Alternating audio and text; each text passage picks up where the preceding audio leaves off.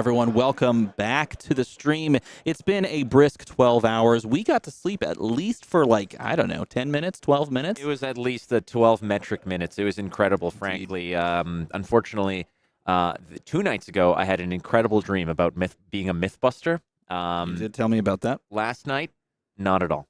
But nothing. That's okay, because now your dreams have been answered. We get to watch more classic constructed gameplay in the Bright Lights CC format and meta. This is the PTI put on by MinMaxGames, as you can see behind us here in Milwaukee. It is going to be 6 rounds with a cut to the top 8, and it is going to start off with a really fun matchup.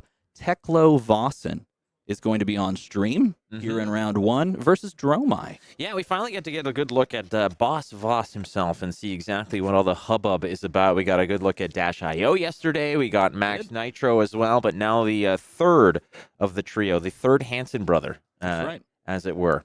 And there's a lot of people that are pretty down on the Boss Voss as it is, but I actually very much I like his chances as the deck gets fleshed out, as the deck gets picked up and run with. I think that he's going to be able to do some very, very cool things and have a good little grasp on this meta once he's figured out. But the question is, has anyone figured him out yet? That's a very good question. I mean, we're early in the Bright Lights meta. A lot of people are still sort of tinkering with stuff, so it's going to be difficult to really say this is the definitive Teklovossen deck. Everybody has their own ideas, and they're going to be in the lab making, what it is. And frankly, Dylan, who's going to be playing Teklovossen, built this deck in a cave from a box of scraps. I think you talked to him beforehand, and he described that process to you. He said it was arduous, and his fingers hurt. That's correct. Those were the 2 quotes that you were able to get very astutely kind of sussed out of him. Nevertheless, we actually do today have some deck lists to take a look at. I don't want to spoil too much about the different constructions of these decks because I know integrity and all that sort of stuff. But as I'm looking through the Teklovossen list, I see a lot of things that I myself also have tried with the hero thus far. I was a big fan of the hero at release. I love instant speed shenanigans, and I think that it's really cool to take this metric of starting strong and then fading down the stretch that all heroes have and flip it on its head in Teklovossen's form. You're starting weaker and you're getting stronger over time, and so I definitely dove into playing him a good bit after testing out Dash.io. So I'm curious to see how this list plays into the meta, and I think we can go ahead and jump down into the arena here in round 1 of the Hardened PTI in Portland. Not Portland. No, it's Milwaukee. We're in Milwaukee. Yeah, I flashed back for just a split-second moment to Portland. All right. Well, the dude looks like he's from Portland. That would be Teklovossen versus Dromai from Volcor. He kind of does look like he could be from Portland. Definitely from Portland. Absolutely from Portland.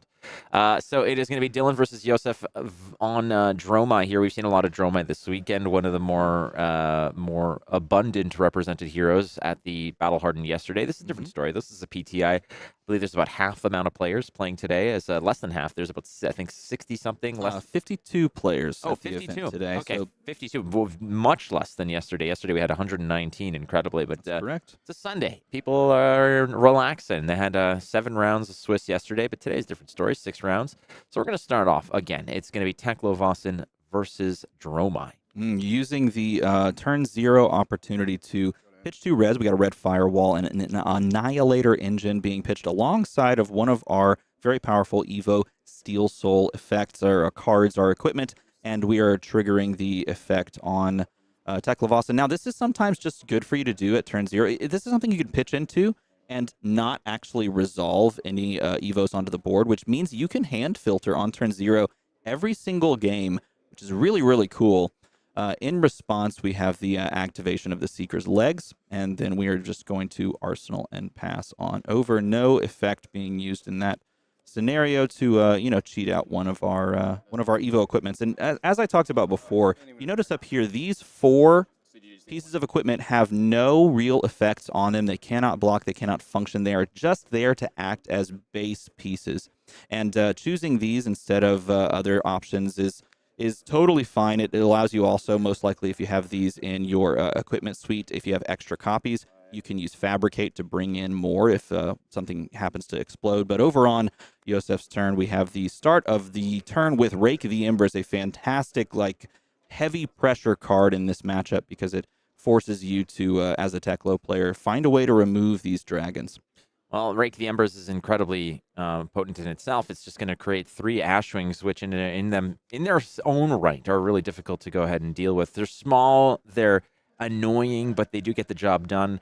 In this case, Red Rake the Embers, keeping track of how much ash you've got as well. But there's the gold that's created here from the Crown of Dominion, a new twist on Dromai because of the tome that came out from Bright Lights. Yep, indeed. The tome is encouraging you to play Crown of Dominion and start with that golden play. But really, the point is having that royal keyword that you can then play into with the brand new tome that basically just allows you to do crazy things and play certain new cards into the just deck that you really couldn't pay for if you were playing aggressive. But starting off with the Seeker's Leggings and not the Snapdragon Scalers might mean that we're playing more value-based version of Dromai, and the other thing that could be speaking towards that is Wave of Reality down here, which is a good defensive tool that we can kind of hold on to and try to use to stop breakpoints.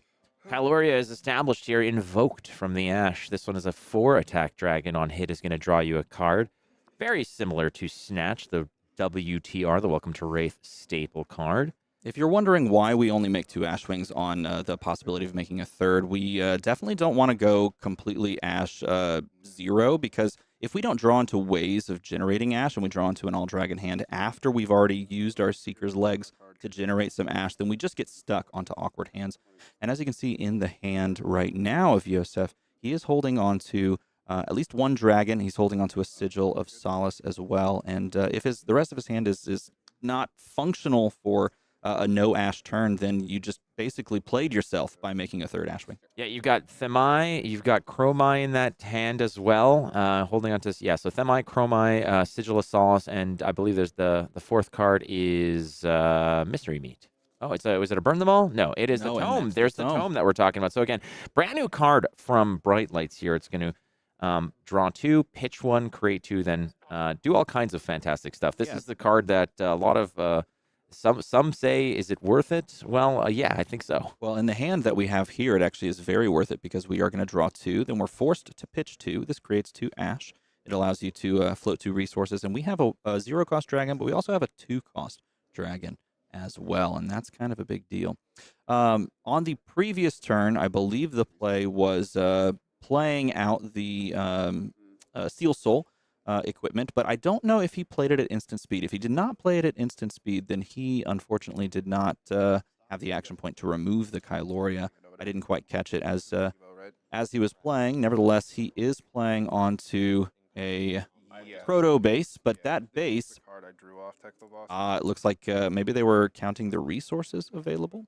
No, he did play at instant speed, it looks like. But using and getting online those pieces of equipment are fundamental to Teklovossen's gameplay and to his strategy of eventually just having Evos on the board, being able to swing the Teklo leveler into one of your very powerful 3-cost attacks so that you have this just standard play pattern of 3 damage or 2 damage into a large attack that either has overpower or removes a card from hand or removes a card from arsenal, and hopefully eventually playing out the singularity. Well, so yeah, we're going to get this all resolved over here. Ultimately, though, there's a tome that's kind of the last sort of order of business as both players are going to get handled and taken care of here. It looks like, yes, the player on our left, Dylan, assumed that perhaps the effect triggers and got you 3 resources off of the play of the Steel Soul, but you don't get a trigger off of that if you're not coming from an Evo, and base proto bases do not count as Evos. You would have to run the Sentry legs or Sentry arms or Sentry chest or Sentry head in order to get that base change. And so this is one of the things that you have to make as a concession to the just Teklovossen effect, is that you have to run the red 2-cost battle-worn Sentry pieces in order to get full effect off of these Steel Soul pieces of equipment, because you can't go Steel Soul into Steel Soul and get the effect. You can play a Steel Soul on top of another Steel Soul to refresh its temper blocks, but you do not get the cards triggered effect if you're not going from the sentry. So a common play pattern would be to establish these sentry, like for example, the sentry-based chest here as Battle Worn 2. It just sits out on the field, and as you've used it to block advantageously throughout the early game, you then transform it into the Steel Soul counterpart, get the triggered effect, maybe make use of it, maybe not, use that as blocking, transform it back into sentry base so that you get another Battle Worn block 2, and then transform it again into the Evo, the Steel Soul version of it, so that you're getting multiple procs, you're stacking up multiple things under the Steel Souls, and then when you choose to transform into Singularity, you have so many things stacked up under your new Demi Hero that you have maximum gas to be able to activate his activated ability, pay 3, banish 2 cards under him, and then attack for 6, removing a card from the hand. So this is the general strategy if you're playing into the Singularity line, is that you're running these Sentry bases, and you're running these Steel Soul, which are counting as bases as well. You're getting these beneficial triggers off of transforming into Steel Soul or out of Steel Soul. And then eventually you have so many things stacked up under everything that Singularity gives you this huge payoff at the end. Did you get all that? That's how it goes. Did you get all that? There will be a quiz at the end of this matchup if you got all that. I'm so glad that you're here because, frankly, sometimes new heroes, gone are the days of just, it's a ninja. Yeah, right. Ninja, it does say, has go again. No, this is a whole different thing. You're like building a gigantic sort of like. You're building Ultron, Voltron, whatever you want to call it. Yeah, exactly. You're fighting you're defending Zion from the.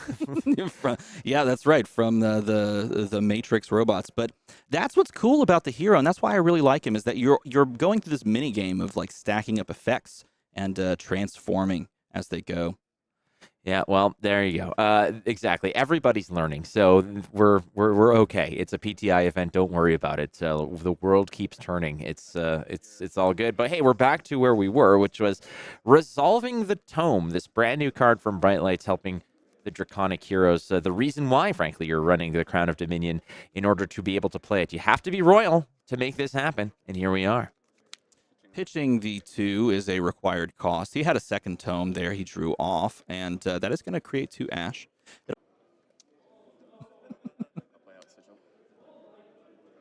All right. Hey. Test 1, 2. Check, check, check. There we go. Free the Voss boss. See, this is exactly what happened. You guys followed my instructions, which was everybody put a random letter, and you all did it without questioning it at all. Then you put another random letter. Not a single ounce of restraint on your part.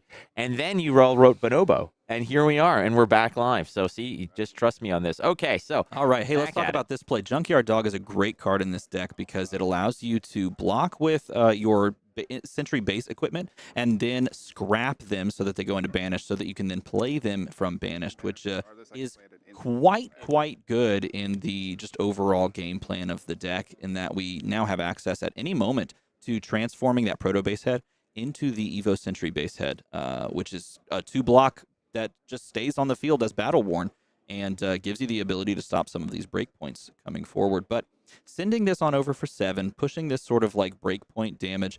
This deck, I've described it a couple of times, and it's just general construction in this control shell. Feels very similar to the kind of Fatigue Briar list that I played the heck out of for a month and a half or so, in that it's just looking to block efficiently, to play efficiently, and then to send back incidental damage that your opponent either doesn't care about or they value block with like a random card from hand, and in doing so they slow their turn down. And eventually in the late game, you outpace it in just efficiency. That is the general game plan. Now, can we actually get there, and particularly against a hero that plays permanence like these dragons? The artwork on Junkyard Dog is incredible. I think that's possibly some of my favorite, for sure. And then again, new keyword, scrap, as a mechanic. Very awesome. Deciding on the blocks here. Choosing how they want to play the blocks on Josef's side. He's got, it looks like over the last few turns, he's played that sigil that he had in hand as he was playing out his tome turn. He has, the blue Embermaw Cinnapai that's going to be used to value block here. And again, this very much just seems like an efficient Dromai that kind of became popular over in Australia, thanks to Hayden Dale. and his performance at the Australian National Championships, making it into the top 8. And it's very similar looking list. We just play efficient attacks. We have like the 1 for 7 in the hand right there in Miraging Metamorph. Looks like we're going to pop the gold perhaps on our turn.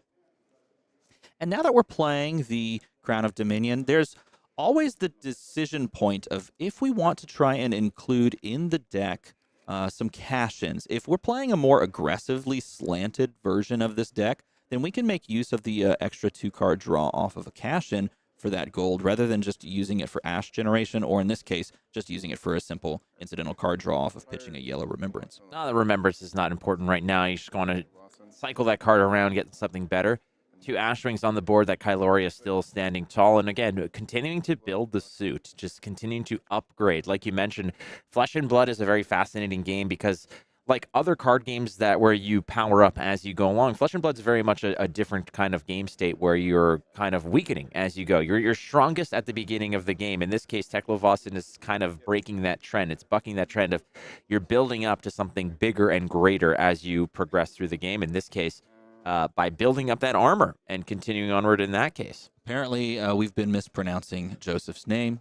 Apologies. We just wanted to be as clear as possible. So from now on, we'll say Joseph. And if that is incorrect, then we'll point to you, and then we'll all laugh.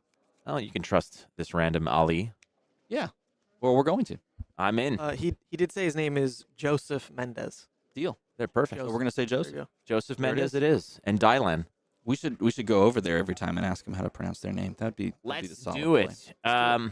Continue onward again, 43 to 31. So apparently Joseph is way ahead of the curve here, and we're going to go ahead and throw something in front of this. Busting it up. Why not? Pitching into the Flamescale Furnace to make more ash. You do want just a nice resource base of ash, allowing us to stop these attacks and just build up the ash base so that we can play out our dragons. And they're the pop on the dragon. We run a good number of poppers as Teklovossen because the end game state, and here's Liquid Cooled Mayhem, the end game state is that we want to play these big overpower, like just big 6 attacks that turn into 9 attacks and just overpower our opponent with these value like 2-card 9s that we have access to if we can get enough evos up. Just the doggo? Yep. Just the doggo. Junkyard D-O-double-G. All right, well,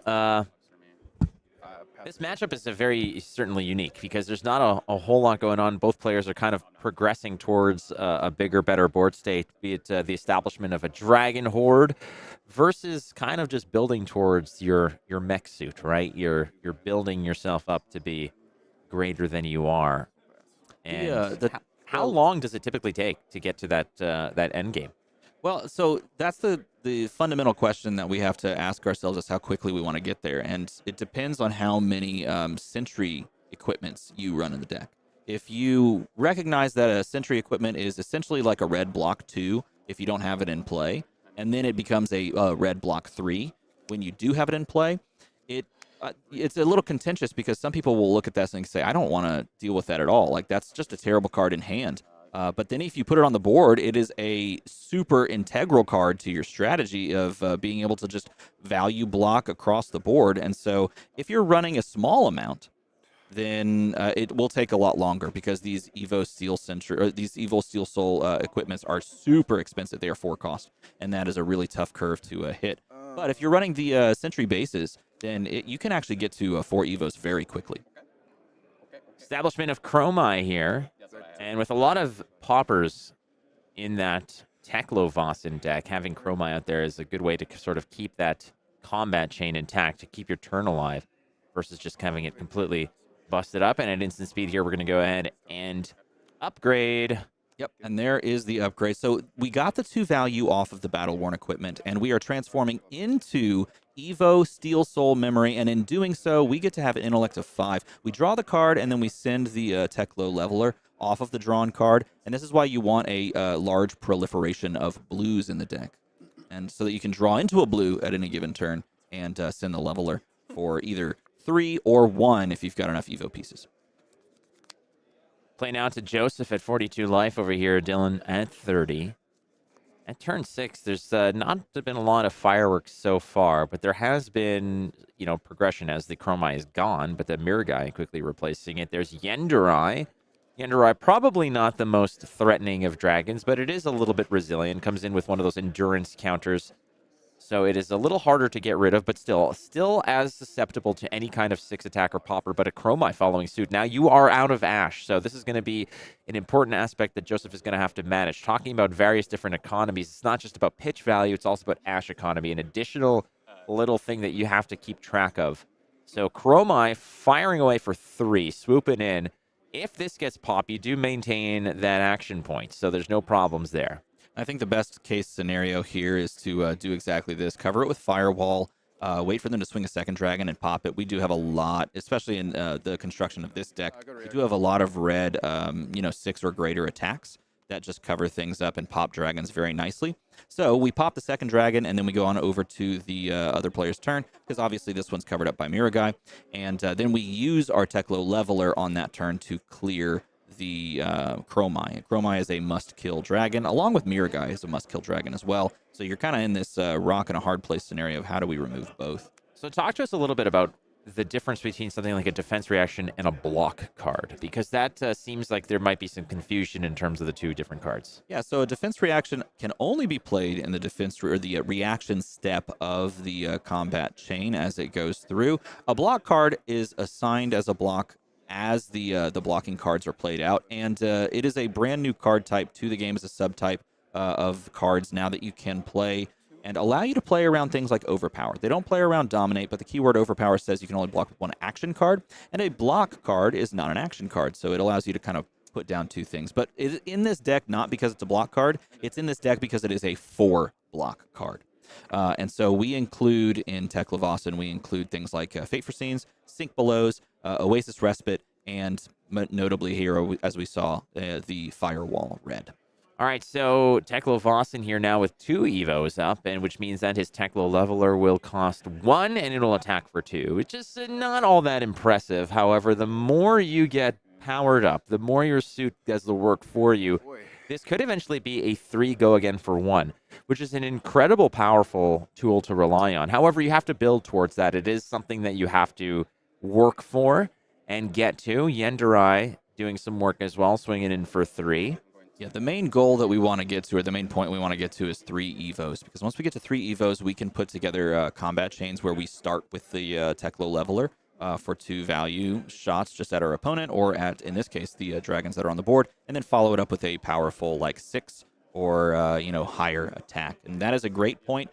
The issue that I think most faces Teklovossen's right now is that when you're playing toward this this arcane damage end game for any hero that can deal you arcane damage, and you're building your deck for it, you have to basically just give up on the overall singularity plan in favor of running arcane barrier equipment, and we didn't do that from Dylan's perspective, so we have to now accelerate our game plan to a winning state before Burn Them All eats us alive.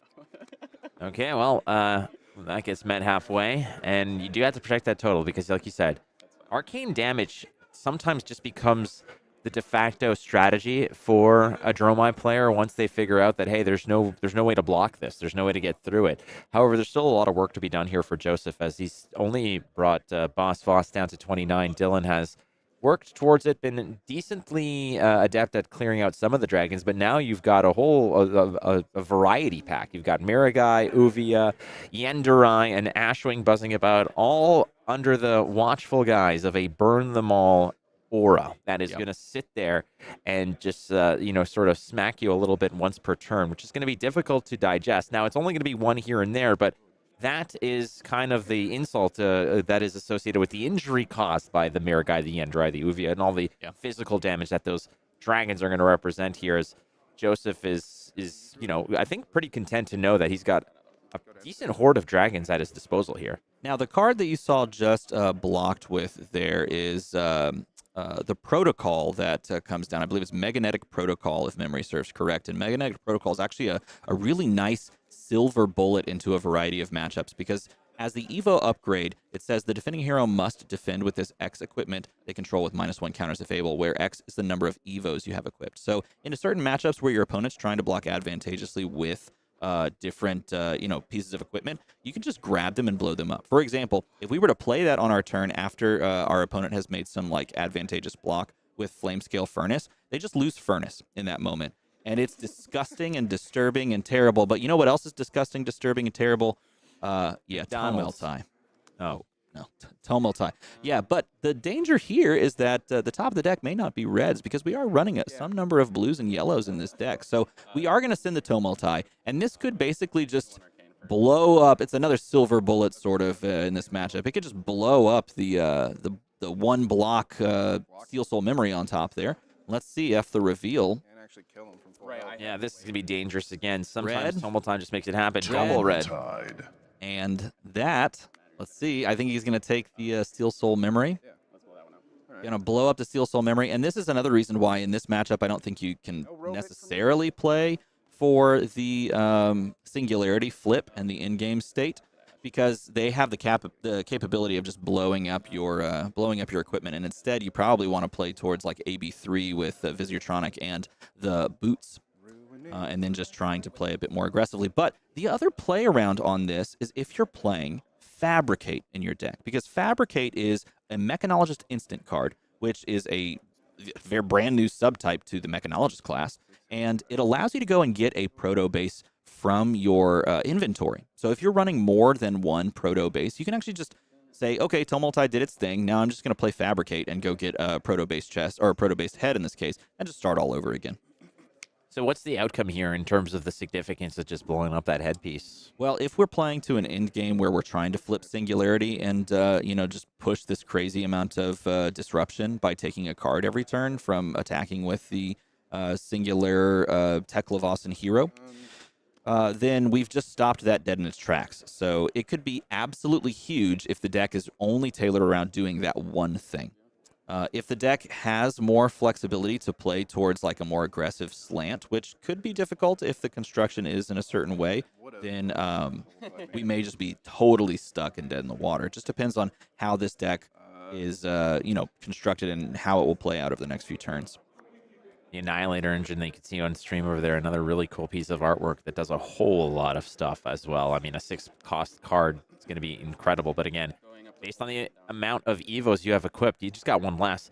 So that powers down a lot of things. It powers down your weapon. It powers down a lot of the cards, the discounts you get for paying for those cards, etc. And, well, that's the way she goes. So the Dragons, though, have been, sort of pruned out of the sky to a degree. 4 Ashwings, though, is still a problem after a while, and the Yenderai still sitting pretty there. One of the least imposing dragons, but also one of the most enduring as well. I would honestly say that the bigger threat besides Tumulti blowing up a piece of your Evo equipment is actually just the Ashwings on board. Because as a deck that just wants to play one big attack each turn, like a Bravo, the Ashwings on board represent significant threats, because unlike Bravo, all of our cards don't pop dragons. Only some of them do. I know.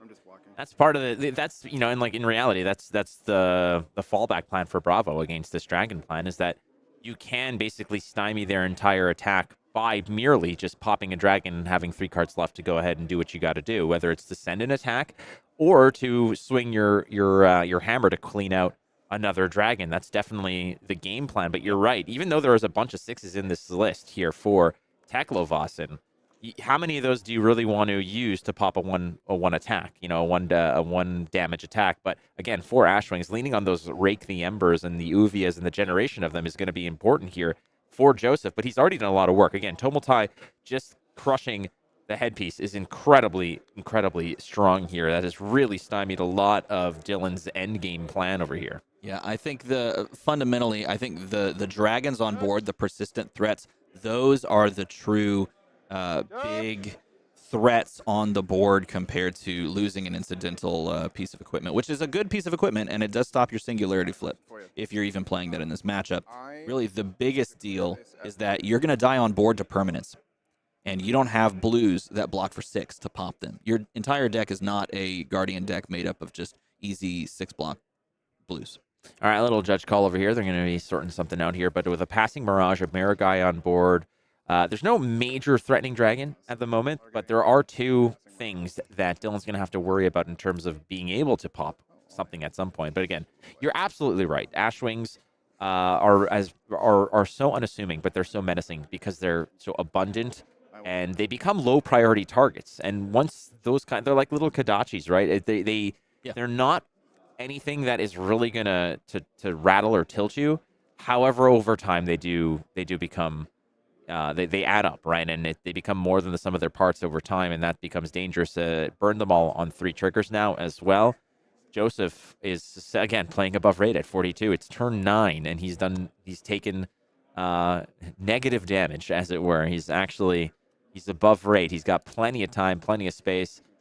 Hey, is that Necria? It is indeed Necria. Now, for those of you who are asking in chat why the choice of Proto base and not Cogswork, it's simply... So if you're playing Teklovossen to boost away, Cogswork is just a strictly better answer. But if you're not having any boost cards in your deck, if you're playing towards the scrap mentality, then they're both the same. It's literally the exact same thing. And you could argue that just including Proto pieces, especially if you include more than one for fabricate finds after something like a Tomeltai explodes your headpiece, is just as good, if not better. So these don't do anything. Cogswork don't do anything if you're not playing a boost package. And based on the deck that we've seen thus far and what I'm looking at over here, we don't even need Cogswork. They literally are this exact same card. It's just the difference in art. And you don't have to forget that you need to put a steam counter at the beginning of the day and the beginning of the round. So Good reacts. Going right to reactions here. We're going to sink below the damage off the Necria, no problem. Opting, in this case, to sink a card. Covering up Necria here, that's going to prevent the creation of Ash on the hit there. This is the correct sequencing. You're going to start with Necria that is protected from Phantasm, and then after that, you are going to follow up with the Ash Wings. If you're going to pop something, I would rather you pop this easy to create Ash Wing than I would something like a Yendurai. And what I've seen a lot, and playing against Dromai, where you have an abundance of poppers as a Bravo player, oftentimes they'll send their most threatening dragon, protected again by Miragai or Passing Mirage, no problem, and then they'll go all their little Ash Wings, and it's really tough because you're like, you want the opportunity to pop something like the Yendurai. But most oftentimes, the more patient Dromai players will just send all their Ash Wings and then stop and say, well, you kind of get a free pass there. And then the player that's holding onto the popper is like, I just lost an opportunity to stop the combat chain. You're just letting the free pass go. I want to point this out. I actually do this in Teklovossen. I do run the Cogswork equipment simply because I play a little bit of the mind games and give my opponent the opportunity to think that I am playing the boost package, even though I am playing a control version of Teklovossen, and I'm never going to use those counters. It literally does not function at all. It is essentially just Proto. But you do need Proto pieces if you want to fabricate in something that was destroyed. So if your opponent gets the ability to just like Magnetic Shockwave, like all of your equipment that have blocks on them with temper, and then they all explode, well, you can use Fabricate to bring Protoss pieces in. I know that we have like this big debate about Skittles over peanut M&Ms, but I think that the true candy is going to be Proto pieces. Oh, I like that. Yeah, what would that taste like? I don't know, metallic, very alloy-related flavor. Thinking like oil. Yeah, not my favorite. No, not good.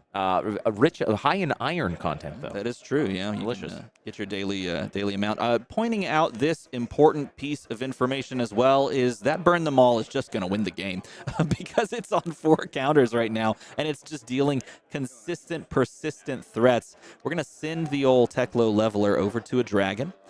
And that, I believe, is going to be that because we only have 1 Evo up, and that Teklo leveler does not have go again. Think about this, though.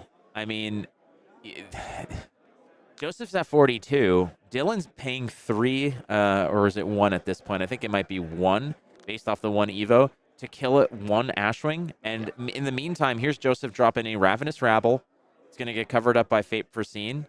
He's going to opt to the bottom here, no problem. But, like, You're preventing 1 damage on the follow-up turn, but meanwhile, Joseph's just going to establish a bigger Dragon Horde and push damage. Dylan, unfortunately, has been under the gun over here.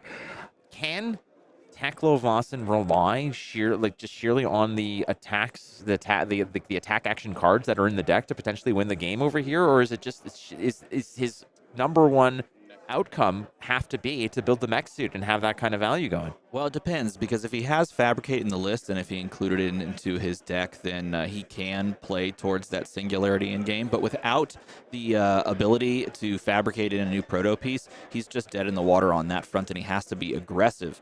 But it's hard to be aggressive when your opponent has this board state, because now you're just playing on the back foot, and I think that's what we're seeing from Dylan. He's starting to feel the pressure of not being able to claw his way back onto the board simply because there's a Necria, there's double Mirai, there's 3 Ashwings, and he's getting pinged for arcane damage. And so it's just an unfortunate spot that he's found himself in that I don't know if he's going to have the answer to claw his way out of, but let's see if he can cobble something together. Let's go back to, remember that matchup yesterday with the Arachne that burnt the Tomultai? Mm-hmm. I mean, we're seeing the sheer swing that a Tomultai can bring to the table, and dodging a bullet like that big dragon is incredible. The Tomultai, such a powerful force, can absolutely stymie your game plan. In this case, Dylan without the headpiece is a completely different animal, and unfortunately he's facing down a Necria, a Mirai. You've got 3 Ashwings as well as a Burn Them All that's now on 5, so it's not long for this world, but I mean, if the more cards you play, the more you feed that graveyard, the more arcane damage you'll have access to. Finding a Remembrance, an E-Strike, as well as there's an Asvalai and a Rake the Embers in Joseph's hand, so just the Asvalai itself, I think under the protection of Mirai, that's probably what you're swinging first and foremost every turn now. I also want to point out that if you're not playing the Evo Sentry base pieces that are cheap, they are 2 block, 2 cost red pieces of equipment that have battle worn, so they can block for 3 a total and then just sit there on the board. If you're not playing those cards, it is exceedingly difficult to play 4 cost Steel Soul pieces with any sort of tempo. And it almost requires that you put some number of them in the deck. Otherwise, you're going to find yourself in this type of scenario where you can't make any use out of the legs and out of the arms, which is why I do believe that even though a lot of people look at those cards and say they're not worth running, they are very much worth running in some numbers. Depends on if you want to run 2 ofs of them or 3 ofs, because the point of this deck is, as Teklovossen, is getting value off of cards in a way that they wouldn't normally get. We are trying to push the numbers of our deck above rate in a way that no other deck can do, and that's off of the back of equipment. We have to turn our equipment in hand into equipment on the board, and then we can get value off of them. So running things like Fabricate to give your equipment +1. Running things like those 2 costs that are easy to get to, that we can scrap, that we can transform at instant speed to draw a card and replace itself. Those are the value game plan pieces that Teklovossen has. If you're not playing into those, then you can find yourself in a really rough state where you just can't afford at any given moment to pay 4 or 7 for one of those very powerful 3-block temper Evo Steel Soul pieces. Here comes Asvalai. Necria is going to be the first order of business here. It's going to be dealing damage from the Burn Them All. Worth noting as well that the damage that Burn Them All done is actually done through the dragon itself. So the dragon is what's doing the damage. So creating the Ash and taking the -1 counter on Necria as well. Ultimately, here's Asvalai as well. But again, we're going to you always go protected strongest dragon first, then the weenies. So here come the weenies, the winged bonobos of the sky. The fabled Ashwing Bonobo army is going to go ahead and start ravaging. Do you know anything about the bonobo? Have you heard any of the news about bonobos? Here's the deal. I will do some research, and later on in the day, I'll give you some bonobo facts. But for now, there's some dragons that we got to deal with, which are actually the ancestry of the bonobo, are dragons. Oh, really? Well, I'll tell you about it later. For now, though, there's unfortunately for Dylan, there's a horde of these winged bonobos of the sky that he has to deal with. But Ashwings, yeah, again, like we're talking about it again, a lot of the heavy lifting has been done by these Ashwings, and they're so unassuming and they're so annoying that you have to give resources to pop. Now, if you're a Guardian, if you're a Brute, let's say you have 6s galore, you just toss them in there and you pop them as they come. That's not something that Dylan has access to in droves, so he's going to have to be very selective. And look at this. I just want to highlight this comment right here, if we can highlight that. Look at you. You are a goat commentator. I am a goat. Talk about goats a lot. Goats also distant cousins of the bonobo. Yeah. This is good to know. I appreciate good information. That. Thank so this you, is Grogbox. why you show up to the stream, so that you can learn about bonobo facts. Yeah, well, winged bonobo facts are important. Hey, and you know what? Dylan just got rid of like 4 or 5 Ashwings over the course of 5 turns, and here is Rake the Embers to just, again, just supplement that little winged bonobo army here. So now we've got Jeremy Jr., Yep. Ashley, and, well, there's also Francis. Okay. Yes. I'm glad you remembered Frank, the Doom of Solana. Well, again, I'm not like on good terms with him, so unfortunately to me, he's Francis. Like we're not. I thought you were on great terms with him. That's why you call him Francis. Well, I do it because I show respect where respect is due, and I'm sure Mara Faris will be happy about that. Uvia, again, this one just hatching those Ashlings like crazy. Yeah, if you're in chat wondering where this game went wrong, unfortunately, it is not a great matchup for Teklovossen to be sitting down across from a Dromai that makes permanents that you just can't deal with consistently or over and over again. And you do have to kind of turn the corner at some point and start trying to build up the Evo benefits on your Evo cards that we are using to block, but we've just never found that moment to turn the corner. I probably would have said that this game went wrong in gem pairings. Yeah, pretty much. That's exactly the case. Kind of where it went to, and I mean, like this is a huge indicator of just the sheer tilt of which side the board is leaning. And I mean, let's be real here. Josef hasn't even had a bad feeling, let alone an injury in this entire matchup. Dylan's done his best here, but unfortunately, these dragons are a little too hot to handle here for Boss Voss. Yeah, Evo Steel Soul controller coming down, and that is the arm piece. But you can tell he's feeling the frustration of this, what is essentially a doomed end game state, as the piece goes onto the arms, and it does provide a 3-block. We do have 3-block temper on that, so technically that piece can block for 6 over the course of its life before it explodes, which is great value. But again, it's so prohibitively expensive, and yeah, he's gonna give him the fist bump and move on over to round 2. But I think this is a definite story of how difficult it can be if you're just playing those Steel Soul pieces to try and get those onto the board instead of the Evo Sentries. Well, Josef finishing the game at 45 life. He's going to take that 5 extra health and invest it in low-risk mutual funds, and hopefully maybe if he's playing in Worlds or something, he'll be able to bring some of that health back to start a match later on. It's a bit rough when your opponent ends at a higher health total than they began. What's the highest health total you've ever finished like a legit competitive game at? I couldn't even tell you. That's not a metric that I've measured or tracked along with. I literally just play the game out and try to end with a non-zero amount of health. That obviously that makes sense. And what I love about this game is that sometimes you'll play against somebody, and at the end of the game, you know, the score will be like 2-0, right? And then you'll be like, they'll say, oh, it was a close game. I'm like, but did it feel close? And they're like, no, not at all. You kind of beat me up, because you'll be at like 13 or 15, and then you let all the damage happen so you can just end the game on them.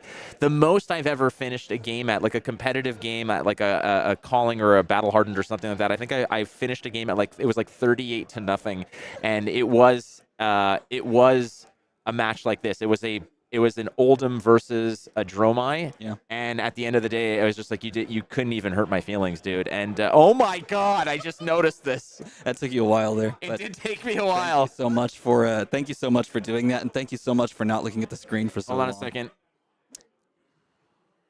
High five. High five, my little bonobo buddy. Ah. Look, bonobos are look. This is a bonobo. Bonobos so are unassuming, and then you learn more facts about it. Put him to my. Let him be the next third to me. caster. The third caster over there. There we go. Perfect. Frank the bonobo. Yeah, there we Maybe go. a name for the bonobo Absolutely. that's joining us. buddy. Just high five my bonobo brethren. Bam. I didn't even notice. That was certainly a rough matchup to start off the day if you're sitting down as the Teklovossen. But hopefully some changes get made, some game plan changes get made, and I did. That's so good.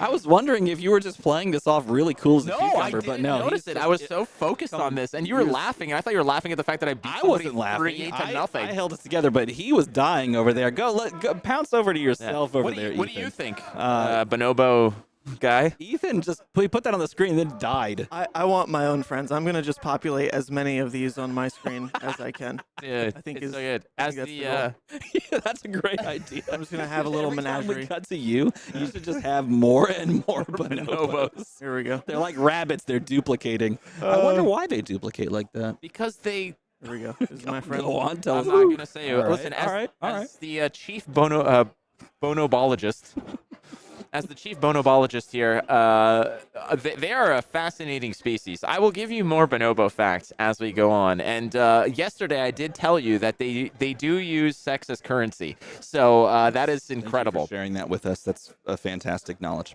Well, we're all adults here. My goodness. I said it was fantastic. It was fantastic. That was a infant bonobo, like just for clarity. I purposely put a child bonobo Look on. how cute they are. They are absolutely cute as hell, and they'll probably bite your face off. I would not want Yeah. to come anywhere near any of those animals because I would fear for my life.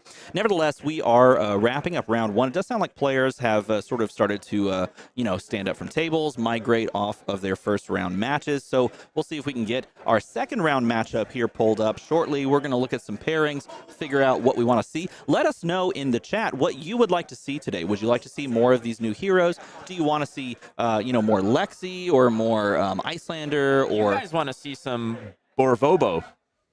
yeah, that was a comment. That in was a chat comment. earlier. Borvobo. Borvobo was a thing. Want to see some Bravo? If anyone showed up with Bravo, people want to see Vincent again. So we'll see what we can get. That's essentially where it is. Let us know in the chat what you would like to see, and we'll play it off from there. Rune blades. People say rune blades.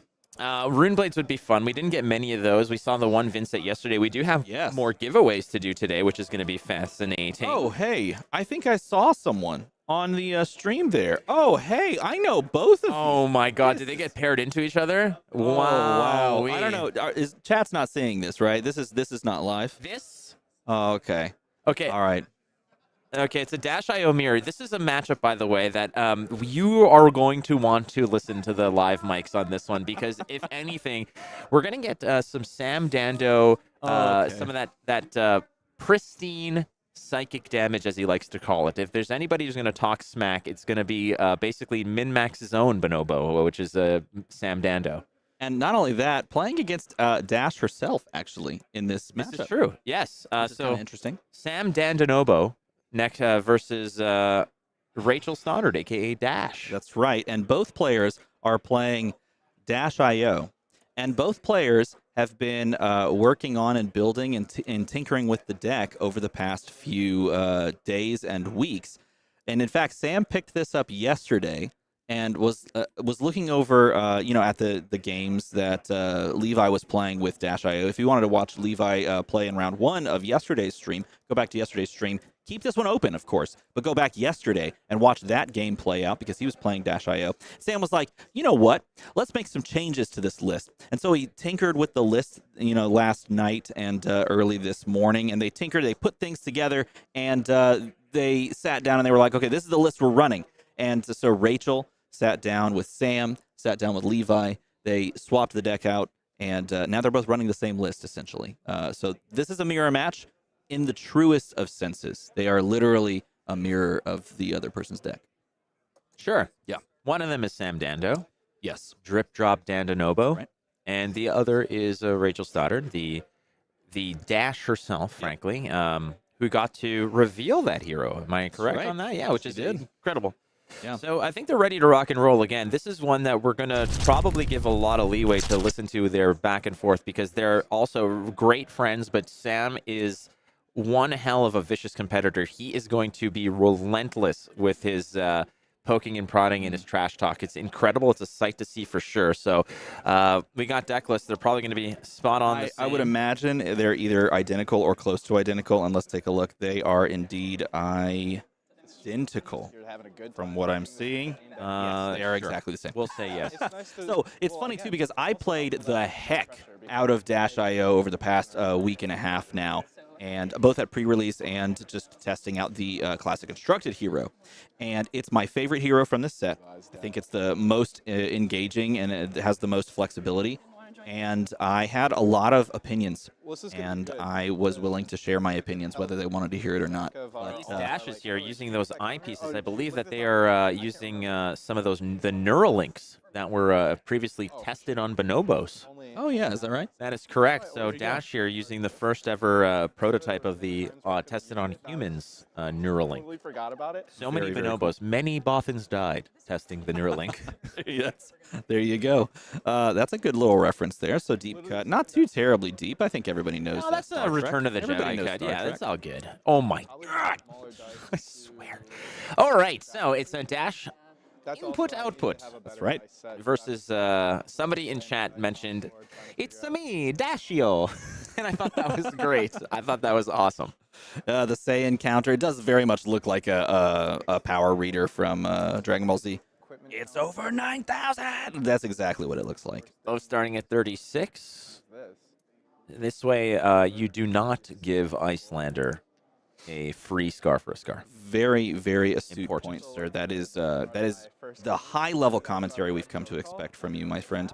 I also like to say that even though these two are exactly the same as far as their equipment loadout and deck contents, because they worked on the deck together, Rachel's waiting to the last possible moment to reveal her equipment suite and her weapon. She could just like, boom, reveal something you would never have expected. It's going to be Teklo Foundry Heart, Crown of Providence, Goliath Gauntlet, and Achilles Accelerator, along with a Symbiosis Shot. But what if? Just so tightly What packed if? you can That's the break it question. down, but- Sam doing the triple cut, then shuffling only half the deck. And this is, again, part of the psychic damage. He wants to make sure that... So that's pretty cool. all right, he's going to shuffle those 12 remaining cards, Yes. making sure that they're properly... Okay, we're going to add 14 more Spoiler cards. alert, yes, Rachel is indeed a cosplayer, and in fact did cosplay as Dash.io for the reveal of Dash. Thank you, Jem. The one time I will thank Jem. Oh, my God. Sam taking the same shuffling strategy as a blackjack dealer with a new shoe. It's learning for everybody. Nobody knows. Good luck to everybody. Good luck to everybody. They did the Exactly. hand No more thing. bets. Yeah, good No luck to more everybody. bets. Yeah. My Would you goal like to is buy draw insurance? 6 cards in one turn. That's my goal. Okay, so My goal is to draw 7. High octane. It's not far. I could just high octane, Tome Fendal, Spark of Genius, all right, over under on the amount of times that Sam swears. and we're there. And I'm setting it at 1.5. 1.5. Yeah. I'll take the over. Take the over on Seems like that? an No easy- problem. I don't seems think like an I don't easy think one. Rachel will. Rachel does have a little bit of a potty mouth. Let me ask sometimes. you this: Did we tell them that we're turning their mics up, making their mics? Okay, so maybe taking the over was wrong because I got the head nod saying yes. Ah, yes, rolling 4 dice for maximum threat. You're We want to thank you, Scott. Beat Thank you whatever so much. you rolled. 14, I think. Thank you very much, Scott, for tuning in. And then 14. everybody's got busy schedules, and We sometimes on rolled the 4 weekends. dice and we tied. This 11. is why you say odd or even. Move on with our lives, people. Come now. Okay, the hardest part is just doing 11. the added another 11. Okay. Weird. Oh, jeez. Okay, so the real match is who's going to roll 11 better. again. All right, another 11. There we right, go. all right, okay. Nicely done. All right. 16. Perfect. We've done it. We've made it through. We have randomized sufficiently, Best of luck. Let me flip my equipment. and we begin the game. Don't forget. We have Sam opened here with a best of luck, and that's actually a bluff. I don't think he means that. I think he's actually trying to. You think he wants worst of luck? Well, that's the case. He's presenting the best of luck. In reality, he's probably wishing the opposite, which is incredible because this puts Rachel on a best of luck kind of good feeling, I like and that. that kind of changes perhaps her dynamic of how she's going to approach this matchup. The psyops are just brilliant. The psyops are brilliant. So, starting things off and choosing, I think, to go first is Rachel. Don't forget, both players have the ability, whenever they want, to look at the top of the deck. Sam just being, yeah, whatever. Like, this is the beautiful part about this is that she's going to play Spark of Genius here, and Sam has absolutely no recourse. There's nothing he can really do, but he's still going to say, yes, go ahead, you may. Technically, he could, depending on the top card of that deck. If the top card is an item, he could respond by playing it off the top of the deck. If it is indeed an item. And as you can see, he's got a mountain of cards there, 60 cards, but maybe he's included more than the 60 because this deck actually can play a ton of cards. Like everything is playable in the sideboard from the I can activate side this to on my main. opponent's turn, What's right? fascinating here as well, both playing are wearing MinMax branded sweatshirts and hoodies, right? Except that the dyad here being that Sam, Once per the turn. dark side of the force, Sick. Rachel, The light side of the Force. Sam asking if he Kinda can assumed I could do that, activate but his I never hero really effect assumed on I his could. opponent's turn. Spoiler alert, yes, you can exactly do that, and that is why the hero is so It's gonna cool. be awesome. We just rolled 4 dice. I know, they were like, you hear him over there? All right, do I get priority Yes, now? You get priority now. All right. I'm gonna activate dash. I raise your optical with my own. There it is. There's the play. Now, I'm going to talk about this. So, Optical Monocle is a really contentious card because Optical Monocle is actually one of those scenarios where, like, how many do you play? Do you like 2? Do you like 3? I started at 1, then I went to 2 after playing the deck a bunch. Then I went to 3 because I was like, this card's cracked. Why would you not want this? And then I drew 2 of them in the same turn, like multiple times. And I was like, forget this, 2. Okay. And then I was like, okay, no, stop, 1. And I've literally gone back and forth at this point, not deciding whether or not I want to play 1, 2, 3. Both forgot our counters. Yep. Shoot. Yeah, you get your counter on Symbiosis Shot whenever the item comes into the field. And then put one on that. Yeah. Boom Grenade comes in. Are we cranking it? Probably not, because her hand is not conducive to actually doing anything outside of playing Pulse Wave Harpoon for, like, no good effect. Works for me. Boom Grenade. Just the naming of these cards as well have been really great. And what's a little fascinating story, we were, kind of joking around about Big Bertha, and I was actually talking to Brian Gottlieb about that card. I said, Brian, I'm like, this has to be a card that you named. He said, actually, this is a card that James named, and we thought that this card was, he's like, I personally thought that this card was going to be renamed before published, and I was surprised when the final version of the card was printed as Big Bertha. That was sort of the code name for the card. He's like, that's a James card, and I honestly thought that was just the code name, but no, it is Big Bertha. And I was like, that's amazing. So on to Sam's turn. He has the power of the Optical Monocle, deciding whether or not he wants to monocle on his turn. You can do it as many times as you want because it does have go again after you Optical Monocle action point the 1. Sam here with all his friends behind him. I'm gonna play Boom Grenade. I'm gonna crank it. Oh, he knew that was coming. He knew that was coming. We were talking about this before. He wanted a Soldier Boy soundbite. Ethan, are you working on that? No, unfortunately, you have the controls for the soundboard over there. I can't import anything. You have my Hold laptop. on a second. I just We figured have the controls. No, for the... no, it's not like that. I'd have to plug it in, do a bunch of importing. okay. No, I thought it's the so far stream away. was about to go to the next level Yeah, when you no. said that. I'm gonna but send no. you some sound bites, I mostly could of run it. bonobos, but it's gonna be Mostly of bonobos. Arsenal pass. Now this is another pedestrian turn. We were able to. There he goes. He got the Symbiosis shot. No one saw it. Everyone look away. It's the PTI. Forget about it. We played and cranked the Boom Grenade. That's going to go away at the end of the start of our next turn. But we had a 2-item hand. It was an uncomfortable little hand that we drew into. So we played the Boom Grenade, got it down, and then cranked it. Got the Symbiosis shot point, and then we played with a very powerful Teklo core. This is where I get nervous and I just misorder. Okay, now the order of play here: high octane pitching. That's going to draw us a card, and every time we boost, we are going to gain an action point. We do have some great boost cards.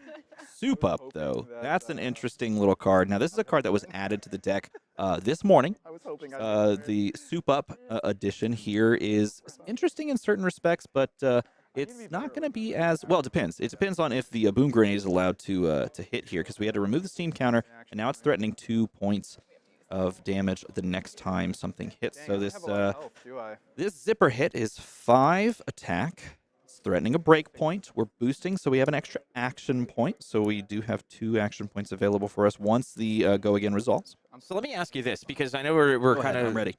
we're joking around on a bunch of stuff over here, but in reality, what is the win condition here for Dash? What is the strategy? There's a lot of items, a lot of peeking, opting, and things like that. Is it just another version of a go fast boost type deck, and just having the ability to see what you're boosting into and such, or is there any kind of weird kind of trickery or combos related to this list? So this is an aggro combo deck through and through. Now the deck here, you could build it like so many different ways. In fact, I've built this deck 7 different times, through Fabrary and that sort of tinkering mentality, which I think is beautiful and very thematic for the hero. But you can build this to be just a combo deck in a variety of ways. One of the combos here we see is off of the back of this exact turn, a high octane turn. Every time you boost, you're able to have an extra action point, and then you stack up those extra action points, and you can just fire Symbiosis shot without having to pay anything. As long as you have counters on it, you can use those action points to fire extra Symbiosis shots. So if you go like boost, boost, boost, you can then have 3 action points and fire 3, points of 2 damage on the symbiosis shot each. So she's at 2 action points here, and the combo is live. We played the Spark of Genius. That's taken her back down to 1 action point because it doesn't have go again. She's drawn the card. Technically, because Boom Grenade has hit and destroyed itself, Soup Up is now live, and she finds the Boom Grenade yellow off the top, which is fantastic. That's her 1 activation at instant speed for the turn. Playing that down at instant speed, putting the counter on it, and then I would assume she cranked to gain the extra action point. That would put her back to 2. Boom Grenade, baby. Oh, now she's gonna, these. yeah, she's gonna activate the Tekla Foundry Heart. She has to pay for this, but it's going to banish 2 cards. Gonna pay with the Soup Up. Banishing 1, banishing 2. This gives you 2 resources. Getting rid of a Dive Through Data. It's a great card, but with 2 resources. Yeah, you got rid of a 0 to 60, a Dive Through Data as well, but it is going to generate you 2 more resources as well, as there's a Boom Grenade, a Teklo Core. High Octane still living pretty here. And there's another Zipper hit, red. Boosting, finding it. It's going to be a Maybe I should probably red iPad. Yeah, that is Backup Protocol Red. A fantastic card, but it is now in the banish zone, which means it can only be played via Heist connecting, where you can go and get it off of Heist. But she's going to block this out, is Sam Dando. And then we're going to end up taking a card from the hand on Pulse Wave Harpoon. Now, we've only boosted twice on this combat chain, both with Pulse Wave Harpoon and with Zipper Hit. But this is going to go for 4, and it is going to reveal cards from hand. So if he has a 2 block, then you can maybe snipe it, but most likely it's not going to pull anything to the combat chain. Most likely, they're all 3s. Yep, and that's exactly what he's indicating. He says, haha, joke's on you. You suck. That's not what he said, I promise. Well, you know what? There's a good chance that that's coming, definitely. He might say that down the line, especially if he starts losing. He's got that in his holster. He's just waiting to fire from the hip on that one. We got the reveal of the action points. That's good. We got the 3 action points available to us, and the 3 action points is important because that equates to 6 damage from the pistol. It's not really a pistol, it's a gun. Somebody on chat yesterday was like, it's not a pistol. And I was like, okay, calm down. Slow down. It's a gun. We all understand. Action points. Action point. Pistol shot. And a pistol shot. Okay, so. Points. And an action point and a pistol shot. Action point and a pistol shot. Okay, perfect. So some of the work being done here again, chipping away at the life total, no problem. Yeah, 1, 2, 3. Are we good? Yeah, we're good. So we leave So the 1. you got 1, yeah. Beautiful. Victory. This is so This is really hard. insane.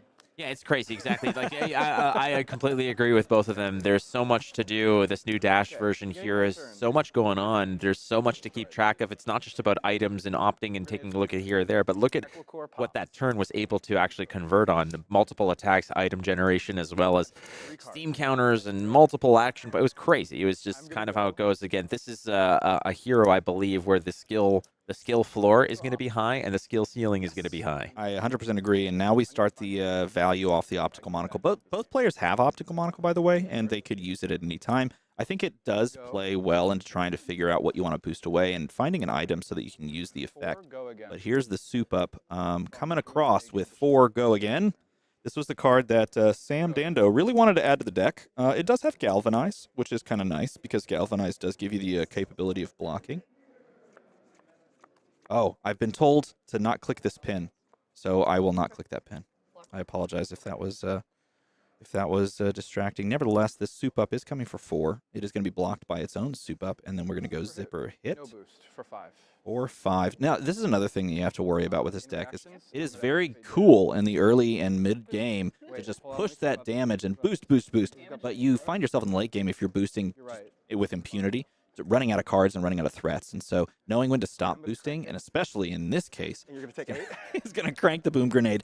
Going to take the 5 plus the 3 from the Boom Grenade yellow, and then that gives him the extra action point to send the Symbiosis shot. Okay.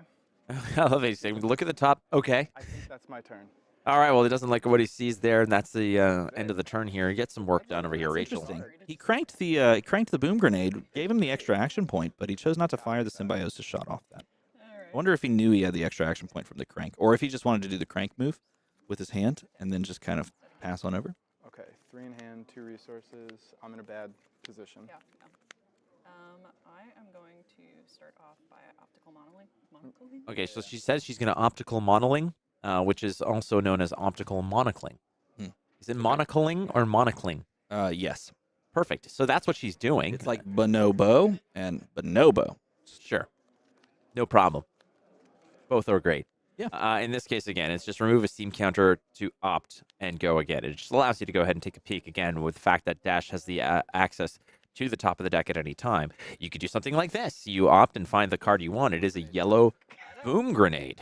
Are we going to crank here and get the extra action point? I believe she's indicating by not putting the steam counter on it that she is. That would put her to Yeah, so you're 2 putting action points for the turn. Do you Two. want me to track it like that? Yeah, Is that easier do for you? it. Let's do it like that. Yeah. Okay. There's the 2 action I know what's points going on.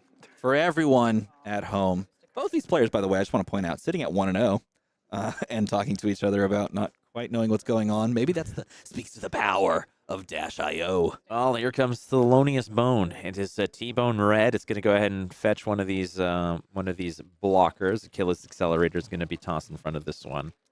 Nonetheless, boosting with the BIOS update. So we're going to go again off this. 2 action points now for Dash. Yeah, I'll take 3. Take it through. Yeah, I'll take 3.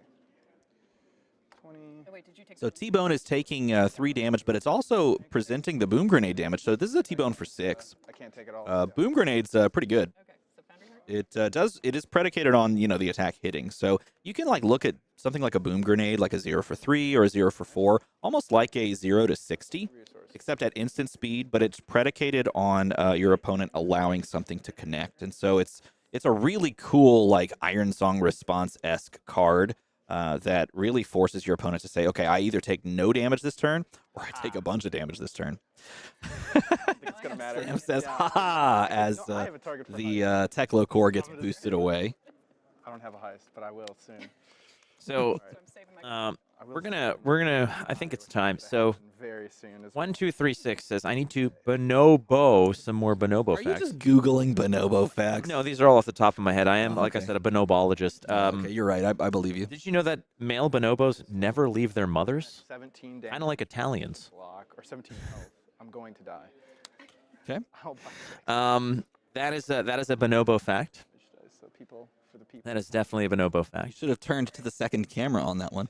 Oh, proceed to pistol. do we have it? Optical again. I'll, No, let's continue this We'll game do it- because we'll I'm do it really, I'm after. really interested in how this mirror match plays out. We've got the block here on the 6. The optical monocle looking for something to play off the top. Now, we got the free resources from the Teklo core that we established last turn, and we're just going to have the pedestrians send a boost attack and then follow it up with the pistol for 2. And then we do have one more action point, so we're going to send that last counter off and pistol for 2. Yes, it's a gun. Everyone type it in chat. It's a gun. We know. And I'm gonna move to that Earth. meme kind of just came out of nowhere. It's a gun.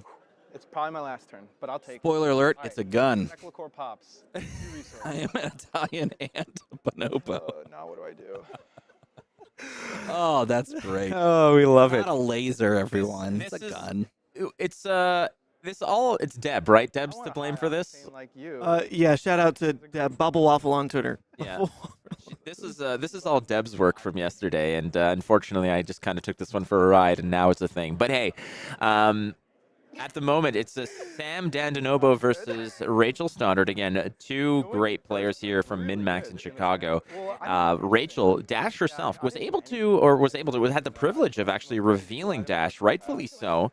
And the new Dash input-output is quite a fascinating new evolution to this particular hero. Again, everybody's saying, when are we getting new mechanologists? And when are we getting new mechanologists? Bright Lights has really shed a lot of new sort of tools for the heroes and new heroes themselves to play with, as we see it right here. Yeah, I apologize for keep calling it a pistol. I've just I'm working on my spoiler card for the next Rising Tides pirate set, and so I keep just it's like a Freudian slip, if you will. Off the top, sees an item, and he sees the backup protocol red up there. I don't think he's played an item this turn, so he could technically go get backup protocol red. This is a really cool card because you pay 1 to get this off the top of the deck, but then you can pay 2, and you just go get the best red card from your graveyard, put it into your hand, and then send that. So it really lets you sculpt your hand No, and in I some haven't been able to shoot it surprising and powerful ways that I'm a really big fan of. I was like really down on the idea of backup protocol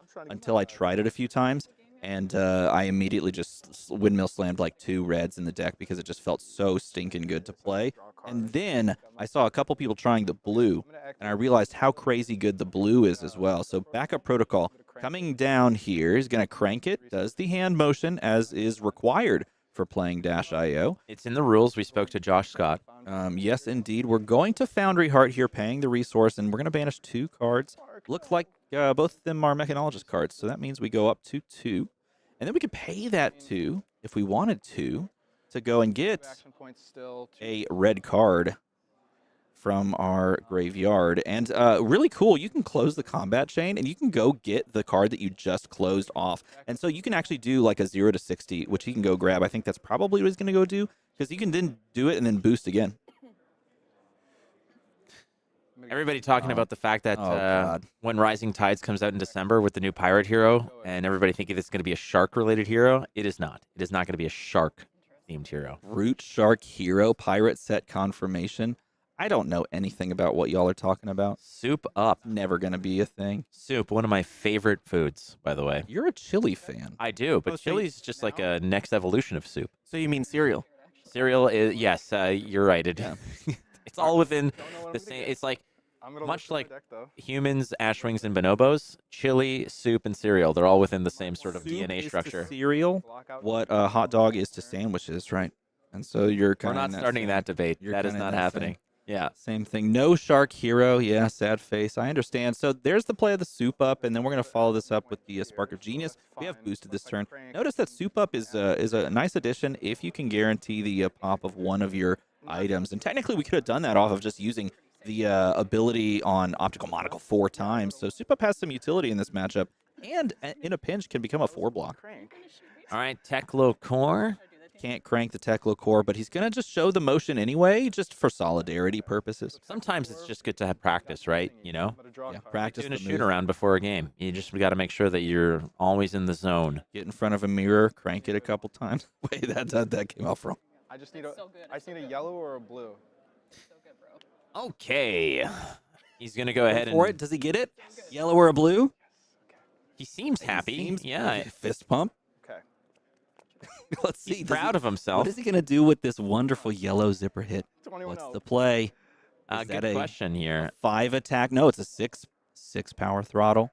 You got any Boosting. points in there for me? Boosting Blue T-Bone. Also having a quick look at the top of the deck. Again, that might be a habit that -IO players are going to have to break if they ever have to play another hero.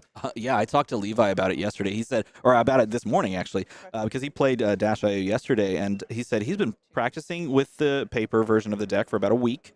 As best he could, you know, and just trying the hero out. And he even played it in the Win a Case tournament that happened here the night before. And then he picked up for a couple of like pickup games. He picked up Azalea again. And about 4 or 5 times he went to the top of the deck and almost picked it up and realized that, oh yeah, I would be disqualified if I Yeah, did that's this. That's not cheating. how this works. We can't do that. I'm looking for something. That is not a legal move here. That is kind of muscle memory that you're going to have to sort of break, especially if you become a -IO main and suddenly you're just like in a WTR draft or something like that, and you're like, what's up Beat the here? Top of the okay, I Ooh. lose. I lose the game. All right. there it is. I lose the game. All right, Drip Drop Sam Dan Denobo finishes his insanely convoluted turn after manipulating the top of his deck, manipulating the hand off of the really cool play Ready. on the backup protocol. I hope it's And item finally, Rachel says, okay, thank God I finally get to play my turn. You lose this turn. Okay. That's what she's going to try to say. Real spice, right? Well, I'm not dead yet. Not dead yet. All right, so there's another zipper hit red, this time 5, boosting a 0 to 60. I'm wondering what language those are, because that might be a German zipper hit, if I'm not mistaken. That's good. It does look like that, actually. Could possibly be German. I know that Rachel, I think, does play Turn to shoot. some of the alternate language I keep forgetting this card history exists. pack cards, which are super cool. They're not white border, so whatever. Not yet. That's the benefit, though, of being just like a mainstay on a hero, is you get to kind of bling it out in the way that you want to, which I think is really cool. I know the man to my left, Mr. Ethan Van Sant, has done that with Levia, and I think it's really cool to be able to just take a hero and just make it like with all of the different options and like card finishes to make it the way you want it, you know? I'm still waiting for a complete white border set of Levi cards so I can color the edges yellow and then just play Pokemon.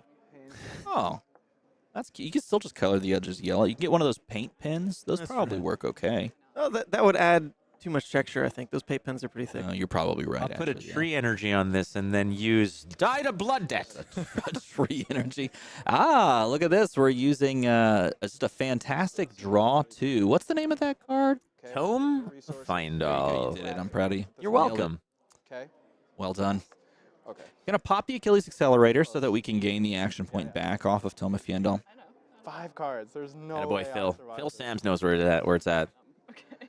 Drawing more cards and completing the side quest and earning the achievement. Achievement unlocked over on Rachel's side is drawing Probably do into a 5-card hand off of a 5-card hand. so far. Yeah, well, she went into the Dando Remember to the Dando gym, and she's getting her Teklo badge. an optical. That's what she's doing. She's got 5 cards in hand over here. She's got options, definitely. The question is how are you going to finish this off? Sam Dando at 8 health left. Rachel at 15.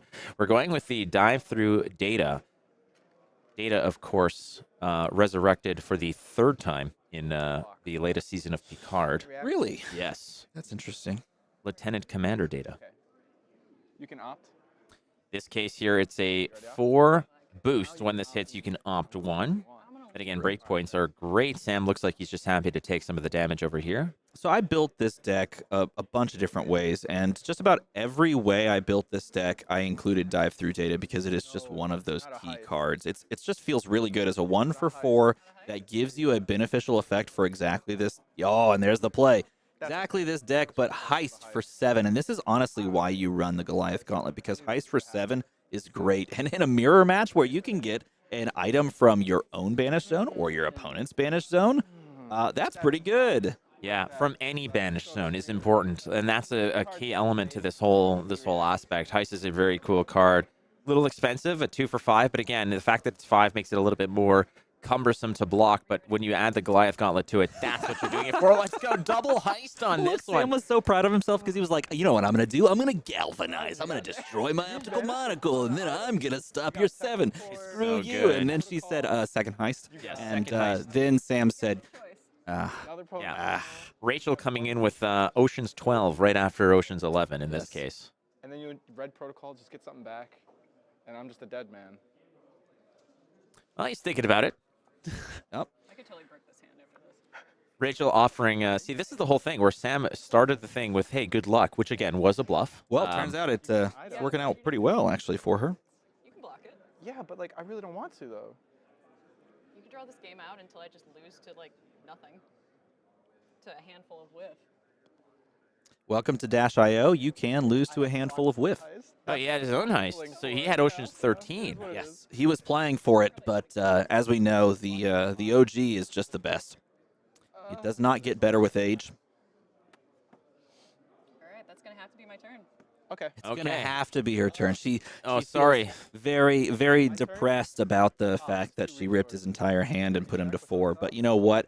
Them's the breaks in Dash.io, and Teklo Core is going to trigger, give 2 resources. Have a dice. He can swing the Symbiosis shot if he chooses to. Don't forget, it costs you nothing except an action point Because I don't to, want. Oh wait, I can't. to I haven't boosted. he has not boosted yet.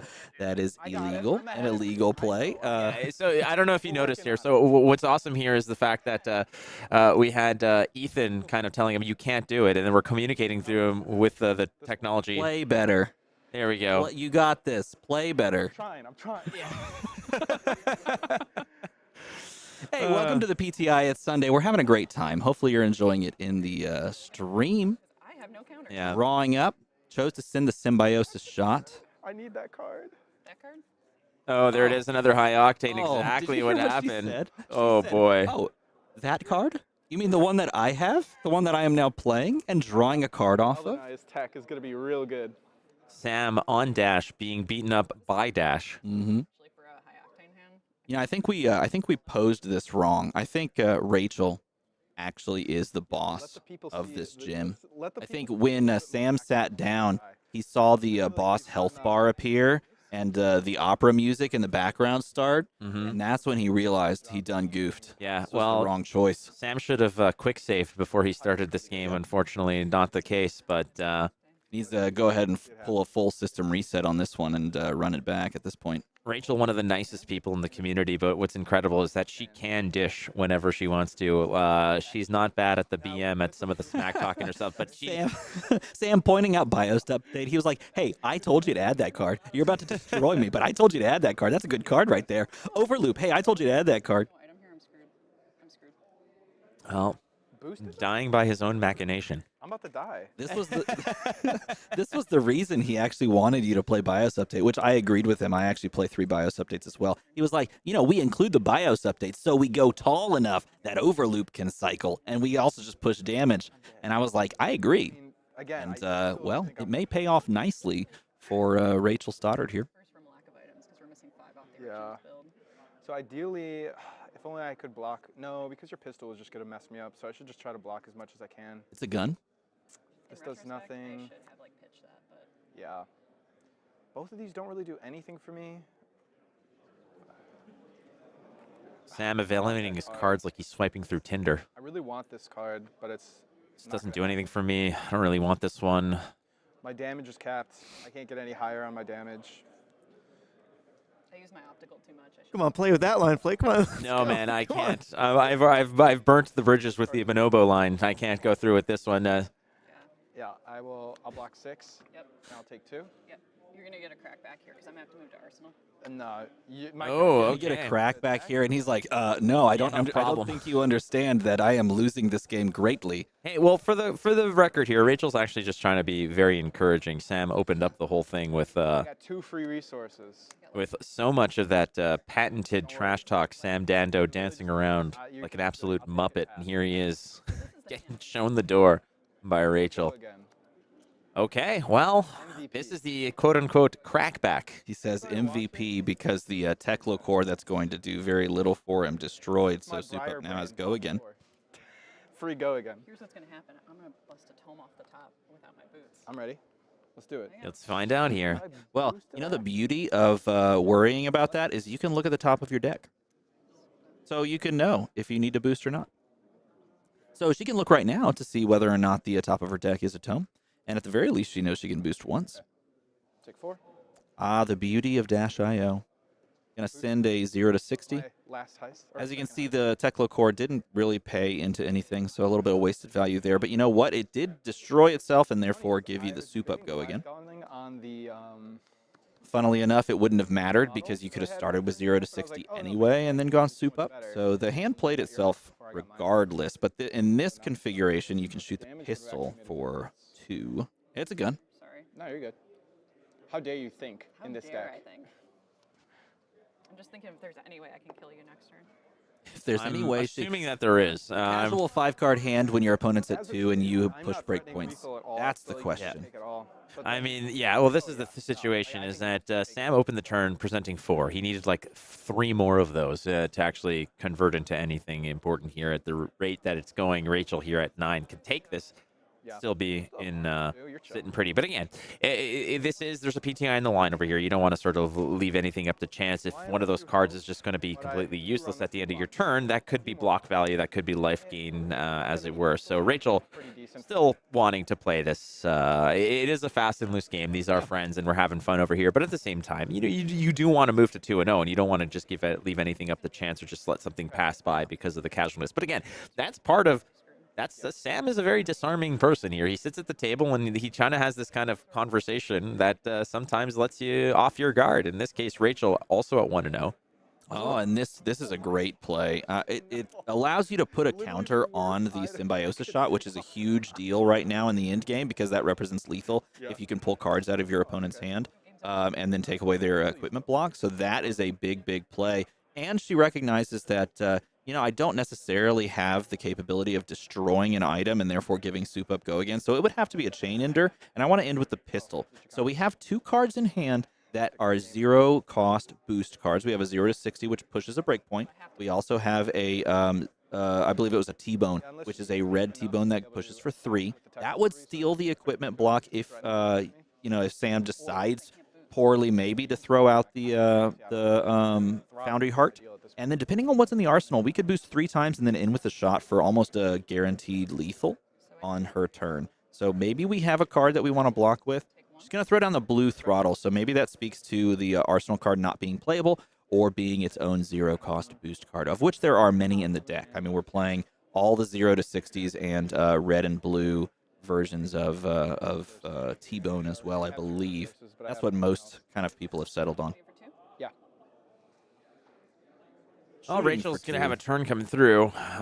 She's blocking a little bit over here, but again, she will be able to perhaps peel away as many cards as possible out of Sam's hand here with those breakpoints, throwing the 4s and 5s and such to get extra cards out of Sam's hand. Sam still has the Goliath Gauntlet, but you said that's something you want to use with Heist. And we saw Sam earlier block with Heist. So let's see how this turn begins. So you're going to start by triggering Teklo Core, taking it down to 1 and gaining 2 resources for free. So you didn't really need the blue there, which is a great little effect. Oh, we're just going to go Magnetic Shockwave here. Just straight up. Knowing what's on the top of my deck, I don't think makes any difference here in terms of what I want to do. Now this does not have boost and go again. Yeah. So maybe Rachel was correct. I mean, Rachel didn't have necessarily the best turn to come back with. She has 2 zero-cost boost cards in hand, both red. You could end up where we just end up at 0-0 screwing around. 3 block. Yeah. Take 1. All right. That goes away. I'm going to Arsenal and draw up. Okay. Perhaps she just wants to set up for a larger 5-card hand turn. A suspicious turn of events, as she could have sent some damage over. Best time for me to draw this, but let's see what happens.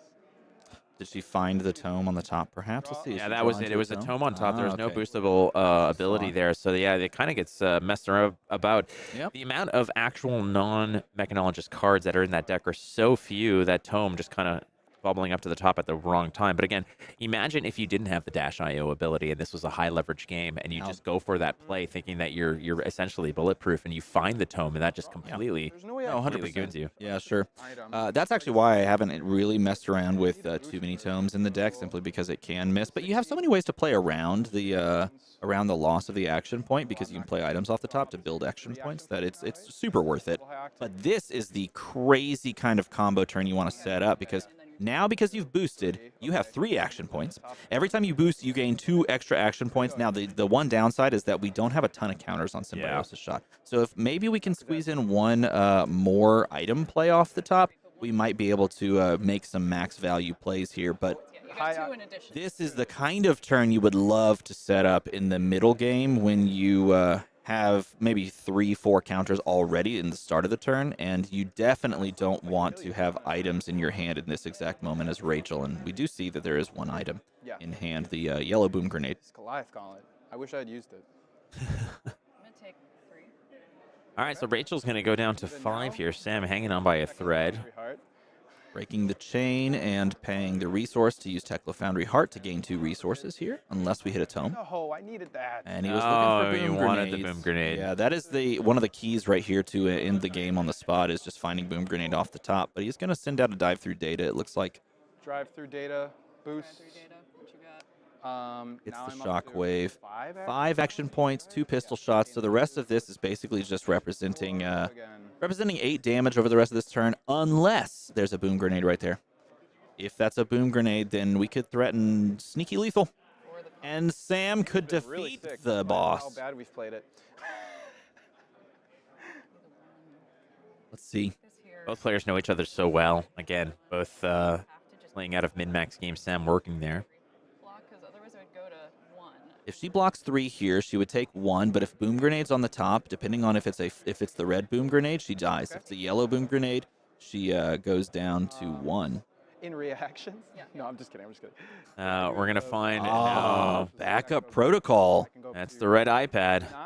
Oh, you can't pay for it, and that's the struggle here. You have to activate. You have to pay 2 to activate it, but it does give you a crank and an action point and an item, and so you're at 1,000 action points, but 3 pistol shots, and that might push you over the top because you can go 2, 4, 6, and if she has multiple items in hand, you win on the spot. But I think she has exactly 1. So, Block the first one, block the second one, keep the boom grenade. Okay. first 2. Yep. All right, we're going to toss out that tome. Blocking the first thing, and that's coming in 3 times, right? It is. This is the second one. That's going to take 1 damage here, go down to 3.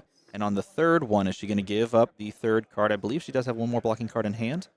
What a sick. No, she goes to 1. Okay. You're gonna have the That leaves her with a 0-cost boost in the arsenal, Stupid a Goliath got boom grenade that she can play and crank for an extra action point and get another pistol shot.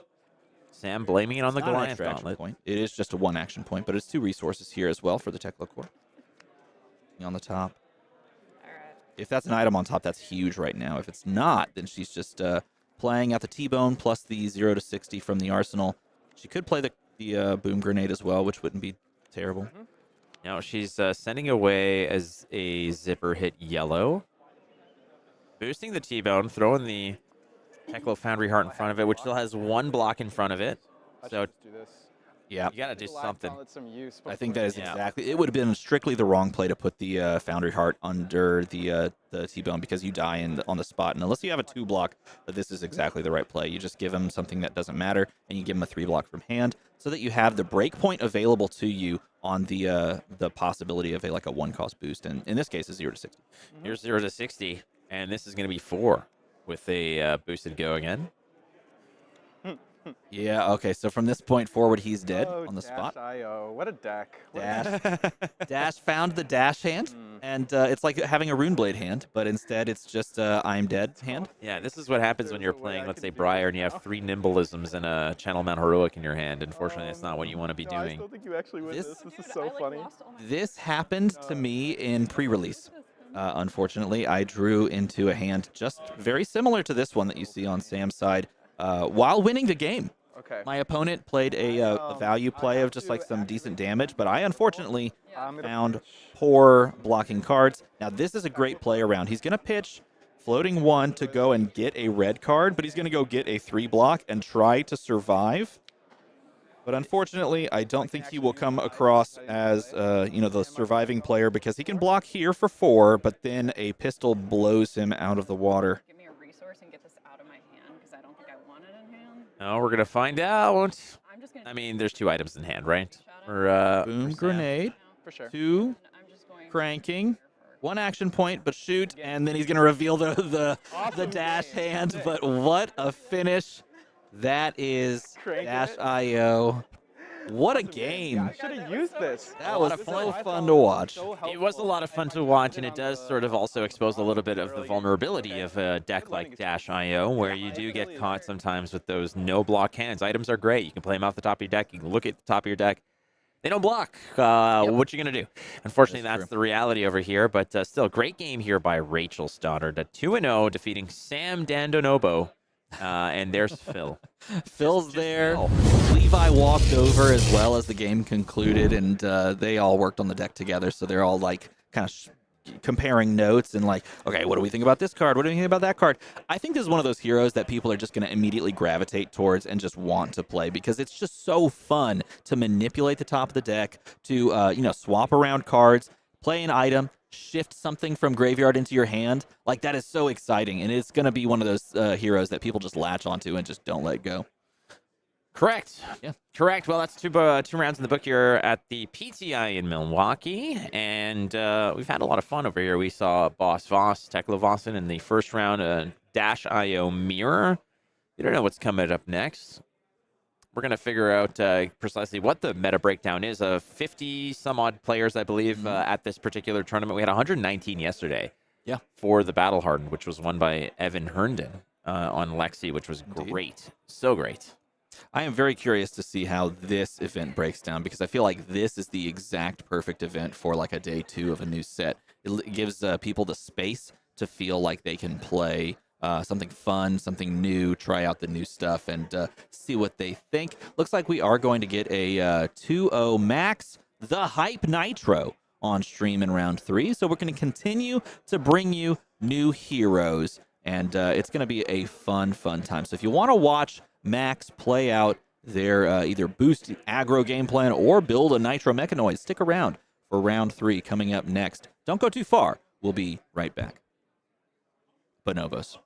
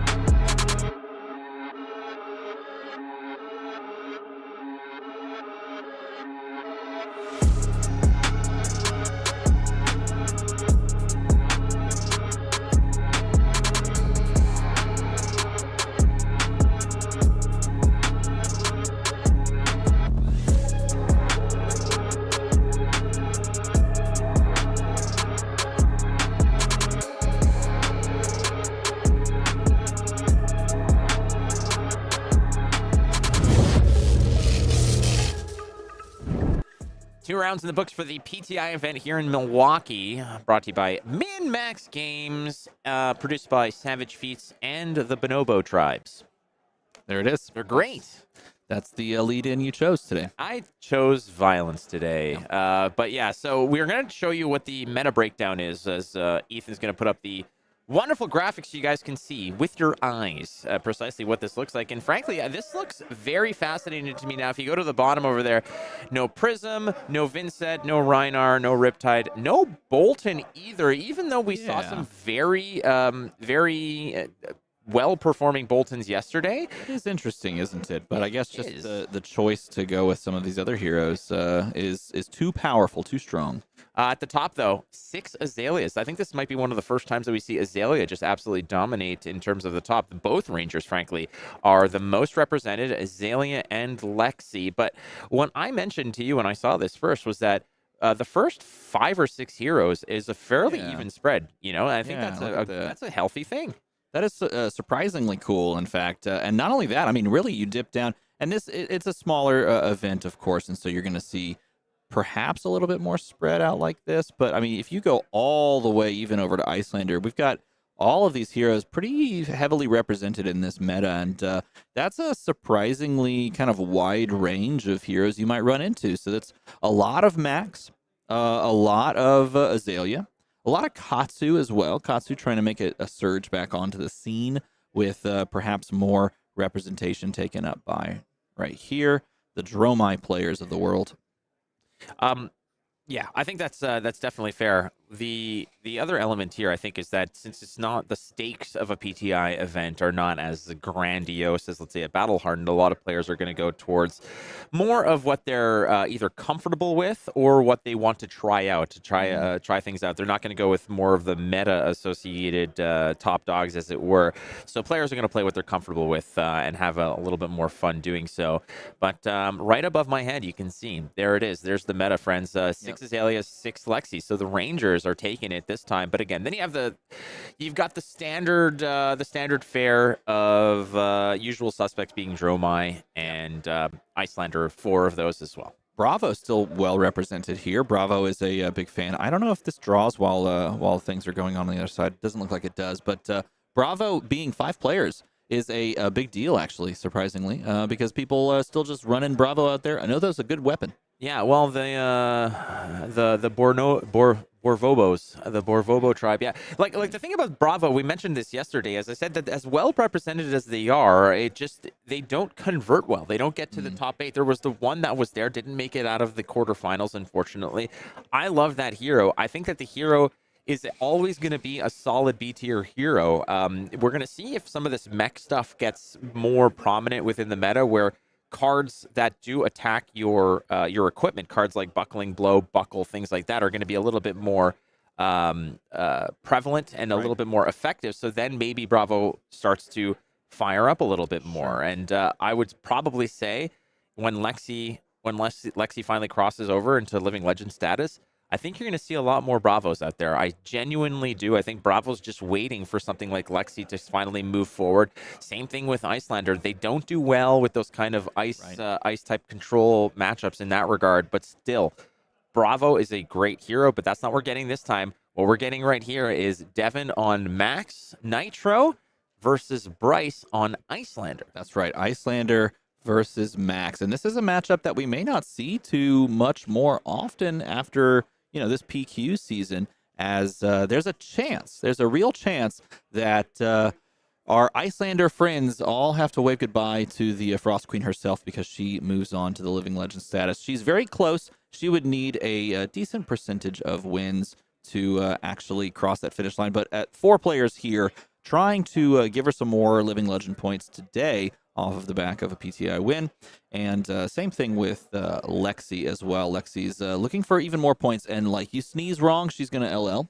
And that's kind of where people are taking her at this point. But let's go ahead and jump down to the arena and see this round 3 pairing between Maxx and Iyslander. Bryce versus Devin.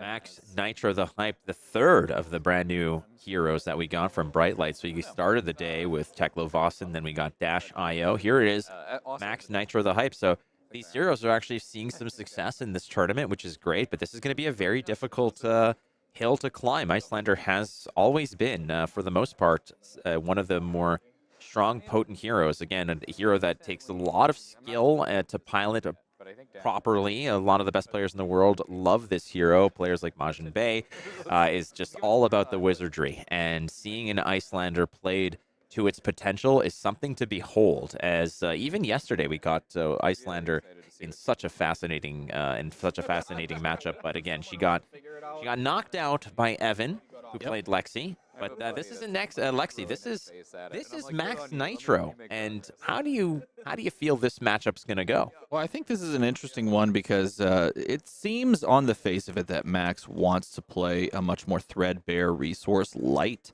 version where you're using every single resource to do exactly what you want as far as creating hyperdrivers, and then those hyperdrivers can feed your engine to be able to pay for things later down the road.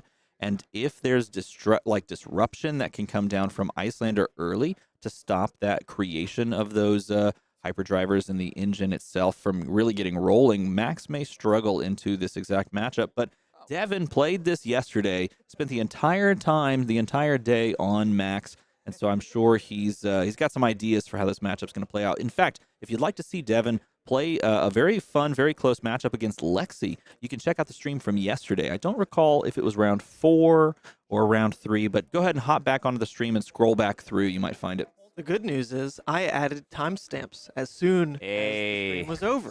Why are you so professional? Even when the streams are on your channel, Diorama, you don't do so that. Professional and so handsome and yet so backhanded. Oh, yes. Compliments and criticism. The stream's not over until the timestamps are added, because whenever I click on a video and there's no timestamps, it drives me nuts. I don't want to be one of those people. Yes, okay. All right, well, I appreciate the fact that you take the extra time to stamp. And yes, I don't know if I can draw on this screen, but I can because we have a consummate professional over in the booth in the mothership. And I just want to point this out. This is right here, exactly right there, is Flake's exact favorite sleeve. I hate that. He's a huge fan of that. I do not like that sleeve. There it is. It's just My God. it pushes you into the uncanny valley territory. It's weird. You know that's the face that exists there, but it's supposed to be expanded, and unfortunately, it is just awful to look at. Just God. I'm not saying that his face is awful. Freaking Saying neckbeard that Megamind over here. I'm not a fan of this card. Okay, I do not like the sleeve. Wait, who is this? This I is don't know the story at all. This is a player from the Wisconsin area that traveled to a MinMax event and played on stream. And this sleeve appeared, and I loved it. And Flake was disgusted, threw up in his mouth a little bit on stream during the reveal of this. And so the player came over and tracked us down and gave us a stack of these sleeves. I politely declined. You did, and I accepted. And then from this point forward, I have managed to bring or find more of them or get given more of them, and then I make sure that I give them to Flake. I politely decline. You don't have an option because oftentimes I'll just sleeve up a card that you own with it. You do that. That's absolutely it. Hey, wow, now that is some high roll action right over there. The 3 beats the 2 every day of the week. Okay, so Devin is going to choose first or second. Usually against Iyslander, you probably want to go first. You don't want to give Iyslander the opportunity to go ahead and play with the arsenal and get things rolling. Nonetheless, Bryce on Iyslander starting at 36 health. Iyslander has been a mainstay of the meta for, I'd say, since probably World Championships of 2022. So we're coming up upon almost exactly a year to the month there when Michael Hamilton brought Bullander to that tournament, won that tournament, and really changed the way people looked at Iyslander as a hero, bringing in the physical attacks and such. So Iyslander, ever since then, has been a mainstay as a tier 1 or tier 2 plus type hero. So the clock's rolling, friends. It is going to be Devin on Maxx, Nitro, the hype. Now, I believe, and I'm not sure, but I believe Devin did choose to go first, like you mentioned. I think that would be the correct call as well because it gives you the opportunity to set up your first hyperdriver. And again, you want to be able to start setting up that engine of hyperdrivers so that you can get these free resources that can help you pay around disruption and frostbites and channel like frigid and things like that. So I would imagine he chose to go first in this scenario, but we will see as players draw up their hands, take a look at what is available to them. The beautiful Teklo Foundry Heart altar on top here. I just think this is a really, really cool altar. I would love for them to do something like that as like maybe an alternate art card version of the card, because I think the old like adaptive plating like blueprint is probably the coolest look for a mechanologist. Starting off with Twin Drive. Is he choosing the double boost option? He's going to boost one time. Boosts a Twin Drive away. That one's a foil, so that one does attack for even more. Now, on this turn, now this is exactly, this is how you know what you're playing against when you see a Raging Onslaught being played in the deck. That is an interesting addition. That might signal that you're playing even more of the Bullander thing, unless you just don't play the actual like Wounded Bull, and instead you're playing Raging Onslaught, which is an interesting little tech piece. Going to set up the Hyperdriver and pass on over. I mean, I would respect you for it. I love this again. One of the things that I really like about this game and this community is that the players oftentimes are just going to be so jovial when they're playing, having a good time. It's always good to see. So here's the first actions for Bryce, and setting up an Insidious Chill. Now that is great. Definitely a great opener here. This is just going to live evergreen onto the board until it gets wiped out here. But the swinging with the Waning Moon again on Bryce's turn means it's only coming in for 2 Arcane. And besides the Achilles Accelerator, you do have, I believe, the headpiece is going to be an AB2. Yeah, Visiortronic Model I or Model 1, depending on what you want to call it, gives you AB2. And then you have Achilles Accelerator for AB1. So you have AB3, which is solid in this matchup, and that's the benefit that Mechanologist gets. And look, we're playing Boom Grenades. How fun is this? The Boom Grenade draw and follow up with the Crank, most likely, we're going to see, but that is an unfortunate reality that you have to play into. The Frostbite plus the Channel Lake Frigid with an Insidious Chill already on the board. This turn 0 into turn 1 draw and play is nuts for Bryce.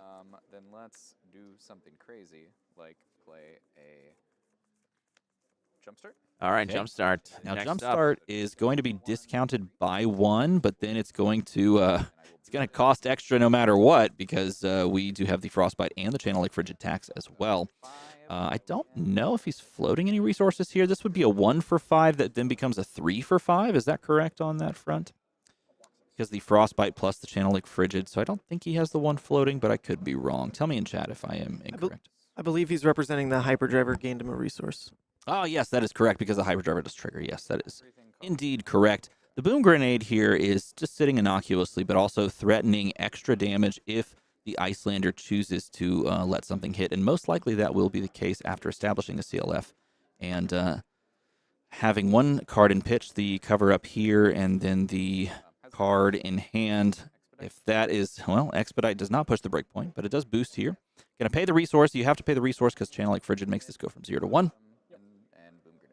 Here we go. And this is threatening to either give me the card or I Boom Grenade you, and he's going to give a second CLF. Okay, so this is actually a great turn of events for Devin, because this CLF is not long for the world that is on the board.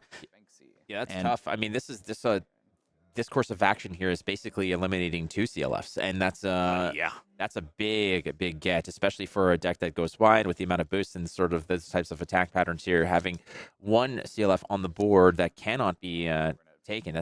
Now look how good this Banksy is, because what this Banksy does is it says if it hits, and it will, I get to put a steam counter on an item I control with Crank. So this normally just applies to a Hyperdriver, but in this scenario, Boom Grenade just gets to sit out here with impunity, because yes, it didn't go off this turn, I cranked it, but because I am going to hit you with Banksy and you can't do anything about it, I just get to put a steam counter on Boom Grenade, and it's gonna go again next turn. Love it. Absolutely love it over here. As Bryce just wondering, man, 2 CLFs, you just drop a CLF and you just think that your turn has been kind of rescued to that degree. Every time that you just kind of cheated out in that regard, and having another one in hand like that, you're like, okay, I think things are going very well for me over here. But unfortunately, for Bryce, Devin was able to actually just muscle through it and managed to actually squeak out a second CLF purely off of the block value. In this case, this is the one that was cheated out. No flow counter because there's no ice card in the pitch zone. So 2 CLFs are kind of just gone. That really got no value to that degree. No value whatsoever. So the steam counter comes off the boom grenade, and we start off with a 2-for-6 boost throttle. And there's no way to disrupt this from the arsenal because we stole every card from the hand, and now we're coming in a 2-for-6 boost. That's going to be indicated there. We have 2 cards in hand, 2 resources floating thanks to the destruction of the hyperdriver. And we have ways to continue this on, and that boom grenade is always threatening. And he takes 2 Emeritus Scolding Blues as well. That's what we're talking about. These are some big hits over here that are just getting thrown away in terms of just preserving life total. Bryce here is kind of finding these cards really inopportune times. Maybe you give up 1, but giving up 2 Emeritus Scoldings, you've only got 1 left. We talk about the reach late game in terms of sort of pulling the rug out from under your opponent on their turn to just steal a win in that case. Emeritus Scolding typically is kind of one of those key pieces to make that happen. You're exactly right, and being able to just rob your opponent of 2 of them because of the threat of 10 damage right here on the spot is insane. And here's the second boost on throttle, and the 6 comes down. And at this point, you just have to be priced into taking boom grenade damage. So do you value block and then go back to your turn arsenaling a card so that you can at least play some amount of disruption? But in doing so, you're going to take somewhere in the ballpark of, 7 to 10 damage on this turn just because you want to arsenal a card. And boom grenade, of course. I mean, if any Mechnologist attack action card is going to hit, that you just destroy it. It's just free damage in that regard. There's nothing you can throw in front of that to block it. It's just dealing 3 damage. No, and look at this. If he makes this block like he does, he's going to cover this up. He's priced into doing it again next turn because that Banksy's going to come across since he's... Oh, no, he has to create the... let's see if he creates. Does he have a blue? If he creates a hyperdriver here... No, he doesn't. Okay, so the boom grenade is going to dissipate in this moment. So there was a chance if he had a blue in hand, he could have, made a hyperdriver, cranked, and then paid 1 into the Banksy and done this whole dance again. All right, start a turn. That boom grenade finally goes away. But what did that do? What did it accomplish? Well, it took 2 entire turns off of the Iyslander player and took 2 entire cycles of 2 very powerful cards away from them. What's awesome to know here is also that the turn kind of, the whole game kind of started fairly well for Bryce, opening with an Insidious Chill, a great start to things, having that CLF in the hand, another one in Arsenal that you played onto the board, and all that kind of went by the wayside as Maxx the Hype here is really laying it on thick. Here comes a 5. Yep, 10. There is the 5 damage from the twin drivers, boosting once and allowing you to just send on over some damage and follow this up with even more disruption or damage on top of this. No boom grenades in hand this time.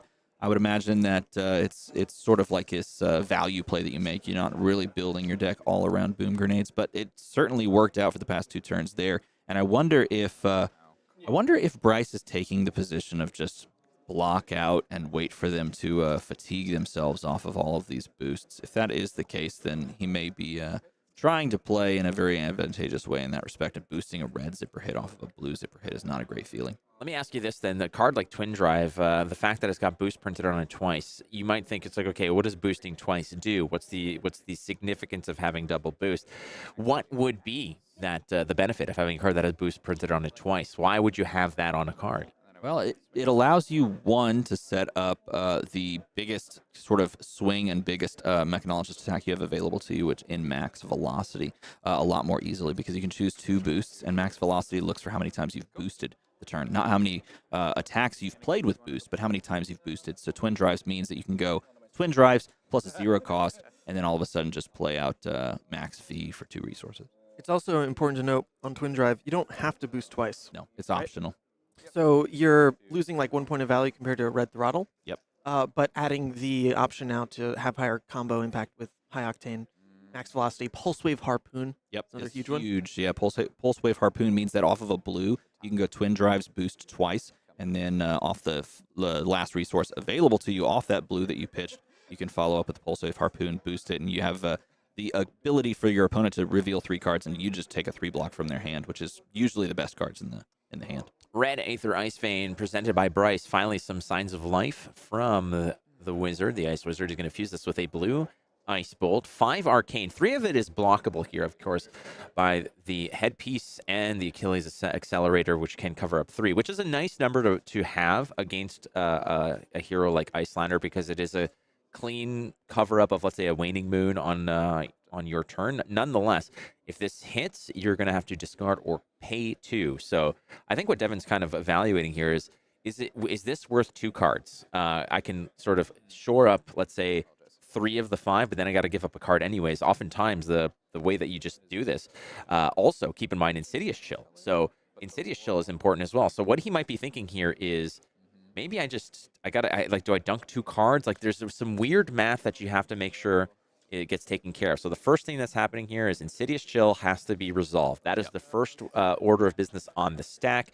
Pay 2 or discard to Insidious Chill. Then you have to resolve the Aether Ice Vein. So he's going to pay the 2 with a yellow 0 to 60. And now the nastiness. This is the meat of the sandwich, which is the Aether Ice Vein red. Yeah, now this is going to ask for more. Now, look, he's just going to pitch 2 red throttles. And the best part about this exchange and why Aether Ice Vein is such a good card is that in the fuse, you get to follow it up by arsenaling that ice card. And so that Ice Bolt, it's 2 cost, deal 3 damage, is down on the arsenal and available to be used if we choose as the Iyslander player. And ending things off, or starting things off and then ending things off on the turn, is Devin playing out another red boom grenade, this time not cranking and just content to try and pass the turn, desperately hoping not to take too much damage on a turn where he's basically face up. The other part about this also is that the blue Ice Bolt here matches nicely there with the Tunic value. Again, with the 1 blue with the Tunic value allows you to go ahead with the Ice Bolt, create the Frostbite as well, and then swing with the Waning Moon should you wish to do so, which is probably the right move. And finally, Bryce kind of equalizing the life totals a little bit over here. Iyslander typically likes to sort of do chip damage. It's not a bursty type hero. You'll have the big plays like Wounded Bull, Findle's Fighting Spirit perhaps, but for the most part, you're going for these little incremental damage pockets of like 3, 4, maybe, should you get lucky. But here's a red Aether Hail. We saw red Aether Hail a lot yesterday, kind of wheeling itself into relevance on some of these newer Iyslander builds, a little heavy on the Arcane a little bit more. I've always been a big fan of red Aether Hail. I think it's one of my favorite cards. A 2-card combo of pitching a blue into red Aether Hail and following it up the Waning Moon for 6 arcane damage just feels so good across 2 sources, and it's one of my favorite cards just in general. I know Pankaj is a big fan of red Aether Hail and sometimes just tries to squeeze it in the deck because he likes it so much. And so I told him that if I saw him at Worlds, I expect him to be carrying one around, since he says he keeps one in his wallet at all times.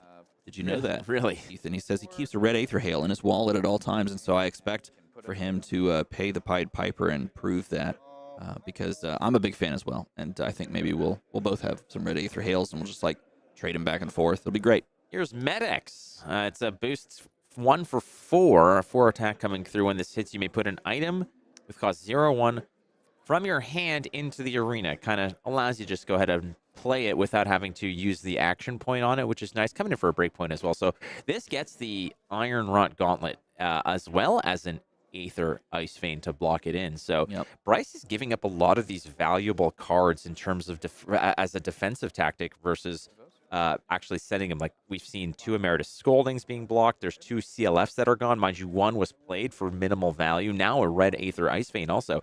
And we're going to Blizzard here. And that's going to create the Frostbite. It's played on Devin's turn. And this is going to ask him, say, hey, do you want to maintain this go again? Do you want to keep your action point? It's pay 2. But even then, it's not just the pay 2. There's also the Frostbite that needs the resolution. We're seeing Bryce make the conscious decision to block out and try to deny value of the Boom Grenade, specifically on Boom Grenade turns. So we've seen 2 Boom Grenade turns come to pass, and Bryce has said, you know what, I am not going to give you the value of a 0 for 4, because this is deceptive damage. The damage that you're playing here is not what you see on paper, because you took the time to establish a 0 for 4 that is almost like a 0 to 60.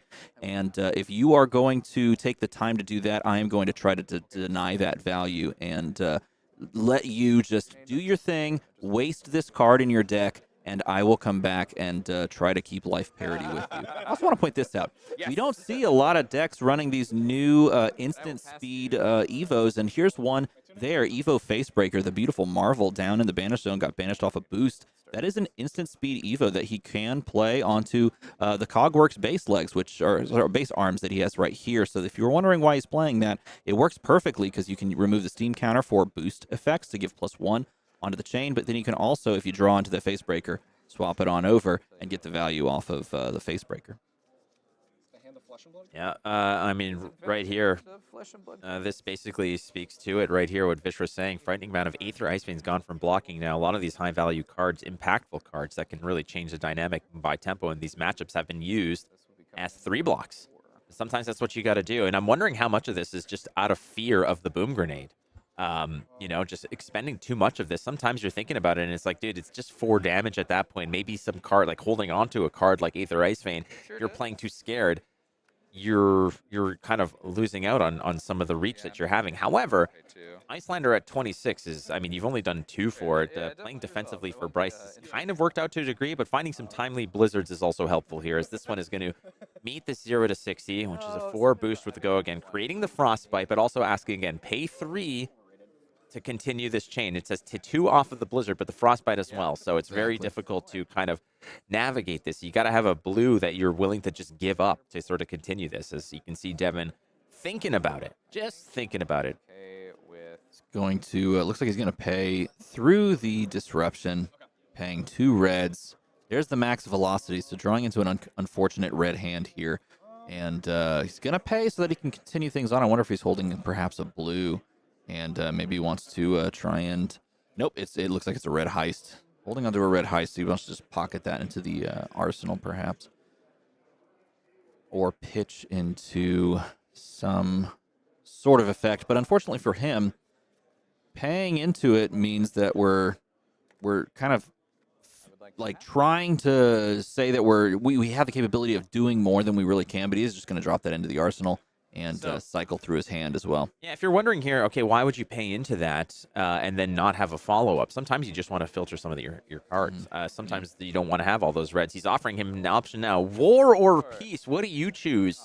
DM Armada? Well, see, the nice thing about this card in this matchup is it means that you basically just don't have a hero power that you can activate, and you just have to play off of boost cards. It also just activates this card, which is a pretty good one, being able to waning mood for 2 or 3. But it doesn't have as much utility into a bunch of other matchups. Nevertheless, it is a blue in your deck, and you can just choose to include it because it does have value across the matchup spread that you may face down. So having it in your list means you can choose to run it. But I would imagine that War was chosen so that we can just send a big old pocket of boost attacks in hand. Might as well make it happen. Again, you want to go pretty fast and heavy here against an Iyslander. The Iyslander hasn't, besides the Blizzard, hasn't been exceptionally disruptive.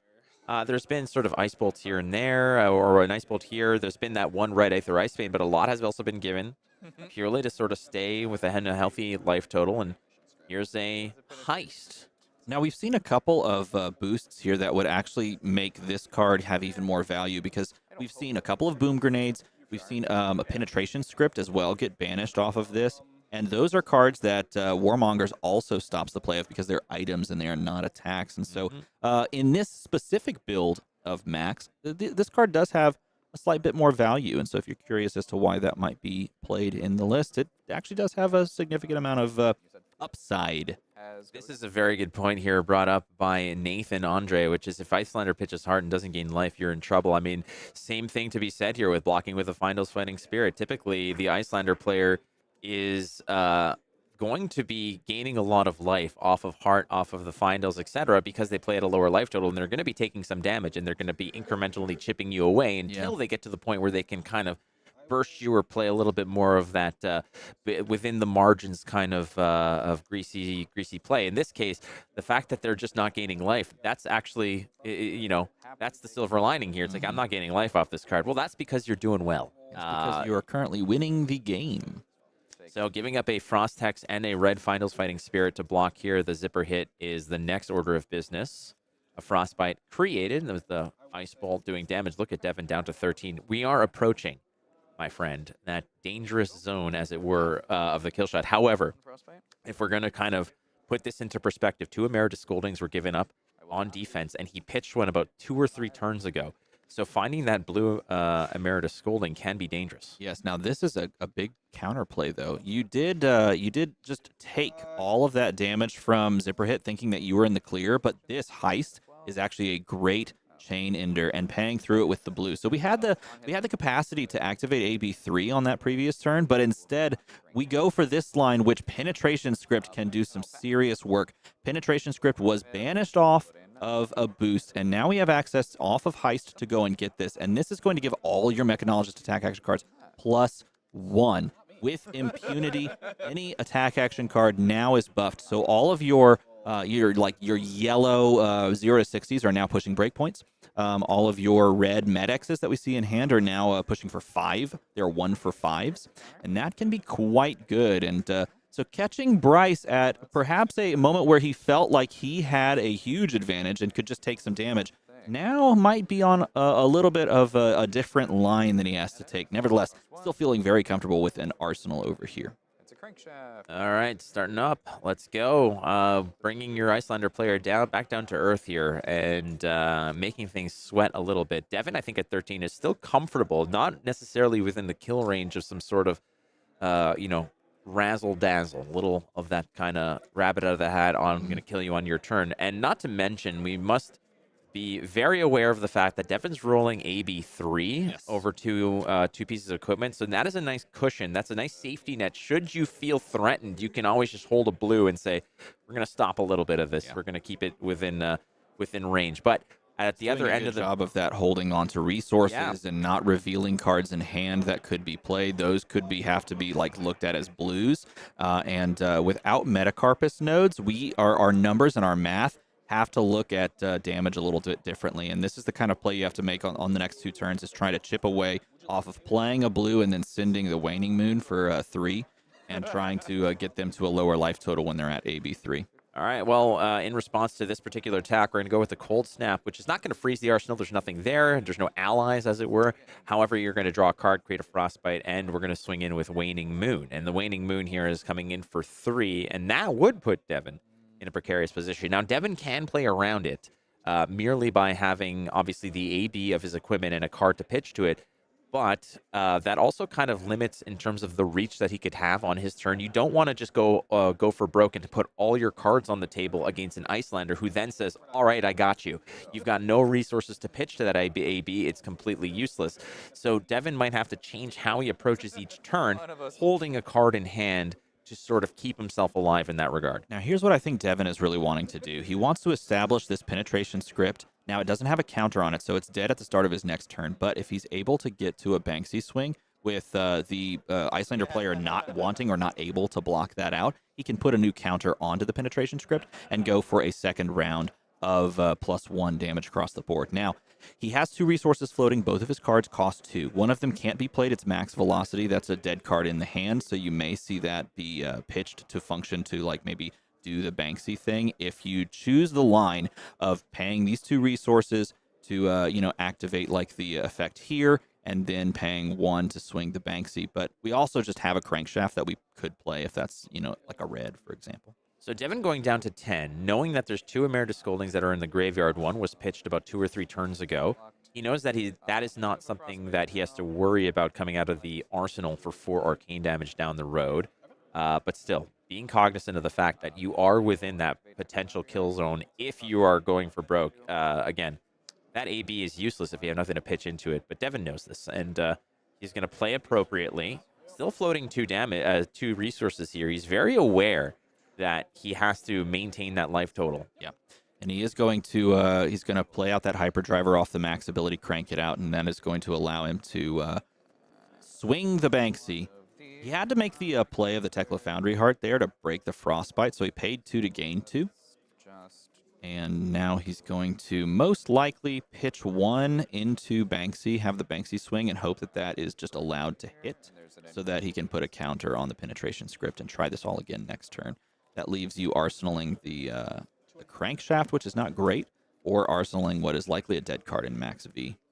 Insidious Chill has been there since essentially the first turn. It's only had one use. Now, I've played games where I've had 2 or 3 Insidious Chills played against me that haven't had any effect until really the late game, and then it all comes sort of crashing down on you. This is a very good play, by the way. This Cogworks is going to apply a +1 effect Oh my God, and a sink below at the perfect time. This was the perfect play to try and take both of those cards, but he had exactly the sink below at the right time. Is absolutely a backbreaker for Devin, who just really lined that up perfectly to get himself another proc on this penetration script, but now that is dead in the water. We're going to have an Arsenal, a tick up of the Tunic, and I do believe that's a blue ice card.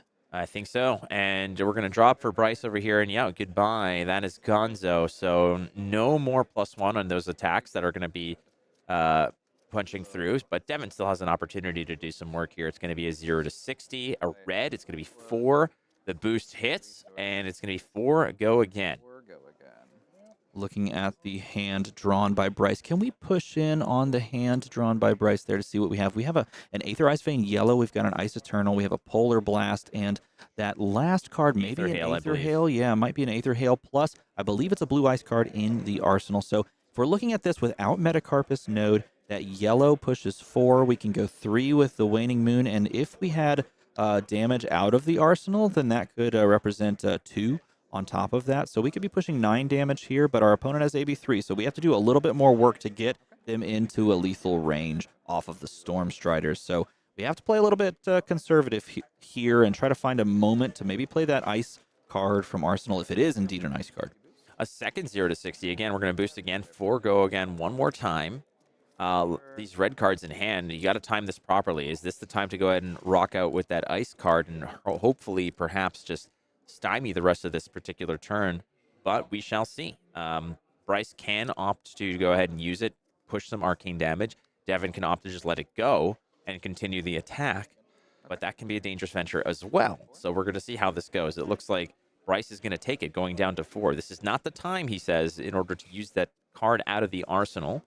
Devin, though, feeling a little bit more confident here because he knows that Bryce now is just 1 attack away. That leaks through to winning this game, but he's going to... So I will spin the 1 to activate Teklo Foundry. All right, it's going to Teklo Foundry Heart to gain 2 resources, and then in response, there's the Frosting. Okay, so that Frosting is going to come down, give a Frostbite, look to deal 1 point of arcane damage, but it also turns on the Waning Moon so that we can follow this up for 3 and then deal a total of 4. And this also allows us to keep, if we have the cards in hand, it allows us to keep a possible fused Aether Ice Vein, but I believe he has a 4-card hand, right? Yeah, and what's fascinating about this here is that he used the resource to activate the Teklo Foundry Heart, right? Convenient. And in response to that, that's when he's attacking with the arcane damage, meaning that you use the floating resource. If you want to block this arcane and potentially the Waning Moon that's going to follow it, you've got to do it now when you have nothing floating. So Bryce finding a very, very thin razor-like margin in order to sneak this one in. So he's going to take. Just setting that there as a reminder. Yeah, so he's just making sure that this is all dealt with on the stack, that the activation of the Teklo Foundry Heart is still on the stack. The Frostbite is the next thing to resolve, I believe, technically. Yes, we're resolving the Frostbite, then we're resolving the Frosting, and then we're resolving the 2 resources gained, most likely off of the boost off of the top, or the banish off of the top from the Teklo Foundry Heart. But doing so now means that we have to decide whether or not we're going to be priced into pitching something like a yellow or a blue so that we can then pay to Arcane Barrier here. Because we can assume that a Waning Moon might follow this up, but I also like that Bryce is being very patient and not revealing whether or not he's going to actually follow up with a Waning Moon. And oh no. Oh my God, hitting both other penetration scripts, a very, very powerful card in Maxx where it's just being able to push you over the top of these weird breakpoints. Gaining the 2 resources, we have a total of 4. Now this basically says, your Waning Moon is pointless, but you can do it. And so we may not see the activation there of it, but we have 4 resources available to us. Frostbite causes the trigger on Maxx to cost 3. See if he chooses to waste the resources, or spend them, I should say, to create the Hyperdriver. Costs 3 because of the Frostbite. He is going to do it. And now we may want to go and do the Waning Moon play because our opponent has spent all those resources. Crank it, continuing the turn. And then he's going to pay 1 for the 5 jump start, and this is going to threaten casual lethal. So this will trigger. Perfect. I mean, oftentimes you're playing against a wizard player, they don't pop off until they are threatened down to 0, right? In this case, that might be what happens. You could just block this out. You can be patient here, but Devin at 10, 1 resource floating. I believe no cards in hand. No, he's face up with 1 resource floating off of the hyperdriver, which was a really interesting play because there could have been a response to the hyperdriver exploding and giving you a resource, but I don't think you have the margins with the cards in hand to be able to go over to your turn and stick that fused Aether Ice Vein anymore. And he may not even have the margins to play out the Waning Moon activations on this turn. So this is actually a great sequence that Devin has concocted off of the back of those extra resources gained by Teklo Foundry Heart and played and paid into off of the Maxx activation.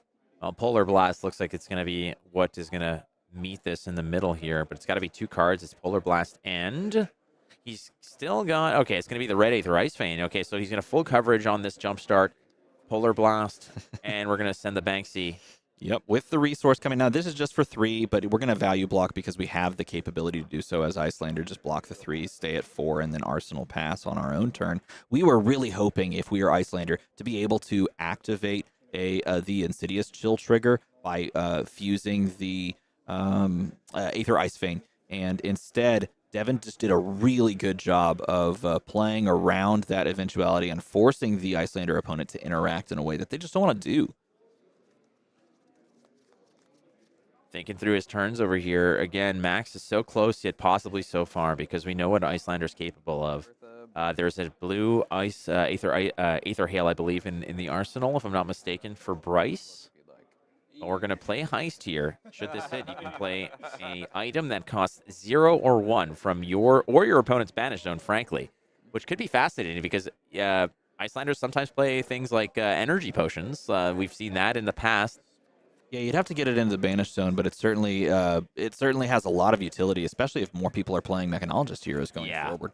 I mean, Heist is definitely a mirror match type of card for sure, but I mean, worst case is you definitely wanted to grab something out of your own banish zone. You have plenty of stuff that you're banishing off those boosts. It's just nice to have options. This is a huge must-block card too, because we know that there are 2 penetration scripts in the banish zone, and that card coming out is deadly for to just be established off of an on-hit effect here. And at this point, you may be just continuing to price in Bryce for just giving you his hand, and he may not find the Frostbite or the Disruption out of the arsenal to slow you down, especially if you have more gas available. Looks like we have a Big Bertha, not a card you want to draw, but a very cool card, and one that you're going to cosplay pretty soon, and a 0 to 60 as well. Worth noting as well, these are 2 more fuse cards that are being sent as blocks, meaning that Insidious Chill is just losing opportunity and losing opportunity. Between all the Ice Veins, the Ice Eternals, things like that, there's not many more options for Bryce. I mean, Bryce needs to have something like a Blue Aether Ice Vein. I think what he's looking to do here is just find an opportunity where that Blue Aether Ice Vein can get just jammed into the arsenal, and that's what he sneaks through at a certain turn. That, in conjunction with Insidious Chill, can just rob Devin of his entire hand. But that's something that you got to find, and we'll see. I mean, a yellow Aether Ice Vein is tossed in front of those cards as a defense block, so... I think Devin has done a fantastic job of playing around Disruption, but also putting lethal on the stack. You just continue to do that against an Iyslander. You don't let them have the capability of just saying, okay, I can take the damage no matter what, but I'm going to play my Disruption. If the lethal is on the stack, they have to answer it or kill you in the moment. And you have AB3, and you're constantly just showing resources floating. You're putting yourself in a very good position, but you just have to keep going. And does he have the gas with just a 0 to 60 and a Banksy possible swing if we crank a Hyperdriver? This is true. What color Ice Vein is in his hand right now? I don't quite know. Looks like a blue. Looks like that blue. Just calm down there, Bryce. Hang tight. The blue is available, and I would imagine that's an ice card paired with it. Looks like an Aether Hail, perhaps paired with it. Yep, that's an Aether Hail along with that Aether Ice Vein. So he wants to hold on to both of these cards, but look at the difference between Devin's hand and Bryce's hand. So he's obscuring. He's using the tried and true method of obscuring with the arm, which is a great tier 1 play. But we do get some reveal. All right, let's go to Devin's hand real quick. Put Devin's hand cam. Okay. Well, now he's doing it. So both of them blue. So he's gonna. There it is. All right. The flips, the flops, the activation of the Maxx. Look at this. The RPMs on both of these is incredible. I think They're doing their own crankshaft. so. If you are looking at the StarCraft meta of how the APM, the actions per minute of StarCraft Pro players, that is a measure of how good All right, someone is. now we go to Devin's hand real quick. All right, so let's get some information here. Okay, nothing to be had. No problem. Perfect. Yes, there it is. Oh, no, it's not. No problem. All right, thank you. Let's go to Bryce's hand real quick. Nothing to be had. Perfect. Excellent. Just a clear Oh, view wait. Oh, right there. Oh, that used to show. Oh, no. Okay. Yep. Wait. Oh, no. Okay. Aether Ice Vein, Aether Hail, the flip, the flop, the flop. Cranked the hyperdriver as you do, and then we're going to send the old Banksy. But the question is, are we going to send the 0 to 60 first? And I think we probably should. These hand cams. Bum, bum, bum. 0 to 60. There we go. Boost. 2 damage. Do you want 2 damage? Lethal here is very difficult. Go again. 1 float, 1 in hand. At 10 with AB3 and your opponent at 2 cards, you feel fairly comfortable not to just succumb to lethal, and you're floating 1 resource as well, so you have the Banksy play as well. Speaking of StarCraft, are you Terran, Zerg, or Protoss? I was always Protoss. I was a big Protoss fan. Protoss Were was you? super cool. Yeah, I loved Protoss. I was always Terran, but then I really got into Zerg. Oh, yeah? Yeah, but I was Terran, always. Protoss was the play. What about you, Ethan? Yeah, believe it or not, I was not Zerg, counter to, Leviah Yeah, and all sure. that theming. No, I was Protoss as well. I appreciate you. Okay. I think Carrier Terran spam, was is that your go-to? No, turret spam. Turret spam, just building, encroaching there you on go. them. Yeah. There you go. You got to get that cheese in there. You got to set up that Absolutely. pylon right behind the supply In line. Halo Wars, I was Hog Rush. Oh, that's dude. what the you do. play. The best thing you do, man, is you just fill up a dropship with fire bats and drop it right on their resources, and There then you go. yeah, best thing to do. It was red Aether Hail the whole time, so using the Tunic resource actually was, it checks out because that is able to pay for the red Aether Hail here. And that does put you into some really scary lethals, so we do want to maybe pay a blue if we have the access to it to AB3 here. Well, he's getting to a nasty little bit here. At the most, he can block 3 of this, right? So Bryce is going to at least get a little bit closer. But once again, this card right here, this Insidious Chill has essentially been it has been ornamental. It hasn't really been anything except artwork on the board. It has one significant little piece of robbery. I'm just going to say, this is perhaps the nicest comment we've ever received on stream ever in the world. To be compared to Taste and Artosis, that is insanely just very kind of you, Boomerang. That speaks volumes to me. Thank you. I will say this, I'm going to be completely honest. I do not know who they are, and I apologize.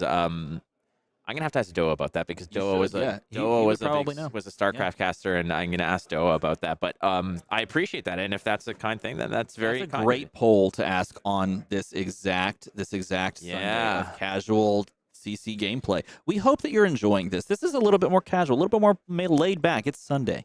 We're just bringing you the goods, bringing you the games, letting you enjoy watching some high level casual CC, if you will. At least we're casual. We're Protoss, the filthy best casual. All right, well, we're getting close. This game has been very grindy. As we're approaching the last 10 minutes of So it. good. We're 40 minutes into this bad boy. It's been incredible. I was worried that this game would be sort of a steamroll one way or the other, and particularly towards the Icelanders' disruption side, because I know this is sort of like a house of cards that you generate with all these hyperdrivers, but Devin is really showing how to play this hero. And on, the second day of release, can you believe it? Here's the response to floating 2, representing 5, and trying to say that maybe I have lethal in hand and you have to keep cards. Yep, go to 6. Going to 6. Yep. Okay, slowly but surely. Now you're in a very dangerous and Pitching precarious to proposition. 1, and now lethal is available. Again, we talked about this a little bit before and throughout this matchup, and there is some criticism saying, well, you're tossing away a lot of these feasible cards, and Insidious Chill has really not had a lot of effect until it does. And that's the thing. The amount of times it just seems so boring on the board and so non-influential on the game state. But until you have something like a blue Ice Vein out of the arsenal fused, you have the Insidious Chill, and then they'll have to pay into it to block it. If not, there is a brain freeze. Now, This is that's going to rob the huge. hand entirely. That last exchange on Devin's turn probably won the game for Bryce because he was able to defend so well, and now we're following it up with a trigger. This is incredible. Also incredible. This is the new, my favorite comment because Day 9 as a caster is literally the GOAT. He's my favorite of all time, and that is. I mean, I like giving compliment. Idris Elba vibes. That's try to what I do. Oh, Idra from Start. Never mind. That is a very, very kind compliment because I definitely appreciate Day 9 as a commentator of StarCraft and other games as well. I think he's a fantastic commentator. One of the best in the business. In Canada, he's day 12 because of the exchange rate. Oh, really? Yeah. I got to go to a StarCraft tournament down in, I think it was in Austin. I drove to a StarCraft tournament way back in the day, and he commentated there, and I was blown away just to see him in person and do his thing in person. He was very professional. And now look at me, some scrub that sits in front of a camera and is not nearly as professional. Yeah, but how much bonobo information do you have now? Well, a few more facts than before. You know who my favorite caster is? Who? Well, other than you, Steven. I love Uber. Uber's awesome. I'm really he's hoping he fantastic. makes his debut soon. Uber is fantastic. I love Uber. Well, he did the Goliath Gauntlet. Yeah, he did Goliath. He does Fantastic. AGE casting. He does did the AGE There it stuff. goes. There's the fist bump. Yeah, he just had it drawn up, drawn and quartered, and closing that game out was Bryce. In a nail biter, though, and one that was quite a good showing of how Maxx can play into what might be just a scary amount of disruption. Yeah, well, Maxx throwing down with some of the big dogs out there like Iyslander, Stormbind, Bryce going up to 3-0. Devin 2-0 still alive, but it's gonna get dicey, as it were, as we're halfway through this tournament. Round 3 is in the books. 6 rounds total today. As there are 53 players in this tournament. It's the PTI event here in Milwaukee. Playing alongside DM Armada, Ethan there also. There he is over there. Let's see you, Ethan. There you are. Oh, that's not it. That's Iyslander staring right there. We are.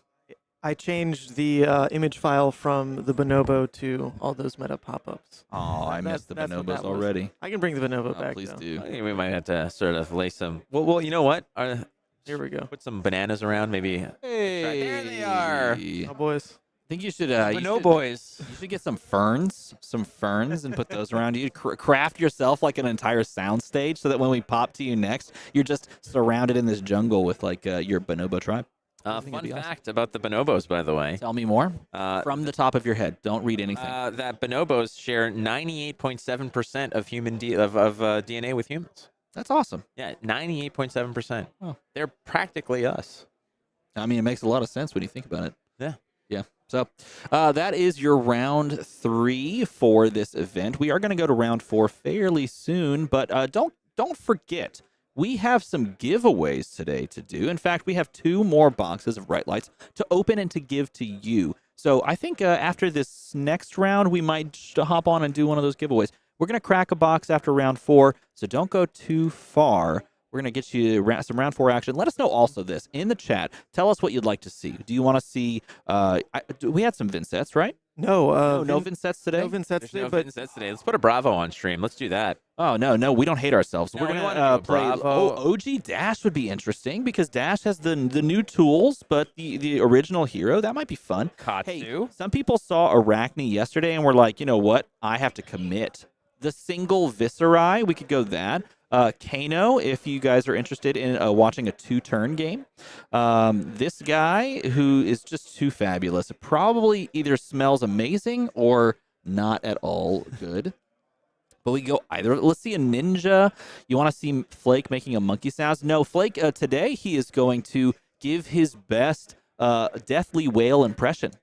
He's been practicing. You should have seen him after the cast yesterday. He went back to the hotel room. He just stood in front of this full-size mirror and just went like over and over again. So you'll show that off later. This has been prepping that. Monkey sounds, bonobo sounds, show me Kano, Dash.io. I highly recommend watching the Dash.io game for round 2.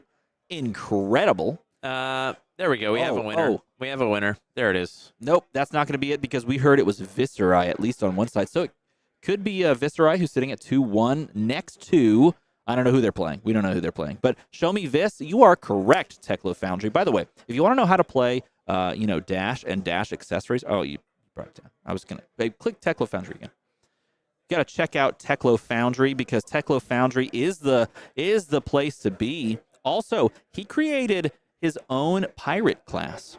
If you haven't gone, he created his own pirate class. I wonder and how many pirate of those cards. are going to be close to the cards coming out in Rising Tides. In Rising Tides? I don't know. It's a very good question. I am very interested to see how Rising Tides plays out with just incorporating the pirate class. Do you think you're going into to the reveal game. a hero? I don't know. All I care about is that it actually is happening, and I'm just really excited to see pirates finally make the way into the game. And I'm really hoping that we just get some cool effects. Because here's what I want most: I want a pirate that can slash and shoot. You know, like we got the cutlass into the blunderbuss, or I guess the blunderbuss would be the shotgun, but into just like the pistol. I think that'd be great. The flintlock. How cool would that be? Some Flake giving into the intrusive thoughts. Yep. Okay. Sorry. Did it. He did it. It happened. It was. That's, Okay. that's some solid. There it is. We need to See, go to break. We need We need to go to pirates. break. I'm getting We need bonobified here. pirates. See, this is what I love. We need this in the game. How cool would it be to have flintlock pistols and a cutlass?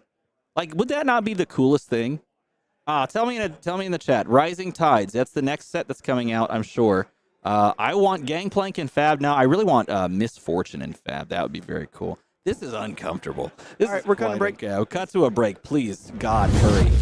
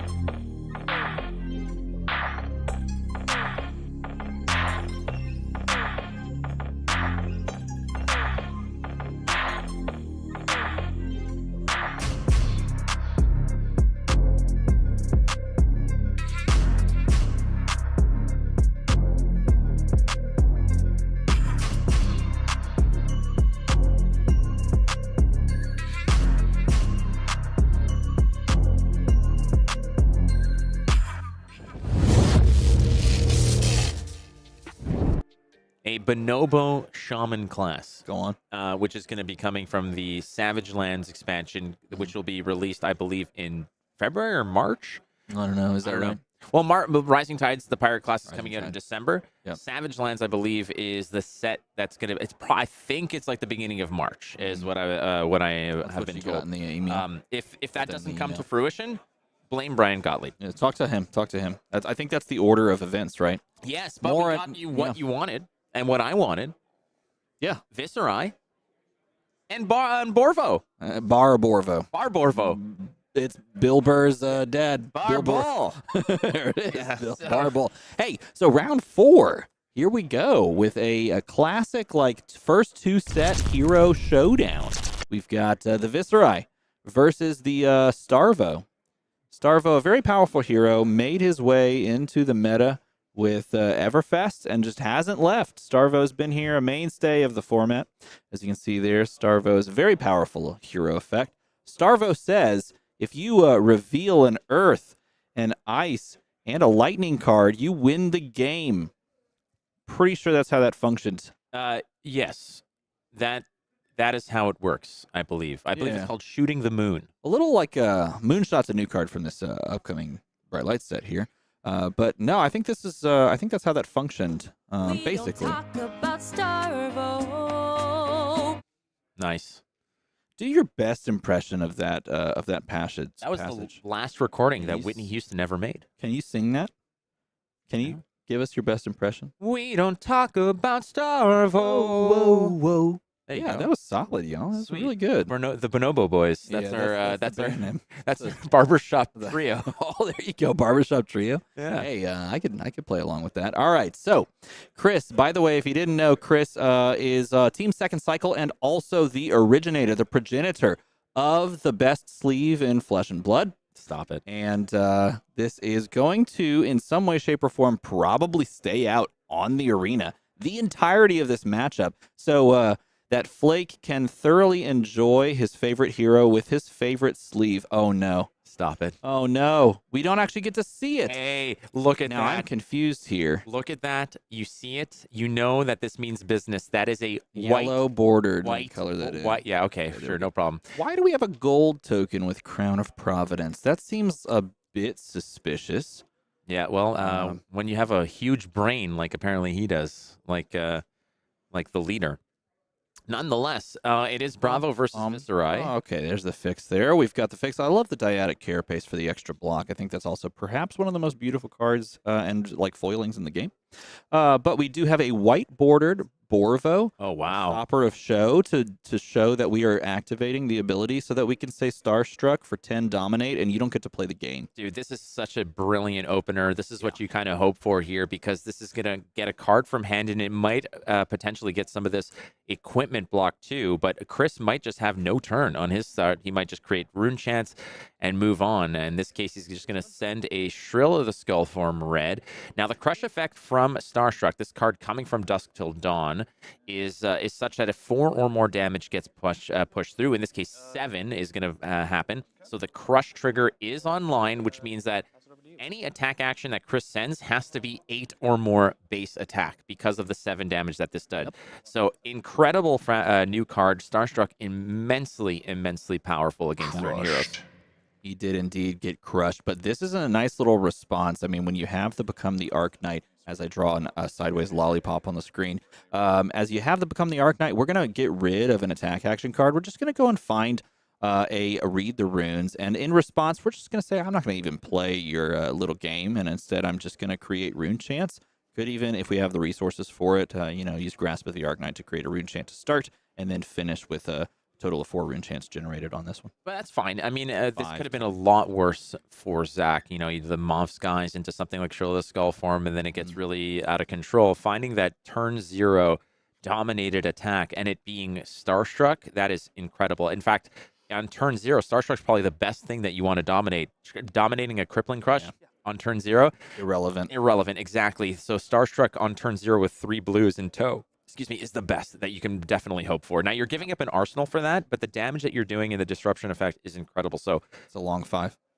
I've seen high fives before. That's a long What the five. living hell is that? For some reason, that does that sometimes. Otherwise, this time now we just do that. 5 there. Thank you very much. All right, we're going to pass the turn there. The creations of the rune chants are fine. So we're going to see how much work Bravo can do before he has to kind of back off a little and potentially sort of give up some of these attacks. This is fascinating to me here because it's just an Anathos for 6. The other 2 cards in hand. Now you have 2 blue, so I'm wondering what the other cards are that he's holding on to here, but opting for the creation of a Seismic Surge, coming in with Hammer Time, Anathos for 6.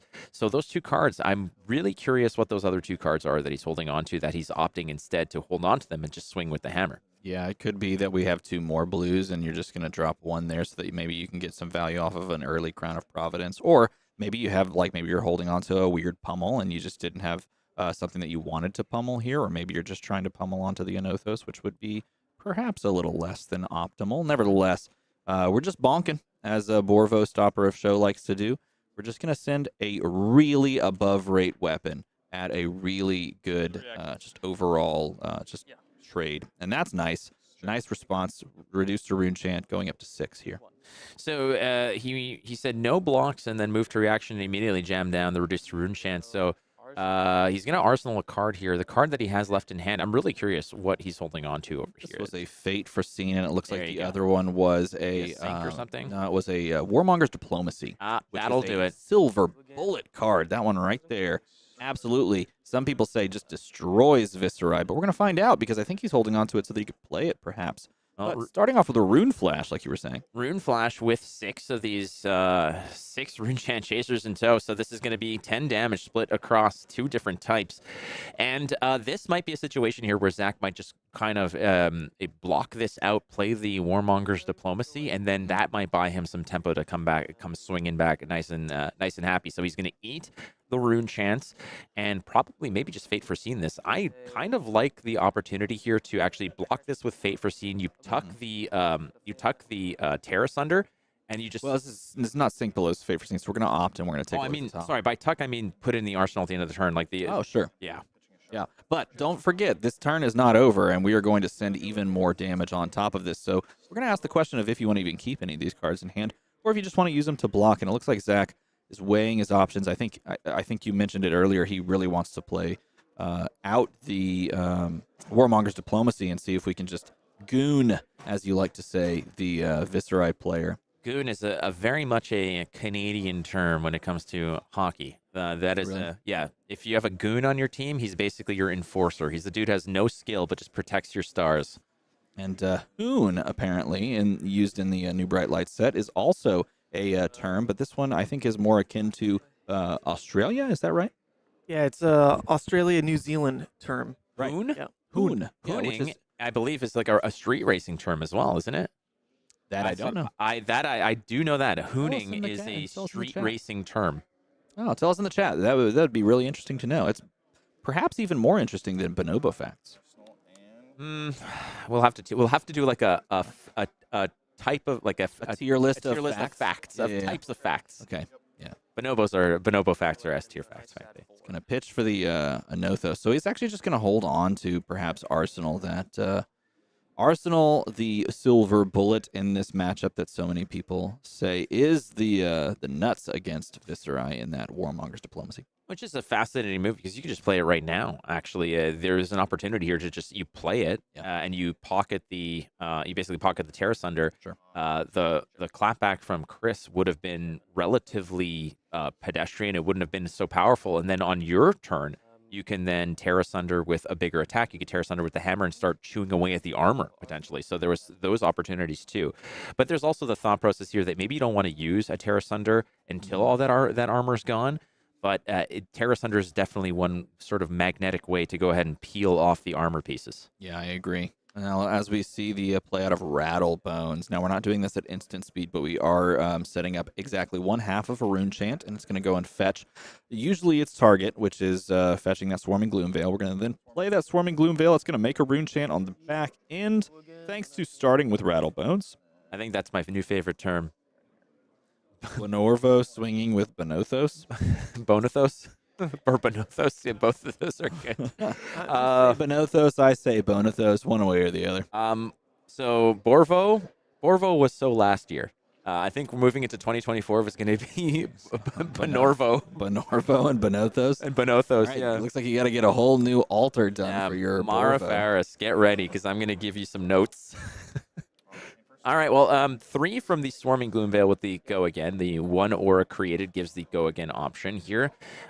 So there's the Rattlebones, the Swarming Gloom Veil, the Rune Chant, and now I do believe that Rune Chant was taken and dealing with this damage moving forward. I think he has a Meet and Greet in hand, which does now have Go Again if that Rune Chant was indeed taken. Meet and Greet has the resource to pay for it as well, so he could just send that for 4 with Go Again on hit. I believe it's create a Rune Chant if memory serves correct.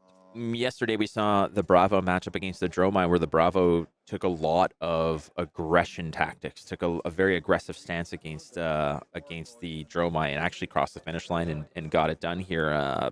Myself being a control player by nature, I usually like to slow things down and try to keep things very, very healthy on the life total. Yeah, and in this case, it looks like, you know, he's just opting to sort of trade damage to a degree because he wants to maybe bring it to an end state where both players are in single digits, where a dominate can make it happen. And leaning on a lot of that equipment, he's able to maybe make those trades later on. I think he also drew into 3 blues and a crippling crush as well, and so he might be looking at this, just licking his chops, saying, you know, I can just throw a crippling crush. He's going to sink the arsenal, which was that Warmonger's Diplomacy, draws into a red. Fate for scene. Warmonger's Diplomacy is such a massive card against Runeblades. I cannot see why you would want to get rid of it. It seems like such a safety net. If you give up all 4 cards, you can always just drop it and make it happen. But it's still fascinating in how this goes. Here's a Revel in Runeblood, a very powerful card again from Everfest, and it's going to create the 4 rune chance. You got to swing with them or you lose it. This is if you don't use it, you lose it. It's true. Reaping Blade is the weapon of choice. This prevents life gain, which is actually pretty solid into a more defensive build. We don't know if Sigils of Solace are in the deck list for the Bravo player, but we know for a fact that you can no longer play Rosetta Thorn for 2 and 2 because it is, it dusted. Let's just put it that way. It is no longer in this world and in this meta because it is now floating on in the Heavens of Living Legend format. So instead, we have to settle for a 1 for 3 instead of a 1 for 4 card, and there is that Crippling Crush in hand. Can't quite make out if there are enough blues there in play, but I know he has a sync or a Fate Foreseen, I should say. Yep, there's 1 Fate Foreseen. It looks like he has exactly, outside of that Fate Foreseen, 7 resources. He was trying to draw into a blue so he could have dominated a Crippling Crush and forced out a lot of equipment to block. Now, honestly, the Sigil of Solace to me is becoming a less attractive option for Bravo. It's still in some of the lists that I like to play with. However, without Rosetta Thorn, a lot of more players are playing Reaping Blade, the Rune Blade, so it doesn't get as much opportunity. The reason I keep it around, frankly, is because of Icelanders, and I think that that's an important aspect as well. However, if Iyslander does rotate, I think that Sigil of Solace might be one of the cards that I would cut out of that list. Here's a question for us. This is from Drifter Comic. How do you pronounce Mechropotent? Are you a Mechropotent or are you Mechropotent? It's actually Mechropotent. No, isn't it Mechropotent or sure, Mechropotent? I would say Mechropotent. I would say Mechropotent as well. But then again, Mechropotent? yeah. Well, it's mech, right? Well, you can say CH. Well, you could, but Metropotent. would that be Mechropotent? anywhere in the realm of correct? It's a made up word. It's a fantasy game. Are you a mechanologist? I can't even say that wrong. Mechanologist? I'm a mechanologist. I'm a bonobologist. Mechropotent. Mechropotent? Macrocpotent. Macrocpotent. I don't think that's correct. Yeah, I don't think any of us are not right. wearing rubber Hey, shoes. Let's how be about honest. this Final Crush? This is one of the more important cards to be sending towards a go-again hero like Viserai. Again, the crush effect on this, 4 or more damage, no go-again. So basically, you get a 1 and done on your turn here. Chris K looking at his hand here, trying to figure out, well, if I block this out, I might only have 1 action anyways, so might as well just block it out, right? So we'll see how this one resolves, but there's a Seismic Surge that was made at the same time here. We're going to send a Sonata in front of it, and there goes some of the equipment. And finally, some of the equipment erosion is starting to happen. Zach, happy to see that. So when you do get around to finding a Terra Sunder, you're going to find some significant value because now a lot of that big block is starting to go away. So what are you left with? Well, you've got 1 from the Spellbound Creepers, 2 from the Crown of Providence, and then 1 more from that Grasp of the Arcanite. But it's worth noting that is progress made. Arsenaled a Crippling Crush, drew into a second Crippling Crush, has a very red hand, unfortunately for him, it looks like. And on a very powerful turn here, he's playing a, look at this, a Mordred Tide into a Become the Arc Knight into Read the Runes at the end of the turn. That seems pretty solid. Going to build up a whole bunch of rune chants, and unfortunately we cannot punish the opponent based on the hand composition really that well, it seems. Says 2 blues is what Ethan ASMR'd into my ear just now, just very sweetly whispering. But not much play here on this side. We're gonna just basically make like 13,000 rune chants. Well, again, I say this every time it's you and I will round that back down to reality for the viewer. But your reality in metric is far different than actual reality. Yes. I can hear an eagle in the distance. What was that? Freedom units. There's a flag somehow blowing. There's no wind in here. But some air just puffed past an American flag. Well, Zach at 23, Chris at 24, but 8 rune chants of being stowed away there. Just gaining dust, but bam, here comes the Crippling Crush. He has the sauce. It looks like he did have 2 blues, and this is why we keep that Ethan Van Sant around, because he has the eyes to see 2 blues. It's because he has good glasses. No Dom sauce on this one. It's Crippling Crush the old-fashioned way, the way Grandma used to play it, frankly. Dom sauce is the word that you chose, and I kind of love that. Yeah. Dominate. Dom sauce. You got to record that for him. I will. You know what I was actually thinking, Ethan? I know that you don't have a graphic for Bravo. You use Starvo. Maybe I'll just do something where you can just record it and put it up there. It seems like a bit of a breeze over there. You could stand over there where the flag's flying, and you can just have your hair blow in the wind. I actually do believe I can record a sound bit real quick. So I'm going to mute everything else other than Flake, which is a mistake to begin with. Go ahead, give us Dom sauce. Dom sauce. All right. I'm going to try to input that. Keep going. All right, cool. I like to have it. Dom sauce. Perfect. So that's, that's pretty a new good. thing for it. Well, there's Some also echo on that. Put some reverb on that. There's also for intimidated, we say intimate. Yeah, intimate. That's the one. Oh, that's a throwback That right is there. very to, much a throwback. You and Brendan over at an event At the over Realm. a year ago. That's right. It was a the Realm event Yeah. ages ago. My God, Dom sauce. So there's We're no gonna- Dom sauce on this. Okay, No. this is massive. This is a massive play because he's giving up all the equipment. Zach loves to see this because he knows that the clapback is going to be significant if you're giving up all this armor on a non-dominated attack. Well, this card right here is another Crippling Crush. All right, update. I messed up. I clicked the wrong button, but it is possible. So we gotta do it again. All right. So get ready. Ready, yep. Get ready. And go. Dom sauce. That should work. Gigadom, that's good. Mechanoprotent. Why are we putting extra letters inside there? It doesn't exist. They're free. Oh, here we go. All right, pitching the thing called Arknight Shard, and in pitching that creates another rune chant. We are up to Dom sauce. 9 rune chants, and at any moment Dom you can now sauce. hear Dom sauce. Dom sauce. Something right. casual here for just a casual, Wowza. casual 4 go again. Now, how many were made here in terms of auras? Because, okay, so there's only 2, so this means that it gets to go again, and it gets the +1. Had there been another aura made, it would have meant that if that hit, you cannot prevent arcane damage, which can be deadly should there be a follow-up of extra arcane damage off this. But without Rosetta and without extra ways to make more rune chants, it's not really going to be that big of a deal. Nonetheless, Swarming Gloomveil is here, and that is another Everfest card, a huge big help for rune blades here. It's 4 go again, but I mean the bigger picture here is going to be those rune chants. But we know Guardian loves blue cards, so that is just three blue pitches to get out of this. But does he have them? Well, I think what Zach really wanted to do was go Crippling Crush into Crippling Crush. And I believe, like I said earlier, this is with the giantest arrow in the world. That is Crippling Crush. It's a very straight arrow, though. Well done. I was going to say, that actually worked out very well. Arrow. But nevertheless, that right there, if that is Crippling Crush, he wanted to follow this up with another turn where he just forces the actual discard of 2 cards on the side of Chris.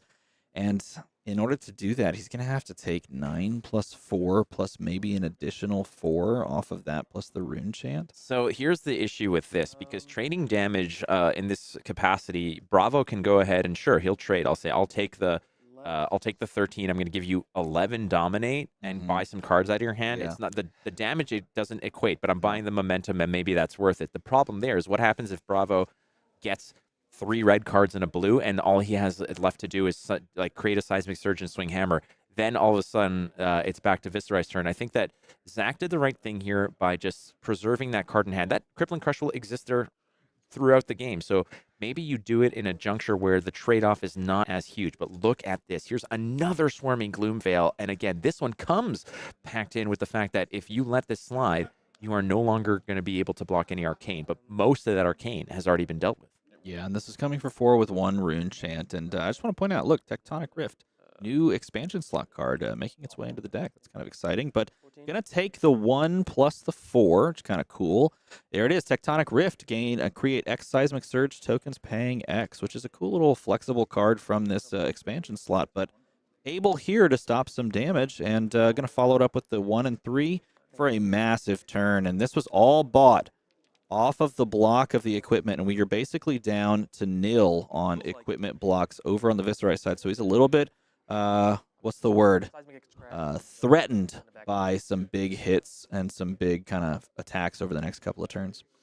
The issue here, I feel, is the fact that, well, let's just talk about Tectonic Rift. I'm not a big fan of Tectonic Rift. Number 1, blocks for 2. Number 2 is the fact that it's not a 3 pitch, so it doesn't really help out with your Anathos. And in fact, it's like you're pitching to create Seismic Surges, and then you're following up with an Anathos for 4. Like, it's not the greatest card. I'm not too thrilled about it, but who knows?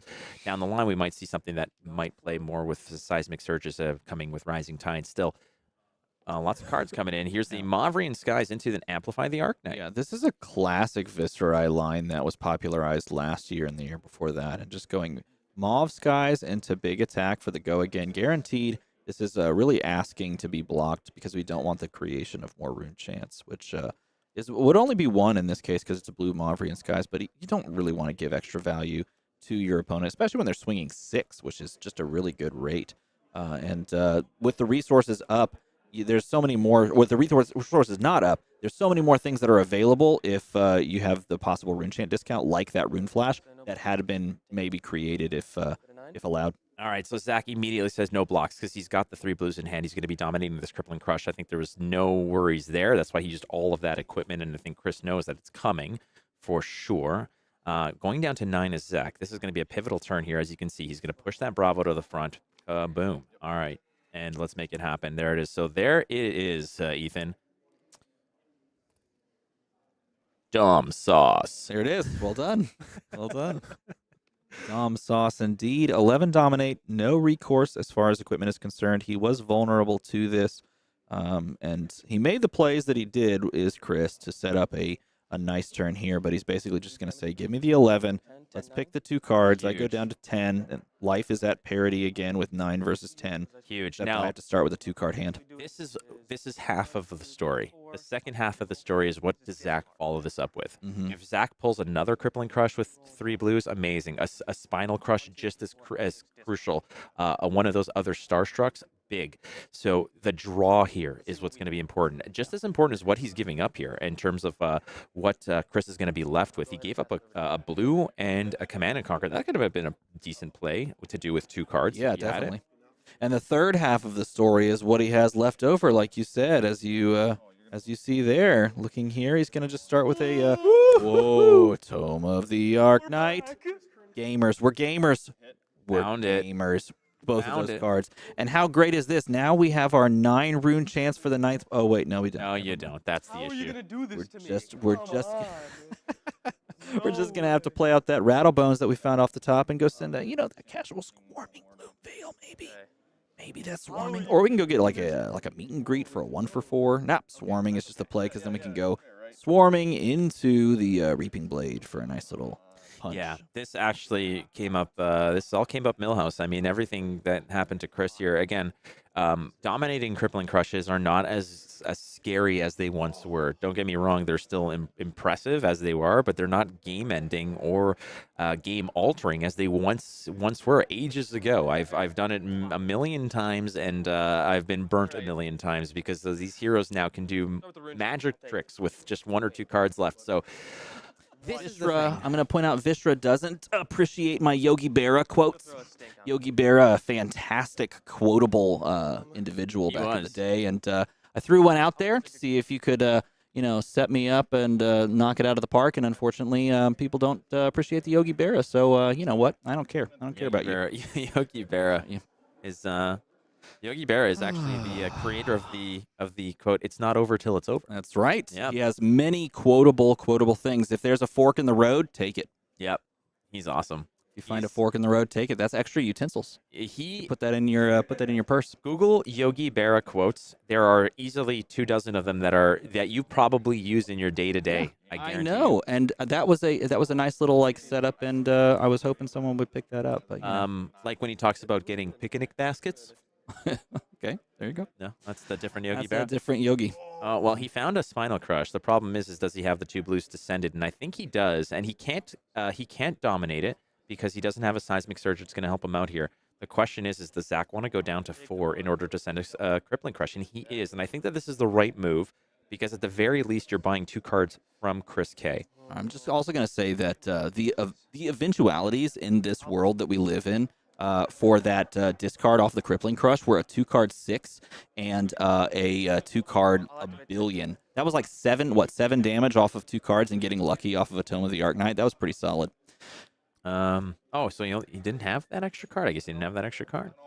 Sends the old Seismic Oh, no, he Surge blocked. plus That's a bad. Okay. Nothos, yeah. Yeah, Nothos for 6. Yeah, the choke slam, but oh boy, here. Okay, so here comes the Mavrine Skies into a Shrill of the Skull form red. Nice. This is a massive turn here because it comes with a breakpoint. Now you can block 6 from hand. You do have one more breakpoint that you can cover with the Crater Fist, which is kind of I think what you want to do here. You do not want to get extra value off of that Mavrine Skies, not this low to ground. Now this again goes back to the fact that when I play Bravo, I like to play it really tight. I don't like to let much damage through because when you do find opportunities to dominate those Crippling Crushes and do those things, you want to have a nice cushion where you're able to swing the tide in that case. Now, Zach's playing this very aggressive, and he's brought Chris down to 7, but now you're in a juncture in the game where this can happen, and it's dangerous. The beauty of this, though, is you have Anathos, which is a huge help for you to just swing away with 1 or 2 cards that you have left. So here it is, full block. Crater Fist is going to bust up off this one, and there's a white border, Bravo.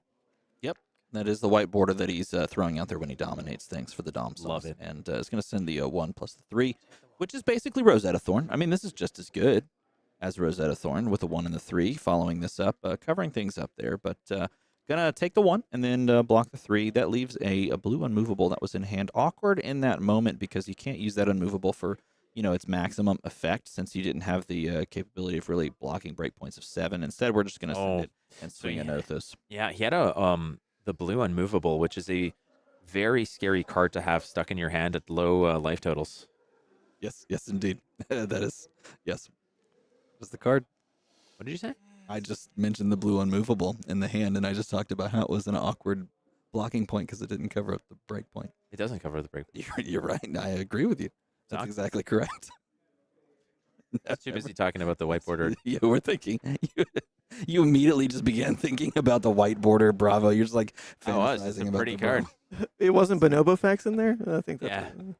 But the two of us looked at each other and we're just like, "Hey, I feel like I've heard that before." All right, now I want to bring some attention to the fact that what was left in his hand was a blue unmovable here, which was really difficult because you can't just cover out the 7 that he attacked with, and it's really difficult that you can't block it on its own. So that's very dangerous. So he has to pitch it here. Yeah, I made for an awkward blocking turn, right? So he had to give the 2 cards that could block on that first attack, mainly and then because this card over here blocks. It was attacking for 7, right? And this here, it only goes for 5 when it's 5 not on a hand, and useful. even Yeah, if yeah. it came out of Arsenal, it would only Only been be for 6. 6, Yeah, yeah, so very good there we point. go. So he's going to block here for 3, which is going to not cover it all because of the break point, which is probably one of the What would have problems. been really good there if he had an unmovable blue from hand because that would cover up. It would just you have to cost 3 to do that. But here's an awkward hand he drew into, and that's the Rune Blade hand right there, drawing unfortunately into a couple of reds he had to pitch away, not sending any damage. And now, who's in the driver's seat? Well, this is going to be nice. So we're going to start off with the tech plate and the Dom sauce. And it's a dominated 8. Now this is not an end game by any means, and this is the scary thing because Zach is going to present 8 damage dominated, but he can block 3, deal 5, and the silver lining for Chris is that he's going to still have a lot of cards to deal with. But he did have a reduced rune chant in Arsenal, so he'll have 3 cards to play with and only take 1 at the end of this. But this is so smart because he had 2 reds in hand prior. He was able to pitch and create the rune chant, so he didn't have to pay for that reduced rune chant because it's reduced by the number of rune chants he had. He had nothing up, so he had to make that exact play to make this a saving play. And here he's going to start with just the classic like 3-card hand of an attack, but being preceded by the Mavrian Skies so that we can send rune chants and threaten an on hit. And this was a great kind of stealing back that tempo. It's crazy that he had this blue unmovable in hand as well because it didn't block that breakpoint of 7 as well. Yeah, this is a nasty little bit of business over here. The red Mavrian Skies, the rune flash with the go again, the rune chants that are coming in tow. It's a nasty bit of reality here that Zach's going to have to navigate. You can't let this hit, but at the same time, you do want to just close this out.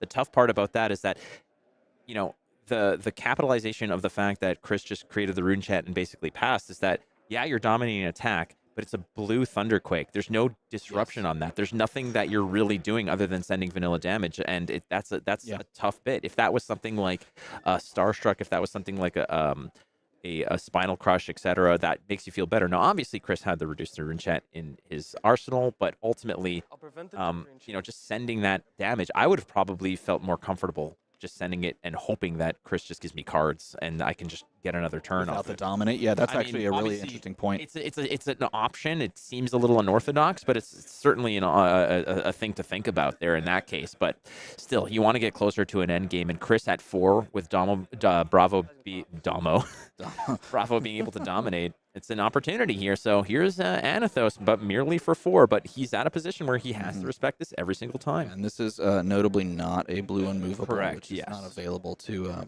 block in pressure scenarios. Instead, we're just going to give him the 3 value block there, taking the 1, and again, going to try and play out that 3-card hand. Yes, if only he could dominate the blue unmovable. Now, that would be a cheating play. That would be quite cheating, but, you know, it might be interesting. There's the play again. We have the go again. We're floating the resource. This is kind of the bread and butter type of play that you learn when you first pick up the hero of Viserai. Create rune chants, give an on hit with Mavrian Skies, threaten a break point, and float a resource for the weapon. In this case, we don't have Thorn, but we do have Reaping Blade, which is honestly just as good. And I do think I see right here, that card I think is a blue unmovable. And I'm not kidding this time. I actually think that is blue unmovable. You're right. And you don't know what's coming up after this. Well, it's going to be Reaping Blade, obviously, but it's Reaping Blade plus 3 rune chants. So it's 6 damage. That unmovable can just be pitched away to the rune chants. But at the same time, I like to just get rid of that card as soon as I can. Blue unmovable, if you find a nice house for it, you just send it in. But he's going to throw away a red and a yellow here. And here comes the Reaping Blade for 3 and 3 rune chants. So he's going to pitch away, cover it all up, moving away. And again, this card actually did some serious work on this turn because he was at 3, and he needed to make sure that he took care of business because otherwise, without that blue unmovable, you ever think you'll make a Marvel blue unmovable? Wow, actually, I think it's going to be Judge Pack 3, actually. Without that blue... Unbelievable. Without that blue unmovable... It's unbelievable. Dumb babies in the chat. Oh, I didn't even notice the name. That's incredible. Stupid babies need the most attention. Dumb baby. And his Waluigi. Okay, yep, that's the play line we're taking. 3, you got to have another blue unmovable style card. In this case, it's going to be cover up. And we're just in this play. We're stuck in this play pattern that you can get towards the end of the game where one player has all the tempo and is trying to just drain the other. But you have to maintain that. You have to continue that. Otherwise, you're going to give tempo to a hero that can win on the spot and dominate, right? Basically. And again, if you take a defensive posture, you're hoping to sort of squeeze out some of the threats here. But yeah, what Zach is waiting for here is another 4 non-attack action type of card, one of those Ring Blade cards. Chris has been very good at drawing up those nice balanced hands. And here it is, another exactly the same thing, more or less. It's a yellow Mob Skies into a Spellblade Assault, creating more rune chants, giving the go again, and this is another attack that you absolutely have to respect. Is this not just the most thrilling gameplay you've seen out of any hero ever? I love Viserai. Man, it's actually- incredible. I thoroughly enjoy this. It's consistency. This is consistent threat that you have to dance around. And it's definitely one of those acquired tastes. Just like dominating to finish a game is an acquired taste. So is the generation and the constant threat of rune chance onto the field, right? But it's this back and forth game that if you can put yourself into a position for Chris, which Chris has done, then you can maybe find yourself on a 3-1 record, and that's what he's trying to do right now. To attack, I mean, this is easily covered up, but he's holding onto a sink below, I believe. And you do want to cover this up because this generates you for two sure. more rune chance, right? And so we're just deciding how to best do that. And we've got a Fate Foreseen and a Sink below, so 2 4 blocks. And do you want to give that value to a Spellblade Assault that's just a blue? You just want to, because you need to hold a 3 block for the Reaping Blade, and you need to hold a blue to stop the rune chance. Yeah. But And you don't know. 2 reds, though, in hand, which makes this That's- really uncomfortable. So if you have 3 reds in hand, you're probably dead on a turn like this. And so you need to, first of all, stop this, right? You got to sink something, I think, is what you need to potentially do here, but we'll see what that is. Not to mention, Chris is holding on to a card in hand and 1 in arsenal, so this is not done yet. I don't know if all 3 of the Swarming Gloom Veils have been used. Yeah, they've been cycled out and cycled many times off of the power of Rattlebones. But yeah, they have been burned through. Nevertheless, if this is something absolutely insane that generates more rune chance, like maybe even Revel. If that's yeah, Revel, that that's can the be one. If broken. that generates rune chance, then he could just close it out regardless of what's in the hand here. It just depends on how we go about blocking here first. The worst thing he can have is an unbelievable. That would be definitely difficult over here because of the fact that it's doesn't cover the breakpoints. No, it really doesn't. So we're gonna see this. This might feel bad, but yeah, you're gonna fate this to see what's on top because the sink below is what's gonna help him. Okay, so he likes that, and this is a good information to Chris. And like you're giving up a Fate Foreseen into this, another Mavs guys making Ethan Van Sant so happy to see this incredible play. Wow. All right, well it is gonna That's be nuts. Oh boy. And he's gonna be able to cover up the breakpoint of the Amplify the Arcanite, but he has to deal with the arcane damage first, and that's the problematic piece of this because he can't just sink below, grab a blue, and then pay into the rune chance. He has to start with the rune chance and the arcane damage. So if he's got that blue, which I believe he does have, he's probably gonna pitch that into the blocking of it, but then you cover up the Amplify with maybe that sink plus the last card in hand, and then you just die to the Reaping Blade after the fact. This is why I don't like to trade damage with Viserai, because I don't like to be put in these positions. If it was just all physical damage, then it feels a little bit cleaner. You can just give up your hand and wait for an opportunity.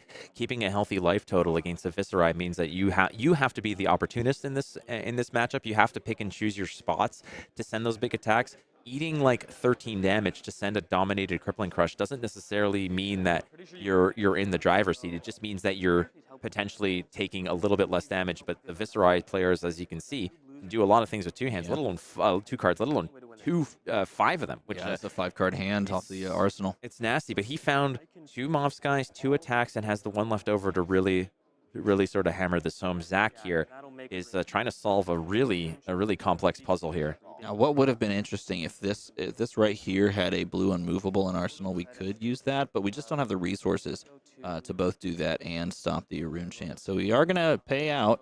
We're going to cover this up. And unfortunately, we just lose on the backswing to the rune chance plus the weapon.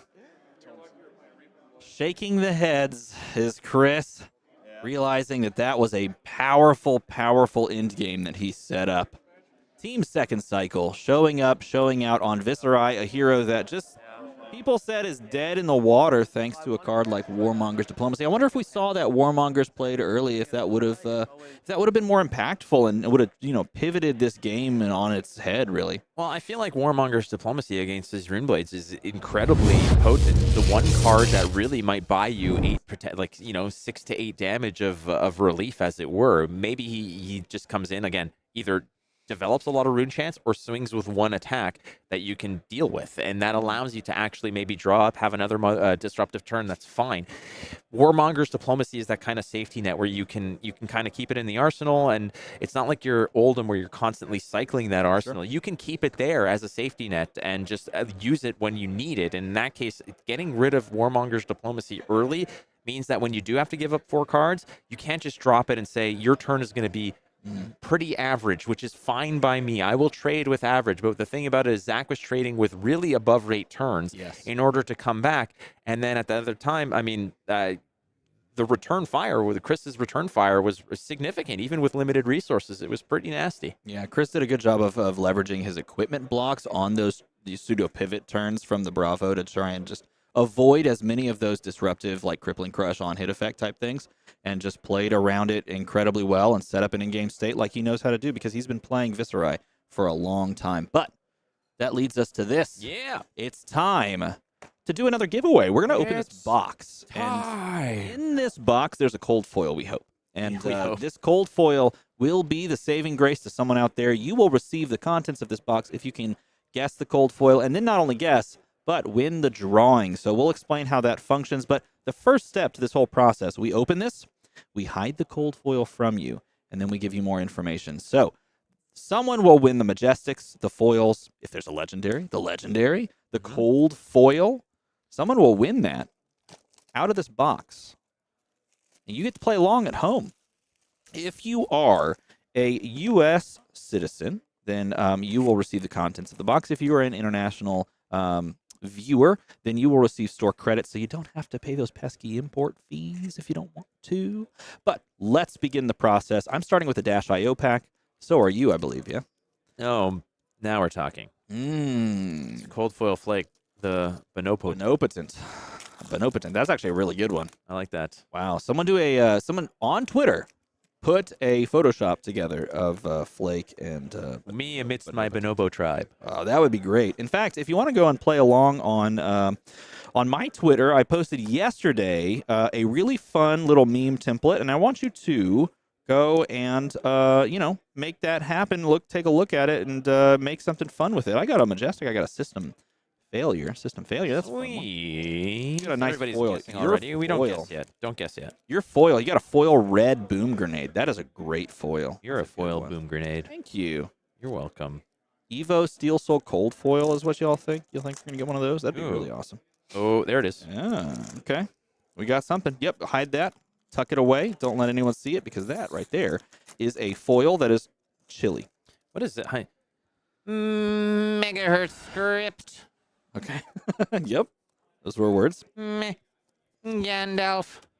I'm going to move this over here so that it just doesn't ever get revealed until the right moment. I can't believe you opened that so quickly. Well hide done. it in my potato salad. Or my macaroni salad. Yes, let's leave it several times before you do that. I opened another Majestic. We got a Majestic Evo Mock Breaker.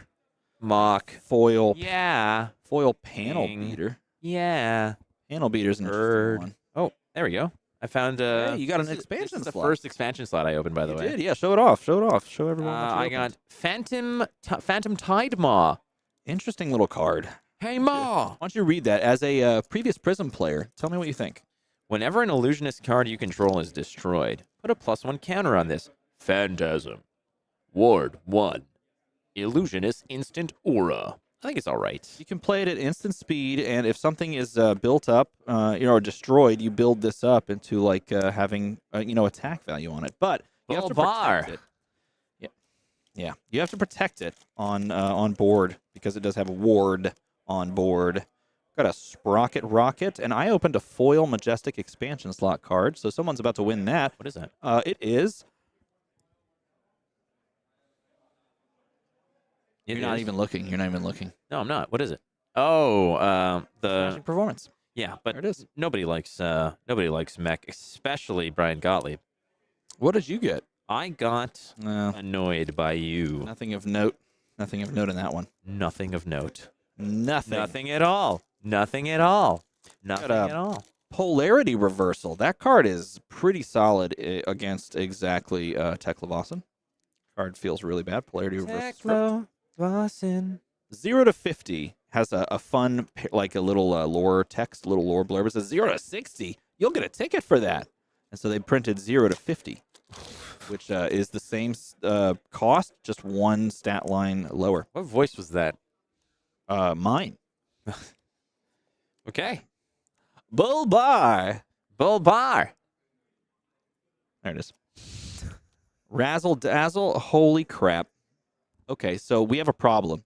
There are 2 cold foils. What is that? We each opened one, which is interesting. I didn't know that you get 2 cold foils. In the Oh, box. well, no, we only opened one. Yeah, that's it. We only opened one cold Whoopsie. foil. Sure. Yeah, but we could actually make it interesting. We could try to guess both cold foils. That'd Show be it to kind of fun.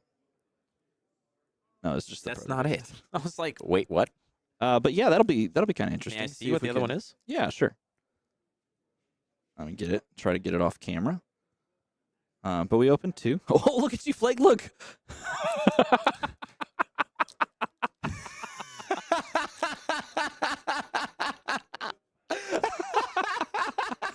Oh my God. Okay. That is the greatest thing Oh I my think God. I've seen all month. That Oh is my lord. awesome. Did you make that, Ethan? That's incredible. made Yeah, it's my 2-second Photoshop. Holy crap, that's All right, incredible. you win. Stop showing off. Where did you get that picture of me? Oh, come on. That's Oh on the my internet. Lord. Everybody Yeah, knows that's. this. I just Googled Matt DeMarco, and that came up.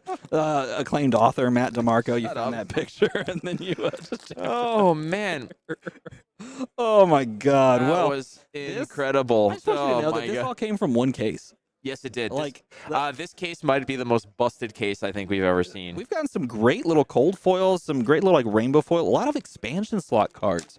Yeah. That's pretty interesting. You opened a Dash IO, which is a tough pull, I've heard. Adult Heroes, tough pull. I pulled my first ever Fabled yesterday. You did. Yeah, this one had a Fable. That is insane, First man. ever Fabled from Yeah. this case. It was Yeah, some good cards, man. incredible.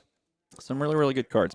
All right, we got nothing in this pack so far. Got an Underloop Blue, Lay Waste Yellow. We've got Infused Titanium. We've got the rare Hyper I need that Driver. picture, by the way. I definitely That is a pretty solid picture. Bonobo. We Pretty need the Bonobo arm solid. piece. A scrap Increase hopper. increase your crankshaft RPMs. I do have. All bar. I pulled Flake. What is it? It's you. Is that me? That kind of looks This like looks me. exactly That like looks Flake. exactly like me in that picture that It's you posted about the uncanny. bonobos. Yeah, pull up the bonobos. Compare this. Are you not? Okay, I know it's not focused, but I'm trying my best. Okay. Look, Kinda. like if you squint. Well, it won't focus. It's But kind you of. get the picture, right? I got You've seen Moonshot. 3 legendary cases? Wow. Moonshot. That'd be pretty cool. Where's the? Cold foil, Evo, Bonobo, arms and legs. Wow. I would totally love some cold foil bonobo Dude, arms and 3 legs. legendary case. That's pretty sick, dude. Such a good. I love how it covers you up, too. I'm in the back. I'm not even like the leader of the tribe. You're right. Someone proved their Working my way dominance. Yeah, there you go. That's right. Yeah, you got demoted after making some poor like leadership choices. They're like, let's get this kid out of here. Sounds about right. Yeah. Big Bertha, Flake's cosplay coming up soon. Oh at yeah. Worlds near you. Oh, it might be a Somebody said cold Ooh, foil it's a- blue unmovable maybe. That's the one. Blue unmovable. Well, yeah, pretty lame card because it doesn't cover the breakpoints. Evo Sentry base head. It's a good card. People need to play that. You need to play base equipment. Just telling you, that's how it functions. That's the point.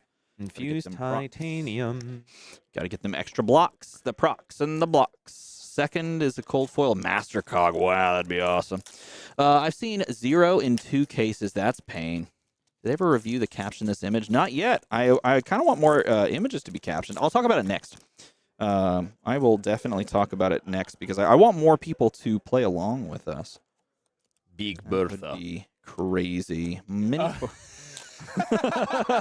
See, you see, like that's like really close, really good. Ooh, look at that!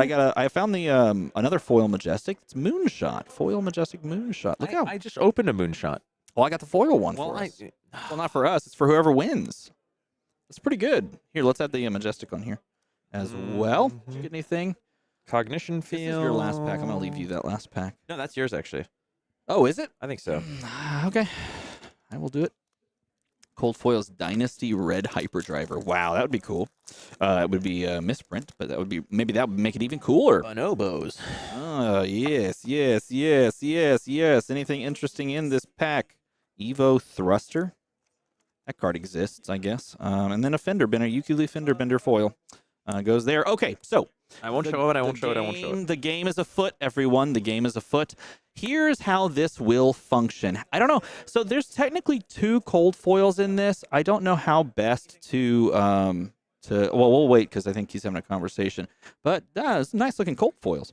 How do we best want to handle this if there's multiple options, or do we just want to pick one? Let's just pick this one. This is what we're gonna do. We're gonna pick this one. We'll pick the first one. Yeah, the first one we opened just makes more sense. It just like since we opened it first, you might as well just run with it. So, So yeah, you will be winning basically the Majestics out of this, plus the cold foil that we opened, and the foils as well. And the okay, foils. these the bulk cards we're not gonna send because it makes it easier to ship.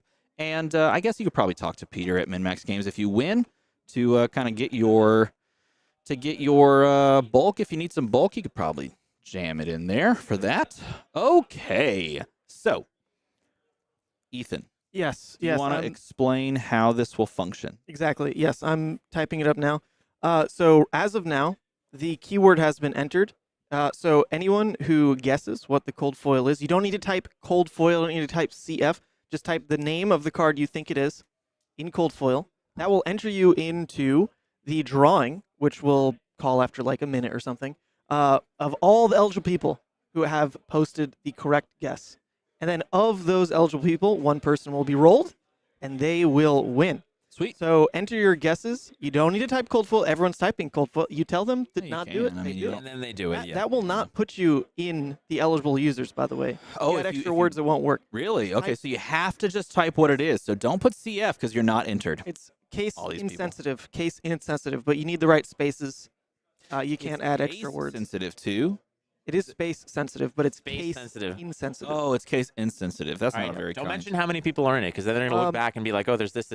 Cold foil Big Bertha is a guess in the chat. That's correct. Wow. Nice. Wow, that'd be really Nice. cool if that were the case. Maybe it's Bull Bar. That would not be a thing that's available. No, it's not. Ooh, singularity. Now that would be a cool Alright. thing. There are Singularity. 4 eligible users as of now. Cold foil Well- singularity would be really spicy because that is a really hard pull. That's a cold foil legendary. That's a marvel. It's a double-sided token. But you're basically saying you didn't pull that then. That would be amazing. You would have been too excited, I guess. It was what? I would have said the answer. If I pulled a cold foil marvel double-sided singularity, I would have, because we'd be holding on to a near $1,000 card. No, we would probably not tell them. Well, it's hard to. Oh, I no, mean, no cold foils. Yeah, I guess. You can have this Bull Bar. All right, there are 12 eligible users. All right, All right, We'll- let's we'll run call it. it enough. Let's run it. Let's run it. Run it now. Over. It's Run it done. now. Let's run it. Okay, Done. here it goes. Drum And roll. let's see, it'll say in chat. Nightbot will say the winner. Winner is SCC Flame SCC Flame. has won. It says- Congratulations. in the chat. Hey, so here is the cold foil. If you were playing along, it's actually a marvel, and how beautiful! It is one of the best marvels you can possibly get. It is Steel Soul Memory, and along with that, you will also get Evo Mock. By the way, this Flake, you opened this, which is a solid pull, man. I That did. was sick. I did. And Evo Mock Breaker, you're also getting a System Failure. You're also getting a Smashing Performance Foil, which is quite Ooh, good. I want that one. You want that one? Nope. A Phantom Tide Maw, you're getting a Moonshot, and then a Foil Moonshot. And that's all you're getting. And that is Or all you're getting. But or- I opened a cold foil too, and the cold foil that I opened is what is it? it's a Master Cog Cold Foil. Another Fable reopened. I opened a getting cold that too. foil Fable on the in the box from the freaking case that had the rainbow foil Fable as well. Unreal. Are you Yeah. kidding me with What this? the heck? We also got Someone a cold get foil. this. Dude, And this it was that person. And there's still a box left from this case. Oh my God! No one's gonna play in our next giveaway at this point. Everyone's like, "I'm out. I'm just cutting it." Three fabled case. Oh, well, it's going to be the Marvel Singularity next. Jeez, That's this it. is Dude, that's the insane. possibility. Yeah. Well, keep this in mind. We also, from this same case, opened another Marvel Steel Soul as well. True. This is we got the chest yesterday. Someone got that. If someone had purchased this case from MinMax at MinMaxGames.com, you can go check it out. If someone had purchased this case, they would have gotten a Marvel Steel Soul memory, a Marvel Steel Soul chest piece, a Rainbow Foil Fable Master Cog, a Cold Foil Fable Master So look, Cog. that's what you get on these streams, okay? We give away stuff. Pure, You get grade A, you get- unfiltered fire. You get incredible production value. You get slightly above average casting. Way more facts than you have brain space to understand. You get 7 block blue unmovables. You get bonobo facts. You get so much, and you get giveaways. Yeah, and not only that, you get good giveaways because holy crap, this is good. Yeah, that's pretty sweet. So congratulations to whoever the hell won it. Good for you. Nicely done. It was SCC Flame. They are active in the chat. Hell Well- yeah. well SCC done. Flame, well done. Congratulations. We're going to do another giveaway down the road, but we do have more CC action. Yes, we do. Round number 5? I'm afraid to touch these, like, the stack too much because we have a Let me just Fable. scoop some of this like Yeah. potato salad with Okay. my hands and then handle all the cards. No, Is no that what we want to thanks. do? All right, we're going to take a quick break. I'm going to go find a couple of sleeves. Oh, well, this Sleeve makes these sense cards right up here. with an Owen. It doesn't have Yeah. a cold foil bull bar. We don't want it. So Yeah, I understand. So don't go too far. We're going to jump into the next round soon. But, go get a snack. Go rest up for round number 5 of 6 of Swiss. Goodbye. Okay. Dude, that thing is hilarious.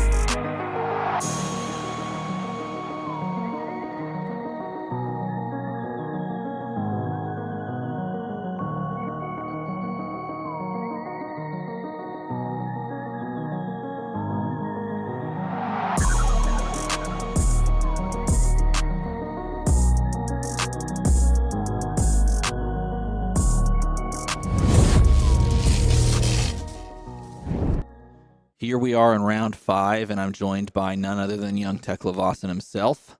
Flake, how you doing, Flake? I'm doing great. Yeah. You know, just loaded with information. Excited to go into round number 5 here of 6 rounds for the PTI event here in Milwaukee. That's right. Here we are in Milwaukee. And round 5 is going to be a fun one. I believe we have, is it Katsu versus Iyslander? Katsu versus Iyslander. This is a contentious one as well because Katsu is one of those heroes that really wants to play exactly what they can with the resources at their disposal and doesn't really want to play and pay around a lot of disruption. But we're going to see if they set themselves up for success with maybe some more blues and can just push crazy amounts of damage in this round 5 matchup. So let's go ahead and throw it down there and take a look at both of these players as they prep and prepare themselves. Both sitting at 3-1 going into round 5 and trying to avoid that 2-loss record so that they can make their way towards the top 8 here in the penultimate round of Swiss at the PTI. Very important round over here. Again, you cannot lose this round. You have to convert here. So both players essentially playing for their tournament lives in this case. This is Jonny E on the Katsu the Wanderer versus Bryce H. We've already seen Bryce today play as Iyslander, and this is going to be a matter of pristine timing for Iyslander because Katsu is going to be laying it on very thick. You have to make sure that you are timing those disruptive effects. Blizzard is obviously going to be a backbreaker, Channel Lake Frigid as well, but it's when you have something in your arsenal like an Ice Bolt Blue or an Aether Hail Blue, when does that one single Frostbite matter most? Bryce needs to time that impeccably in order to just keep Katsu at bay here. As you can see, this is his personal hell. Yeah, it is actually a very good encapsulation of how this can sometimes feel from the Katsu perspective. And it looks like he's running the AB3, only has one Harmonized Kadachi, and instead just carrying out that Marvel Lantern.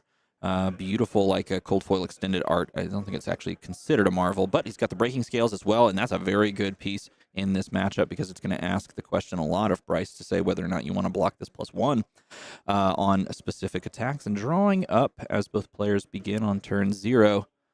Oh, he's going to send it.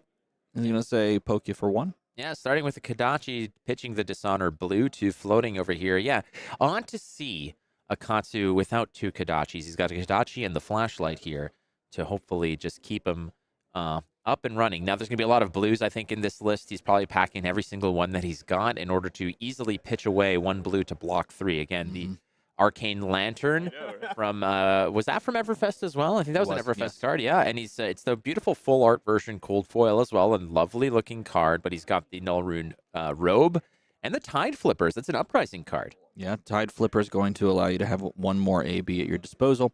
Covering up with Icebind, a really good card in this matchup, and one that you don't see in every single matchup, but probably included here. And same thing with McGinty Release as well. And that's going to be covered up with a Sink Below. I think you pointed this out at the beginning, and it was a fantastic point and one that I was thinking about as well. This is a matchup of inches, and can Bryce find that moment where he's got something like a blue frosting in Arsenal and the possibility creation of 1 single Frostbite that could completely stop a turn for Jonny? I think if you see that, these little tiny moments and these tiny effects of disruption possibly blowing out Jonny, that would be like the key moment of the game. Yeah, I think you're right. Arcane Lantern possibly was Dynasty. So Drifter Comic, I think, was, I believe that was the case. I don't believe so. Maybe not. It doesn't matter. You know what it's not? It's not a blue unmovable, which can be pitched to as for Arcane Barrier. Nonetheless, here's an Insidious Chill established by Bryce. Big start to the game. I think, again, this is the second time that Bryce has actually opened up his game with an Insidious Chill on the board. That's exactly correct. Finding Insidious Chill in the first turn of the game again. We saw it in that Maxx game, and I believe it was round 3, and now we're seeing it again here. Now, in round 3, it lived on the board for quite a long time before we got the value off of it, but managing to find those moments where you did get the value sealed the deal in the game, and sending out the Kadachi yet again. Indeed, it was. Arcane Lantern was from Everfest. I know because I purchased it for slightly too much alongside of a Valda cold foil as well. Beautiful cards from both players here, but ultimately Bryce is going to have a lot more opportunity to fuse certain cards because cards like Brain Freeze, I think, are going to be incredibly potent against Jonny here. Now, there are cards like Descendant Gustwave, Bonds of Ancestry, things like that, that do not have 0 cost. So they will be immune. But here's one of those big backbreaking plays, as we mentioned, Blizzard. It's going to create the Frostbite. There's no fuse on this, but it is going to say pay 2 or lose go again. And beyond that, after all said and done, you still got the tax of the Frostbite that you got to pay through. So Jonny is already feeling the freeze from Bryce. This is round 5 of 6. The Frostbite's most likely going to resolve here. And interesting little kind of point to talk about is the Blizzard was coming from Arsenal. That is an instant and can be played from the hand, but it was the card chosen to place in the Arsenal, which means we don't have the activation of a Waning Moon or anything like that available to us simply because we haven't played a non-attack this turn, but we still get to try and stymie the turn. And there's the block on the Descendant Gustwave. Oh, Bryce is holding on to another one of those backbreaking plays. We're talking about some of those really, really potent sort of stoppages, which is Channel Lake Frigid. Bryce holding on to one in hand. You can best believe that he wants full value off of that card. He's going to have it in Arsenal whenever he can, but he's going to start with an Ice Mind fused with a Blizzard. And, oh, man, he's finding all of these really, really difficult cards for Jonny to sort of muscle through. Blizzard, Channel Lake Frigid. There's already an Insidious Chill established, and now an Ice Bind that he has to deal with. Just buying so much tempo in a matchup that's razor thin on the side of the Katsu, where they don't want to pitch extra resources. They want to just play their hand. He's just going to start with a Chill trigger, discarding a red Flick Flack on that. Red Flick Flack, a fun little introduction to the deck based on assuming that your opponent's playing a Bullander list, and then he's going to pitch the Blizzard to send the old Waning Moon damage on, over, and across. He's going to pitch some AB to stop that, and basically just say, yeah, it's fine. I'm not going to really do anything on my turn. After all is said and done, because you have so much disruption, I'm just going to play for another turn after this. A lot of the thought process here against decks like Iyslander, whenever you're getting hit with something like an Insidious Chill that's taxing you, oftentimes you just discard a red. It's better to do that. You do not want to see that card on the comeback, especially in more control-y, grindier matchups. Now, Katsu is looking to maybe not even see second cycle, so it's not even that big of a deal. But I don't think Flick Flack's ever going to get much value in this matchup, so just get rid of it. You don't want to see it. If you do happen to get a second cycle, you do not want to draw into a Flick Flack in a turn where you might be dead to arcane damage. It feels like one of those great cards to find just at the right time, and then otherwise you just use it for max value for whatever you can get it for. And in this case, the max value was discarding it instead of trying to pay 2 resources onto that Insidious Chill trigger. If you just luck into drawing it on a turn where they send Wounded Bull, or in this case, Fyendal's Fighting Spirit, which is in this list, then you just feel good about that, and otherwise you just find a time to use it. And just evaluating value is a huge thing in card games. All right, well, we're going to set this Channel Lake Frigid up the old-fashioned way on his own turn. Bryce not trying to steal an extra turn off of it, but it's going to catch a flow counter. There's the one floating as well. What's the follow-up over here? Because the Channel Lake Frigid does have a go again. So we're going to see he's kind of just sort of waffling in terms of what he wants to do. It looks like it's just going to be a Waning Moon for 2 with 2 floating here. There's not much else that you can do here. So he's going to provide change at the end of the day. He's actually just got a little extra resources to play with that aren't going to go nowhere. He has so much disruption in the first couple of turns that he's actually doing what is oftentimes considered a less value play, and that's a big pitch of a Razor Reflex. That is a scary kind of like a psyops play. But we're going to get the Channel Lake Frigid trigger, but this, because the action point was still there, we had the capability of kind of starting with the Waning Moon and asking for a pitch into it, and then we follow up with a nice little Aether Ice Vein to push, an Aether Hail to push 4 damage. Oh yeah, I mean, Razor Reflex, Flick Flack. Look at all these sort of blasts from the past cards. Red Razor Reflex was something that you always kept in the back of your head when you were playing against something like Katsu, and suddenly Red Razor Reflex makes a reappearance as a pitchable card. But down to 38 goes Jonny. Both players just kind of very slowly poking away at each other. But, I mean, Jonny here knows that his turn is going to be quite expensive. He's pitching 2 now for a Kodachi. Something you don't often see is a heavy, hefty tax on the Kodachis there. But floating 1 resource, 1 card in hand, asking if there's any responses, and just going to pass after that, taking the 1 and then passing on over to Bryce with a 4-card hand plus an arsenal. 2 chill triggers still available, and the hope to keep the Channel Lake Frigid alive for another turn. Oh my gosh. And he's bought himself yet a more tempo to establish an Insidious Chill number 2. And he could set up for just like a pseudo OTK on a turn if he can get his opponent a little lower. Well, here we go. I mean, all things coming up, Bryce here is basically the Channeling Fridge is going to survive for another turn. I believe he has a Blizzard still in his back pocket if he needs it for the future. But for now, he's just saying, all right, well, another Insidious Chill and a little poke damage. And the second that I have a fusible thing like an Aether Ice Vein, you are absolutely gooned big time here as 2 flow counters on the Channeling Frigid. Yeah, he pitched the Blizzard earlier, so it's cycling around the deck, ready for him to use, like you mentioned, and that's gonna, if he gets back around to that portion of the deck, gonna save some of that disruption for later in the game. And he's got the Arsenal set up, he's got a 4-card hand, he's taxing his opponent, just really threatening at any moment to fuse something at instant speed from the Arsenal and just say, yeah, your hand is gone, you have nothing left to do. And this is a good start, paying 3 for a Surging Strike. Threatening 4 damage, but man, he's going to have to continue to pay a lot. And this is a tough matchup for Katsu and a tough spot to be in. Well, what else can he really do here? I mean, you're opening with the Surging Strike. Maybe you've got like a Descendant Gustways after this, which comes in for free.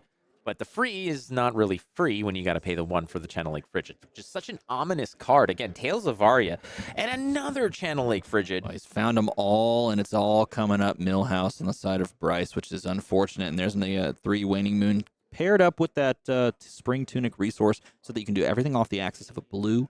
Is a very efficient play, and doing this in response to the Surging Strike for 4 damage, and Bryce feels so content just sitting back, relaxing, maxing out cool, and firing up all that stuff. Well, if you want to shoot some b-ball outside of the school, you're going to have to pay a hell of a lot to do so because there's so much here that you got to bust through. You got you've got this bad boy right here that's going to cost you 1. That's going to cost you 1. That's going to cost you 1. And the second that Bryce gets a little room to breathe here, he's going to absolutely blast you out of the sky. It is incredible just how much disruption. Now, the question is here, it's not merely about the disruption of this existing right now, but how much can this exist over time? Because it looks really imposing and it looks like almost unwinnable from Johnny's perspective when this is on the board, but this is not going to last forever. The Channel Lake Fridges are going to thaw out. Johnny will eventually get some room to maneuver here. So is it maybe Bryce is just getting a little too heavy on the disruption early on here? It could also be that Johnny has pivoted to sort of a fatigue plan. I mean, this could be the plan from the start. He could be thinking, well, let me try to weather the storm and have just this critical mass of blues in deck, and play these flick flacks so that I can stop Bullander stuff and try to just protect myself with AB3 as much as possible.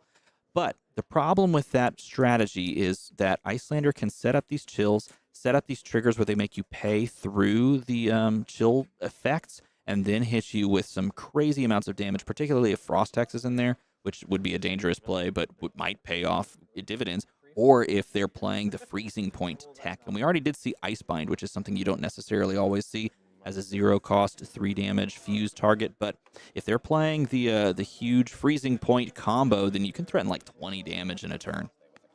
Well, down to 36 now. Bryce at 29, a Waning Moon again. Tell me if you've heard this one before. Yes. Drawn back up. You have. Yes, absolutely you have. Okay, well, Johnny hasn't had much room to breathe here, but it's going to eventually shift. It's going to change because 2 Channel Lake Fridges are now, well, one's gone, one's still existing, another's around the corner at some point. 1 Blizzard's been played as well.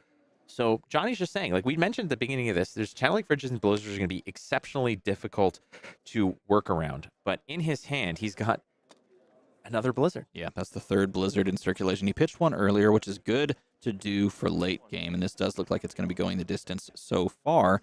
And so he's got 1 in hand right now. He's got 1 circulating in the deck towards the bottom of the deck. That's about 2, 3, maybe 3, 4 turns ago. So if we're pitch stacking that, which would just be incidental at this point, you're looking at that in maybe about 8 turns or so.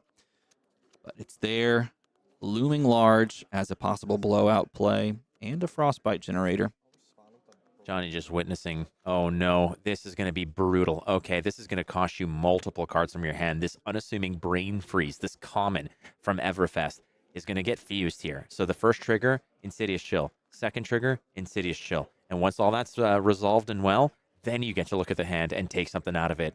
So I think what Jonny wants to do here is probably just get rid of his zeros and a wave to these Insidious Chills so that the Brain Freeze has nothing to really mess with. Now, this is not a lot of value that you're getting off Insidious Chill because your opponent's at such high life and you're not kind of pressuring them with arcane damage on the backswing outside of like a Waning Moon trigger.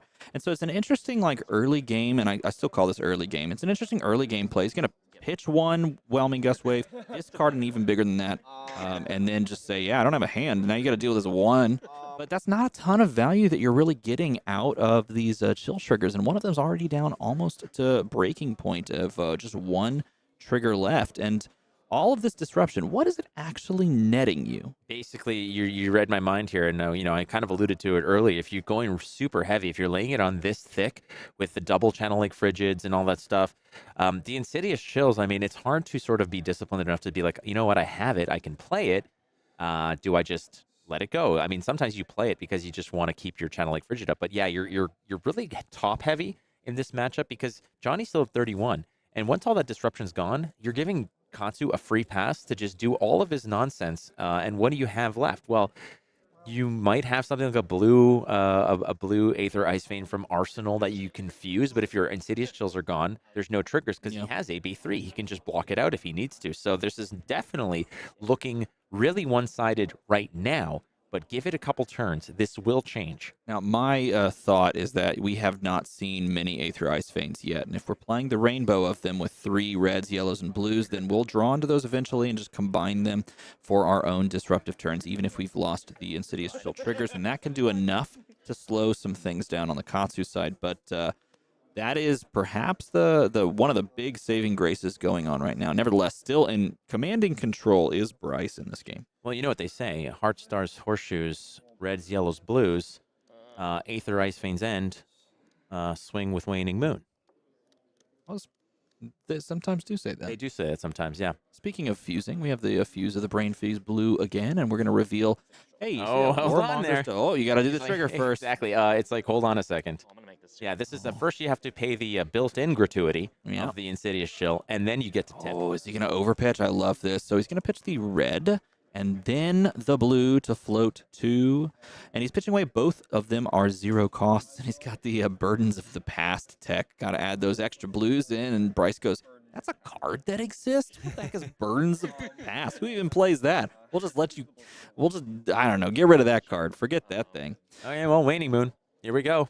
Yep. Make it happen. Now, I believe he does have 2 floating here. He's not represented, but I think there are 2 floating so that he can pay into 2 of that into the AB3 that he has total, and maybe even just sink that last card. So you were spot on when you mentioned, like, what is this netting you?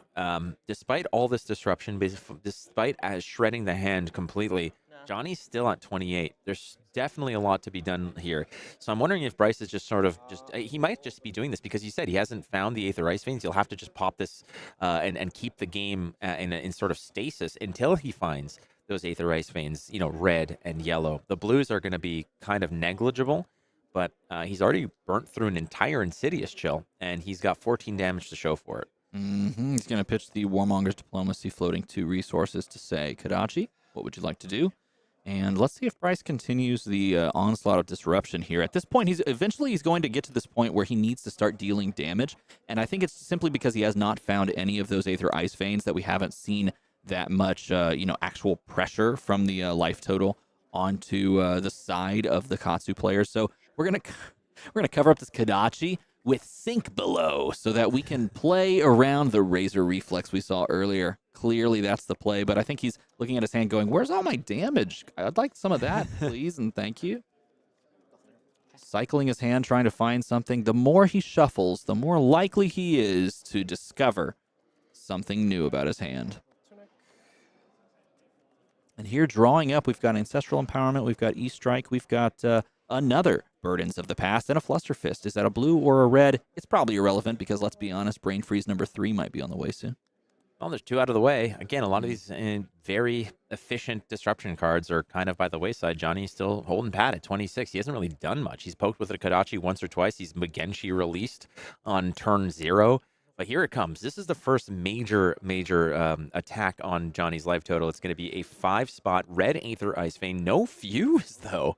Oh, very unfortunate. Now, this just means that we can AB3 with impunity, and I think they're both realizing the same exact thing we've been talking about, is Bryce is just not throwing damage, and he's not finding his cards in the order that he wants, and he's not necessarily sculpting the hands. He's just playing the hands that he's dealt. Sometimes you just play the hands you're dealt, but in this scenario, it would behoove him to combine these and get the full effect. But then again, he also probably wants that chill trigger up too. You could think about that as well. That's definitely an option as well. I mean, it's certainly an option, but you got to think that at a certain point, and here it comes, like we mentioned earlier, it's turn 6. The Insidious Chills are gone. 2 of the Channel Lake Frigids are gone. Some Blizzards have been used. The Brain Freezes are kind of like a memory now. I think Johnny's ready to go. I think Johnny's playing this like a Guardian. I think he sat down and he said, you know what I am? I'm a Guardian now. I'm going to play as a Guardian. I'm going to play damage on the stack, and then I'm going to keep as many blues in circulation as possible. And I'm just going to make you make the wrong decision of playing all your disruption to try and slow my quote-unquote Katsu game plan down. I'm going to be a Guardian. I'm just going to throw 7 at you. I'm going to throw 1 at you. I'm going to make you waste your time. And here's an interesting play. Emeritus Scolding for 4 coming across from the Arsenal. Okay, so this is another hefty damage piece. Again, Emeritus Scolding blue. In the face of a 7 attack Enlightened Strike. And you're right, Johnny's opting here. He's like, I don't need to go again. I just want to basically hang tight and hold some blues in hand to weather the storm. I think that Johnny actually is in a great position right now, having seen a lot of those disruption effects, having worked his way through it. If he could just hold on to some of that life total, eventually counting up the red Aether Ice Veins and seeing the Insidious Chills gone, he'll be like, all right, there's not a whole lot that you can really blow me out with. Yeah. So we're gonna get a free pass, and we're gonna start working our way through. I wonder if Bryce has sussed out his overall plan. Now, unfortunately, Johnny would have loved to have pitched a blue there and just stop some of that damage, but he didn't have the capability because he was holding onto Ancestral Empowerment, which is a red, and instead of revealing that knowledge, he just held onto the card. Here's the first Aether Ice Vein fused, and this is the kind of thing you want to do. This chill trigger finally goes. He's going to force the discard. There's that Ancestral Empowerment from earlier. He's going to float and pay and stop with Arcane. Is he going to do the standard blue strategy of AB1 and then pay the 2 for the disruption? Let's see. He has a 0-cost Fluster Fist in hand. If that's a red, that might just be an easy establishment onto the board on your own turn. Cards in hand, 0. All right, no cards in hand for Bryce. He's just saying he's going to have that Cold Snap in the arsenal, which is a great card to have as well. That's a freeze your arsenal type of card, as well as a draw one. Yeah, I think he's going to AB3 here, take 1, and then pitch to it as a blue Fluster Fist. Okay. That'll be it for me. I will. Beauty. Pay 1. I have 1 floating. Yes, he has one floating. float. That is correct. There it is. 1 card in hand, 1 in arsenal, tucking to the bottom. This maintains a life total of 19, if memory serves correct. I believe he was at 20 before. Now he goes to leaks 1. Is that correct? Either way, he's going to pitch the blue and send the Harmonized Kadachi floating 2. And there's the Cold Snap. This is going to replenish the hand. It's going to draw him 1 from arsenal. It's also going to create a Frostbite, freeze the arsenal, and allow him to fire off the Waning Moon for 3 total. This token is going to represent. Yeah. I mean, sideways is probably good enough. Okay, so he's allowing it to be frozen. It's perfectly fine. In this case, There we go. There we go. Gotta show this the correct sleeve. This is my hell. Covering up because that card is frozen in arsenal. I will. as it stands now, the Waning Moon is representing 3. The card was drawn. The Frostbite is, in fact, still active here. All those, I believe, have been resolved. It's just now up to the Waning Moon to be resolved, whether he wants to pitch through it. But looks like he AB2'd there, so he went down to 18. He had 19 before, so he took the 1, like you said. Yeah. And there's the dagger. Kadachi. Bryce at 21 opting to, or just thinking about how he wants to respond to this. It's just 1 damage, but again, everything counts here. Down to 21, Jonny has weathered a hell of a storm early on. Yeah, your decision was pretty easy. I will. Trying to decide how he wants to play this out because he's drawn like in this strange way, and he's just been playing this matchup as if it were a normal Katsu matchup, but clearly the sideboarding done by Jonny has indicated that he's not playing this traditionally. He's playing it from a defensive standpoint. And if you're a traditional aggro deck and you sit down at the table and you side in all of your defensive tools and your opponent sides out all of their combo tools, well, you might be able to find your way to a win. And that's, I think, what Jonny's trying to do. It just depends on whether or not Bryce can cobble together 18 damage on on arcane points. Okay, well, is that 2 sync belows that have met a Kadachi now? Yeah. Incredible. Playing around the Razor Reflex again. Just kidding, everyone. I'm just kidding. I mean, sure. I guess Bryce just wants to get rid of these cards as fast as possible and sort of just continue onward looking for those fusibles, those ice cards to mix with those Aether Ice Veins.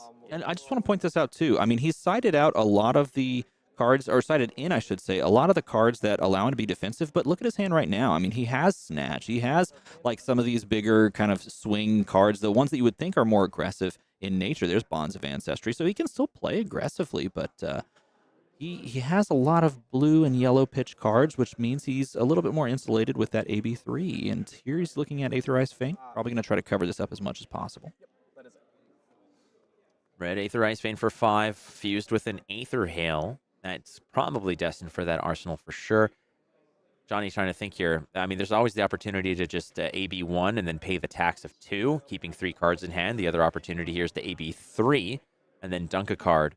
I think he's going to probably AB3 and then pay 2 and then send something innocuous like another dagger or that Snatch for 4. Just something that puts damage on the stack, but tries to keep everything in front of him. Kind of like what you described liking to do as Bravo. Just keep that control, like keep everything in front of him.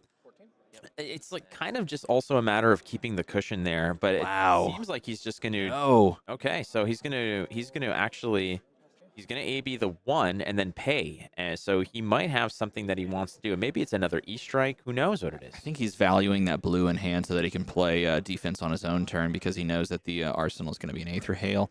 It also lets him do this pitch there, and he's holding on to a red Snatch. I see him kind of feathering that card. This does have go again, so it does give him the capability of kind of jamming this out there, but he's at a precarious life total now. This is a very interesting way to do this, but nonetheless. Got some really low to the ground, 0 cost fuse targets that can be kind of popped out there with Stormstriders, and this is going to threaten 2 and the Frostbite.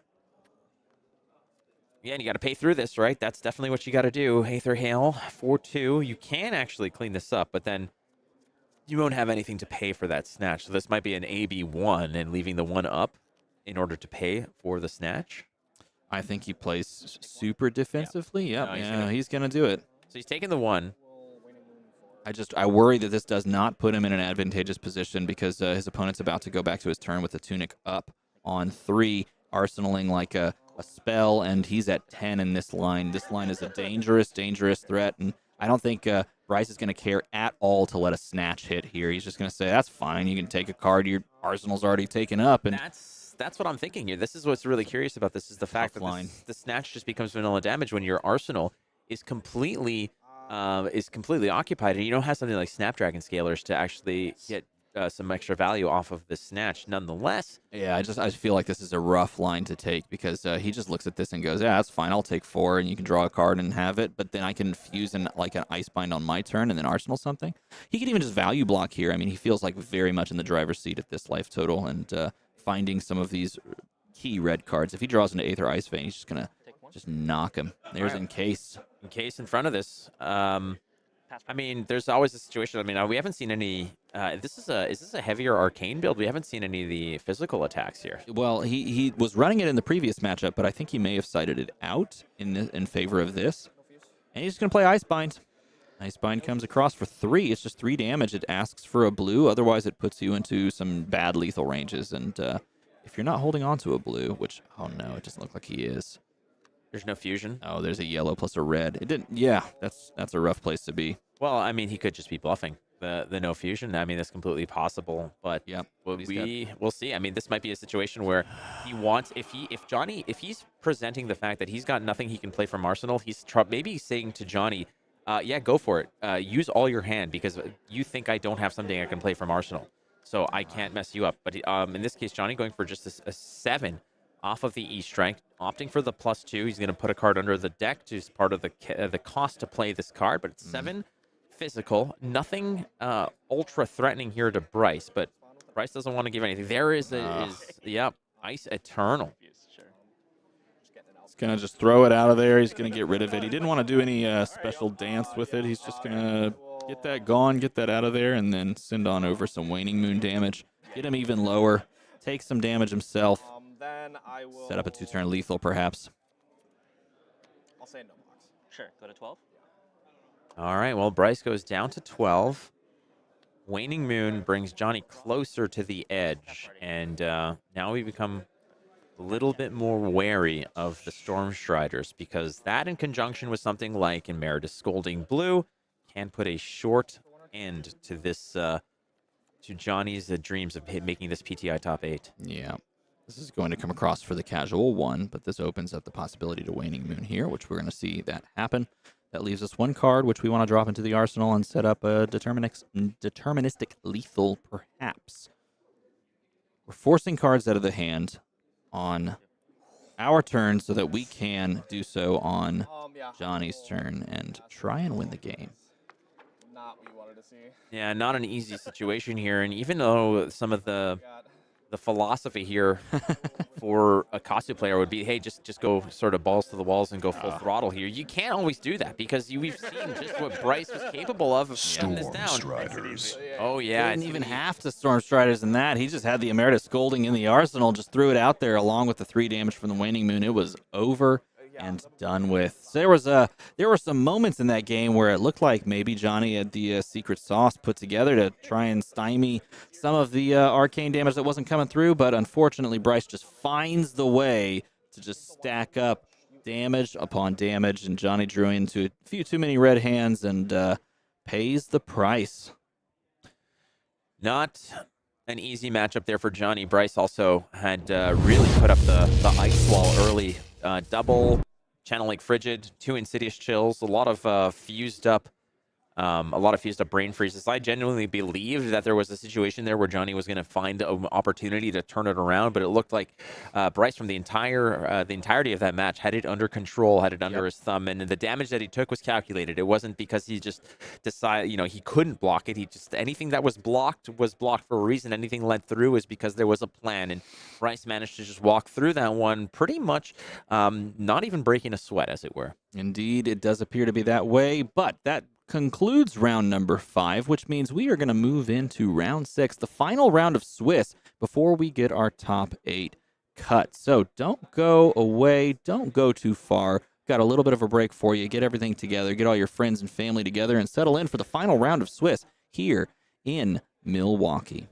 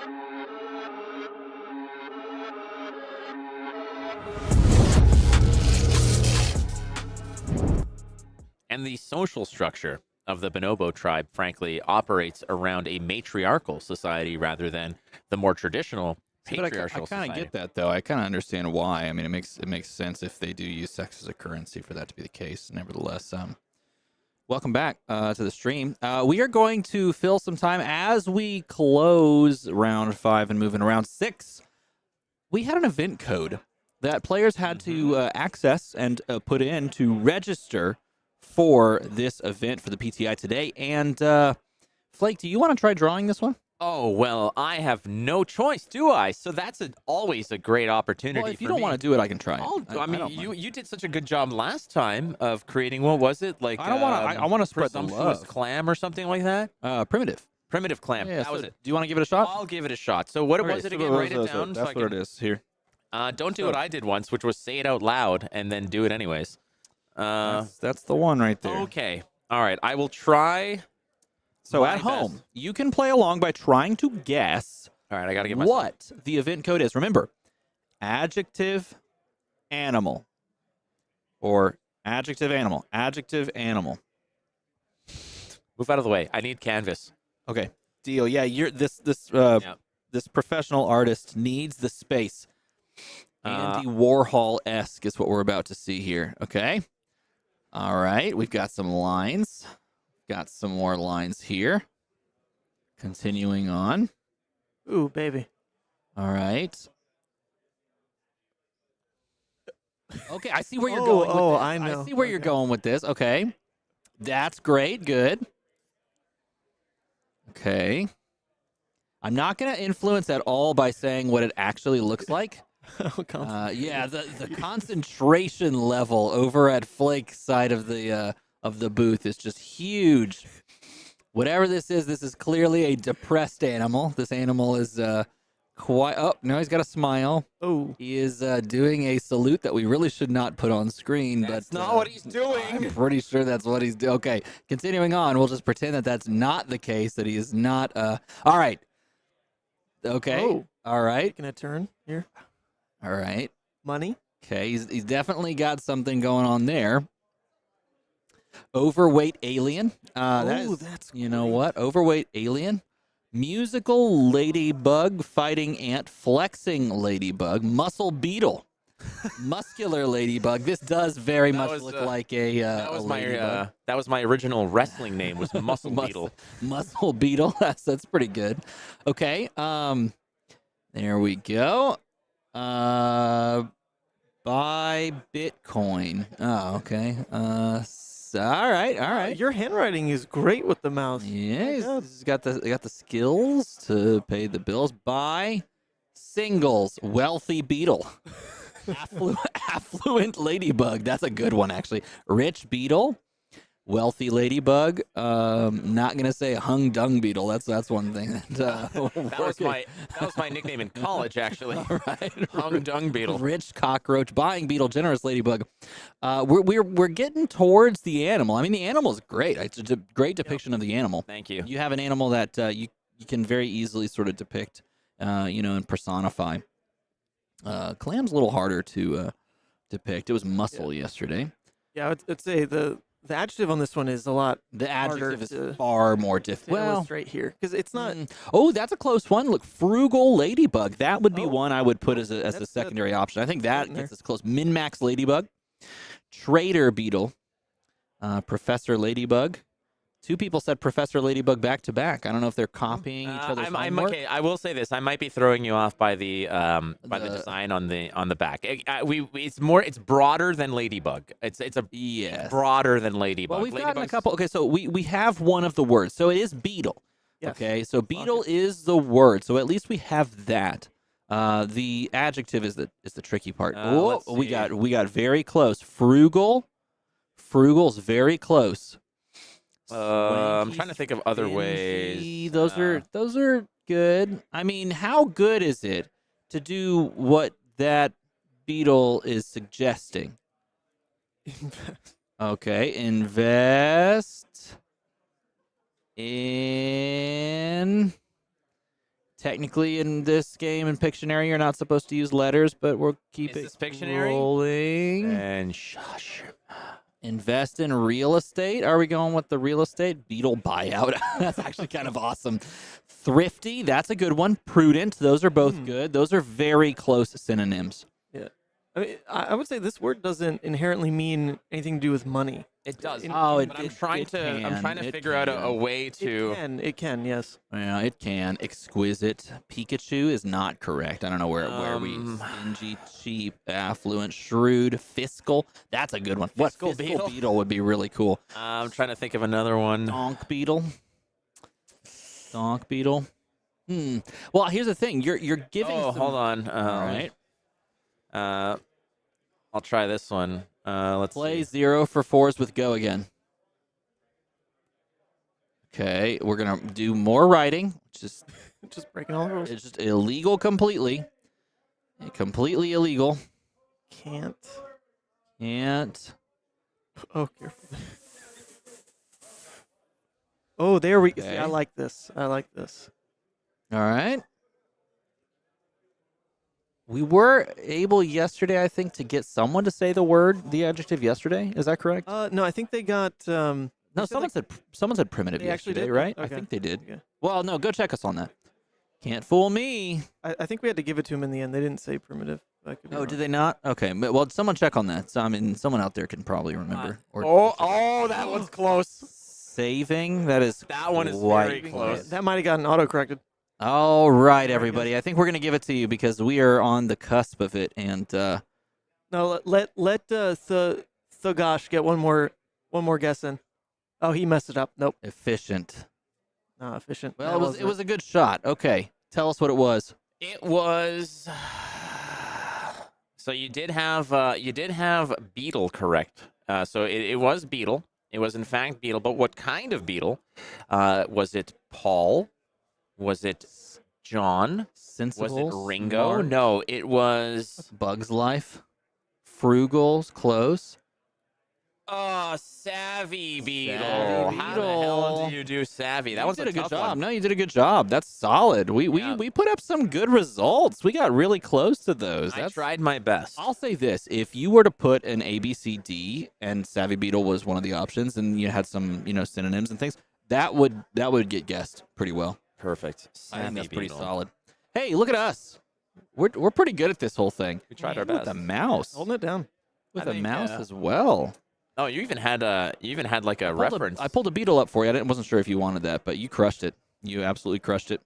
Yeah, so that was the event code today. The event code today was Savvy Beetle, and players had to enter that. It wasn't scamming, and it wasn't Hustle Beetle, though. Hustle Beetle would be cool. I know. Hard adjective to draw. It really was a hard adjective to draw. Yesterday we had Primitive Muscle, as in the clam, right? See, I had And, the easier animal, and you had the easier. Probably the easier. I adjective. think Primitive's easier. Yeah, you're right. I think that's what happened yesterday. They got primitive. They didn't get muscle. Was the Yes, the that's hang-up. it. They got right. Primitive So, Clam. Yeah, and then this flip-flop. time they got Beetle. Snip snap. Snip snap. Hey, smart would be savvy.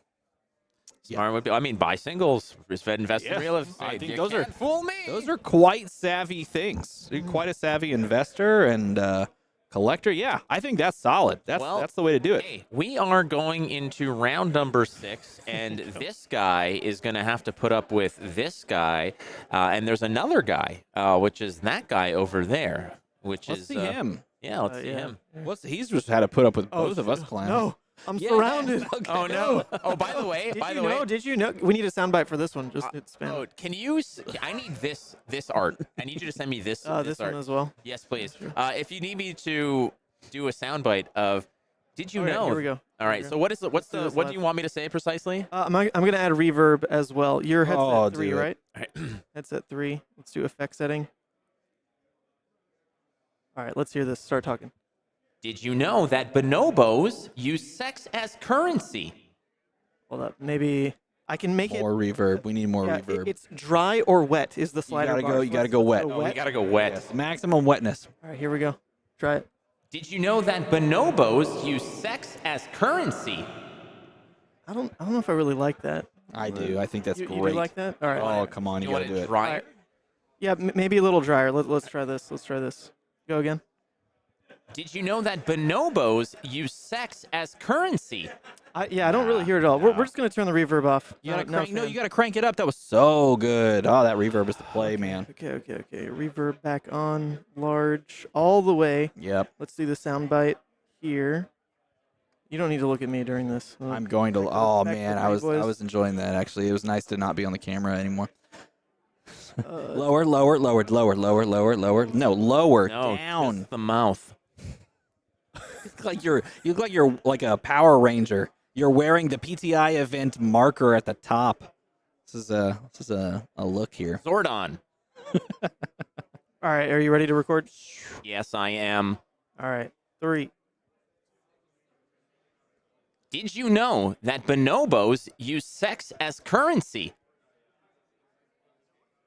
The reverb didn't come up in the recording there, but it did save. See, everyone Give me knows a it sounds second. like a fever dream. You gotta crank the reverb. I did. That's all the way wet. That's as wet There was as I nothing could there. possibly turn Flake up. There was nothing there. You You have, need to like, make Flake wetter. You have 8 takes. Make Flake wetter. Hashtag make Flake wetter. Yeah, put it in chat, everybody. That's not awkward at all. Chat it up. Come on, make Flake wetter. You gotta do it. Hey, we're waiting for round 6 to start, so bear with us. We're Hey, an look. hour 27 of working, so right, here- give us a chance here. Let's test it. Let's see how He it is came the through. character from. Oh, go ahead. Did you know that bonobos use sex as currency? Oh wait, that was your recording. That was the Play it recording. again. I thought you were saying that was creepy. Did you know that bonobos use sex as currency? All right. Hey, well, everybody, that'll be available to download as your text message alert. please. Yeah, please do. That'd be fantastic. Yeah. Yep, there it is. Make flick water. Yep, that exists in the game now as a meme. Wonderful. On the screen. This is taking a turn. Look at the no. Put that back up. Look at the profile picture. I don't want to. This is taking a quite an interesting turn. Yes. I'm just gonna say I apologize for everything that you've had to put up with, Ethan. I know that you run a tight ship. You run a very high quality stream, and the stupid people over at MinMaxGames keep putting us on it. So I apologize in advance and also in the past for the choices we made. Hey, but the fact that we're having a good time, that's what's important. Someone said soggy flakes. Yeah. Maybe better than saggy flakes, but you can have both. Sure. There's going to be someone on Reddit that complains about us, so Sure, it is whatever. what it is. That's the life. Happens. That's the life, isn't it? This is now my notification sound for my girlfriend. Okay, well, there you go. I'm not going to say no. That bonobos use sex. That's great. There you go. That's what you're going to do. Hey, this is round 6. As we go into the top 8, we do have one more box to give away. This is the last box giveaway available. So as we perhaps after quarterfinals, maybe we can do it after quarterfinals. Going into the semifinals and then the finals of this PTI, we'll give you one more box, one more chance to win. But the real prize was the bonobos we made along the way. That's great. That's fantastic. Yeah, now we're in game mode, so we're going to have to dial this back to PG-13. Congratulations. I think they haven't hit the transition yet, so they still see us. But we see the game. We see the matchup as well. Let's talk about this really quick. I believe, if this is correct, we have a 1-loss Uzuri versus a 1-loss Lexi on stream for you today. And actually, very interesting because Uzuri, theoretically, has a great matchup into Lexi, but then again, it's Lexi, so I mean, how great can it really be? Am I right? What are you looking at? I'm looking for the age minimum, or like whatever the age recommended here, age 16 plus. So if you talk about this game being, we got to PG-13 or whatever, age 16 plus. Okay, this is the game for stream age 16 plus, Yes, or is yes, it just is. the game? Okay, if the stream is age 16 plus, honey, at home, kids need to go away. Just But keep wake them away. grandma up.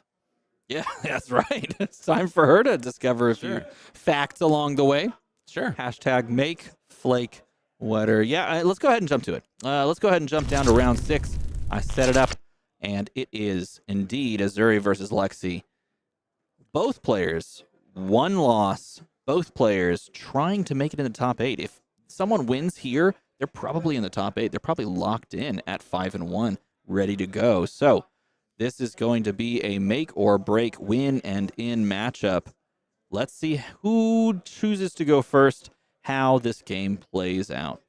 All right, well, it's Lexi versus Uzuri. I think that a lot of people sort of lean towards Uzuri in this particular matchup. It's going to be hard for Lexi to give up some of the arrows that she wants to fire, and if she kind of lets something slide, one of those stealth attacks that just gets swap-a-rooed for something a little bit more devastating, the worst-case scenario is command and conquer. You do not want that to get switched in for something nasty. So the question is, how many of these attacks is Lexi ultimately going to respect? And not only that, but the well-timing. At a certain point, you're going to have to say, well, I got a great hand. I'm just going to have to take the gamble. And that can be dangerous. You can also look at something like swapping in a death touch to give a frailty token so that all the arrows get -1, which can just represent like 4 value, 3 value, 4 value just on the face of it. And I mean, it really also depends on how we're playing this out, like what we're doing in this matchup and what we've built as far as our Uzuri deck, because there are some Uzuri decks that are playing a lot more low to the ground, a lot less swapping, but I feel like this is a matchup where you really do want to swap and punish. Well, not only that, but what about an inertia token? What about Codex of Inertia? What about Codex of Frailty? These are all cards that Lexi likes to employ to effectuate her strategy, but at the same time, Uzuri's just there saying, I got access to the same kind of nonsense as you do. Yeah. Scale Peeler alongside Spider's Bite, going to be the 2 daggers of choice here, and we are sending the Remorseless on turn 0. Yes, Remorseless defense reactions cannot be played from Arsenal to that particular chain link, but beyond that, hey, that's a card that we don't see very often. Oh, which one? Lightning Press. That's the one. Lightning Press says, oh no, I still get to connect here. It is a A rare turn 0 lightning press. That's something almost never included, but here might make for a little bit of a scare going forward when we want to try and block advantageously on Nick's side. Worth putting a scale peeler up on the map over there if you can, Ethan, if possible, because this Spider's Bite, that'll mean if it hits, attack actions are going to be -1 on the block, but scale peeler means that equipment is will not get a minus here. So the interesting aspect here is that typically Lexi's not a equipment blocking style hero, so scale peeler is an interesting choice versus something like Orbitoclast or another Spider's Bite or something along those lines. It might just be that Nick just has these two daggers. Well, but I think who Scale knows? Peeler does have some utility in the super late game when they're finally like, okay, fine, I'm going to block with my equipment. I'm going to block with like New Horizon on an advantageous turn where I have a 4-card hand and I can try to win the game. All of a sudden, that Scale Peeler comboed with Flick Knives means that you just say, no, you can't make that easy block at the end of the game. So here comes a Falcon Wing for 2 because of frailty, and that's a thing that exists in the game, and that is really, really good for Nick because it means that he doesn't have to respect certain attacks, but, just going to counter it with Rain Razors and just back to 4. It's fascinating to see the return of something like the Lightning Press, but a lot of the sort of tricks to this would be that, but hey, let's just meet that with a trap. Why not? And we do it with Frailty Trap, which triggers here and makes a second Frailty token. And now all of the arrows are +2'd and -2'd from the activation of Rain Razors. So this is just a casual searing shot for 5. Oh, it's kind of even Steven, right? Everything gets kind of back to normal, as it were. Yeah. The +1 off of the Voltaire, the -2 from the Frailty, the +2 from the Rain Razors. This is math that I don't want to do. Ultimately, a sink below is going to sort of help out here. At the end of the day, Nick at 34, Callaghan at 34. Parity in life, but a 5-card hand for the Lexi player, the best deck in the format, and Uzuri, the upstart, the dark horse, always lurking in the shadows as an assassin, trying to make the upset happen, and a fairly good matchup. And wow, especially when you draw like this, give another Codex of Frailty, give another Frailty token, go and get Death Touch with the resource floating. Is that yellow Death Touch? Yellow Death Touch for 5. All right, well, yellow Death Touch. So there's a lot of Death Touches in this because usually you want to rock those reds. Nonetheless, Death Touch, if this hits, gives the opportunity. Do you want a Frailty, Inertia, or a Blood Rot token? And we mentioned Frailty being a great option. In this case, Inertia can be good because you already have one, but he's going for the throat here. He already has the Frailty established, so he's going for a Blood Rot token, meaning that at the end of the turn for Callaghan, he has to either pay 3 or take 2 for the Blood Rot. Yeah, it basically ends up representing like a 7 attack Death Touch because it was a 5 attack on base, but then if you're not keeping the resources for it and slowing your own turn down, then you're just paying no resources and losing 2 more on top of it. But he's going to, let's see, load up with Voltaire. Choosing the old +1 perhaps? Maybe favoring the fact that he might want to pay, but I don't know if he has the resources in hand. I don't think he has a blue, but he's going to send the Heat Seeker. Hater. -1 from the Frailty. He's maybe cooking up something here. Heatseeker was loaded, I believe, last. So, yeah, last turn. So he's going to Snapdragon Scalers this so that he can send that Heatseeker for 5. And now or 4, excuse me, it has go again. It's nerfed by the Frailty token. Unfortunately, when you load the Bolton shot and give it +1, the Frailty token says -1 and says no go. So yeah. I think there was a little misplay there. Tough on that one. And in this case, well, yeah, you're going to have to throw this out there, and we're going to, with the second activation of the bow, likely with another +1. Yeah, with the -1. That's a pretty big change. He's going to load go again, and he's going to then most likely end with Arctic Incarceration, unless he wants to maybe Arsenal it and then flip it and then play it on his own turn. But his turn is going to be a little, yeah, he's going to play it out. That says Frailty. I thought that said Frosty. Oh, good old Frosty. Delicious. I think they're 99 cents until like October 15th at Wendy's. Delicious. So a Frostbite token given to Nick over here, and he's not done yet. He's going to have to pitch to this and bottom a card. So quite an expensive endeavor, but it's still 7 damage. And we can see a little bit why this Uzuri is so nasty. A lot of the Frailty tokens, a lot of the same tricks that the Lexi player tosses to their opponent is being thrown back in spades here. But we haven't seen any Uzuri activations. We haven't seen any of those smoke and mirrors switcheroo plays yet. No, no, no, we have not. But we do see 2 Rain Razors in the hand of Callaghan here, and that does save him a little bit as far as the Bolt and Shot is concerned. He can actually just lead out with Bolt and Shot if he wanted to, and then Rain Razors it to get the buff and the go again. I think that is a sussed out play. That is something that you can look at and go, okay, that's face up. There's no reason you keep a 4-card hand and start with Bolt and Shot without some way of giving it go again. You already popped the boots, so at this point, you're literally just telling me that you have some way of buffing it. So it's either a Lightning Press or a Rain Razors across the turn. So Basically, he knows this. He knows that there's a twist to this story, and he's just content to say, well, you're going to do it anyways. I don't know how else I'm going to sort of deal with this, but it does actually hit. So he does get a free reload from the Bolt and Shot because the value is higher. Opting not to, however, because you want to make use of the Voltaire. So saying, I don't need it because I want to get the plus value or the go again value from Voltaire. This case, it's going to be +1 from Voltaire for the Falcon Wing and the 2 from Rain Razor. 6 go again for Red Falcon Wing. Yeah, Red Falcon Wings coming across. It wasn't a double Rain Razors, just one more. And that was the Falcon Wing that looked very similar in respect. But he's going to use the Crown of Providence here, maybe copying out that Arsenal card to set up a 5-card hand, but we are not caring too much about blocking this incidental damage. We don't care about blocking and giving a free reload. They already have 2 activations on Voltaire. There's no point in them reloading when they can get a benefit off of Voltaire, the pushed weapon from Tales of Aria, and this is why now we block the thing that actually matters and that has an on-hit effect. If it's a Heat Seeker, we don't want them to have an Arsenal. In this case, it was just a simple blue infecting shot. We're not even 5 minutes into this game, and both players already at beyond half their life totals gone. Oh no, what a terrible hand. Callaghan looks down at his hand and goes, did I shuffle? Did I shuffle this? All of a sudden, I've got Ice Quake, and another Ice Quake. We've hit the triplicate. Okay, well, Nick's happy to see this, how this goes. Oh, and a Codex of Frailty. This is going to be brutal. These players are speed running. They're winning in for round 6 here into the top 8. What are you loading up over here in your arsenal? You have one floating, and if you do have one floating, then you're just going to send out the Command and Conquer, or sorry, send out the Death Touch so that you can push for 5. He's going to Tunic. Honestly, here, there's a good chance that if you're sending this, oh, he's going with the Frailty. I'll give you. Okay, Frailty from the Codex of Frailty. He's given a Blood Rot, so he's actually going for the throat. There was a consideration here to go with the. We took his whole hand, so at this point you can't pitch into the 2 nothing, damage. Yeah, so there's nothing you can do. Yeah, just go for it. Get the damage out. Why not? I mean, this Falcon Wing is going to potentially hit for 3. I would probably just hang on to it. Just avoid the Frailty token. Like, why would you even want to send it out there? Just flip it over maybe and pass. Yeah, take 2 more damage. Look at this. Nick has been relentless in terms of damage here. Not opting for any of the more flashy plays. He wants to go for the throat here, given the Blood Rots where they are. Those Death Touches have done incredible work. And again, Scale Peeler.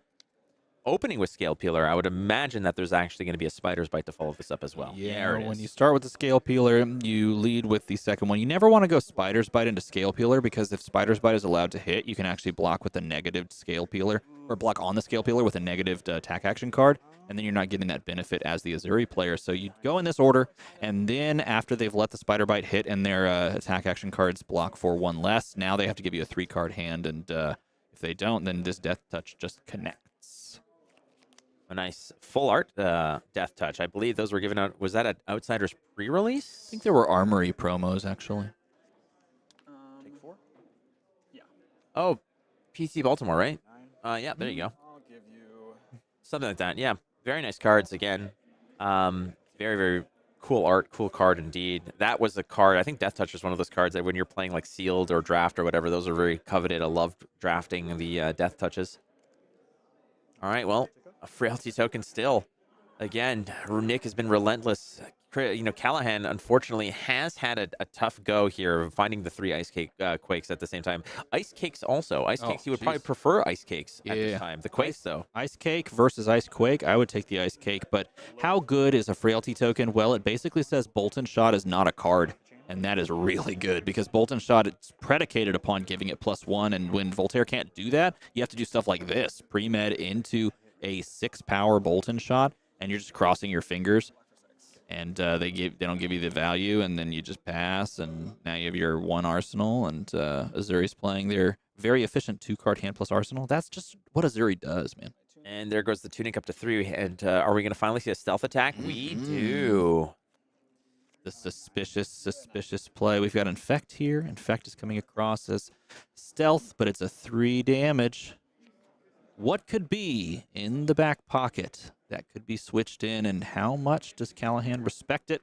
Answer, probably should respect it some. It's sitting at 9, but it's just going to block the 1 here. This gives a blood rot on hit. I mean, there's a situation here where maybe Nick says, I don't even want to switch a room. Maybe I just want to give you a blood rot.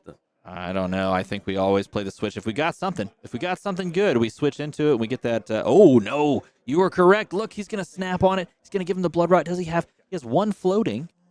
Incredible. No, I don't think he has 1 floating. There's nobody has a tunic.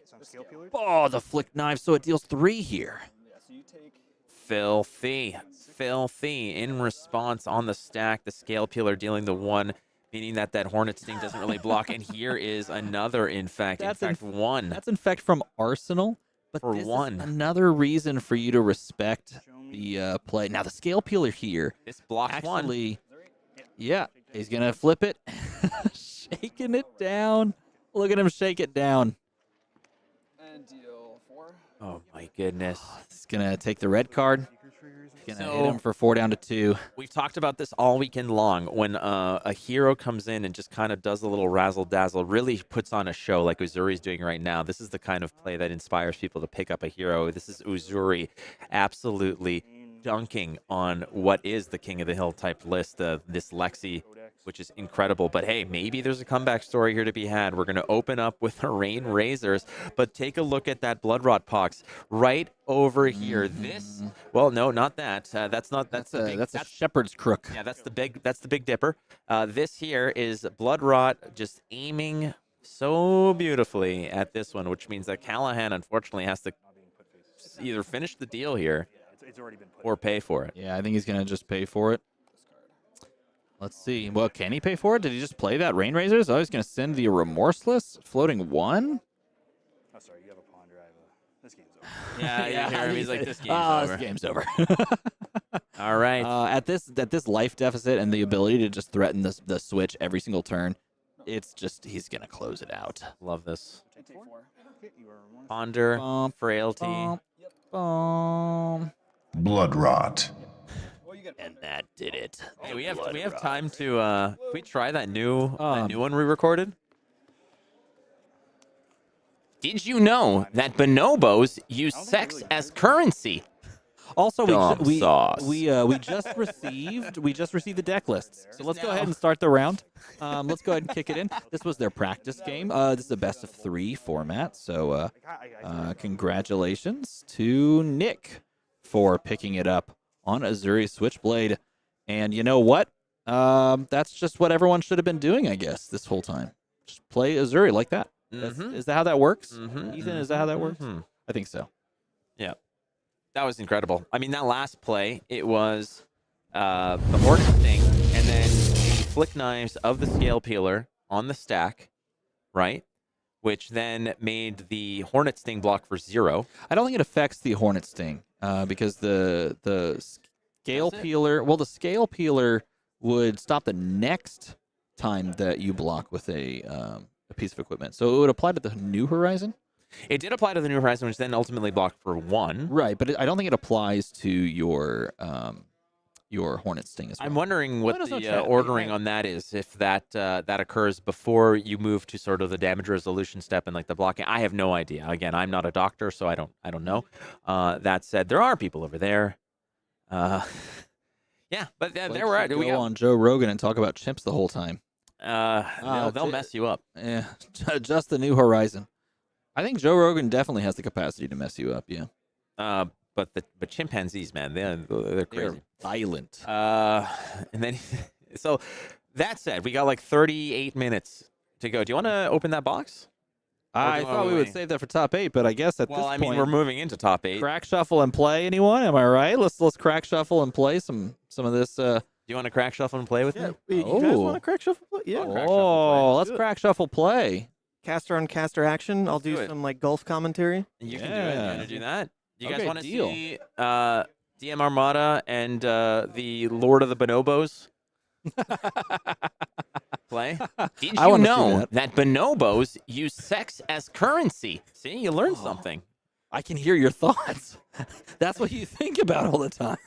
It's amazing. I'm a Bonoblovosen. There you go. Bonoblovosen.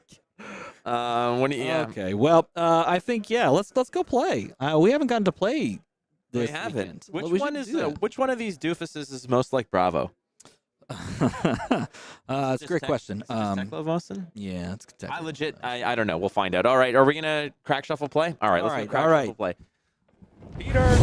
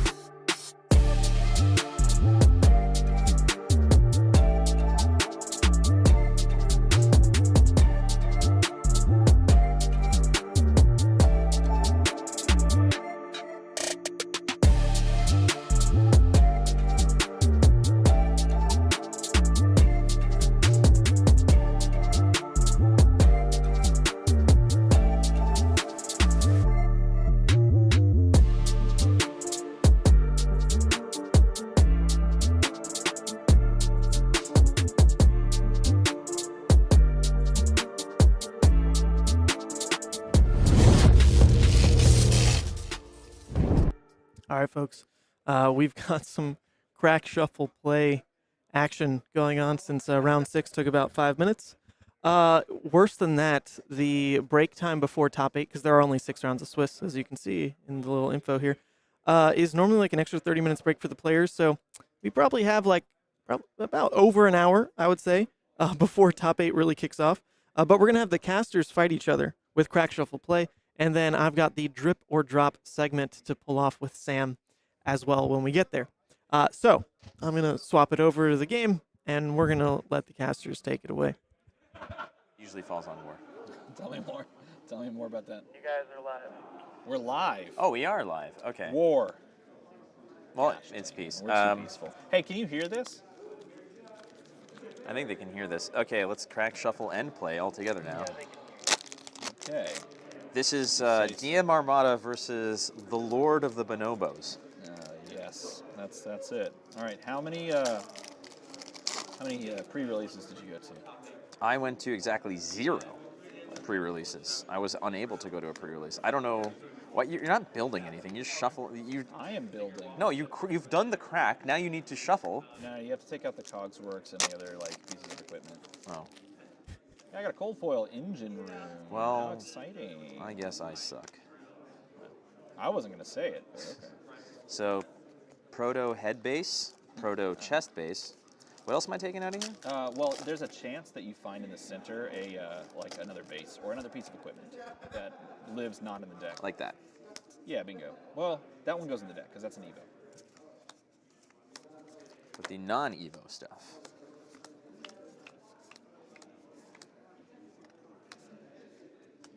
So these live in I there. got young Flake. That lives in the deck, yep. Yep. And finally, back 3. Under loop, I win the game. Backup protocol, there's a Teklo-based chest. These are just funny to look at. You I got got stocked up, man. All right, I'm throwing that on screen so I don't have to worry But about you the get card all this viewer. stuff for free. I'm just gonna let that sit there. You get that stuff as part of the build. That is true. Wow, these packs are wholesale ass. So And I tell everyone not to curse on stream until the casters get there, I apparently. would like to... Oh, I got 2 Evo legs. Yeah, all right, it's fine. It's fine. All right, let's take a look at the red count. And the blue. Are you making cuts to your deck? No, you just have to throw it together and you play. I just wanted to know. I am. So where's my Teklovossen? I want to be Teklovossen. You want to be the Teklo boss, huh? I am big daddy cool. I don't know if I can actually do that myself. I guess I have some Evos. There's just like no point for me to play that if I don't have. So I have Evo chest, Evo head, Evo legs.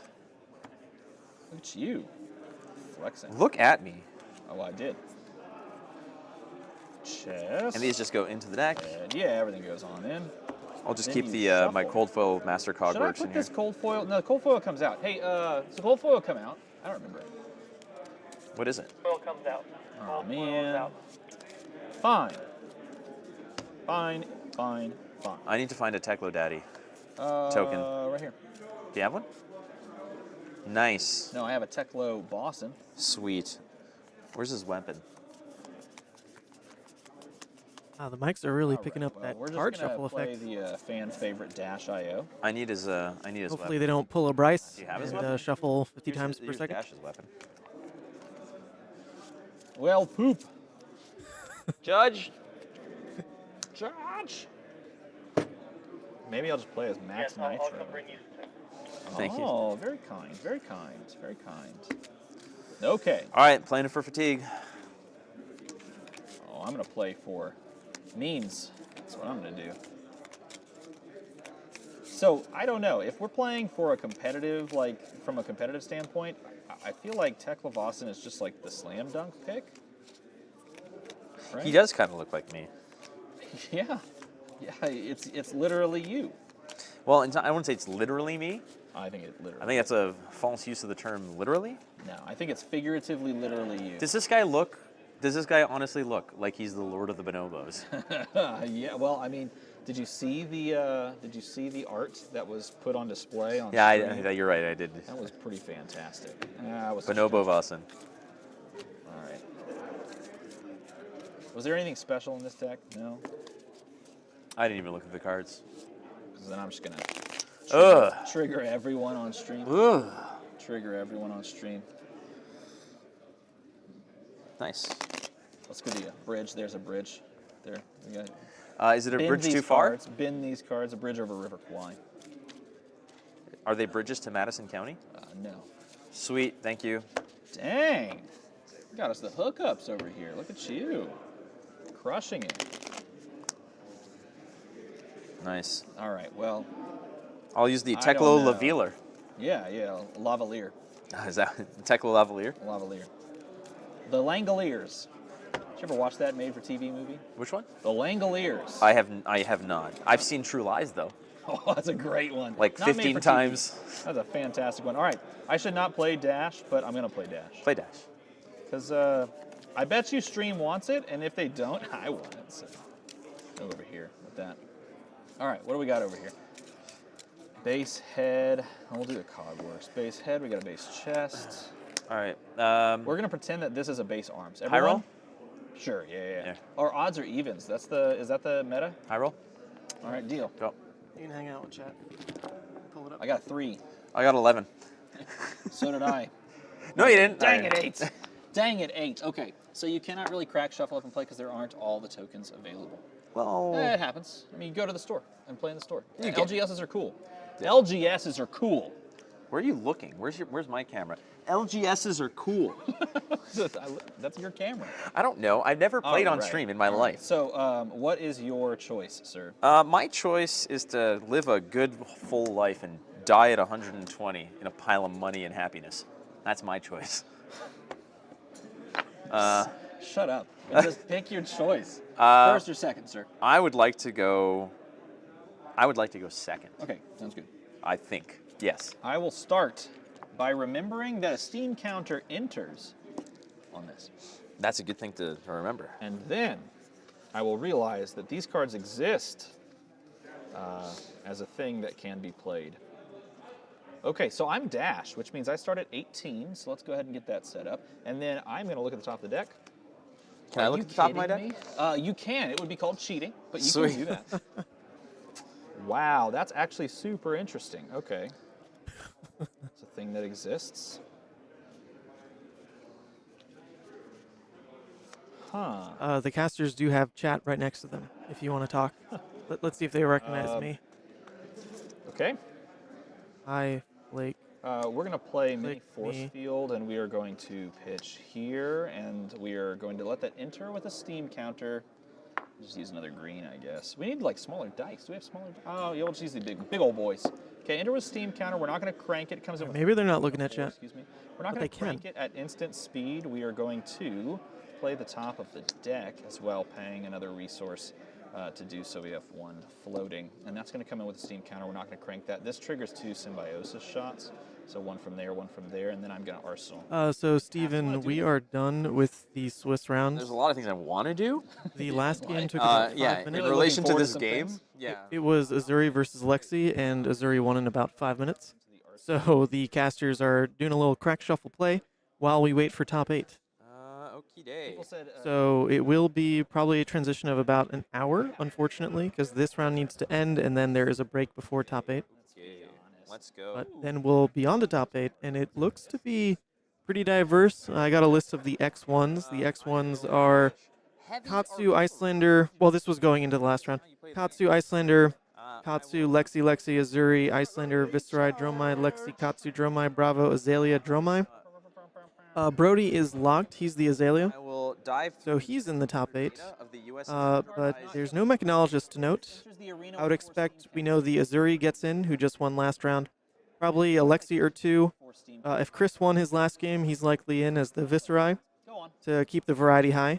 There is Azalea, Uzuri, maybe a Viserai in that top cut. The rest is kind of known quantities. I will boost, We'll know in like 30 minutes. which is the next attack you boost. This turn gets +3. I will boost. I have successfully boosted my legs away. I have boosted my legs away. That's fantastic. That's for you. great, actually. Yeah, that's super fantastic. For you. Because I can boost with Teklovossen. Yeah, that's super good for you. So it's 7. Go again. Okay.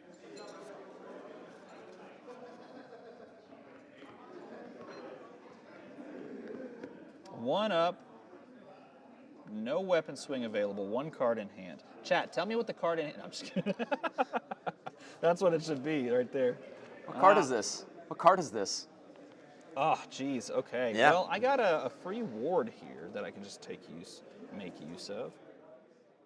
The Viserai list is the same thing that Chris has been running for a long time. He just swapped to Reaping Blade, no other changes. I guess what I think he might have a YouTube video on it. He's part of Team Second Cycle, so if you search Team Second Cycle, that'd be your best bet on finding whether he posted a list or not. Meanwhile, let's take a look at Flake and the absence of these casters. You're not getting any information from me. 7, go again. All right, we're going to cover 3.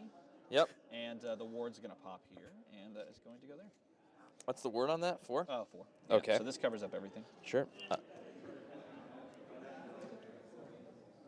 I take it. Do you? Yeah. I have nothing to put in there. You take 4. Done. This is going so swimmingly. Okay, I am going to take the steam counter off of Boom Grenade, and then I'm going to start with a jump start, paying 2, floating 1, boosting a big Bertha. Looking for my hyper draw. I'm not Max. Gosh dang it. And the stream And you died. never will be. And the stream died. Did it really?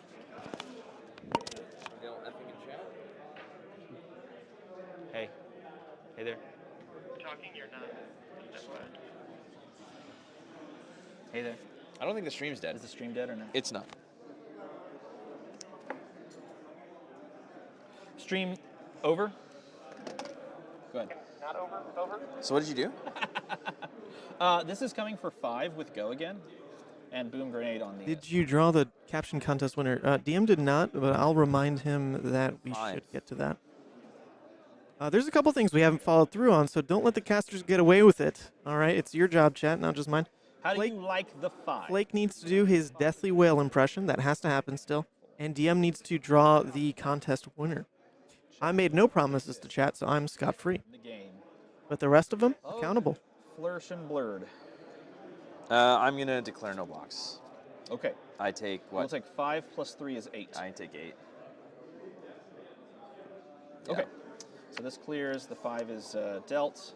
We'll leave that on the stack there. We'll just clear that out of the way. Is Flake We're drunk then on going tiredness? to- Well, I think after that Katsu Iyslander round, they needed something more energetic. going to, from So we got the spicy match, the Uzuri versus Lexi, but the action was just extra, which over so quickly. I think they're back to being a little out of it.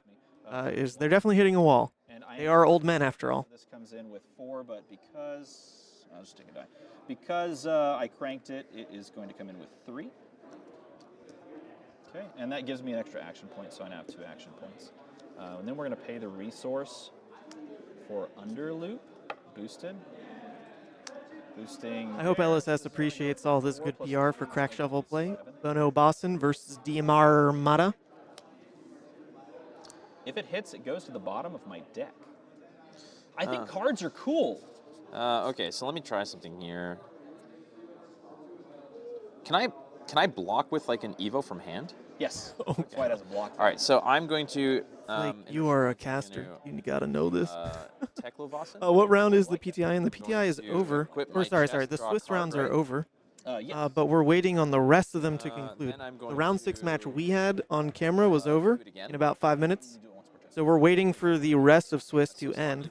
Don't even start. And then we can announce that's top my 8 number and then 7. move on to top 8. 7. But it is going to be a bit of a break still. So we got this in the meantime. Okay. Block is good. I'm going to shoot you Symbiosis shot for 2. I take it. Then 2 again. I take it. Yeah, this hand was, I believe it's called Wholesale organic, free range organic soup. soup. Yeah. I guess on my turn, I will do absolutely nothing. I will drop and say, "Hey, cool." Oh, we got a judge on the table. Head judge. Deck. Okay, so stop. Wait a minute. I think he is. Fill your Oh. cup. Put some. Help me get some IP2. Liquid. The caption contest winner, I believe He'll DM still be- said that He'll he was going to absolutely ask still be- MinMax to provide some over-the-top prizing as per usual. Okay, cool. So it's something along those lines. Or maybe like a playmat or something. I will move to the end step.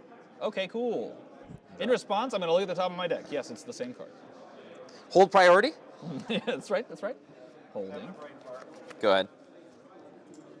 Okay. Oh, I will go ahead. Thank you very much.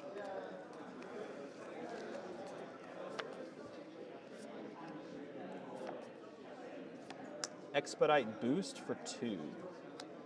DM missed It's a like 6 tough things. choice, Dad. All right. know if I wanted to I boost don't away think my I can. start I red. don't think I can tell him that his ego's very fragile. For 2. Yes, sir. If it hits, I can put an item into the arena with cost 0 or 1 from hand. In response, Okay, I'll Voss my legs. the boss. Draw a card. Yes, sir. I love that that costs. Drifter comic. I think you'd be correct Isn't that because Colonel. I think that just is Chris. And Yes, then- they are. Chris they are is tracking Chris the Kern. boss. So I'd imagine And the if the Fabry link is by Colonel Clink, Block 2. that matches up with Chris Kern, the Viserai player. I'm just saying. So yeah, I would just literally go back and look at that list, but then change to Reaping Blade, and that's it. Okay, I don't cool. need your whole life story. I was going to tell you anyway. Let's look at the top. They are cracking one more box Card as well. that exists in the After game. this. Flesh and Blood again.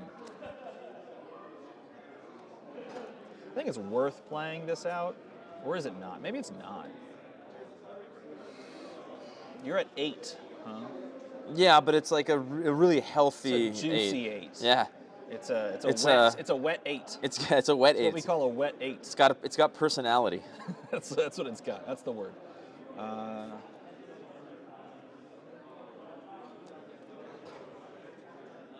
So the decision is to play this and do a thing. See everybody, the decision is to play this and do a thing. And it would net me trigger and then play this. Or this goes somewhere else. I think we're going to just play this for 5.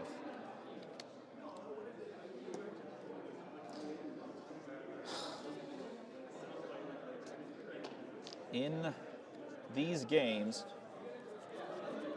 you must count. Problem is, it's got all those cool Evos over there. The jerk.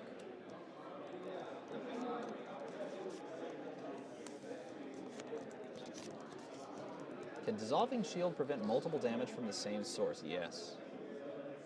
Has no Evo upgrade because I don't have any Evos equipped, so it's just for vanilla 5.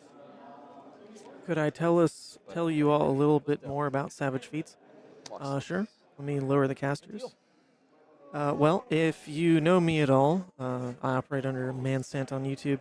I've been in the game since Monarch came out and used to live in Michigan, where there was a really rich fab scene, even boasting the largest RTN in the United States out of Michigan, believe it or not. Seeing the active player base and absolutely loving Flesh and Blood, I started to stream local Michigan events, not as anything fancy, but just as a way to like put Michigan out there as having fantastic players. Because really we had amazing talent, but there was just no coverage. No big events really happen in Michigan, and no one was doing anything locally. So I started with just like my phone camera and like my personal laptop, just recording games, going live, things like that. Of course, I personally was also obsessed with Levi at the time, so kind of two things were rising. My own, like, I guess, impact on the fab community as like the Levi guy, but then also as someone who was streaming a bunch of events. Granted, no casting. It was just, oh, I'm going to an RTN. Let me just bring my laptop and a camera and a C-stand and like, boom, get it done. So that was going on for a while. And then at a certain point, I started to invest heavier into the game and started traveling to Battle Hardens and things like that. And I think like first 2 Battle Hardens I went to, I was just appalled that these are like massive events, 120 players, whatever it is, and yet no coverage. And there I am, someone who just like streams out of their backpack, and I'm wondering like, why is there no coverage at these 100+ player events? That's insane. So I asked SCG if I could stream one of their Battle Hardens, and they said yes. But we're going to take like a pretty hands-off approach with it, just kind of like do your thing. Like, okay, I'll just show up and kind of do my thing. So I tried that for about 2 Battle Hardens, just like showing up and trying to do my thing and do it a little bit more professionally. And it turns out when you try to do it more professionally, like, adding casters to the mix. Hold up, DM Armada, that's a... Oh, that's in his pitch zone. I was about to say, that's a head slot in an arm slot. Okay. Turns out when you try to do things more professionally, there are like real costs, like bringing in casters, trying to upgrade cameras and do things a lot nicer. Could be, definitely be a penalty. And it just was not really feasible to pull off as just like a for fun streamer. It took real investment to try to get like big streams off the ground, and doing it my way was just hemorrhaging insane money. So I just couldn't do it. I couldn't do it. Luckily, I got like a huge second wind. The community was like, no, you're doing a good thing. I'm like, oh my God, that means a lot actually. So I kept going with it, and with renewed interest as just, okay, I think I can just focus on production.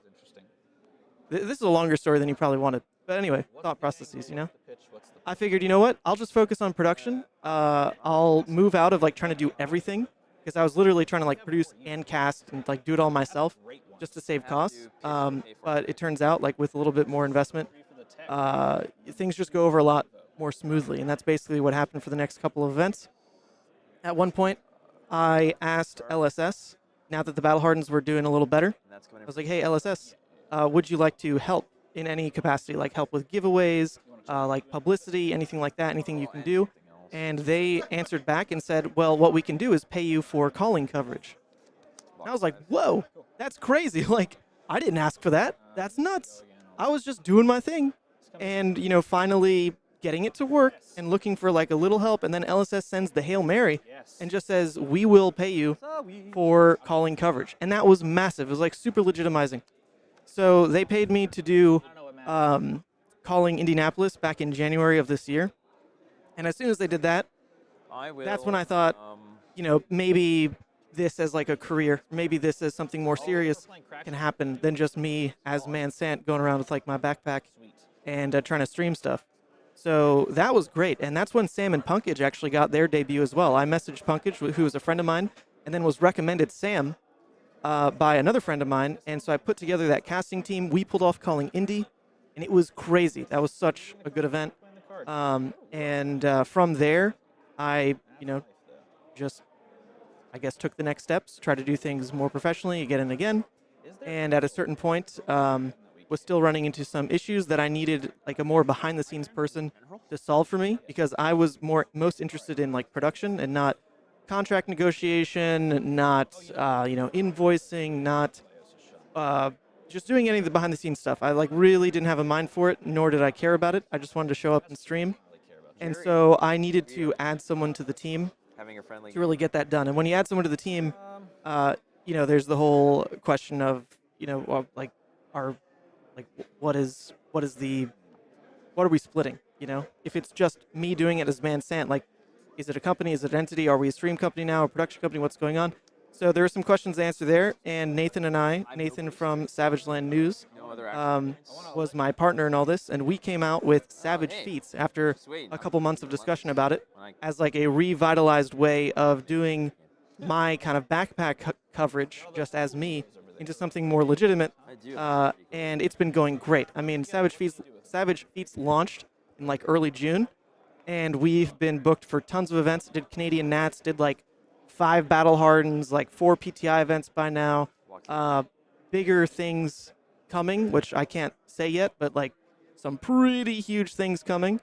And it's great. It's like it's going insanely well. So I'm still not trained in any of this. This is just something that I was doing as a for fun project back in Michigan that just kept taking extra steps to get to where we are now. And I'm always interested in, you know, learning the next kind of tool for my toolkit. What can I do better? What can I fix? And even after this event, if you tuned into like the last Chicago Battle Hardened, for example, we did Atlanta together, and that didn't have the telestrator yet. That didn't have like the mobile camera. There's still things I'm adding and trying to figure out here.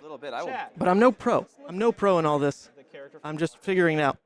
But it's pretty exciting, because with every opportunity to do an event, I think of like another 2 or 3 things that I know as a viewer I'd really want to see.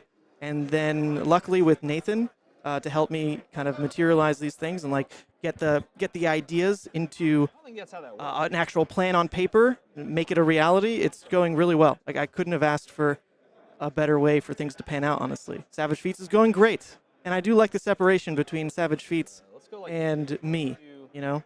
This is a different company. I don't have to feel so personally accountable if things are going well or poorly. This is a job at the end of the day, rather than just like a passion project in entirety, like it used to be for me. So I hope you all enjoy what Savage Feats is doing, because I really enjoy it. Like, me personally, I love this, and I want to keep doing it. So thank you all for watching. Huge shout out to Flake and DM as well. They are so fun to work with. Honestly, all the casters have been fun to work with, and that's been another big win from Savage Feats. Like, I just don't have to worry about trying to do it all myself. I actually get to work with other professionals now. Granted, you know, I'm the only one in production, but working with casters takes a lot of weight off of it as well. And Flake and DM, I learn a ton from them. So props where they're deserved. I will Teklo level Is Savage Feats covering Dallas? Evo, so this comes in for It's a 2 go again. Yes. No comment. We'll, take I don't know what I can say. This It- is where I'll get in trouble because What I happened? still don't understand, like, did I sign NDAs on things? Like, I don't really get it. That's a great question. Go on. I don't really get it. Data link. And that's what I was really bad at managing before. You get data link for 2. I No kinda boost. Appreciate that. You sure you don't want to boost it? I don't want to boost this. Gavin says, you're the guy in the black hat and jean jacket. Oh, so you must be here somewhere. Yeah, I can definitely sign a card. I've got a Sharpie on me. Perfect. Ethan, it would be great to get standings between rounds. Yeah, so that's actually, it's all through this scorekeeping program called Purple Fox. It's pretty easy. It just exports to a browser link. All up. The problem is the scorekeeper, the person who's logged into Gem, is the one that needs to export round by round to Purple Fox. So I can't personally do that because I'm not the scorekeeper. I don't have direct access to Gem. That's kind of like a one-person job. And in Europe, where you see a lot of like kind of that Purple Fox integration, is really because Aurelie, the person who designed that program, is the scorekeeper across tons of events in Europe. A lot of Magic, almost all the Flesh and Blood, and she's also part of Ley de Ophidia. So even though she did teach me how to use it, the problem is I'm the production, not the scorekeeper. So I actually can't really make the integration work. It depends if the scorekeeper is doing it. And for most of the events in the US, the scorekeepers just like don't know how to do it because they weren't trained personally by Aurelie. But I do agree, it's really great. I wish I could integrate it, but at the end of the day, more people in the US just need to be trained on it because it's super easy. It's super easy to do. No, that's the life I guess we live. No, but he put no offense in brackets. So. So it's okay. Yeah, no, it's so you get a free pass. It's all good. You know when you go to the grocery store? Ask Nathan. Yeah, what if Nathan just travels around and is like the personal scorekeeper? That'd be quite the integration, honestly. Yeah, no problem. You haven't been talking. Scorekeeper is a term that like the TOs use to be like the person managing all the standings, the reporting, the round printing, like the posting of all that. And it's a dedicated position. It's not like a judge who just jumps in and does that. It's one person really handling it all with like the printer, and they're the only person who has direct access to Gem, so that there's less cooks in the kitchen and it doesn't get messed up. But you know what? So that is not a role I can just like tag on. The TOs organize it independently. I played Evo Sentry Head. Oh yeah, look, Gavin's actually right here. Evo What up? Sentry Head. Sounds like I was trying to get the value off of it. But, All right. it is what it is. Go ahead. It's my turn? Perfect. Just as I've had it. It's fun because I've actually never used a Cogworks piece for the effect before, because Cogworks oftentimes is just like pointless and constructed. And I played at pre-release with all the Cogworks. Let's see, I did it with the Cogworks arms and chest, and boosted for the value off the chest, and then boosted for the value off the arms. But I never played with the head before. The head seems kind of cool. Yes, I am saying Purple Fox. Purple Fox is the software developed by Aurelie, who is a part of Ley de Ophidia, who is the scorekeeper across most of events in Europe for both Magic and Flesh and Blood. She's an amazing software dev, but that's what she named her product, Purple Fox. Got him. Pascal Wing says, I will get an IPT. Thank you so much. That's good. That's good to know. Make sure you take note for your judge exam later. Yes. Have you ever gone through that judge program, that judge exam? I did like the Google Doc. I just signed a card for Gavin. So I'm a level 0. You and me. Hey, look at us. We're level 0. It's like having I'm a tier 0 judge. Savage Feats is heads and shoulders above any other Fab broadcast. Thank you so much. I am continuing to try to just make improvements, right? This is not my field, but I really like it, and I have been looking into real-world jobs and opportunities to, learn from people who actually do this. So, what I can learn from myself and hopefully from a job one day, I will always pour back into Fab. Boost success 4, go again. Cool. How many backup cams do I normally have on standby? Right now, the setup is 1, 2, 3, 4, 5, 6. It is 6 cameras with capabilities for 2 more. And I do want to get those other ones going as well. I do plan on maxing out the kind of current kit that I've got.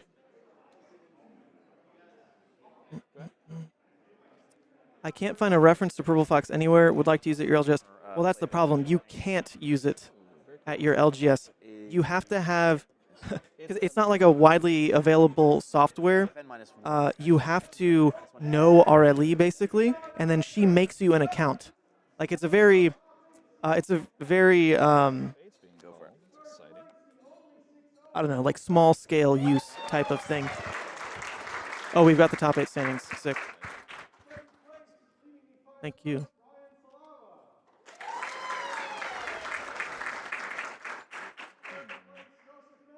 Oh my God, we've got an upset here. I'm looking at the top 8 standings. That seems almost insane that Brody didn't make it in top 8. Wow, he bubbled. He knows my pain. But here we go. We've got top 8. I'll make the graphic in a second. How much is that? Top 8, excuse me. My top 8 is Michael Feng at first seed on Lexi. Nick Gabler, second seed on Uzuri. Bryce Henschel, third seed, who we saw twice on stream on Iyslander. Theo Kofod on Dromai, fourth seed. Lloyd McBride on Lexi, fifth seed. John McGovern on Katsu, sixth seed. Josef Mendez on Dromai, who we saw, I think, round 1, seventh seed. And then Ryan Solava on Bravo. So the top 8 is 1, 2, 3, 4, 5, 6 different heroes. Only repeats being 2 Lexi, 2 Dromai. That's pretty hype. But Brody is missing. Brody bubbled out. That's crazy. I thought he was the lock. He was the last undefeated, which makes like... I like how you said unless that was reported backwards to me. Interesting. But he bubbled at 10th, and Paul White, my friend who I was rooting for, bubbled at 9th. And then the Viserai also bubbled out at 11th. Tight cut, tight cut. I should use the mobile camera so we can see top 8 announcements. I mean, there's nothing to see. It's just a piece of paper. Like, if you want to see the piece of paper, I got it right here. An item you control can destroy this turn, which it hasn't. This is it. There's nothing to see.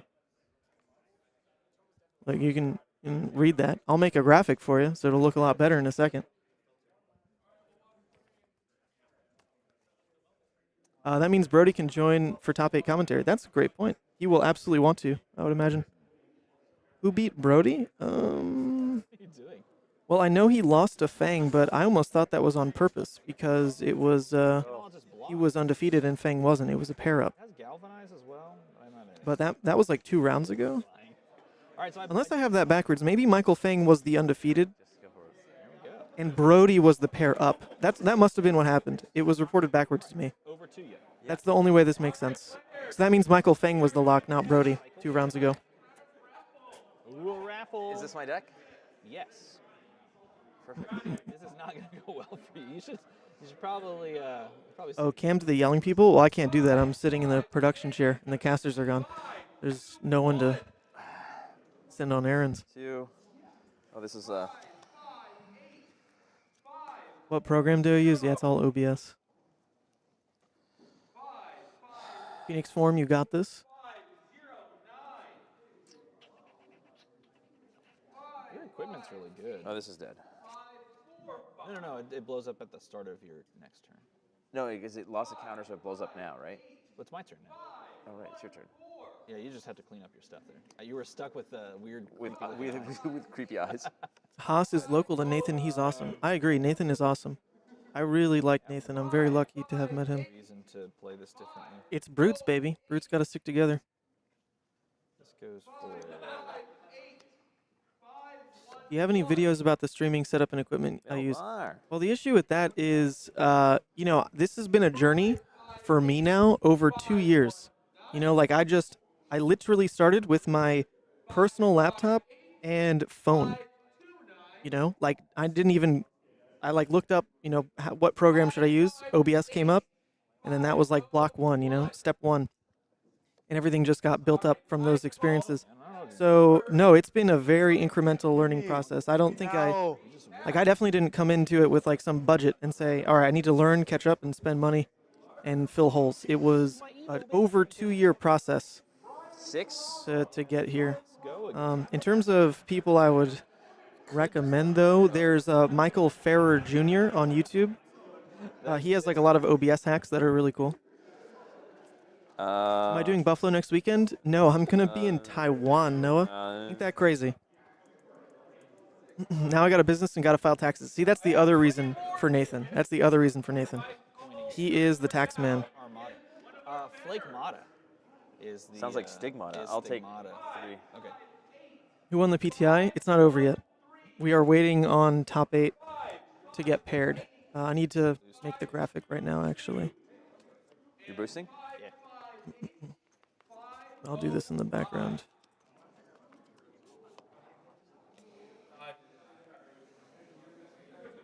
How much?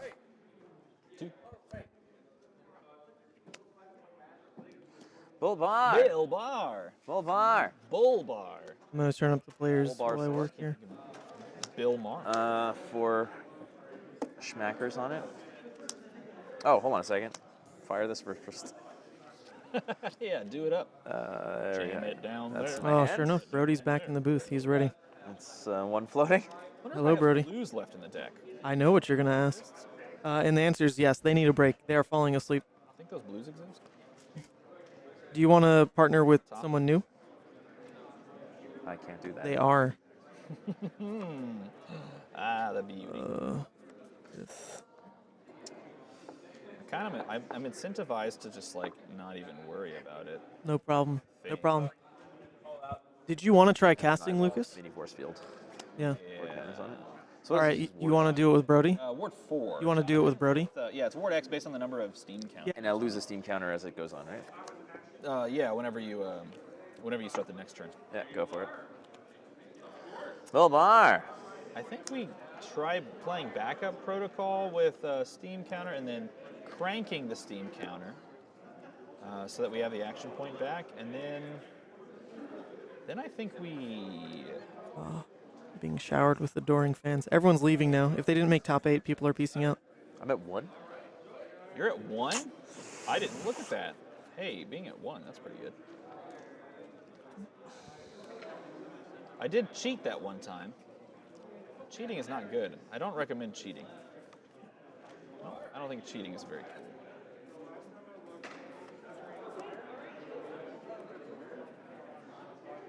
Let's go. 6. 6 damage. They said 6, dumbass. That is not correct. That's not what I said.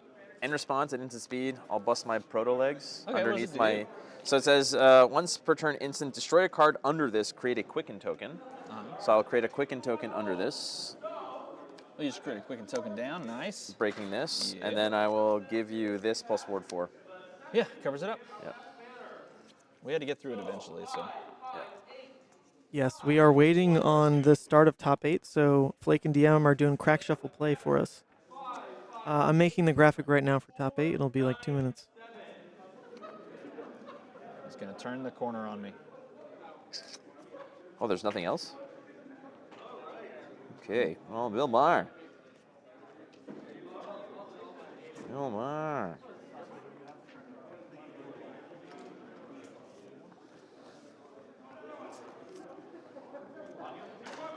Fuck, I don't have an Evo again, right? I missed out on Emo.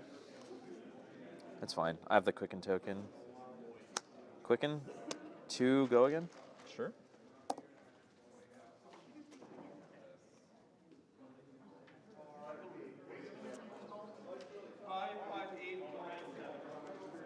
So if I want to get value out of the backup protocol, I either have to use it as a galvanize or I have to use it to go get my favorite red card.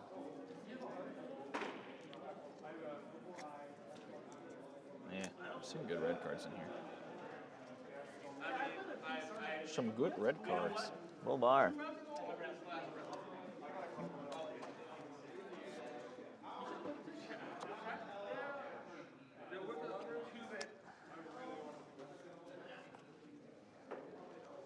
I merged those back in there already.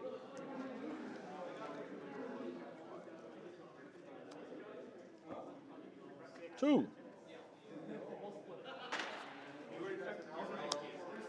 Big Bertha. Oh, there she is. There she is. Attention, Flushing Bolt competitors that are not in the top 8. We will be having an LL tournament if you are interested shortly. Ooh, LL format. What do you think about LL In the format? corner. Thank you. I'm really excited for it, actually. kind of pumped for the LL format. $15. I am too. Pack per win. That'd be fun. 3-0 gets a box of bright lights. Gets a box of bright lights. Man. It's not a bad one. All right, the graphic is Go done. there and play Pretty chain. Fancy. It's pretty fancy. Pretty exciting. It will be on Twitter in a second. And then I'll show it on stream when they're done.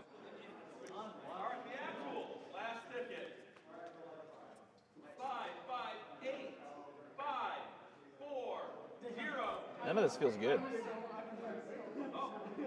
None of it feels good. 3, and then 4, and then blade break 5, and take 1 down to 2. Yep, you're good. Pass. Bill Barr. Does that function? Oh my God, how often are they going to say Bill Barr? Very little water. This is getting to me. Probably wait. Oh, but before your turn ends, no, I want to activate backup Sure. protocol. So we're going to do that. And floating 1, but I'm going to go get a red card and put it in my hand. You know, DM Armada is actually very good at this game. Action. You were all lucky that he So we passed get instead of plays. something. But the man's like actually jamming Talishar in downtime. Like he's got his little flip phone. He's all fancy and just jams Talishar. He's a grinder. Your loop will go in the hand. That'll go there. This will destroy. We're playing it. It's gone. Okay, this will go to the bottom. I'm running on fumes. I think it's always a good idea. This is gone. This is gone. Boom. It's always a good idea to play the old Teklovossen. That weapon is so good and limited. Peep the top. Boost the top. Floating 1. Sending for 4 with boost. No, I only. And break points. Break points.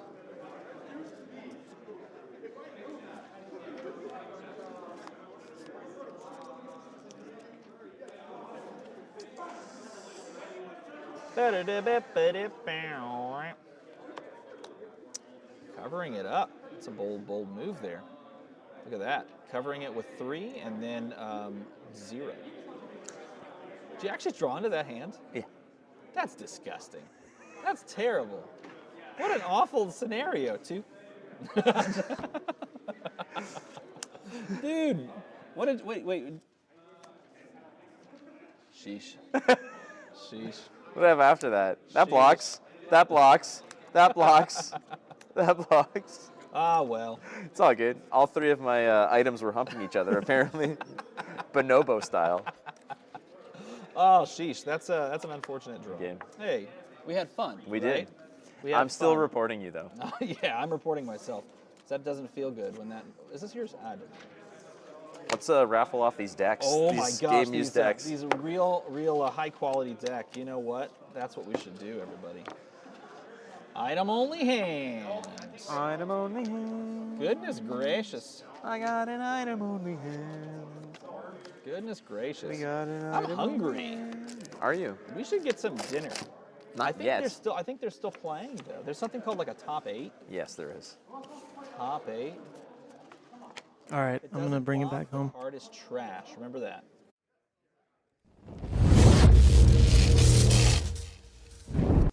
All right, I'm the caster now. We have the meta. And the meta is...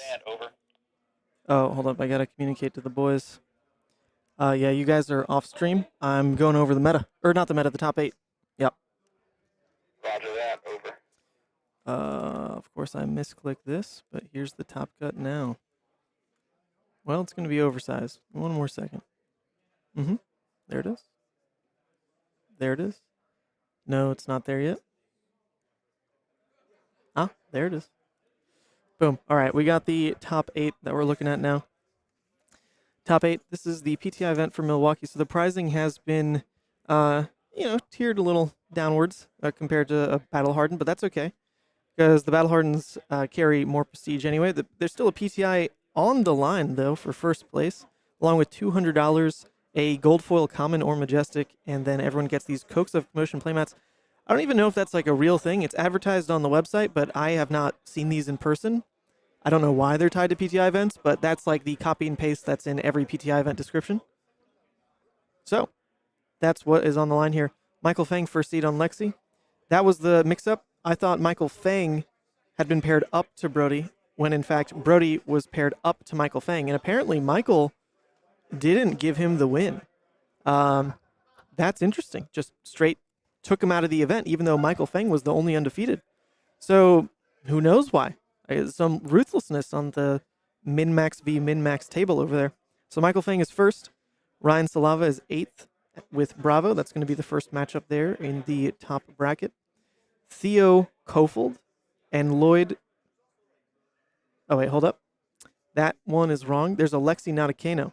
There's a Lexi, not a Kano. It is a Lexi. It is a Lexi. Let me change that one. Lexi.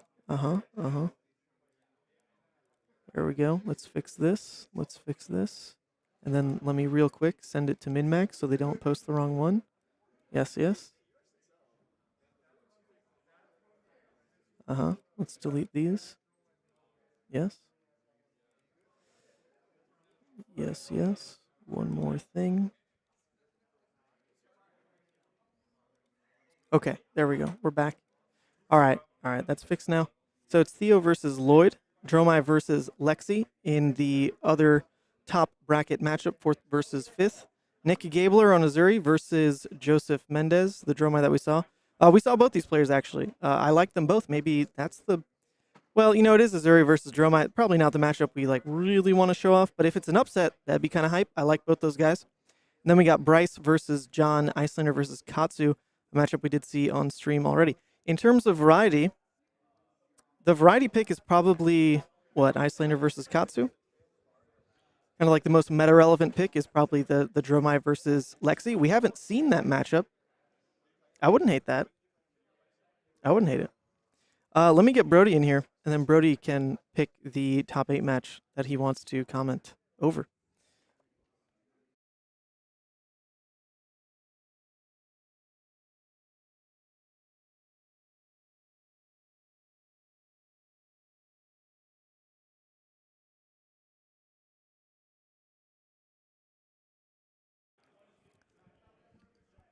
All right, Brody.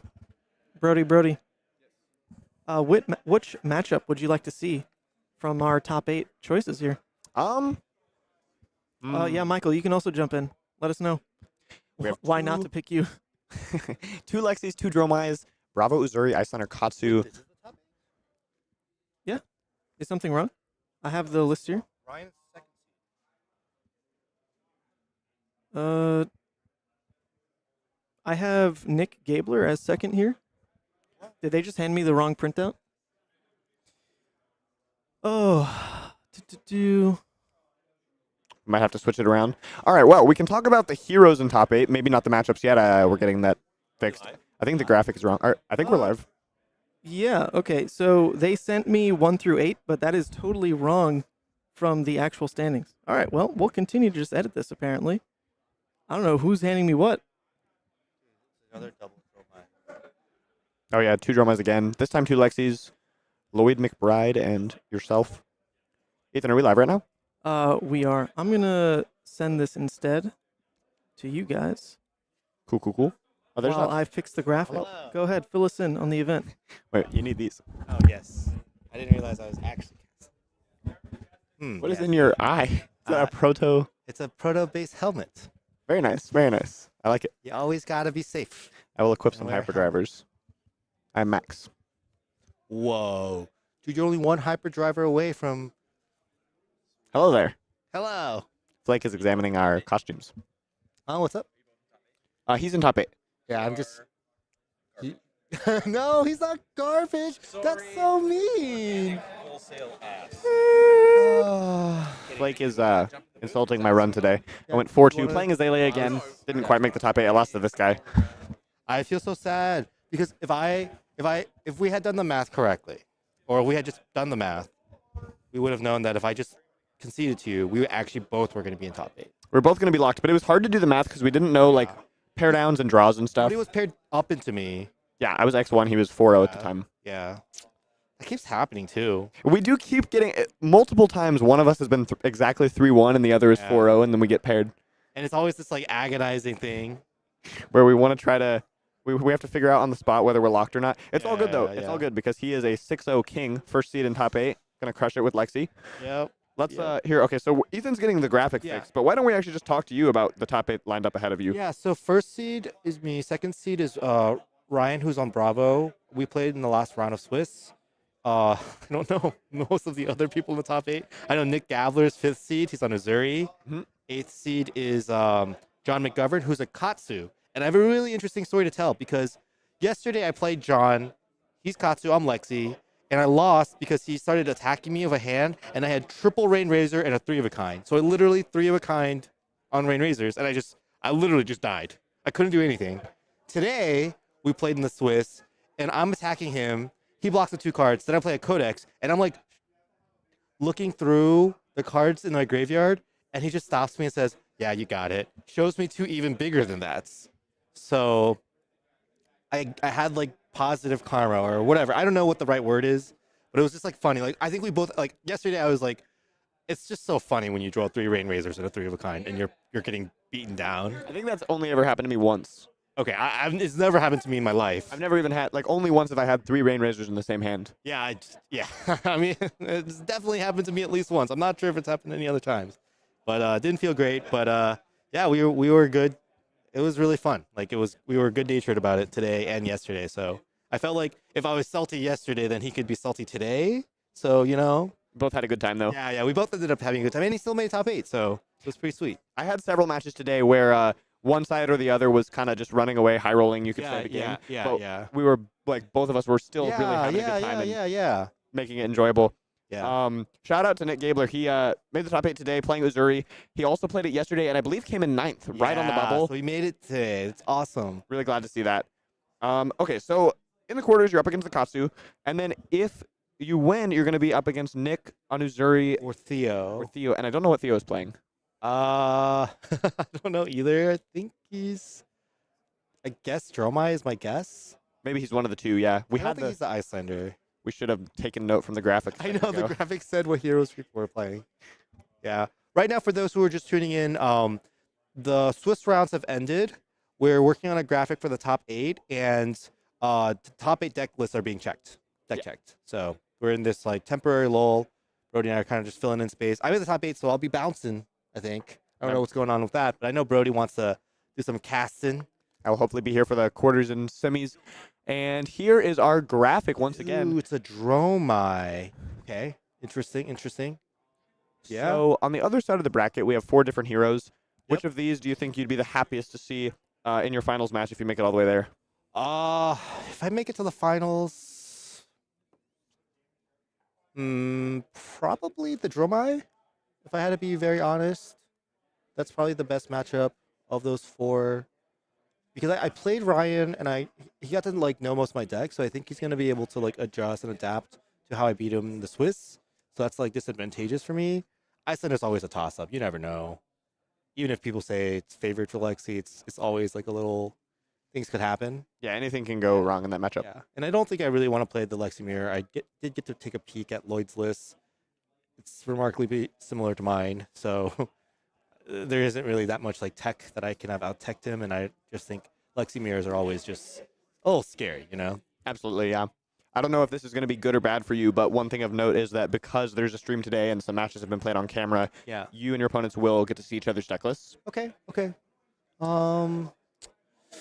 Yeah, that probably won't matter. So I played Nick already in the Swiss, so if he ends up if I end up playing him in the semis, it's probably actually it would matter if Dromai makes the semis, if Theo makes the semis, and I managed to beat John, which is not an easy ask. I have already lost it once. Theo gets to know how many poppers I play. That's true. That's probably the biggest thing in that matchup. Yeah. Not much else matters. Yeah, straight up just knowing exactly how many is a big deal. Once my last popper's gone, the gloves are off, it's time to run wild with the dragon. So it's going to be a little interesting. So let's talk about Bright Lights meta. The set just came out 2 days ago. Yep. We've now had 2 full CC Swiss events, and then obviously going to finish the top 8 here. Yeah. No mechanologists in either top 8. Yeah, it's crazy because mechanologists occasionally make top 8 before Bright Lights. But also, to be fair, not very many represented on either day. Yeah. On day 1, I think we had a total of, I want to say, 9 mechs in the room. Right, including Maxx. Yeah. And today I think we had a Teklovossen and we had some Dash IOs And we had like 4 or 5 maxes. Yeah, like 5 maxes Max today. Nitros, yeah. I think we got in round 2, there was like a dash mirror on stream, new Right, dash, and then right. there were also, I heard there was a max mirror going on. Yeah, I mean, I think maybe it's a little too early for some of the newer heroes to really have like been figured out. Maybe the deck lists aren't refined yet. But I am a little surprised we're not seeing like Dash, like Inventor Extraordinaire, OG Dash, because she's very powerful right now. Like I'm terrified of Twin Drive. That's just such a powerful card. Yeah, absolutely. I guess there were 3 dashes, so 3 plus 5 plus 2, there were 10, 11 mechs. 20% of the meta was mechs today. Okay. So that's quite a bit. That's definitely more than yesterday, percentage-wise. yeah. Oh yeah, because there's 6 azaleas. Gosh, darn you, why you gotta do this to me? you played against 2 azaleas today, right? No. Today I went against Uzuri, Azalea, Bravo, Katsu, Bravo. I don't want to play against any of these heroes. They're all kind of hostile to Lexi. I want like fair. Yeah, lots of know. grindy, difficult games. Why can't I play against a Levia or I don't know, a Kano? I think I take that too, maybe. Wait, Nick is the only Uzuri. Wow. Oh yeah. Crazy. I didn't even notice that. Only Uzuri in the room. Only Uzuri. There are actually 2 Arachnes today. Yeah. Oh my gosh. What's his Kevin, I think? Or no, Lucas. His name is Lucas, right? Yeah, Lucas, and then I don't know who the other Arachne is. Oh shoot. Okay. That's crazy that there's more Arachnes than Uzuris. Lucas Barding. I keep mixing him up with Lucas Birch. Yeah, because they always hang out. I always see them next to each other when like one of them's done with a round. And one time we were at some battle hard. We had 3 had Lucas Oswald as well. Yeah, we were doing the draft. We did a Monarch draft, and I was like taking notes of where everyone was seating to like figure out the pairings. And I wrote like Lucas O, and then I was like, "What are you guys' last names?" And they were both like, or, "What are your last initials?" B. And then I looked at their shirts, blue and black. So I was gonna do like shirt color B again. How do I note this? Yeah. Another potential reason for people not playing mech is the fact that the set just came out. It could be card availability. Even though MinMax is here and they have stock of cards, sometimes people don't want to play with cards without I testing think they them ran in out of paper. twin drives before like the end of round 1. Yeah. They just straight up there's no more stock, rainbow foil, non-foil. There's no more twin drives, and that's just all the singles they had. So if you didn't pre-order, which I highly recommend you do if you're gonna go to a release event like this, you were just out of luck. Yeah. So that might have sorry, I cut you off, but that might have influenced the number of dashes. I think so too. And it's possible that people just haven't had time to sufficiently test and feel comfortable. Yeah. Test in paper as well. Even if they can get the cards the morning of, they want to like have some games on it. Yeah. So maybe next week in Taiwan, we would expect maybe more dashes, I guess. Yeah, I'll be really curious to see. I have no clue what the Taiwan like local meta tends to be. Yeah, I have no idea either. But I'm really interested. Yeah. Might be able to squeeze it. Are you going to be able to do that armory on Thursday? We'll see if we can scope it out. We're going to both be in Taiwan in a few days. Yeah. So. I get in like. I'm also going to be in Taiwan. Oh, yeah. That's right. Don't forget me. Ethan's Whole coming crew. too. Ethan and hopefully our battle hardened champion of this weekend, Evan, if he can get his passport in time. There's no way. Wait, really? Yeah, Evan might go? He told me on the plane that if he won the battle hardened, he was. I mean, that man flew in for just the battle hardened, not even here the whole weekend. Yeah. And he's like, yeah, I don't know. If I win the battle hardened this weekend, I think I'll just go to Taiwan. I'm like, dude, that's a promise now. What he didn't tell me though is that he just doesn't have his passport. Oh, So yeah, that's it was- problematic. yeah, like I think even if you expedite it on Monday, it will be hard to get it within 2 weeks. No, because he already paid for the expedited process like 4 months ago. So. Oh, okay. At that point, like something's wrong, buddy. Yeah. Something's wrong. That's fair. That's fair. But yeah, it just doesn't have it. If it shows up, then he said he'd do it. He's going to book it and just go? So maybe sweet. it's there in the mail on Monday. Would be cool. Can we talk about the fact that there are 6 azaleas today and more, like it's just like 12 rangers. 12 Rangers, both of them have 6 most represented decks. I'm happy to see the 6 Azaleas. I think she was, I don't know how many there were yesterday, but definitely not near the top most represented. Yesterday it was, Dromai was like 18 or something. Lexi was second. And I think Bravo was third. I think Bravo was tied with Lexi, yeah. Oh, okay. Yeah. So quite an interesting shakedown today. Obviously, a lot of people have, I don't know, when I was asking people yesterday, like my opponents, if they were going to come to the PTI tomorrow, 3 of them said they had to work today. Gotcha. So I didn't realize people work on Sundays, but one of them said they work on a hospital. That's like one of the reasons why. It's always so fascinating though, because like today's meta is like to me, it's actually kind of significantly different from yesterday. Like, it feels so different. Like, the top 8 looks remarkably similar, but I think the most played heroes, it's quite a big difference. I would say so too. Several of the same ones are near the top, but Azalea, obviously, 5 Maxes, just as many Maxes as Bravos, which yesterday Bravo That's was wild. Yeah. I didn't even know they existed. Like, on round 3, I was walking around. I didn't see any Maxes, but I saw the graphic, and I was like, what? I never saw one either. I don't know. Okay, They were just hiding, Interesting. somewhere. 0 of Riptide, Rhinar, Bolton Prism, and Vincent. Okay. Did you know, I'm pretty sure I saw this on Twitter, but yesterday for the PTI event in Tokyo, which was CC, apparently the finals was Prism versus Lexi. And Lexi won. And Lexi won, yes. Ooh, I didn't know that. Prism and yeah, I know. It's not. That's a little wild, right? That's a little spicy. I had not heard that. Yeah. I just saw a graphic where it was like there's a Remorseless coming in, and the Lexi was trying to block a card from hand, and then D-React from Arsenal, but that was the one in France, right? Tokyo was Blitz, I think. No, but the PTI event. Oh, in Tokyo. Gotcha. Yeah. Okay. Yeah, the Blitz event, yes, was won by Chain, and then the CC event was won by Lexi. Cool. Okay, yeah, I had not heard that. Yeah. I woke up this morning, I saw it. So does that make you want to go workshop Prism? Oh, the fact that Prism lost to Lexi in the finals. I'm not sure if that really. I would have phrased it as that Prism got to the finals, but you know, to work really hard to lose to Lexi is not where I want to be going into the CC meta right now. There you go. That's your comparison. Yeah, that's our meta from yesterday. Yeah. So lots of the same faces up at the top. really fell off. Like 8 to 1. That's true. A big difference. Same with the Vincets, Uzuris, and Levias as well. Yeah. They all kind of disappeared. Yeah. Fi still hanging out in the middle. Kano dropped off. Iyslander is 5 to today's 4, so pretty similar. Dash.io, 2 both days. Right. I mean, it's like less than half the players, so if your number only halved, it's like the ratio is still about the same. So like for Lexi, it stayed about the same. Yeah. But then Azalea went up. Dash. Azalea went up? Azalea had 4 yesterday and has 6 today. That's definitely Levi. That's one of them. Yep, he was playing Dash yesterday. And, oh, you were also on Azalea yesterday, so you're not the yeah. other. Azalea went someone up. I don't know what's up with that. Maybe just people switched, or like we got some different players who weren't here yesterday. Max Nitro also went up. That's true, yeah. What the heck? I wonder if Max was like people were able to. They didn't want to scramble to get their cards before round 1, or just wanted a couple paper games, and then for that reason needed an extra day to get all the cards. Yeah, that's fair. Or maybe since there weren't any twin drives, they had to go home tonight or yesterday night and start doing the cracking.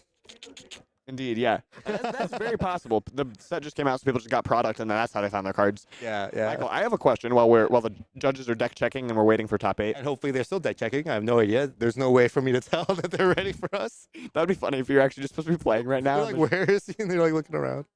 Here's my question. What do you think is the hardest hero in Flesh and Blood? To play? Yeah. My assumption is Kano. Flesh and Blood is hard. That was a well-timed Michael Hamilton quote. That almost freaked me out. I was like, that's definitely Hamilton's voice. You just have it on the soundboard? No, Hamilton's in the back room. Yeah, he's our silent observer. Flesh and Blood is hard. Oh my gosh. It is hard. I would assume it's like, dude, his sound things are great. Do the frailty one. Did you know that bonobos use sex as currency? Okay. I had not heard that one before. Yeah, Flake's been having a blast with that one. Which one did you want? Frailty? Yeah, do frailty. Frailty. Yeah, some of these. Whenever you play Did you Codex record that Frailty, and like produce that? A friend of mine did a bunch of these, but we've got some sound effect ones too. I like this one. Oh, that's like Rain Razors. Yeah. What about this one? Blizzard CLF, like anything okay, too yeah, taxing. anything super icy. Frostbites. Mm-hmm. How about this one? This was special for Battle Hardened Portland. Ripped? No? Soul Shackle? Oh, yeah, I can hear the Chains back. chains. Chains Yeah, back. yeah. Yep. We don't talk about Starvo. That one's great. That must be one of the best like Flesh and Blood videos. I think it's the best Flesh and Blood music video. Music video, yeah. That easy accolade. Agree. I don't know which other ones are out there. That one's great. That one's so like everyone's seen it. Yeah. I think Kano probably is where I would say is the hardest. I feel the same way. I do think there's like different things that are difficult. I think that there may be some heroes that require more preparation than Kano to do incredibly well. Obviously, Kano requires a lot of practice and preparation, but what I mean when I say preparation is like very specific knowledge of game plans. And like Iyslander, for example, is a hero where you run into a lot of decisions that kind of feel like a 50-50. Sure. And the only way you can know how to make the right one is you've played this matchup before and you've been in this spot and you know how it's going to feel in 3 turns. Yeah. Where also just like Kano versus Iyslander, like that's insane. Yeah. I'm trying to think of a harder I think Dromai has some harder matchups. Like Dromai into some hero, like you have to like know how to play Dromai. I think the deal. Dromai into like crazy long popper matchups is like to play at 100% is like so difficult. Maybe. I think that the triple remembrance plan, which I like to call the what was that plan? I had a better nickname for it that was kind of funny, but you're just throwing dragons at the wall and seeing, you know what I mean? Like, yeah. You have to remember, you're just like, here's an Ashwing, and then the Ashwing deals the damage. You're like, oh, woohoo! And you throw something else, and then they pop, and you're like, okay, next. Yeah, next. Go next. Hello. Oh, we've got a Flake peeking in. What will he do? Oh, he's looking. He's analyzing. He has chosen not to strike. Thank goodness we are safe. I also think it's Kano. I think it's not cut and dry what hardest means, but I think if your definition is like hardest to actually, after practicing it a lot, you still to have to make execute. the decisions. Yeah, hardest to execute in the moment. Yeah. I think Kano has so much math you need to be able to do and things to think about. Yeah. Percentages to consider. Yeah. I'm not positive that that's the case, but of the heroes I've played, I feel like he's probably the most difficult. Yeah, sure. I think another one I think Dromai is actually up there in terms of complexity. Yeah, I think so. In a lot of matchups, it's like whatever. The popper matchups ones can be hard, but I think particularly against both Lexi and Iyslander, being Dromai, now having to factor in frostbites and just like taxing effects changes a lot of the dynamics. Yeah. Being able to play around those is a big deal. And then particularly Dromai versus Iyslander, playing around their arsenal. Mm-hmm. Like even if you have a mirror guy in play, you're not safe, right? Like you send in the Ashwing, they're like, frosting. And you're like, dang it. So like those type of decisions, I think, takes a bit of experience. I feel like... You know the correct answer, though? What's the correct answer? Levia. I knew it. Because even at peak gameplay performance, you only do the right thing 50% of the time. Because the scabs are just... that's the ultimate, the hardest... I mean, it's not the hardest choice to make, but it's the hardest choice to get the desired outcome. It's only solid 50%. I will actually agree that Levia is one of the hardest to play because you're constantly making a decision tree of if I roll a 1, 2, 3, 4, 5, like what I would do in those situations. Brute feels that way. Like you have to evaluate how far ahead or behind you are, and then how risky you're willing to be. Yeah, like how much you have to risk. Yeah. Which can be quite difficult. You should cue the Levia sound effect. Oh, thank you, Mr. Producer. Where is it? This one, every time I said Levia in Cincinnati, from Monarch, Levia. I said it so many times. It actually like retrained my. It's like a shot caller. Like, I only say Levia now. I've been trained. Levia. I think Kano is like really hard to execute and make decisions during the game. You got to do a lot of math. I think Iyslander requires a lot of experience and preparation, and I think you could say that both of those things can be true about Dromai. I am being called. Goodbye, Michael. All right, chat. I hope you guys have a good time watching games, and I will see you guys in a bit. All right, sweet. This means we can finally do the last box giveaway and the contest drawing.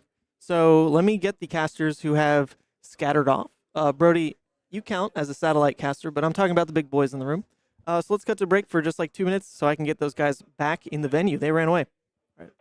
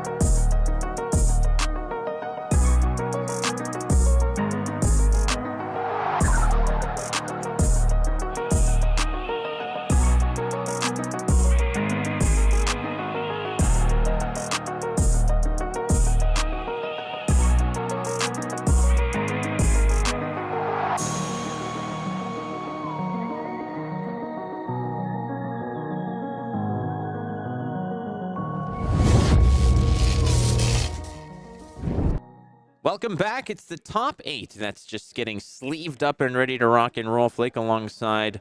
Who the hell are you?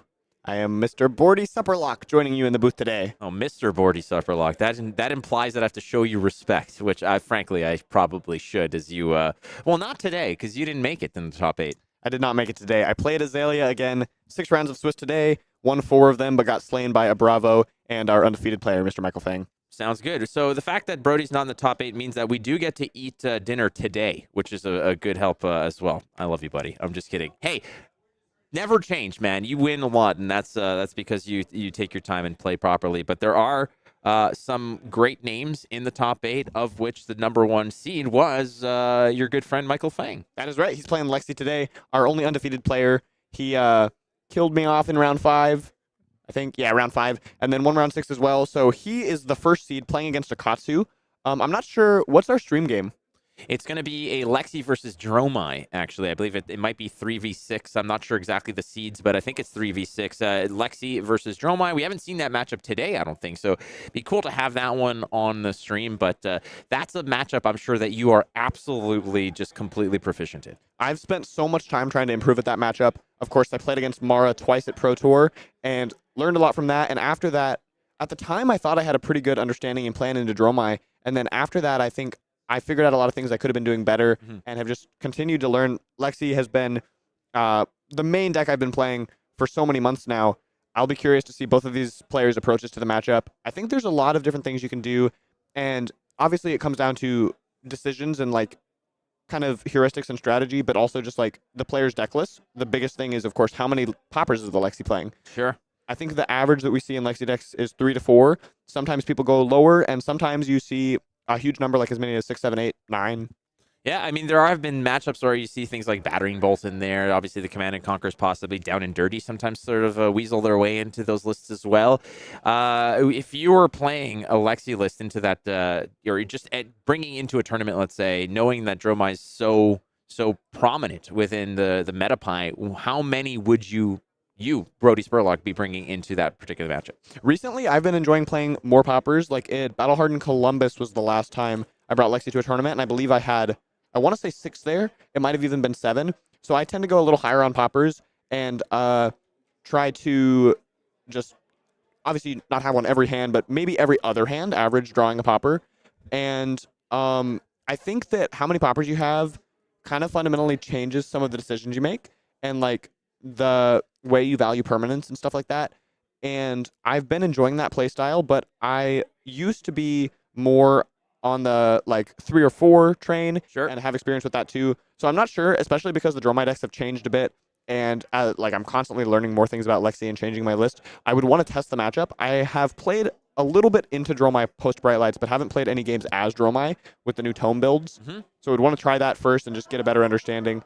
I also know from yesterday, both of our Dromais in the top 8 weren't even playing Tome of Imperial Flame. So at first, I didn't even realize that was an option. I saw the card. It seemed really strong. I assumed it was just going to become a default, but I want to go test Dromai more now that it's possible that card doesn't even make it in the list. Sounds good. Well, we're going to see how this Dromai fares. It's going to be playing against Lexi. We're going to go right now to the quarterfinals here of the PTI. It's going to be Callaghan versus Josef. Dromai versus Lexi Livewire. This is a matchup you have seen time and time again in the past several months, ever since, I would say, my goodness, since Lexi sort of burst onto the scene post-Outsiders as being one of the heroes to beat, as it were.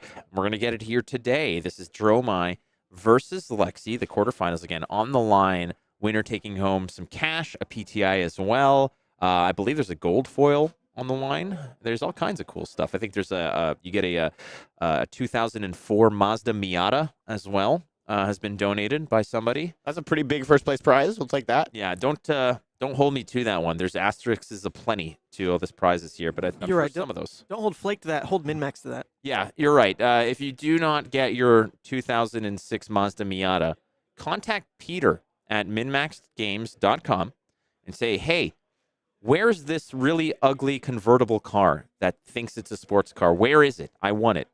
But why would you do that listening to this? Because you're not even in the tournament. So anyway, this I'm just trying to get through this intro screen. It has been 2 straight days. I think this is, my goodness, we've done We did 10 rounds yesterday. This is the 7th round today. This is the 17th round of CC I've cast in 2 days. So the jokes will not be all gold, ladies and gentlemen. We'll do our best. But what might be gold... know that bonobos use sex as currency? Yeah, that is the... Brody, you're 18 now. You can hear that. I was... Michael and I were talking here before the match, and Ethan played that not out of nowhere. We were going through the sound effects, but I had not heard that one before. It caught me a little off guard. Well... Brody, let me tell you about a little tribe of monkeys called the bonobos, okay? They are... Okay, so we have... No, go ahead. We don't need to. That was the perfect way to sort of move on there, buddy. But yeah, it's going to be... I said, speaking of gold, there's going to be likely a gold token here. I think that Josef uses the Crown of Dominion into this matchup. And again, not only just giving you the royal tag, but also... giving you access to that tome because of the royal tag. But the gold piece here for Dromai, something that you can kind of just pitch into, draw a card, create Ash. It seems like these builds just keep getting better and better and better. Yeah, Crown of Dominion, a lot of other decks that play this run cash in with it to be able to draw 2 cards. But like you said, Dromai just often pops the gold, pitching away reds to get Ash.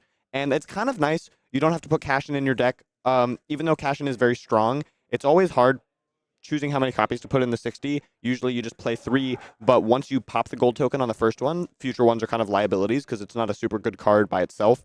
And especially in Dromai, you don't even want to pitch it away as a yellow because you usually want to be pitching reds. Sure. It only blocks for 2.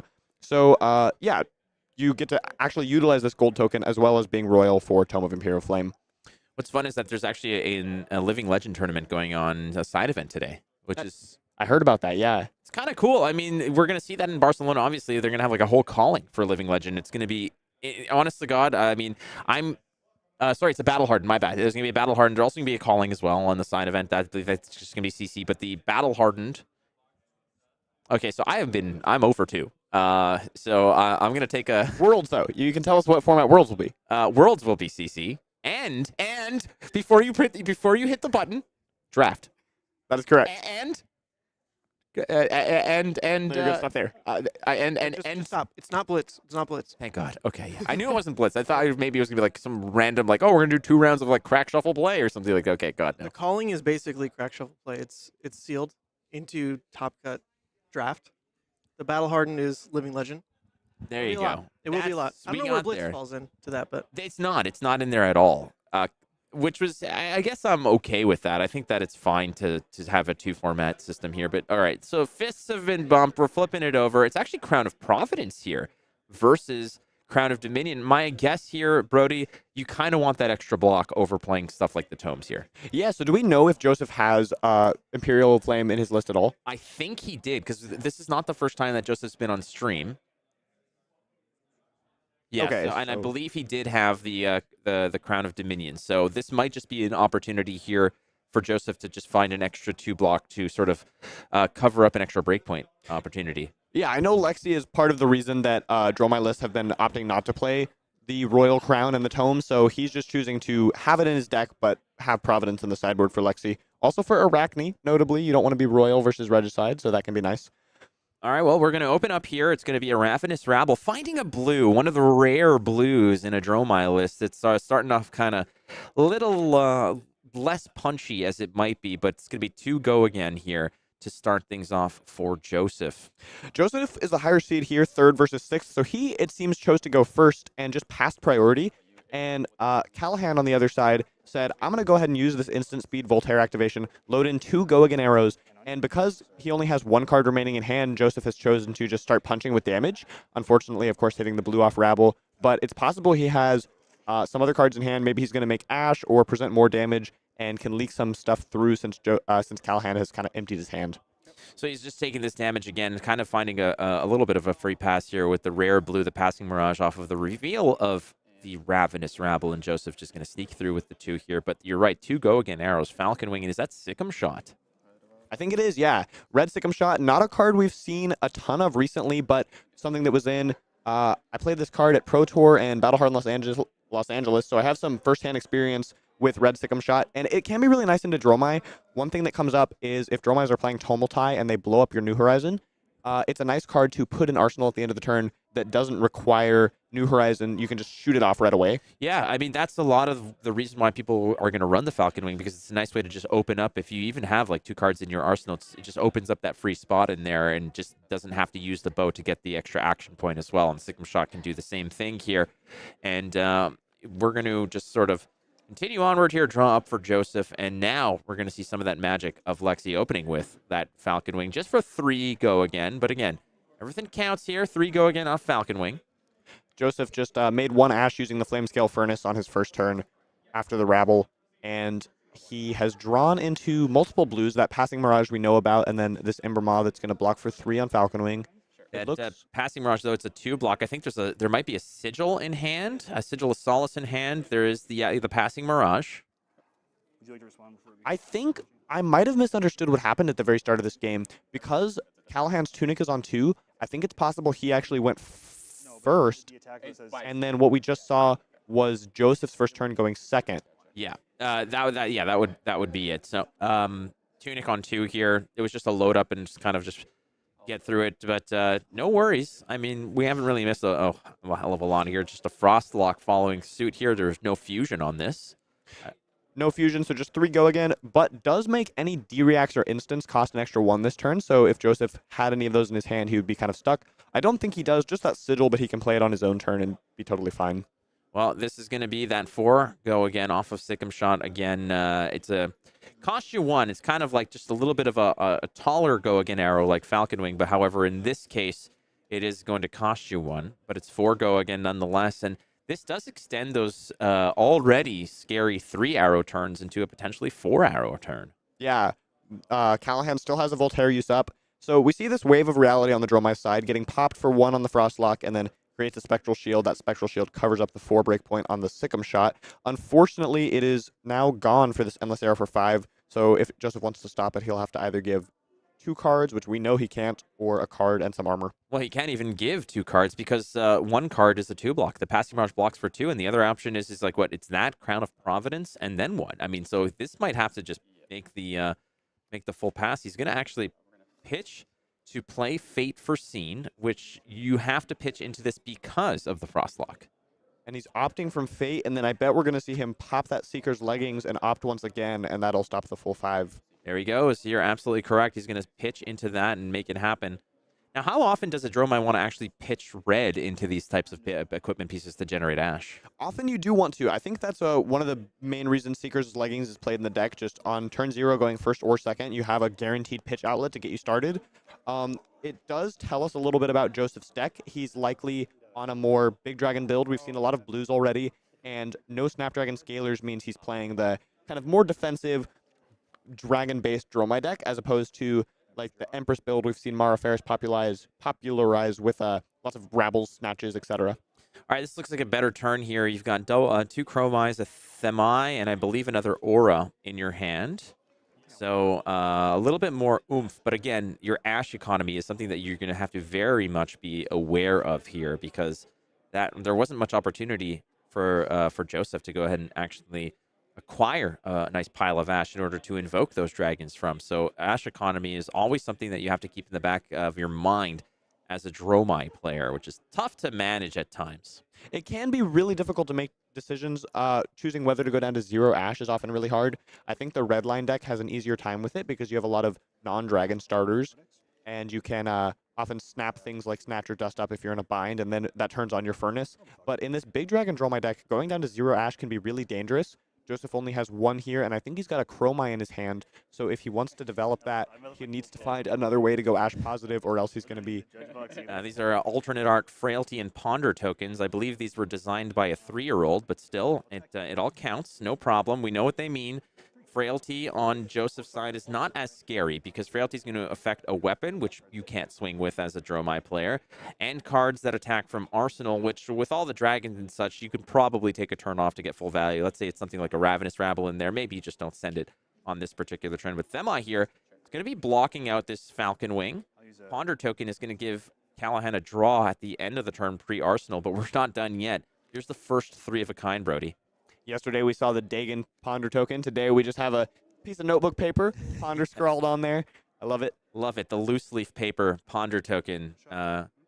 perfect. That font, Comic Sans, I believe it is. Nonetheless, there's the 3 of a kind drawing into it. One activation of the bow already. It's going to be sending out this endless arrow. And when you're evaluating the threats of the arrow, Brody, in terms of must block ability or must block sort of importance here, how important is something like the endless arrow? There's several things to consider here. The first is obviously Callaghan has 2 cards in hand remaining and 2 resources, so he's likely going to be able to fire any arrow he wants with the second Voltaire use and already have the Ponder and an additional card to definitely give him a pretty good arsenal. So unless he doesn't have any other arrows in hand, Endless likely isn't super important for this turn. Another factor is the Quiver. We see Callaghan playing Quiver of Abyssal Depths, which means he can't use extra resources to try to fish for a 3rd arrow to shoot off the top. He could activate the Abyssal Depths to put some cards back in deck, but no immediate threats this turn. So I think the fact that there's no Rustling Leaves makes Endless even less of a threat. But you see Josef still opting to block with armor here and stop it because Endless is just such a powerful card in the matchup, clearing dragons. He doesn't want it to hang around and stick in Callaghan's next hand and be able to have some really efficient dragon clearing plays. All right, so he's making the ordering the triggers here in terms of a Heat Seeker, going to load up that Remorseless, and the Ponder token is going to draw him up as well. And now he gets the opportunity to go ahead and drop a card in Arsenal, which he does. Perfect stuff. Now, I'm not sure. Everybody has... Okay, I was just about to ask whether that Ash face-up meant 1 Ash or 0 because there's no dice on it, but that meant that there was one particular Ash. Everybody has their kind of style, as it were. So that 1 Dromai costs you nothing, but it's going to transform that 1 Ash into the Dromai, a 3-attack dragon. It's got a 2-body. The beauty of this is it will attack and create an action point. You pop it, you get an action point. So it kind of keeps the attack alive. It keeps your turn alive. So he's going to be playing that. That is right. Callaghan actually had 2 poppers in his hand, only has to use 1 of them, and he has a pretty solid turn here, all things considered. 2 non-go-again arrows in Arsenal, but of course has the Snapdragon Scalers to bail him out. So he is going to Lexi up a Searing Shot. He's going to pitch Fire Remorseless. So I guess he's giving himself an option here. He can snap Remorseless and do something like play CNC, double Arsenal 2 arrows. But I think the reason he chose to Lexi before firing the arrow is he wants to give himself the option to just pass after Remorseless, Arsenal Falcon Wing, and hold that CNC in hand as another popper. That's a great option as well. How concerned are you here for Josef, who doesn't have any Ash left? I think it's very scary in his deck. It's a little easier in Mara's style deck, the red line build, to go down to 0 Ash. But in Josef's deck, it can be really rough. You only have so many cards red cards that can even be played without Ash in play. You have so many dragons, and in order to turn on your Furnace as a pitch outlet, you need to draw one of those. So I'll be curious to see how he navigates it. Oh, he covers the Searing Shot up nice and clean with a Fate Foreseen. That was a rhyme. That's my Dr. Seuss impression. So it looks like Callaghan did snap. He decided to shoot his arrows, and he is arsenaling the CNC, so just drawing 4 more cards. And we're back to Josef. That's a Sigil from Arsenal. So now I'll be curious to see whether he pitches his last card to regain his Ash with Furnace or makes the more efficient play of just arsenaling. It's higher value in theory to Arsenal than to just spend 1 card to get an Ash. But like we mentioned, having 0 Ash can be really dangerous, and it's possible you'll go even more minus later by not being able to play dragons. Now, I got to ask you here, if there was a lot of Ash left or some dragons on the board, let's say, do you think that there's ever a situation where Callaghan actually holds on to the CNC in hand and opts not to Arsenal here as a popping opportunity? But I mean, seeing that Josef had no dragons, no Ash, obviously that's not the case. But do you think that that's ever a situation where he might consider holding it in hand? I think it can come up, yeah. If the Dromai has a huge board, especially late in the game when it becomes more clear exactly what needs to happen for you to win, and you know that as long as you can get another turn, you'll be able to leak enough damage, but you just have to make sure Dromai's board stops. And let's say you're out of poppers or you don't know if you're going to draw a popper, I definitely think it can happen. Okay, well, here comes the Command and Conquer we saw in hand. He's going to go ahead and rescue the card in Arsenal. I think the last card he had in hand might have been a Sigil Assault again, so he can't block there. But he does manage to go ahead and rescue the Arsenal card with the Crown of Providence. Still going to leak damage, but it's not as important now because Command and Conquer is not really threatening any disruption, any card loss in that regard. But the important thing here is the fact that Josef's been on the back foot the entire game, more or less, as it seems, as he gives up an Azwalai, a Dromai, and a Yenderai. No Ash to be had. He's going to go ahead and gain more life. I think that's the second Sigil Assault that has been played so far. Flake, Callaghan actually just did what you mentioned. He had another CNC, drawing all of his poppers very early this game. At the end of his turn, he chose not to arsenal it and only drew 3 cards. So you actually just mentioned this possibility of just holding the popper in hand, and he's done just that. But, of course, Josef just played the sigil. So now we're back to Callaghan's turn, and you could say his gambit didn't quite pay off because he's now working with only a 4-card hand instead of 5. And the cards that he has in hand here, it's going to be a Rain Razors for Callaghan. There's a, is that a Searing Shot as well as, or is that a Heater? It might be, that's a Heat Seeker. So there's another Heat Seeker. That's, I believe, the 3rd Heat Seeker. There's a Rain Razors in hand. I wonder if he's going +1 on this and says, I got nothing else to do, unless you're looking to potentially bluff, you know, more options. Yeah, he's going for the go again here. I guess you can pitch into the CNC. Yeah, there were several possible lines on this turn. Some of them involve playing Codex, but yeah, just going for 5 go again and to threaten your arsenal again. No Crown of Providence to protect you if you don't have the 3 blocks this time. Oh, and Josef is actually going to be in serious danger here because he has a Sink Below in his hand. Oh, no. He cannot stop the CNC if Callaghan chooses to fire it off. And, well, that's what he's feathering in his hand right now. Callaghan wondering, okay, how do I go forward with this? I mean, I believe he's got a Rain Razors and a Command and Conquer, which is pitches like so cleanly to it to send it over. Josef has faced 2 Command and Conquers in a row and has had cards that just can't block. And now he knows. He's like, I can't rescue this. I have to just, you know, soak up some of the damage. There's another Asvalai, and he's going to say, you know, there's nothing else I can do. This is also information to Callaghan.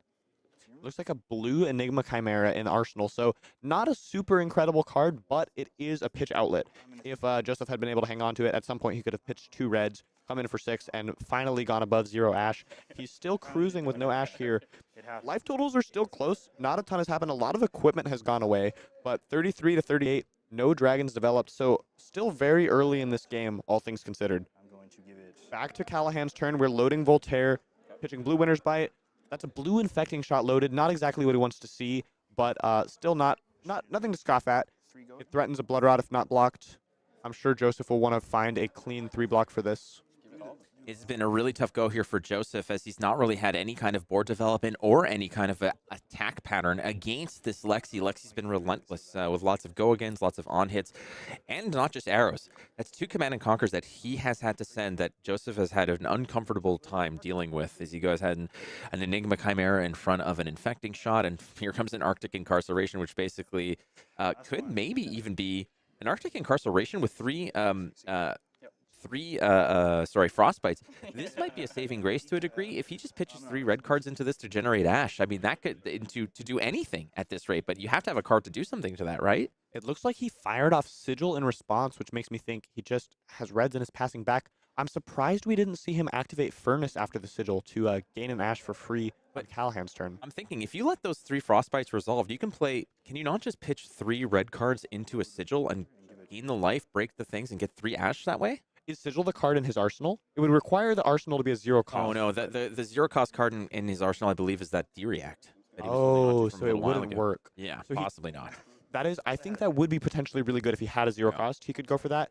Okay. Well, I'm going to tell you right now, you wake up and you see this, you're probably having a bad day. It's going to be premeditate into a Rain Razors into 3 of a kind. The next arrow that gets fired here is going to be +5. Oh, but that is not a good draw from Callaghan's side. 2 powerful red non-arrow cards and a blue Infecting, so he's just going to send the Drill Shot, and that's his only arrow for the turn. Oh, he loaded it off Voltaire. Okay, so we're going to do some more. Blocking clean 9 on 9, and then Callaghan, I believe, has no floating resources, so if he wants to shoot this blue Infecting, he'll have to use his Tunic counter. Yep, plus, he's just going to pitch both reds away. Thinks he's likely going to get a Ponder off of this because it's coming in for 5, which Josef cannot block from hand without... Right.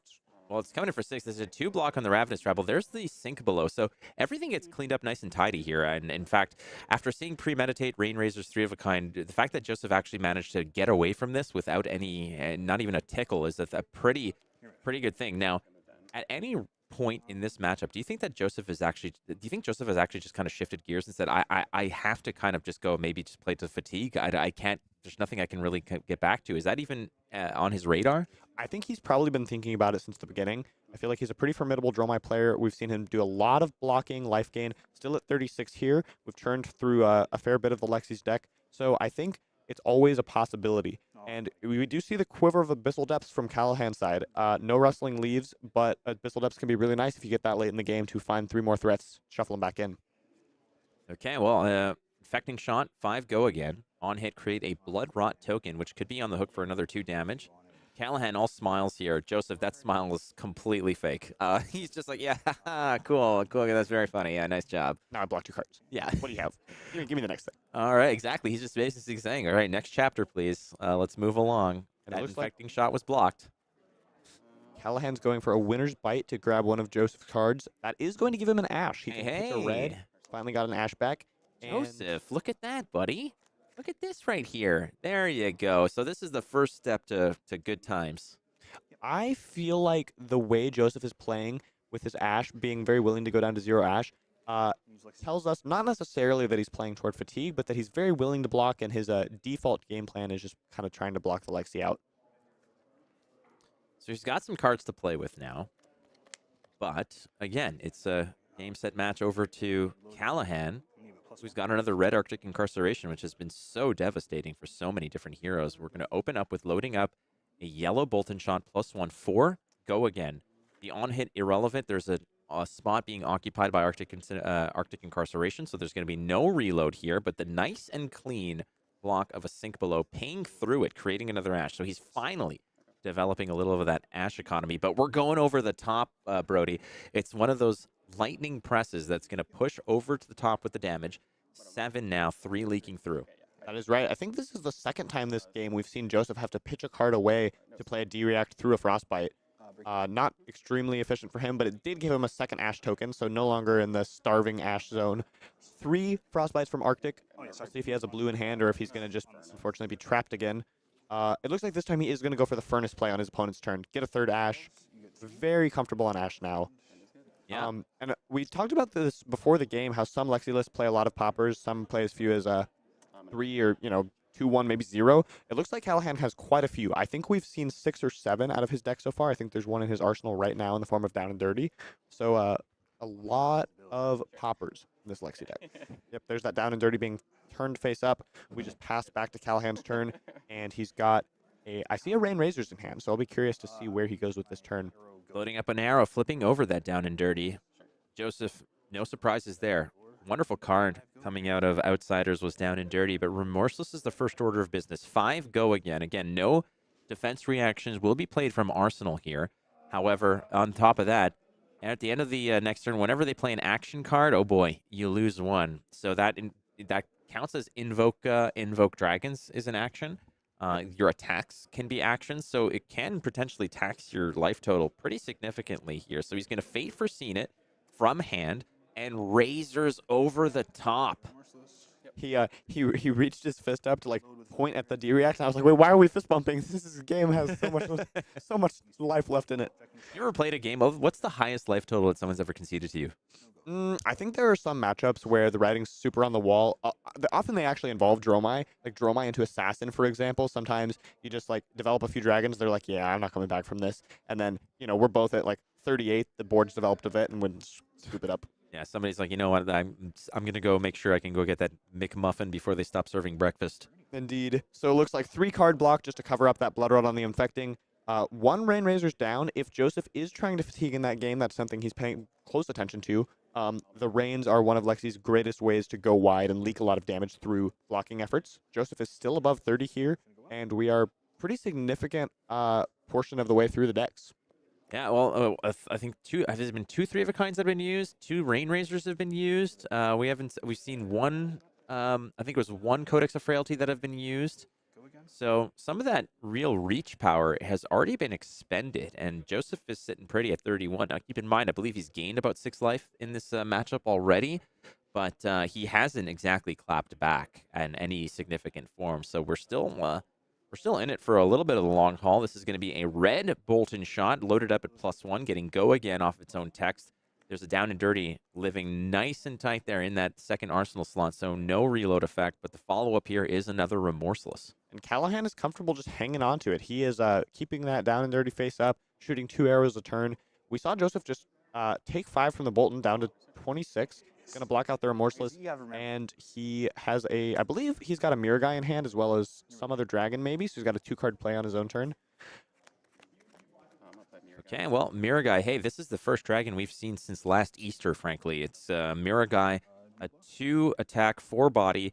The first dragon attack each turn loses and cannot gain phantasms. Kind of a little protection spell over the next kind of your first dragon attack every single time. And, you know, attacking with Mirugai as your first attack is not so menacing. It's only coming in for 2. Usually Mirugai kind of wants to be the overlord, the overwatch of a bigger, more nasty dragon. But we haven't seen one in God knows how long, because I think that Joseph's blocked with like Dominia and Tomultai and 2 or 3 Chromais, 2 Asvalais. Like they're all in the graveyard. Mirugai is a nice hit if you are staring down and dirty there, just chipping in damage, and maybe we'll see him develop one of those bigger dragons like you mentioned. Looks like on Callaghan's turn, loading a Frostlock. No fuse for this, so just coming in 3 go again. No on hit. Josef is taking that down to 23. I wonder if I think he's maybe starting to pivot a little bit. We see him taking earlier damage quicker, so trying to hang on to cards and start to develop a board of dragons. We see a Burn Them All in his hand, which after so much blocking in this game, he's got plenty of reds to fuel that. I think it's pretty likely we'll see him maybe try to develop that this turn. Oh, you got to have a dragon survive, right? I feel like if there's only one dragon on the board and Callaghan sees a Burn Them All, Callaghan might actually just say, I'm going to just kill whatever dragon exists at this point. But the difference here is that Josef finally has an Ash to spare at 3. He's going to throw a card in front of this. I wonder if that's is there a rake in Joseph's hand? I can't tell. I don't really think so, but finding one of those would be really nice for him at some point to have some sticky little dragons. Yeah, I see him Burn Them All. I see there may have been there's is an Uvia, I think, and a Ravenous Rabble. Yeah, there's a Ravenous. There's an Uvia. And I think that might be a blue card as his 4th card. So just thinking about how to block on this down and dirty. 6 damage, no on hits on this, but you know, 6 is a pretty hefty number. Josef is down 13 life right now. Only 1 dragon in play, so needs to develop his board and start making a comeback as far as life totals go. Well, here's a little bit more of a kind of the demeanor here that Callaghan has. It's very freewheeling. It seems very that he's like kind of in a good mood. He's very loose. That might change because you're in the driver's seat, Callaghan, for now. Joseph's had a pretty tough go here, playing very defensively, but that probably is sort of the posture he's chosen to take at this rate, as he hasn't had anything going very early on. So it might just be a matter of we're shifting gears full on fatigue. But hey, if I can throw a Ravenous Rabble at you, then we're going to do so. And this one very different than the first one he sent, as he finds a Thamai off the top. So 4 go again for this Ravenous Rabble. Finally, a little offense from Josef. We're developing that Burn Them All afterwards, swinging in the Mirugai for a safe 2 physical and 1 arcane. Can't be popped. Josef is probably looking to find a rake now. Mirugai cannot be popped, but it can be killed, especially by something like Endless Arrow that'll come back to hand. So only 1 dragon on board is not exactly what you want with Burn Them All in play. It feels better to have a couple Ash Wings hanging out so you can reliably get that arcane ping every single turn. Mirugai still sitting pretty over there. I will Tunic. All right, so Tunic value, loading up a bow here. Sure. Bolt and shot again. That is a Bolt and Shot red. Getting the +1, 5 go again. On hit, reload. Now, there is nothing in the arsenal here, so the on hit for Bolt and Shot is significant. He's going to throw 6 in front of this. But there's the second Lightning Press. Brody, is Lightning Press a card that you typically play around against a Lexi these days? It seems like Lightning Press is a card that kind of flickers in and out of existence in the meta. It's a card that some people are super high on. It is in, I don't know what percentage of the deck list. We saw it in Yuki Lee Bender's first place calling deck at the Calling It Nationals for the U.S. in Las Vegas. No sigils left, so. And several people have been playing it before that, and especially since then. And it can be a very scary thing to think about when you're trying to block out an on-hit. Maybe you have enough with a D-React or something to even be safe with Rain Razors or prevention effects, but Lightning Press being an extra 1 can be scary. I think it's really hard to play around cards like this in general. If they have it, they have it. Sometimes you're going to have the D-Reacts to cover up on top, but it is definitely a super powerful card in Lexi. When you're building a Lexi deck, there's so many of these like powerful red non-arrow cards that you can potentially include, but because of 3 of a kind and Rain Razors and all these arrow synergy cards, you can't really play too many of them. So you have to pick and choose, like, are you going to play Lightning Press, Icequake, Premeditate? The list goes on, and Callaghan has chosen to include Lightning Press in that slot and is using it to good effect in this game. Here comes the second Mirugai. The first one was protected by its own effect or its buddies. We don't know. Either way, they're all holding hands singing Kumbaya, not worried about a phantasm. But this one, is susceptible, but we saw that battering bolt was actually fired upon Josef, and Josef took it with a smile on his face and said, I need to start doing some work here. So opting to take the damage from the battering bolt, knowing that there was no effect, no disruption, the hand was safe to the on-hit effect of the battering bolt, pitches a red dust up to play the second mirror guy. It's an ash neutral play, but he is finally showing some signs of life here with 2 mirror guys on the board and a burn them all. That is on 2 counters. I have to imagine Callaghan's running low on poppers at this point. We've seen, I'm not sure, 7 or 8, and I don't think he's going to have that many more left in his deck. So vulnerable to all of these dragons, even post the first swing. Unfortunately, double mirror guy does not give you 2 phantasm dodgers. They both affect just the first dragon swing. So like you mentioned, the second one is always going to be vulnerable. Clean blocking 9 on 9 here. Oh boy. No on-hits get through. That was quite the arrow if it hit Bloodrot as well as a Ponder to Arsenal from the Lexi side. Most certainly, but look what it bought out of the hand. 2 Kylorias that were just gonzo now. So we're going to swing in with just the 1 mirror guy. No go again because no red card was played. It seems like Josef is kind of playing with his hand tied behind his back and half blindfolded in this case because Callaghan has been all gas, no brakes for the most part. And in this case, laughing at a mirror guy, the arcane damage, sure, no problem.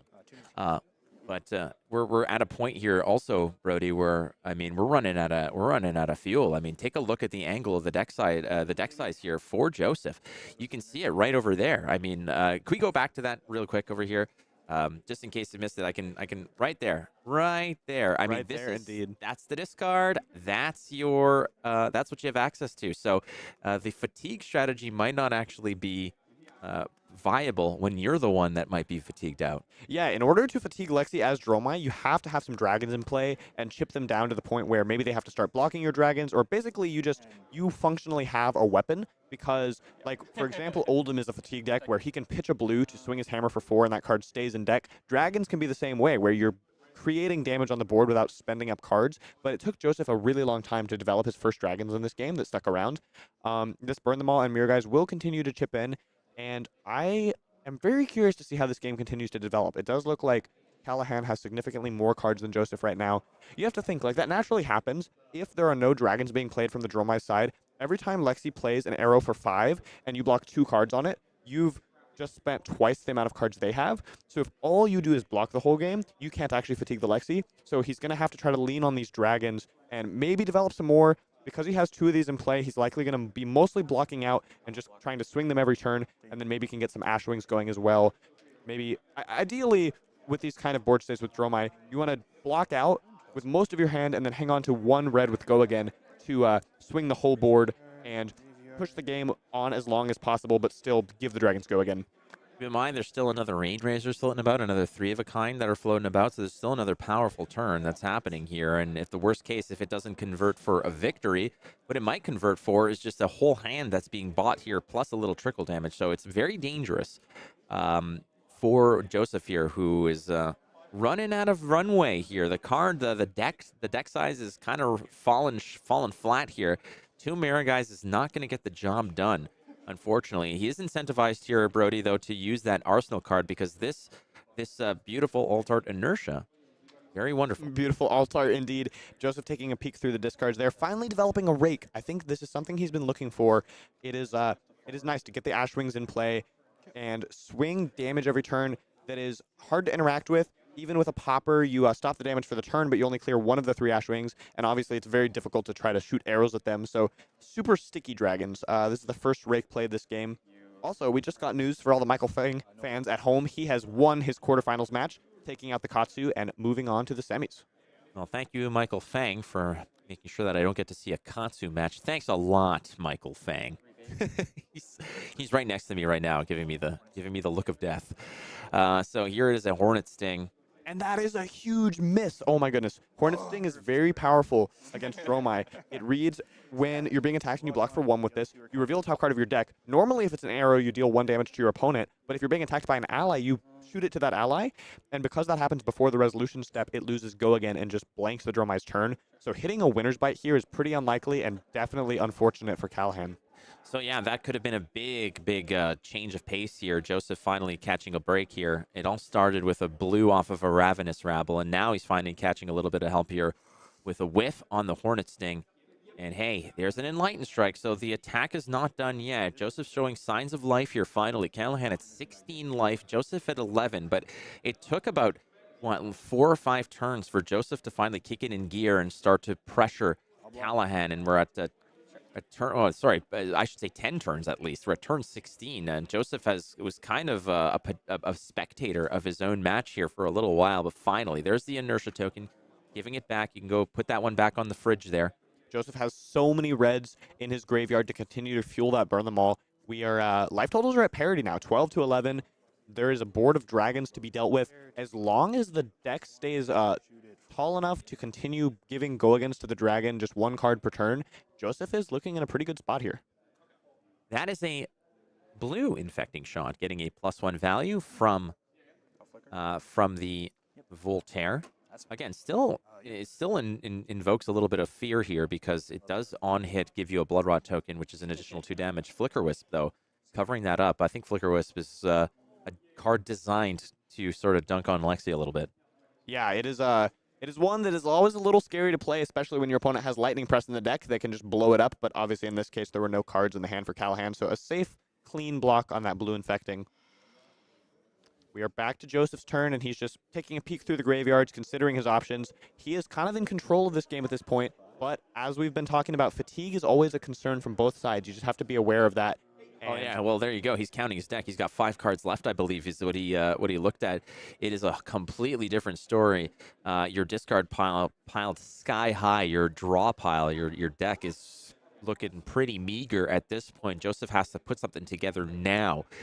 He doesn't have much options, and this has to be a pretty good option over here. The red Rake the Embers. You were talking about how important this card is. Unfortunately for Joseph, he's pitching a blue to it, which is really not what he wants. So only creates 1 ash off the Rake and is just going to keep his other ash around. So only creating 1 ash ring, but the most important part of this Rake is, of course, that it is a red card and gives all these dragons go again.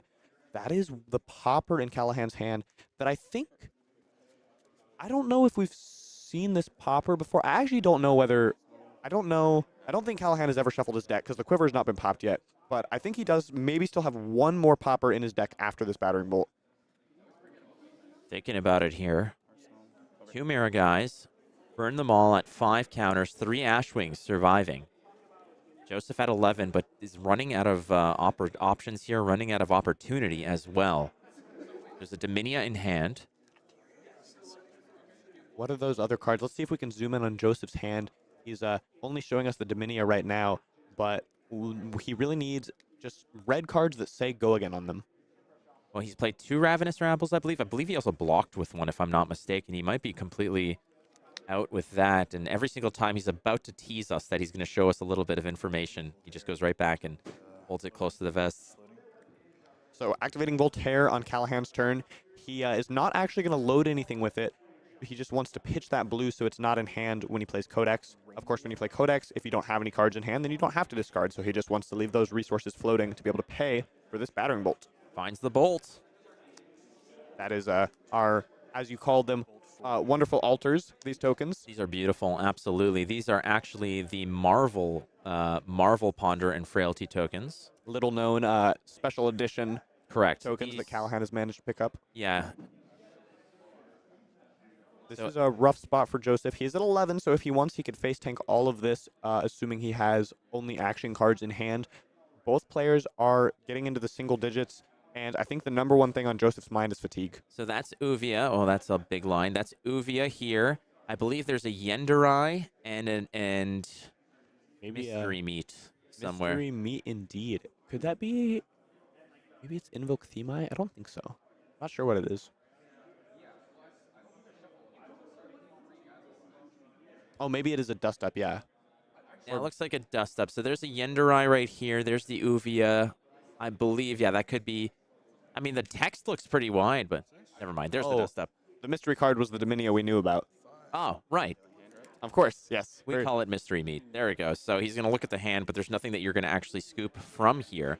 Battering Bolt says on hit, I see your hand, and basically any non-action card gets discarded. Attacks are fine because they are actions, but instants, D-reacts, attack reacts all go to the yard. Joseph at 6 life now. Callaghan down to 9. A lot of the damage that Callaghan has taken has been damage of opportunity for him to just maintain pressure here. So the Frailty token is not really going to harm Joseph's opportunity here because a lot of those dragons are not going to be affected by it. There's no weapon to swing, and we're not quite sure what's in Joseph's arsenal, if I'm not mistaken, but Viserai is going to be established here. Joseph finally amassing that fleet of dragons that he wished he had like 10 turns ago. Yeah, we were talking about how you need a red card with go again every turn. Invoke dragon cards certainly are red and certainly do have go again. They are about the best thing you can have in this situation. Just keep building the board, present more compounding pressure every turn to make Callaghan deal with. 8 to 6, both players are in danger of decking. They're in danger of dying. I believe Callaghan is still up on the fatigue race, but obviously a huge board of dragons is a big player in that. Burn them all as well, continuing to chip in slow and steady with arcane damage. All right, so the 3 Ashwings plus the arcane damage, and then you're going to have the 2 and 2 from Mirai in Callaghan's hand. I believe it's a blue ice card, a 3 of a kind, and a a Codex of Frailty. But he might have to give something up here. Maybe not. Okay, so he's going to go down to 5 after all the Ashwings. Here comes Mirai for 2. I feel like you have to respect this, because if you don't, you go down to 1, and then you absolutely have to kill your opponent on the follow-up turn. You saw, as Callaghan, Dust Up get blocked this turn cycle, so I'm not sure how many Dust Ups there are in the discard and the banish zone, but it's possible that there's another one of those in Joseph's hand, maybe a Rabble for 4. You have to be thinking about these potential breakpoint attacks coming up. Since you have only 2 blocks, there's I guess the breakpoint doesn't matter, actually. You're just in range of lethal, and that is a Dust Up. That is going to demand a card and New Horizon from Callaghan to stop the on-hit, and he's hanging on to one last 3 of a kind to play off his Tunic as his final fighting chance in this game. Arsenal gets blown up by New Horizon when it blocks, and we are back to Callaghan's turn.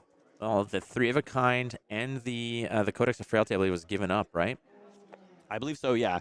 Oh, I think the 3 of a kind still in his hand, but the Codex was blocked. Yeah, but I mean, look at the timing on that Tunic. The Tunic's been ripe to be played precisely for this reason, with the 3 of a kind drawing up over here. Can he find what he needs here to close this out? This match has been quite fascinating. Joseph's deck is empty. Nothing left. Yep. Right here, friends. That is... Oops, that's not it, but it is definitely this. There is nothing left. What you see is what you get for Joseph. This is coming down to the wire. Looks like we do have a full 4 cards in Joseph's hand as his last cards in deck. One of them is an Uvia, so in order to swing his whole board of dragons, he will need to hang on to 2 cards, Uvia, and 1 card to pitch for it, spending his last Ash, but that will likely be the writing on the wall if he's able to do that. So much damage coming in. He just has to survive 2 arrows from Callaghan.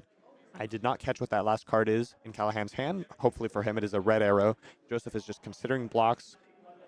I think, Ethan said it's a battering bolt, which actually is a popper, which could change everything. Oh, yeah, that would be backbreaking, absolutely backbreaking. That battering bolt you mentioned earlier on, Brody, about how his list is rocking plenty of poppers. We saw the Command and Conquers, we saw battering bolts, we saw Down and Dirties. So he has come prepared for this particular matchup. It's going to be a Dominia. He is but no reveal. Whoa. Hang tight. Rewind. No, he's just showing how cool his knuckles look. He just wants to make sure that we're not done yet. We're moving with Dominia. Again, the fact that this Dominia is coming at a point where it wants to reveal the top, but again, nothing going on but the rent up here. Yep, all right. So coming in for 4 and swinging the Viserai. This has Phantasm. It is popped. And Joseph is completely out of cards in deck other than this Uvia and this blue, which in order to swing his whole board again, he would have to hang on to those. It is true that Callaghan's at 2 with no Arcane Barrier, so if Joseph gets 2 more turns, just swinging Ashwings is enough to kill him. But Callaghan is going to get a whole nother turn before then of being able to shoot arrows at Joseph's face. So I think that last popper is going to do it for Callaghan. We'll have to see how this last turn cycle plays out. All right, well, pitch, load a bolt, fire a bolt. Demands 1 card, which is all Callaghan needs to do to stop Joseph from swinging everything. Oh, he went for the dragon. I don't think that is the play there. That's a fascinating play here. So that allows Joseph to play a red card, and I think that might be it for Callaghan. He does not have another popper. He cannot block out all of this damage. So, oh no. Okay, well, that's a decision that was definitely made here. He's going to block with a battering bolt. Here comes the second. No, he's going with the Ash Wings first. Oh my goodness gracious me, oh my. Josef, by the skin of his teeth, Navigates manages to a win. Yeah, incredible. No cards left in deck. Played pretty tightly, but he put himself in this dangerous spot earlier with so much blocking, no dragon development. Part of it is the Dromai's deck, of course. If you don't see the cards you're trying to develop, then you just keep blocking and waiting for them. Obviously, Burn Them All was incredibly strong in this game, dealt 8 arcane damage, plenty of reds in graveyard to fuel it. That was fascinating to watch, Flake, and truly came down to the absolute wire. It did come down to the wire. That last decision, you had a +1 on the battering bolt, showing 4 damage. Now, that Dominia can honestly really rattle you sometimes because it's a force of nature. It's a legendary dragon. You see it on the board, you feel like you always have to answer it. And if you have a 4 attack, you go for the dragon. In most cases, however, this is the different story. There was no cards being revealed. And what's fascinating to me about this is that Callaghan saw that earlier and made that mistake earlier by seeing the Dominia and thinking he was going to get absolutely punished by some damage, but it didn't happen. He's like, oh, whoa, there's nothing you're revealing. What am I doing here? And then kind of fell for it again. A very, very unique situation here. But again, you've played in these high leverage games. You've played in plenty of top 8s. You've won tournaments. You know about how tough it can be on these really, really, high leverage games, Brody. So, I mean, yeah, a long day of Flesh and Blood, so many rounds. It's easy to get mixed up, not value the right things exactly. Most of the time, like you said, a Dominia is a must kill. And in the Lexi versus Dromai matchup in general, just versus Illusionist, the hardest thing is figuring out how to value permanence. So in that spot, Callaghan could have actually attacked face and known about the pitch cards. But, Josef played really well. Moving on to the semifinals, let's take a look at our bracket. We've got Michael Fang, first seed, moving on, like we mentioned. Nick Gabler, also happy to see him taking down his quarterfinals match. I mean, what? I'm an unbiased caster. No, when you're on this side, buddy, you are completely unbiased. These are all faceless people. They mean nothing to you. So right, well. Nick Gabler, player number 46853A, making it through. But yeah, no, Michael Fang, Nick Gabler, Bryce Henschel on Iyslander, taking out Ryan Silvana, and then Josef Mendez just kind of with the heist of the century, I think, in that one over there. Could just kind of sneaking his way through. Incredible. That game, though, on both sides, it seemed like Josef was just on the receiving end. And then ultimately, the power of Dromai, getting some dragons on the board, having opportunity to do some arcane damage, Brody, and there he was. And sometimes it comes down to who blinks first. And Josef managed to survive long enough to get an opportunity to take that win. That is right. Moving on to a 4-hero top 4 here. Both of our duplicate heroes have been eliminated, but one of them moves on. Flake, we've got a Dromai versus Iyslander and a Uzuri versus Lexi. You know what could happen? We could see yet another Lexi Iyslander finals. I don't know why we've seen so many Lexi Iyslander finals this season, but it could happen again today. Look, some of those like sort of lopsided matchups there, a Iyslander against Dromai, a lot of people are going to say, well, that's a Dromai favored matchup. Same thing with Uzuri versus Lexi. DM Armada and I casted an Uzuri match against the Lexi, where the Uzuri absolutely just punished that Lexi player in spectacular fashion. We might see that again. This semifinals might be over in a blink of an eye. It might be a 15-minute semifinal. Incredible. We'll have to see. It'll be interesting. I think both of these matchups are very high skill, take a lot of practice, and the more experienced you are with your hero and also into the particular matchup, the better. Dromai and Iyslander, we saw this matchup yesterday as our backup semis match. It's going to be here in the semis again today. It depends a lot on the deck list, the game plan in general, depending on the deck list. Players will have access to each other's deck list, so they're going to have full information going in about what's being presented, and I'll be really curious to see how the game is navigated in this matchup and the other one. Lexi versus Uzuri is one that has been played several times in the last couple months on coverage, and of course many times just in tournaments. Uzuri is a deck that a lot of people are playing to target Lexi specifically, so this is kind of what Nick wants, right? He wants to be facing the Lexis. Lexi's been super dominant, and Assassin is one way to target it. I will be curious to see. These two players played in Swiss, and Michael managed to barely win that game. So has Nick maybe figured something out, upped his game a little bit after playing against Michael once, and can he get the win here and move on to the finals of the PTI event? Well, we're going to find out in short order, friends, as the quarterfinals of the PTI event here at the Milwaukee MinMax game event. It's great to have it here again. Brody Spurlock alongside Flake. We've got Ethan Van Sant in the booth with Savage Feats. DM Armada's going to be wheeling in. Are you sticking around, Brody? I would love to cast, especially if it's the Lexi versus Uzuri game. I would be thrilled. I've never gotten to cast one of those, and that matchup is one that I have a lot to say about. Yes, it will be. It will be Michael versus Nick. Beauty. Well, there you go. All right, so Brody's going to come back. DM Armada's going to wheel in. I'm going to go ahead and I don't know what I'm going to do. I'm going to watch. That's what I'm going to do. I'm going to watch. I'm going to be the ominous Michael Fang in the background of the camera. That's what I'm going to do. See, I'm going to do that, but on the camera. So don't go too far. We'll be right back with the semifinals of the PTI event here in Milwaukee.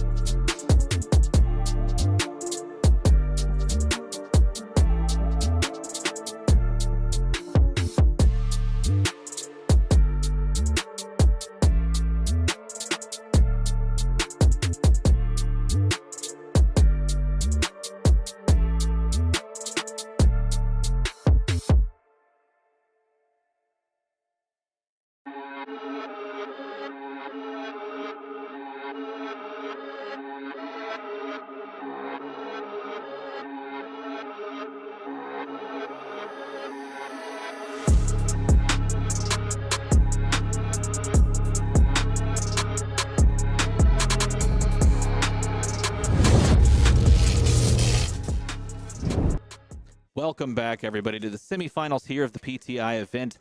I am GM Armada. He is eating a sandwich, and we have a semifinals match for the ages for you. It is Uzuri. It is Lexi. It's Michael Fang trying to play into what is considered an unfortunate matchup for the Lexi player, right? It is, yeah. Players have been playing Assassin ever since, I think, around Pro Tour Baltimore to try to target Lexi. And there's a lot you can do from both sides in your deck list and your play to make it better. I think from the Lexi side, being very familiar with Uzuri, the potential threats every time you get attacked with a stealth attack, knowing what could be afoot is really helpful. Obviously, Michael Fang, a very experienced player, is going to give it his all to take down Nick Gabler piloting Uzuri.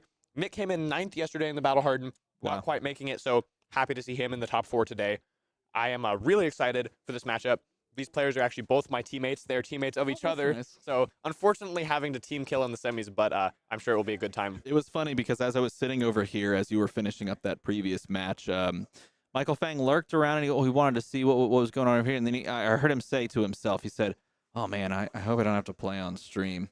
And I heard that, and so I said, "Hey, why do you not want to play on stream?" He's like, "I just don't want to just get destroyed and demolished on stream." And, well, unfortunately, I think it's 1 seed, right? He's the first seed, yeah. Well, I'm sorry. You know, you're the king, and so everyone's got to have your shot. So, fortunately for Michael, everyone at home wants to see him play. He is one of the greats of this game. I think the players are reviewing deck lists now, sideboarding, shuffling up. So let's go ahead and dive into the table where we have Nick Gabler versus Michael Fang. We see the players. Yep, they're shuffling up, just about to get started. Yes, it's Lexi. It's Uzuri. It's Nick versus Michael. And both players sitting pretty in the semifinals, but only one can move on from here. Fun fact, this is the only Uzuri present in the PTI event today, making it all the way up to the semis. Well, you know what? Had to do some work into some Dromais as well, and Dromai was fairly well represented again in this event, being one of the top heroes, I believe, by numbers played, and what is considered oftentimes a very bad matchup for Uzuri in the form of playing into Dromai. Well, Nick seemed to be able to dispatch the Dromai in quarterfinals and move into semis here, because I believe he was up against the Dromai player in the quarterfinals, Moved on from that, and perhaps on the back of some of those wonderful poppers that are included in the deck. Maybe on just being able to get there in the late game, but either way, here in the semifinals, and looking to dispatch his teammate, as you said, so that he can move into the finals. But Michael has something to say about it on the de facto best hero in the format. That is right. Yeah, Assassin into Dromai has been one of the stories of this weekend. We saw the same Arachne player, Lucas Barding, beat 2 Dromais this weekend, which is historically a pretty bad matchup for both Arachne and Uzuri. Also, speaking of Arachne, Nick was the only Uzuri today, but there were 2 Arachnes, which was double the Arachnes as Uzuris. Yeah, that's right. Not only that, but double the Arachnes from yesterday. I guess someone saw that Arachne was viable, and they said, "Okay, stop. Now I gotta go."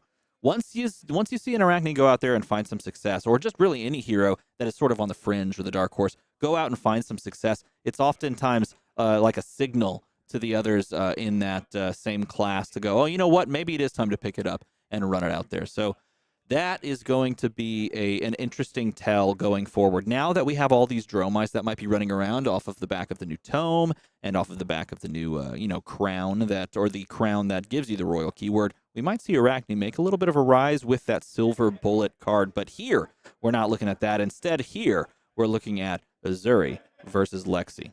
Michael is the first seed, so he will get to choose whether he wants to go first or second. It looks like he has put Nick on the play, choosing to go second. Nick's tunic is already ticked up to 1.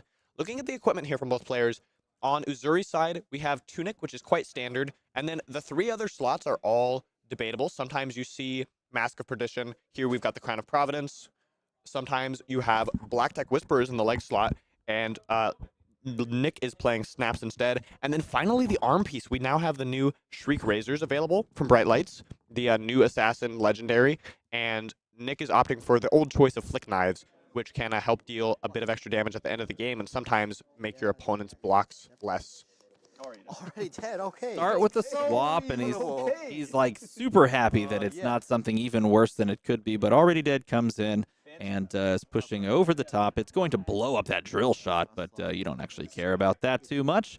And we are going to continue on after that. It's going to allow for an arsenal here. We're going to see that sink below in hand there on turn 0, finding that and putting that in the arsenal perhaps.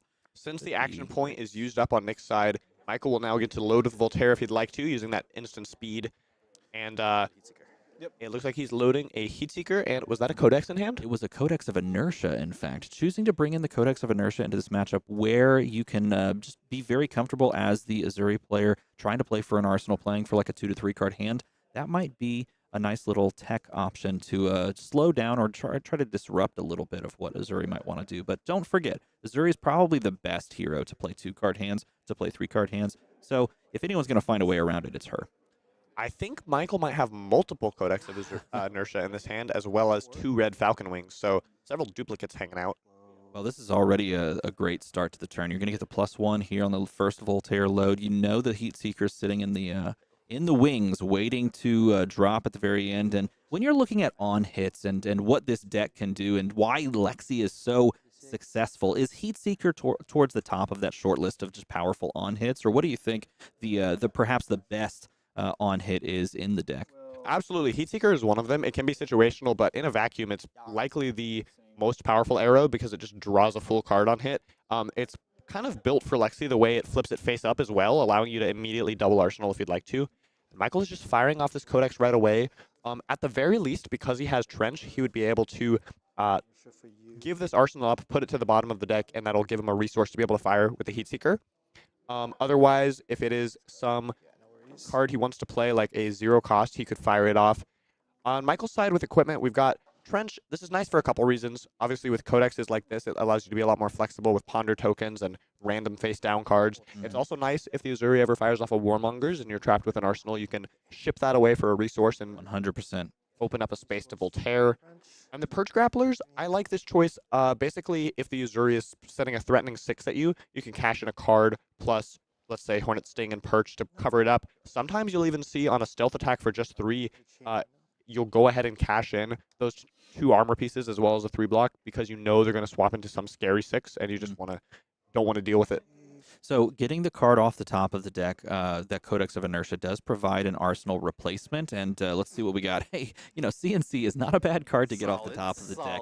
Out of all the things you could find on the top of the deck off Codex of Inertia against the Lexi, I think I might pick that one in the short list of things. And knowing that you're going to have to use it or lose it with that Inertia token means that you're feeling pretty comfortable finding a CNC off the top. That is right. We see Michael Feng commenting on it here. Not too shabby at all. And he's got a 3 of a kind in his hand. So considering how he wants to block, I don't know if any of those arrows he has are blue. I think that might be a blue infecting. So, Okay. oh no, they're all red. Is a bit of a red hand, but that's okay because we have the capability of doing that thing where you play a card and draw 3. Seems pretty good. Maybe a blue drill shot in hand as well, though, looks like. Nevertheless, still staring this down. We could just trench this out. Yeah, that's exactly what he's going to do. Just trenching that away saves you the card in the deck, and you may just not respect the 6 at all. All the way down to 31. No Arsenal card left to destroy. And if Michael would like to, he can go ahead and use Voltaire on next turn to load this arrow in. Yep, that's what he's going to do. Since he's going to draw so many cards off the 3 of a kind, and Voltaire is limited to twice per turn, he wants to go ahead and load now, so he'll be able to shoot a total of 3 arrows. Yeah, exactly. And you just have access to the beauty of the resource that you generated off of Trench. So it all kind of comes up just fine for him. And drawing those 3 cards, let's see what he draws into. There's the blue drill shot pitched, floating 2 resources. Now you do have the stipulation that you can no longer play cards from your hand. They have to come from Arsenal for now. But Voltaire does help greatly with that. That is right. It looks like Michael's got an endless arrow in hand. I think that's a Rain Razor, so probably either pitching or arsenaling that. Gonna start with a Withering Shot. Coming in for 5, go again. On hit, there's a Frailty token created, which can be quite relevant versus Uzuri. Even with no Arsenal card here, it turns off the daggers and means if you play a Codex, often what you're going to be getting is a Leave No Witnesses, which in this case would only come in for 3. I don't think we have any Leave No Witnesses in Nick's yard yet, but as Michael, you're always thinking about that as an option. Could block with 1 and then Codex. Is he giving him that Frailty token? So it looks like he immediately took that, waiting for a more dangerous on hit. And there is one sitting there in the arsenal already. Maybe he's favoring the usage of the infecting shot, but that is also an option of just being able to block out the recursive nature and damage of the endless arrow. Let's see if he chooses to block here. And maybe give up on the infecting shot, or if he chooses to cover up the infecting shot, which is essentially a 1 for 7. Michael, at the very least, will be able to arsenal that Rain Razors this turn. If Endless connects, we'll likely see him opt to arsenal that instead, try to go for a 3-arrow turn with the Rain next turn. Nick is considering his blocks. I'm not sure what cards he's looking at in hand. He always does have this Flick Knives to cash in as an armor break point if he wants to, and Crown of Providence as well. On a 4, he would likely give the Flick Knives first, but I think he's just taking it down to 27. Yeah, it looks like the recursion is going to occur, and we may just see this followed up with that simple but easy, very powerful, essentially a 1 for 7. It's coming for 5 here. It threatens the on-hit Blood Rot token, and if that does go through, then it's going to deal 2 extra damage most of the time, but we're just going to cover that up with Crown of Providence. Let's see if we cop out anything. We do not, and so we're trying to play this 3-card hand. Now, keep in mind, the Frailty token is going to nuke those daggers. We do not have the capability of pitching into daggers here. Even though you could, it's not going to do anything. So we are essentially just playing this 3-card hand and maybe choosing to play 2 or arsenaling and setting up our own kind of swing turn. One of the players is thinking here, it looks like the combat chain's been closed, so I think Michael is just deciding which card he wants to stick in arsenal. And exactly. He did choose to go for that Endless Arrow to be able to hopefully fire 3 arrows with the Rain next turn. Yeah. I mean, when you have the value available to you on a Rain Razors, being able to load up an arrow and have the 3-arrow turn, which is sort of the hallmark of Lexi nowadays, is the right choice. But taking the Tunic Resource to play, looking for a scrap. A fun card that does see some play, but I would say very rarely in Uzuri, and I think it's going to see a lot more play now that some of these mechanologists could choose to dip into it if they wanted to, with a lot of ones that you can now scrap in things like Teklovossen. That's actually a card you can just straight up run. That's funny. We have new mech cards that say scrap on them as a mechanic, and then this guy scraps your attack actions. So anything can be scrapped these days. Yeah, so you have blue scrap cards that are like Scrap Compactor and things like that, and the blue ones attack for 1. So if you play those, then you can come in with looking for a scrap, and you can just scrap the scrap and show the scrap, and then 5 go again. Seems pretty good. Seems pretty good to me. Michael is blocking it out. Ooh, that is a tar pit trap. So not only... So this is... Looking for a scrap itself does not have an on-hit, but he's choosing to block with the Perch Grapplers there because Looking for a Scrap has go again, and he's blocking the full 5. Now Tar Pit's trigger is going to say, the next thing you play does not affect me. I don't have to worry about any Uzuri shenanigans, CNC, whatever you're up to. I can just take it, not worry about on-hits. Yep, just vanilla. Look, yeah, he's going to go and just double-check that that is the case and that he doesn't have to respect it. But you are exactly correct, and that's why having Tar Pit Trap, just especially in the mirror for this this matchup when you're playing against other Lexis, but it works out just great here. Being able to say whatever you're going to swap into is just pure damage, and I don't have to deal with it. And Tar Pit Trap has sort of been a pseudo silver bullet card against the mirror for the past month or so, as we've seen on some of these Battle Hardened and PTI streams. Michael does not have any on-hits to worry about here, but he's still considering blocking, maybe just because that's the most efficient use of his hand. Wants to just cash in a 3-block. He's got Rain, Remorseless, and Command and Conquer, which is a little uncomfortable because you can't follow up with a 3-card hand or a 3-arrow turn, I should say, and that makes the Rain Razors a little less valuable.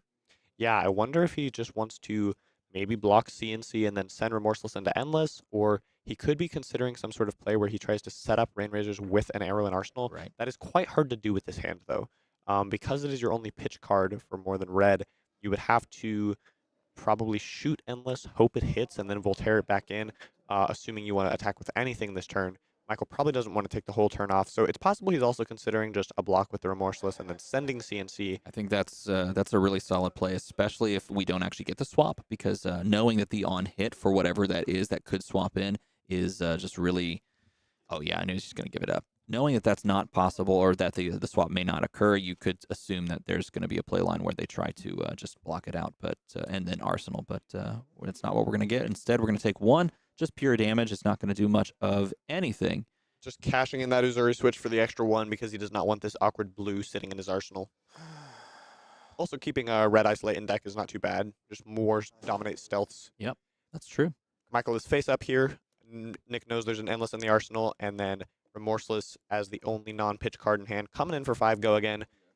Nick is getting ready to block 2 cards on this, I think, and then we'll see how he tries to deal with the endless 4 breakpoint. Now, this is a key moment because we could just, and having a sink below is perfect for this because you don't want to allow this thing to recur over and over again. Plus, it's meaning that your opponent's having to play an honest 4-card hand, and they're going to have to, oh no, but we have a pull of 2 cards at the same time.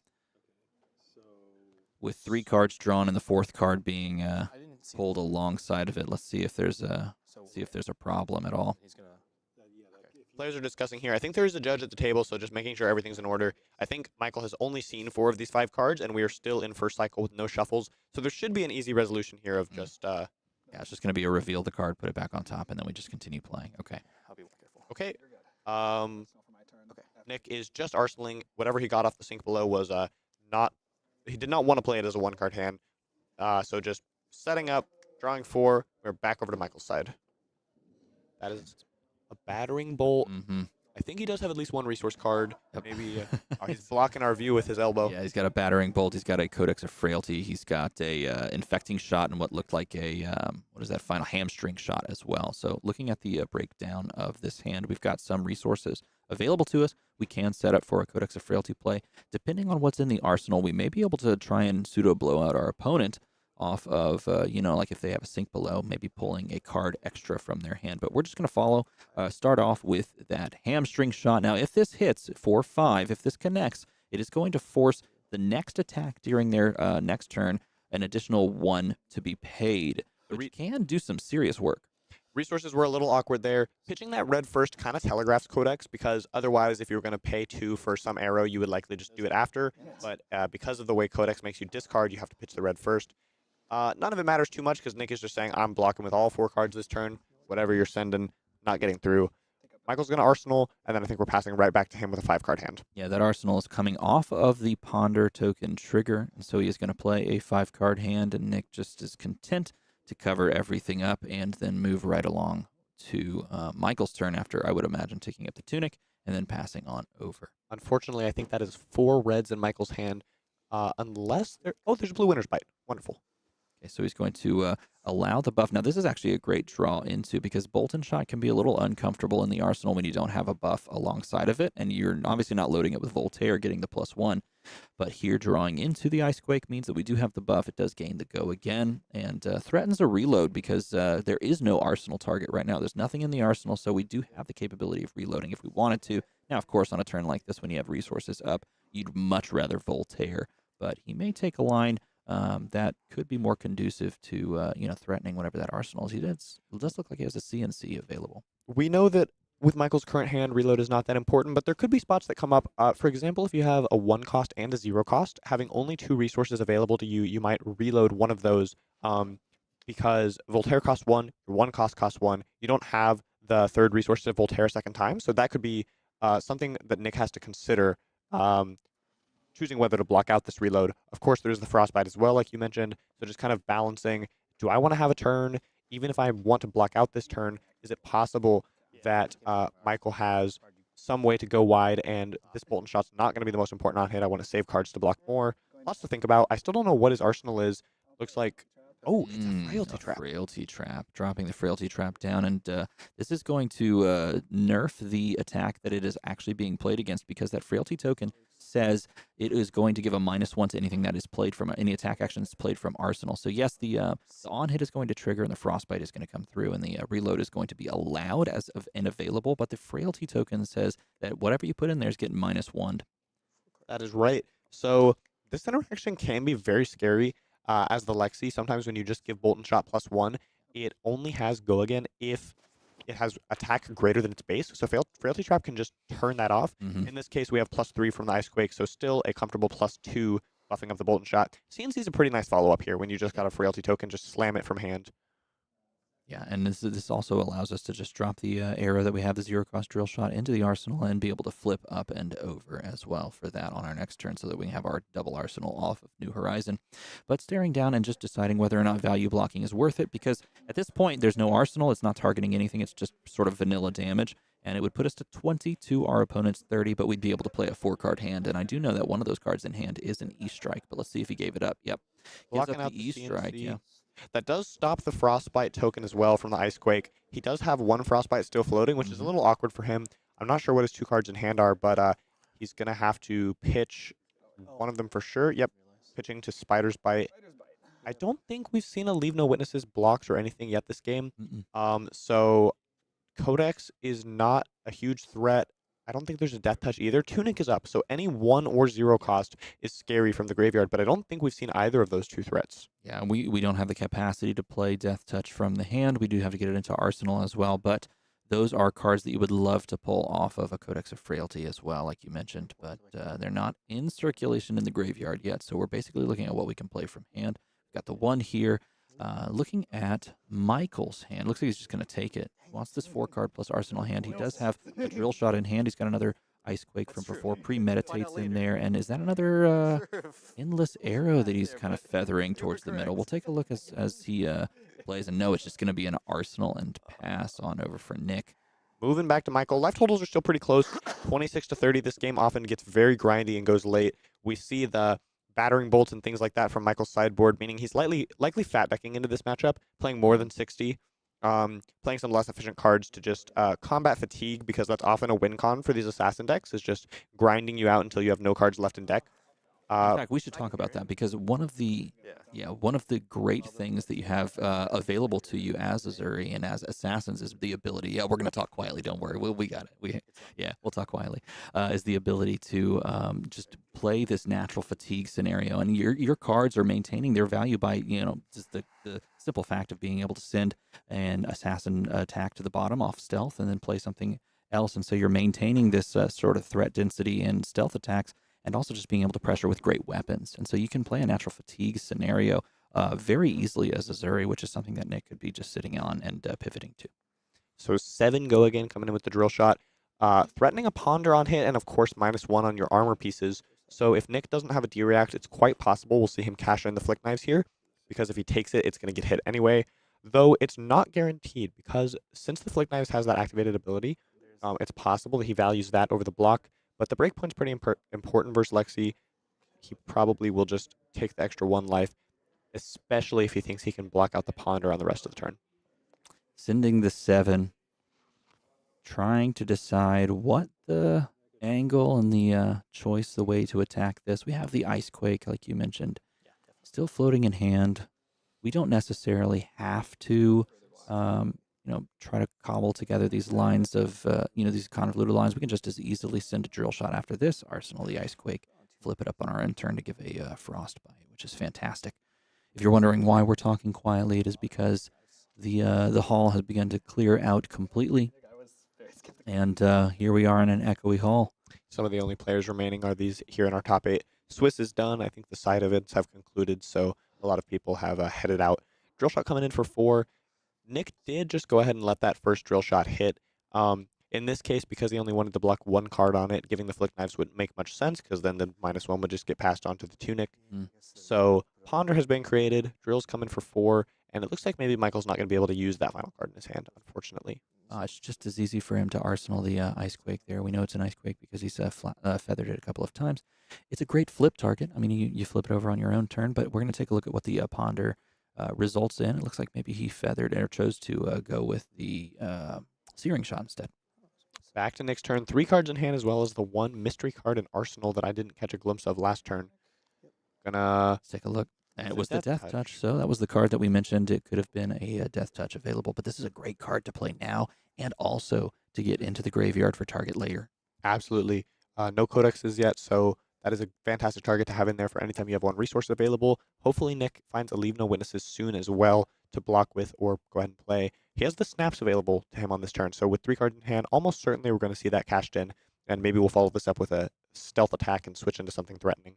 From Michael's side, it looks like his hand is 3 arrows and the Icequake. I think maybe you're right. He chose to Arsenal that red Searing and just hang on to the Icequake in hand for perhaps a similar reason we talked about with the Endless earlier. You basically just want to give yourself the opportunity to shoot 3 arrows if possible. Yeah, but he's definitely value blocking here. He knows that the Frailty token would be painful to a 3-arrow return, particularly when the arrows that we're looking at are some of them the ones that we want to kind of connect with. Like he's got a Heat Seeker in hand, but this on the Snapdragon Scalers play is a huge signal that we got some serious things, and we may just want to just give the hand completely.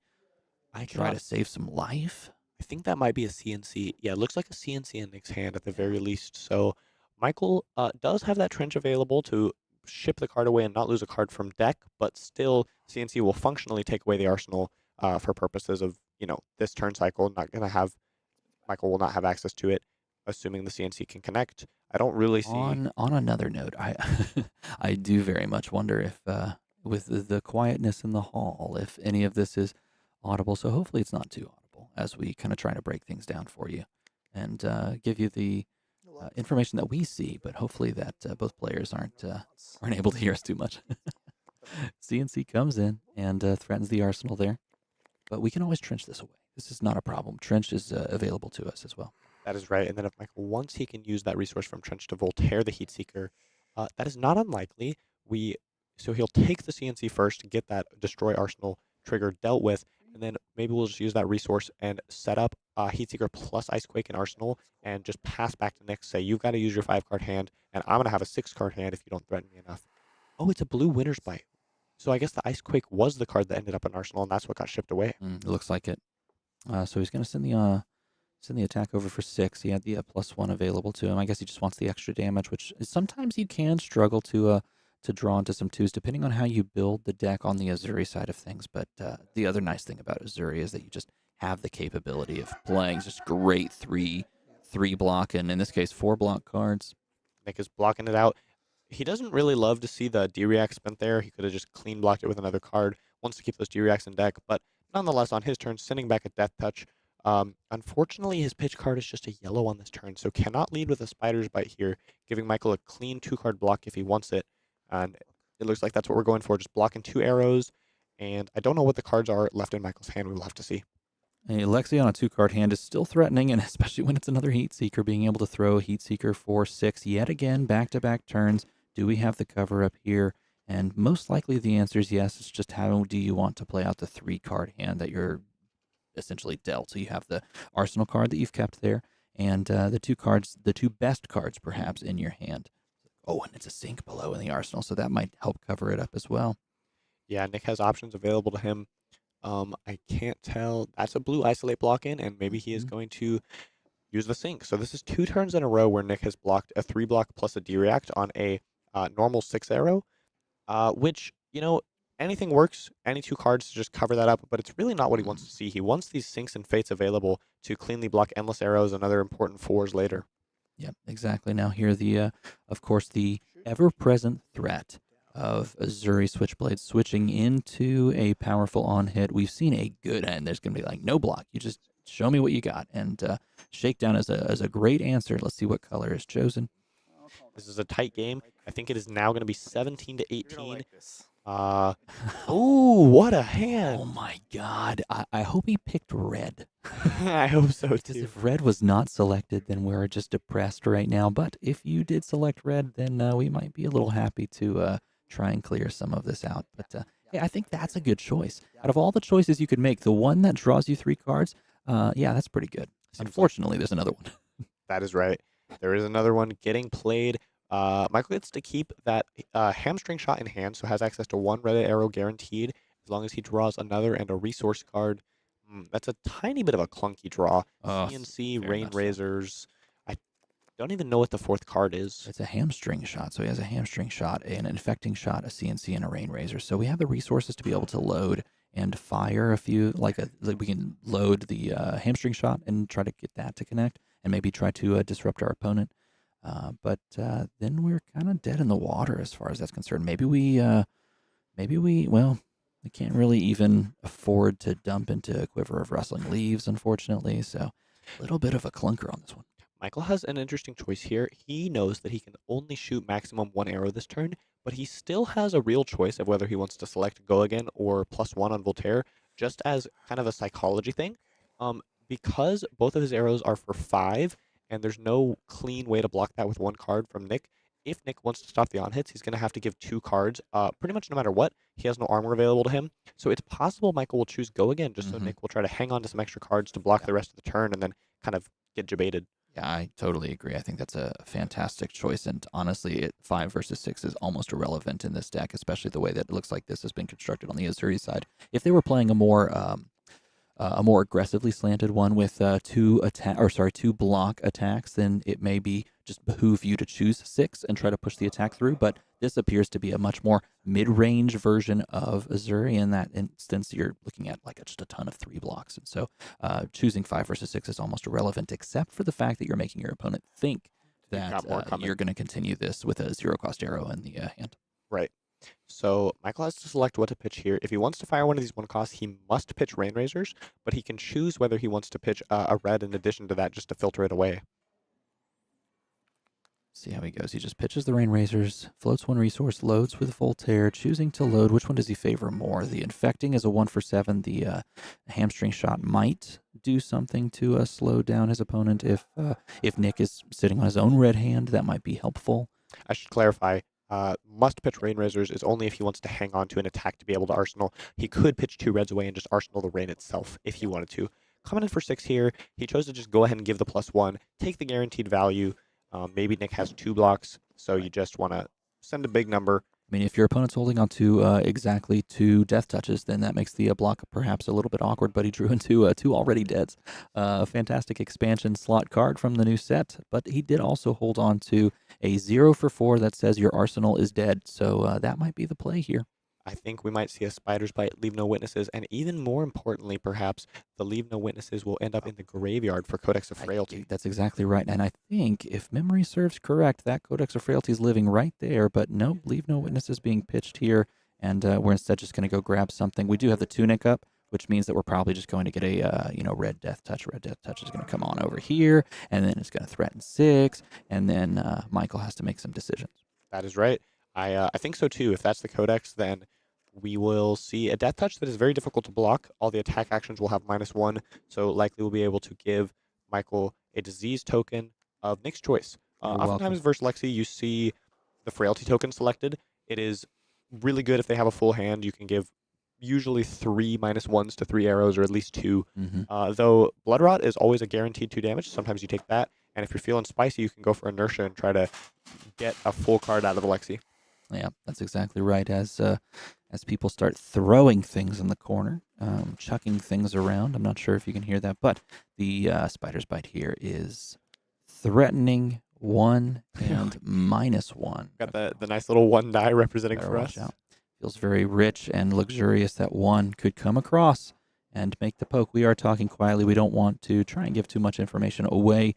So hopefully you enjoy this ASMR portion of the stream.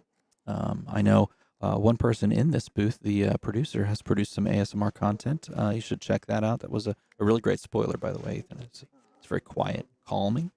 Unless you hate ASMR, in which case it was awful. Oh, and Michael blocked with a Tar Pit Trap on the dagger. Yes. So not only allowing his attack action cards to block for more if he wants, he also just negates the on-hit effect on this Death Touch. So it's just going to be a vanilla 6 damage, but there is already a Frailty token in play from the Codex, unfortunately, for Michael. Now we're going to come across with the Death Touch. This is vanilla 6, just to represent 6 damage, but at this point, dropping your opponent to 11 when they are on a hero that's predicated on sending arrows and not playing to a fatigue state feels pretty good, because then you can get to it as a pseudo Kodachi lock if you can play a very protected game going forward. And you already know that your opponent is going to have to get this -1, which means at least 1 card, though most likely the Arsenal card, is going to get that -1 from the Frailty, and maybe even 2 if you're lucky. A CNC here is in hand for Michael Fang there, and that CNC might just be the vanilla attack that we throw from hand and try to save and keep the Arsenal. We also have a Winter's Bite and a blue Infecting Shot. So Michael has choices here. None of his cards are affected by the Spider's Bite. He can choose to block with them just for value if he wants to. Taking a peek through Nick's graveyard, seeing what he has access to for perhaps future codexes or just what cards are left in the deck. One thing you often check is defense reactions. See like what breakpoints the Uzuri can cover up conveniently. Frailty Trap, we saw 1 played earlier. 1 just got pitched right now. There's a 3rd one floating around somewhere in the main deck. Trying to decide how you want to play this out. You don't necessarily love the feeling of going to 11 in this scenario. especially when you know that you're playing a 3-card hand and under the restriction of a frailty token. But here we're going to get the activation and the flip. Nick gets an arsenal from that ponder. And Michael's debating here. It seems like he has a really tough choice to make on this turn cycle. Oh, but look at the draw from Nick on Nick's side of things. We have some very powerful cards, like you've mentioned. We have not seen many of those, or really any. I don't believe he's resolved any into the graveyard of the Leave No Witnesses, and I think he's drawn into another one. So this might be the time, especially on this turn cycle, where you have control of the tempo to drop that in. I don't know why I keep seeing Azalea cards in the Uzuri hand. Maybe it's just my brain after. You might have played a bit of Azalea this weekend. I did indeed. 14 rounds of Azalea. I keep seeing laces, and they're definitely not laces. You cannot play those in Assassin. No, he's going to choose, instead of flipping, he's just going to choose to Winter's Bite and try to take a card here. So this is a guaranteed card removal, which the play of the Arsenal might actually not be. Put up a soundproof bubble. Okay, yeah, we're going to get right on that for the next large event. We're going to get a soundproof shielding. So donate to the stream. We will go and spend our infinite money. We're going to use our infinite money hack. Up, up, down, down, left, right, be a select start for the Konami code. That will open the cheat code panel. Leading off with looking for a scrap for another 5 go again here. This is a very efficient play, 2 floating, so Nick can follow this up with something like a CNC or perhaps a dagger into stealth attack. We'll have to see. I feel like if he was going to dagger, he likely would have done so before the looking for a scrap, but I'm not positive. Maybe he doesn't want to do that because it gives Michael the opportunity to clear the dagger effect by blocking with a 2-block on the scrap. Yeah, but look at this. The Spider's Bite goes through, and he's going to Scale Peeler, send it here, getting rid of the Scale Peeler, and then sending the Leave No Witnesses because he doesn't want the value block available to him, so you can't just dunk on like the Hornet Sting plus a card from hand to stop this. Now you're going to have to commit 2 cards to blocking this, or maybe he should give up. New Horizon seems wrong. You can tell Nick knows what he's doing here. Cashing in the Flick Knives, he knows how this 4 breakpoint works, that it matters, doesn't want Michael to be able to cash in any sort of 3-block, like maybe even a Tar Pit Trap we saw, be able to pair with a Hornet Sting like you said. So cashing in the Flick Knives now. Also, the Scale Peeler likely is never going to get swung, so you just want to make sure you get the 1 value out of Flick Knives at some point in the game. Yeah. Exactly that. And this is a fine time to do it because you do have the gas, you have the turn to do it in, and you're doing it in the correct order. You're doing this on the stack on the previous block so that they can't already commit the equipment to block, and they have to, make this alternative play here where they can't just give you the value. So deciding whether or not he wants to give another card. And interestingly enough, looking at this 5 attack, which is straight up just innocuous, 5 go again, pure damage. It doesn't do anything on hit, and giving the value block there. I wonder if you were to sort of rewind this and have perfect information, if you would have just said, okay, I'll take the 5 in the ability to 2-block cards here so that I can then have my own turn, and play it out differently. But of course, hindsight's always 20/20. Scale Peeler is gone from the arena. Michael's down to 13. Nick is leading on life with 18 remaining. And Michael's turn is just going to be pitch a red to fire Hamstring for 5. Also, chat is correct that the other side of the bracket in the semifinals is Iyslander versus Dromai. I don't think we have the result from that game yet, but it is possible we're going to enter an Iyslander Lexi finals the same as yesterday. What do you think, DM Armada? What would you like to see in our finals coming up? I would love to see this Uzuri make it through, and I know it would mean the loss of Michael Fang and the win for Nick, but I think it would be really compelling to watch Uzuri try to take on what could be a Dromai or an Iyslander. But here, just starting and finishing the turn essentially with this shakedown coming across for 6, and technically there is the available play of attack reacting in a Spider's Bite just to get the effect, but I don't think that's something that we're going to see. We're not in this low life total range where, you just win off the back of a Flick Knives. It is interesting to think about that that's available to Nick. It is the only way to have a reaction on this turn unless his hand is something sneaky like a shred. Yeah. But that would be his final dagger. That would leave him weaponless. Yeah. And, I don't know if this game's going to go to fatigue, but that would leave both of our players without a real weapon. Now, I do believe we did see a shred pitched early on and a shred blocked with early on. So we do know that some number is in the list, and that is always something to be aware of, but I don't think you ever play around that. And look at that, Reinforce the Line, a card that's made its way into Lexi because, hey, we run a lot of arrows and sack action cards, and Reinforce the Line is pretty decent in this matchup where you are stuck in this isolate endgame where you can only block with 1 card. Yeah, it can be very nice. Endless Arrow for 5 with no arsenal, no cards in hand. feels like a must block. If you do not block it, it's just going to go straight back into the arsenal for a 5-card hand next turn. Let's see what Flip Knives is not gone because it was not blocked with a drill shot. Took away that counter, so it's a -1 counter for that, but not blocked with. And you don't lose it when you attack react with it. You instead lose it when it is blocked with.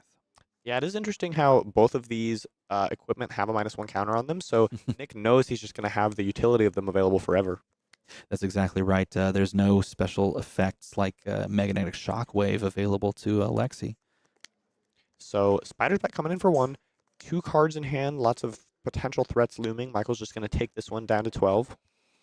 And there's the Isolate. And again, this is why that Reinforce the Line was there in the list and circling around in the list, because it gives you the capability of blocking this with an attack action card and then playing Reinforce the Line after the declaration of the swap. Michael is thinking here, going through the graveyards to take a look. This is a very long and grindy game, and of course in this spot you need to know exactly what potential attacks Uzuri has access to. I think maybe we've seen 2 total shakedowns played, but there could have been a third one that made its way in there. You just got to look at all the possible options and consider all the permutations for what it could mean. Is that a tar pit trap in the arsenal? That could be huge to potentially block a full 6 on the Isolate before Nick resolves the Uzuri ability. Also keep this in mind. There is the Shred looming over there in the pitch zone, which means that is, again, you have to always consider the possibility that Shred in the end game here as we continue into the second and then maybe even a third cycle as this game continues to grind out. That might be a potential win condition. Yeah, there's a lot going on here. If Michael thinks the card is CNC, he doesn't need to block the full 6. He just needs to cash in the tar pit trap, and then he no longer has an arsenal. If he thinks it's something like, say, a shakedown, if he wants to stop the hit effect, he would need to block with either some, likely a 2-block arrow because of Spider's Bite, along with Hornet Sting, and then tar pit before the switch.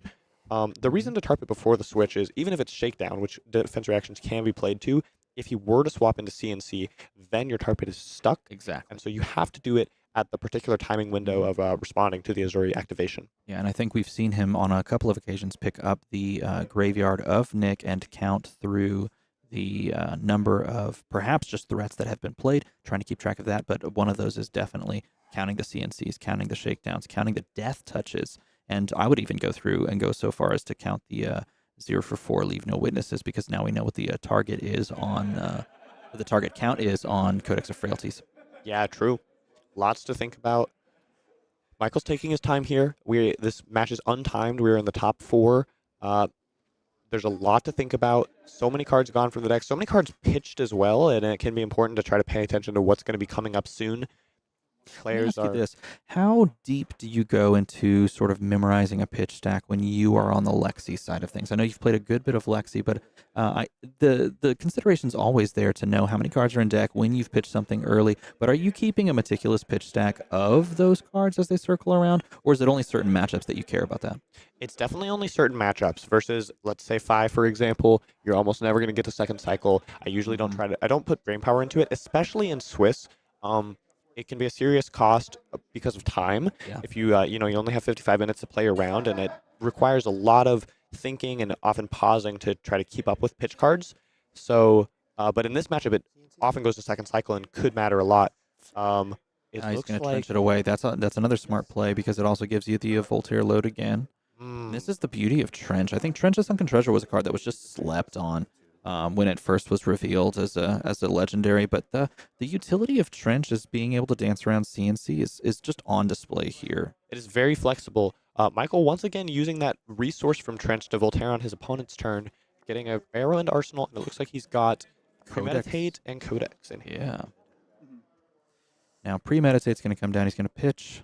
No, he's going to play. Excuse me. He's going to play that Codex down, and he's going to go and grab a 1-cost arrow. So he is just using the Trench to ship it away, and then firing, infecting for 8. An additional Ponder on hit, which doesn't matter too much because he already has one, but give him some additional selection, and then critically that Blood Rot for 2 more damage. Now this is a huge pivot play, and it's really demanding a lot of answers from Nick, because this is essentially a 10 attack, which is a ridiculous amount when your opponent's at 16, but we do have the Ponder there. a complete cover-up and a 2-card hand essentially for Nick.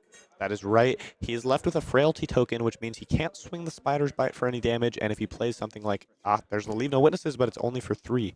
Mm-hmm. Do we know?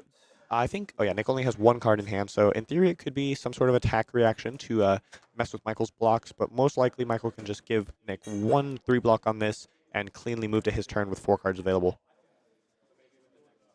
I think he's counting through the shreds, though. I think that's what he's curious about because we have seen a couple of shreds cycling around in this this past couple of turn cycles, both being pitched and one previously blocked with, I think. So I wonder if the final card in hand could be a shred because that would be a solid blowout play, taking the top card of the deck, but also, and notably, taking the arsenal as well. Yeah, it doesn't look like Nick is on any cut to the chases. If he is, Michael would know because deck lists are made available to both players before these games because there's a stream going. It's kind of unfair to not do that in the top 8 since some decks have been showcased and players could have reviewed other decks on stream. So 3 coming in. Looks like we've got an Endless Arrow, Rain Codex, and some other arrow in the front of the hand. I can't quite make out what it is. Michael's elbow is blocking us. Oh, it's a Searing Shot red, I think. Yeah, Searing Shot's a fantastic arrow to be able to play here. But let's see how he's going to do. He's just going to take the trench route and be able to. The flexibility of Trench is really being showcased in this game, using it many times.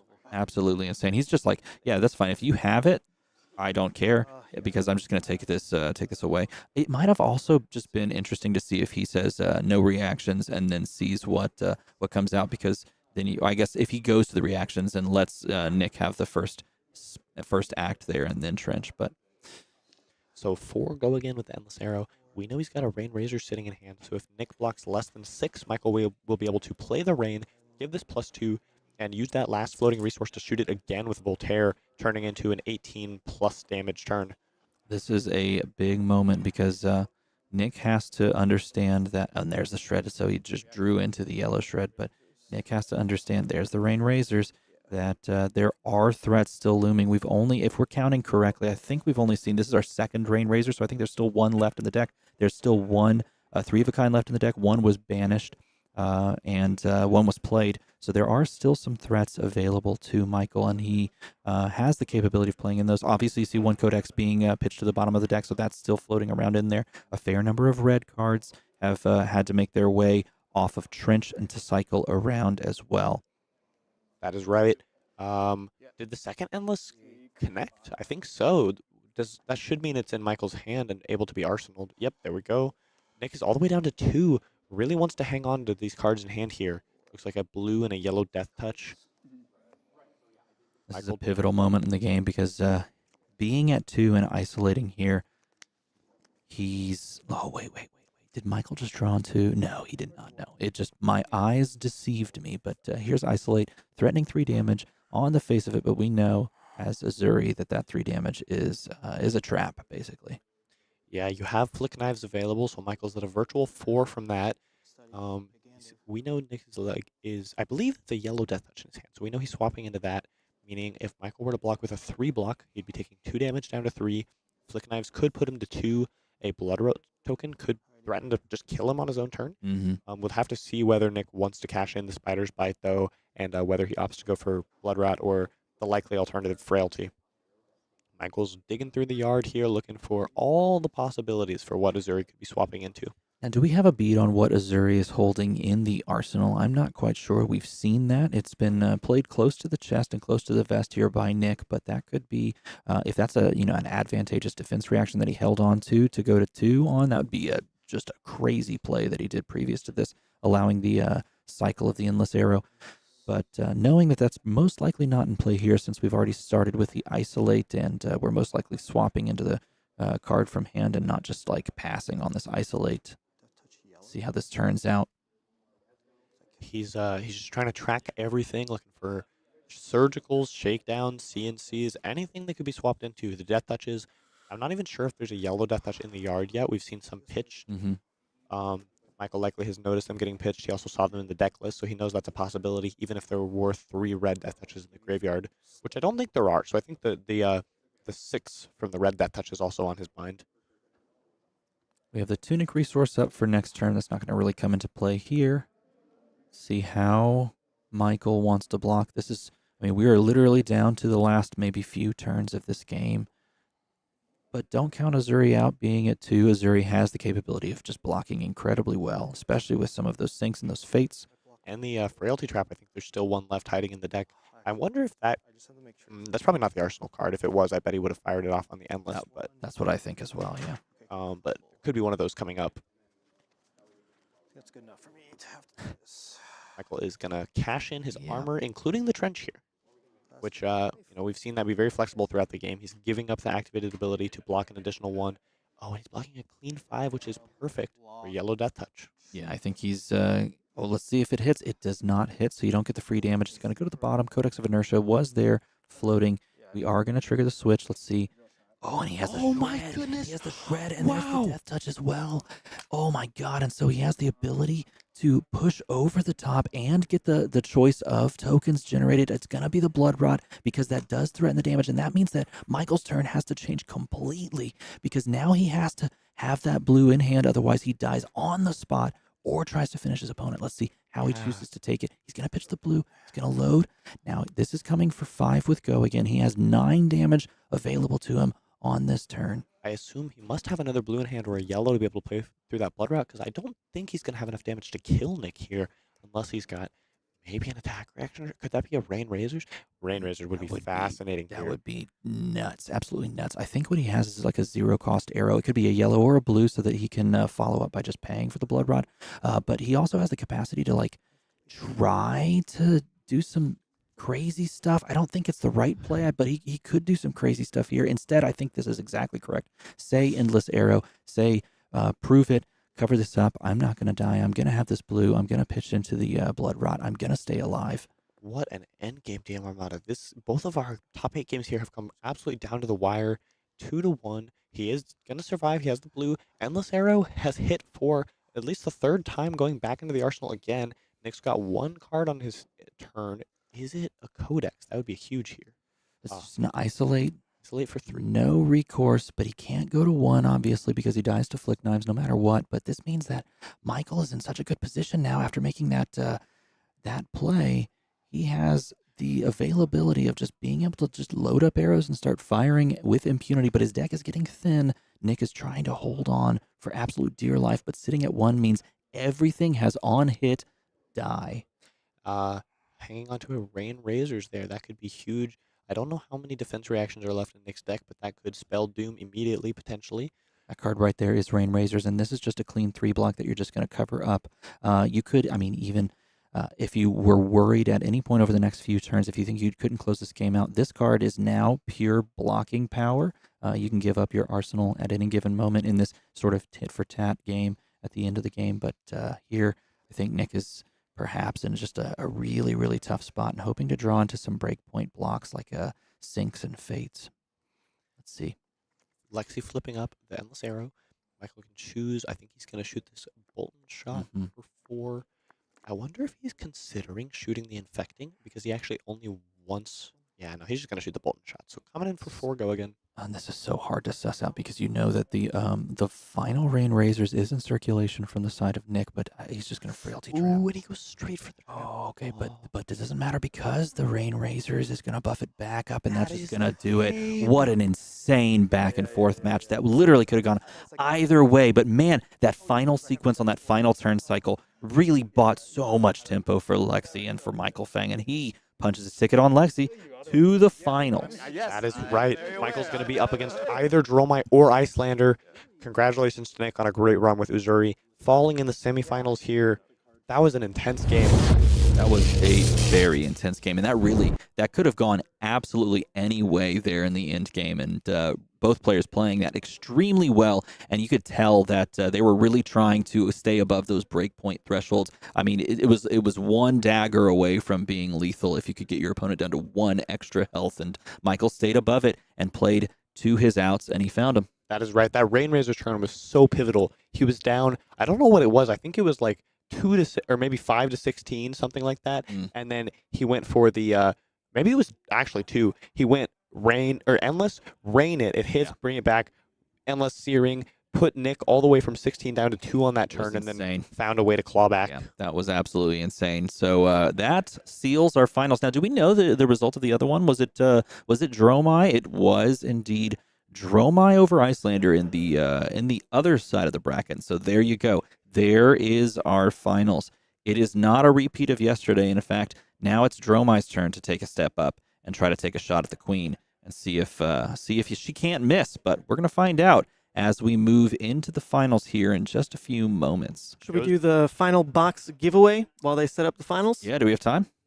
Yeah. Let's do it. Let's do it. They're still dissecting that match, I think. Let us crack a box of bright lights. Indeed, we are going to crack away on this box of bright lights. All right, so the way this will function, if you would like to play along at home, the way this will function is we're going to open a box and we are going to hide the cold foil from the viewers and not allow them to know. And then when the time is right, we are going to ask you at home to type in chat what the cold foil is. Now, you don't have to type cold foil. You don't have to type CF. You just have to type the name. It is not case sensitive. I think it's case insensitive. No, you're not going to do it yet. No, of course not. I'm just explaining how this functions. When the time is right, as I said, use your context clues, learn and hear and listen carefully. But when the time is right, you are going to type in what you think the cold foil is, and you're just going to run from there. We're going to give it away to someone who gets the cold foil correct.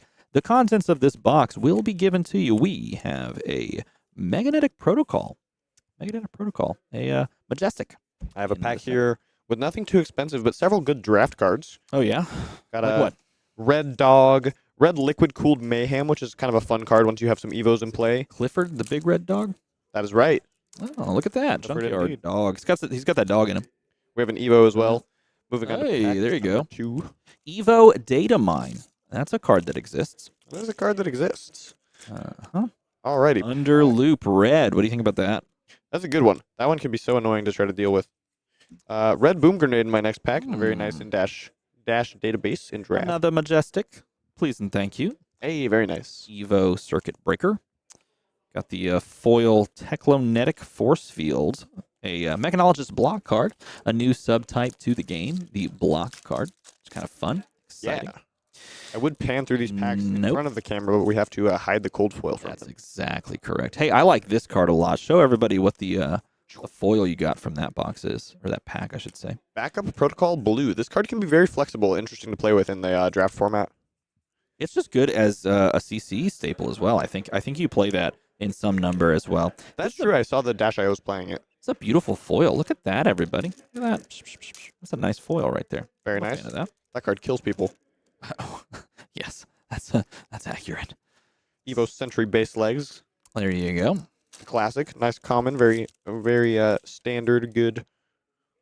We've had some very successful box openings and giveaways on these past 2 streams. So if you've stuck around and played along, you've had some chance at some really cool cards.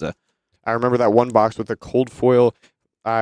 Flake thought it was a cold foil common, but I was hiding the cold foil Carrion Husk from him. And that was a classic moment. Much classic fun. moment. Now, I did pull the Phantom.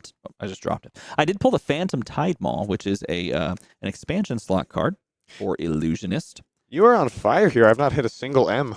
That's okay. I'm opening all of the Majestics, and you will open the cold foil. And yes. Maybe even the Legendary. Who knows? How cool would that be? That is a good plan. I like it. I bought a box earlier just to open because it was the first box that I got the opportunity to open since I was on the plane flying up here to arrive when the set released. So I bought a box, and I opened a Legendary. Hey, very nice. I opened a Legendary from my box. I got an Adaptive Plating. I actually pulled that as well. At I think my final pre-release or second to last maybe, I got an Adaptive Plating right there. Yeah, well, let's show it off. One of the expansion slot cards as well. Slay. Mm-hmm. Destroy an Angel. If you're a Shadow hero, you can play this to deal with Prism's Angels. It is. Yes. We do need to worry about the scourge of the meta. Prism. Prism, Awakener of Soul, indeed. I've got a foil Razzle Dazzle here. Is certainly very razzling and dazzling. You think Blue Prism is going to make a splash in the old Living Legend format? What do you think about that? I am really curious to see how Living Legend shakes out. Prism was, of course, a staple of the time back in the day when old Luminaris was legal in CC. Mm-hmm. I think Starvo obviously is going to be a top contender in Living Legend format. My first first hero on the list is Viserai, just because I love the Bloodsheath Skeleton Viserai deck so much. Fi as well with Stubbies. There's a lot of like powerful decks of the past that need to be experimented with. So let me ask you this.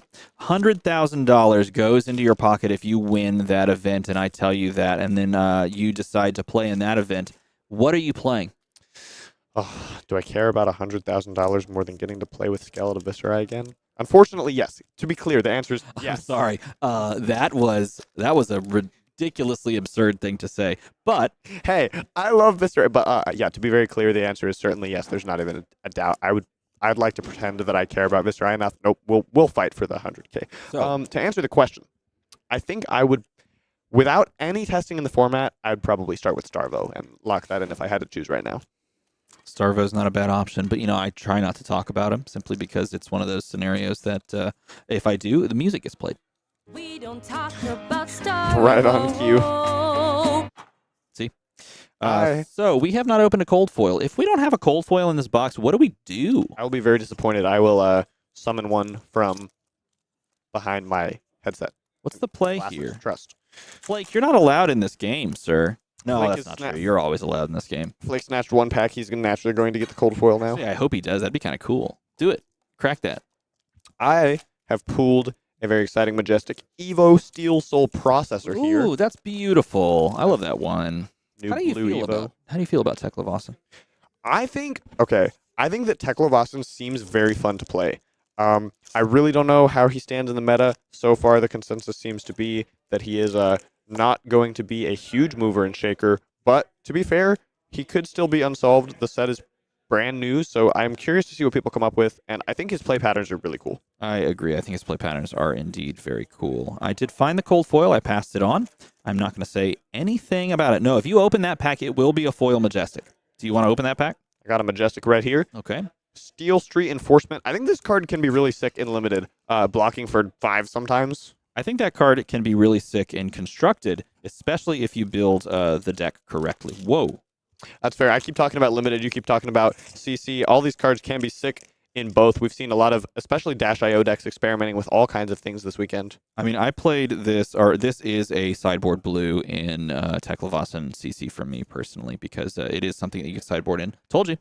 Sideboard in slower matchups. So the foil majestic turns out to be a TikTok clock. Very nice. A TikTok and clock. Now, why is this card in the set? Because UPF exists, and you could play this in UPF, and check this out. It says, destroy up to 2 other items in the arena, and then deal 2 damage to them. That's pretty cool.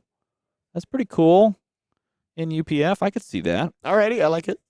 Also, if setup decks become a thing with like E-Pots, and anybody that plays like E-Pots, you might want to play that. That might be kind of fun to play. All right, so we do have the cold foil secured. So here's the play. Are you ready? You are going to. Are they good to start now? You are going to begin typing. Don't put CF. Don't put cold foil. Just type the name of the card. It is not case sensitive, but it is space sensitive. It is space sensitive. That is, if there is a space. It is time sensitive as well. So you don't have very long. So begin typing now if you would like to win all of these wonderful things before we close out the evening. We have the cold foil right here. If you can figure out the reflection of it in my glasses, you can just guess it right. You'll be able to cheat. Cold foil right here, everybody. Right here. This right here. This is the cold foil right here, everybody. Right here. I am just kidding. It's not the cold foil. It's a yellow jump start. We lied to you, unfortunately. It's the cold foil right there. No. What if I did Whoa. that? Now that would have been. That would have been just. That would spark some stuff. Some outrage. Indeed it would. So what would these people win? Let's see. A TikTok clock foil. They'd got a Steel Street Enforcement. I think the Evo Steel Soul Processor is a really big, really big deal. We got Slay. You can go out and slay a little bit. Phantom Tide Maw in one of the expansion slots. I think Slay was the other expansion slot as well. Evo Circuit Breaker. Nice one. You've got the Magnetic Protocol. A nice blue. cash in Teklovossen. You can play that in your deck and then force people to give you all their equipment. The other nice thing about this, in the Teklovossen mirror, which is going to become meta very soon, this just wins you the game if they don't run Fabricate, which I found out the hard way because I was not running Fabricate, and I played in the mirror, and I was in a commanding lead on the number of equipment that I had stacked up under all of my Evos and all that, and then I exploded, and I conceded very kindly to the person I was playing with, and I immediately added some number of Fabricates into the sideboard. Then I realized Fabricate's actually a really good main board card. So we are at 11 eligible users. We're going to roll it at 15. Oh, I like that. But with all the spamming in the chat, only 11? I feel like people are really off base on this one. Yeah, well, it's a little tough. It's a little tough to get it, That's but fair. that is something that you could figure out if you keep guessing. I have a hint for you about the cold foil. Okay. The name contains a vowel. That is a very helpful okay. hint. All right. I watch out for that. From the kindness of my heart, I'm sharing that with all of you. I'll do a little showcase of the foils in this set. The non-majestic foils, that is. There is a majestic foil as well. I think there's some great foiling in this set. I think it's really solid. I'm a big fan. All right, we're only at 13, but I think we just have to roll it I think because we run the it. Let's do players it. are Let's go ready ahead and to run it. go. We're at 14. Punch it, in Chewy. the last 3 seconds. Do we get to 15? 3, 2, 1. Nope, it was 14. And in the chat, it should say Nightbot is congratulating the Judester. Hey, Judester won, and they figured it out because it did indeed have a vowel, and that vowel was, well, any of these vowels. It is a Cogworks base chest. So that is the conclusion of that. But there's one more giveaway technically. Yeah, We sure gotta. enough. So one more winner is going to be named because yesterday during the stream, I said go to my Twitter.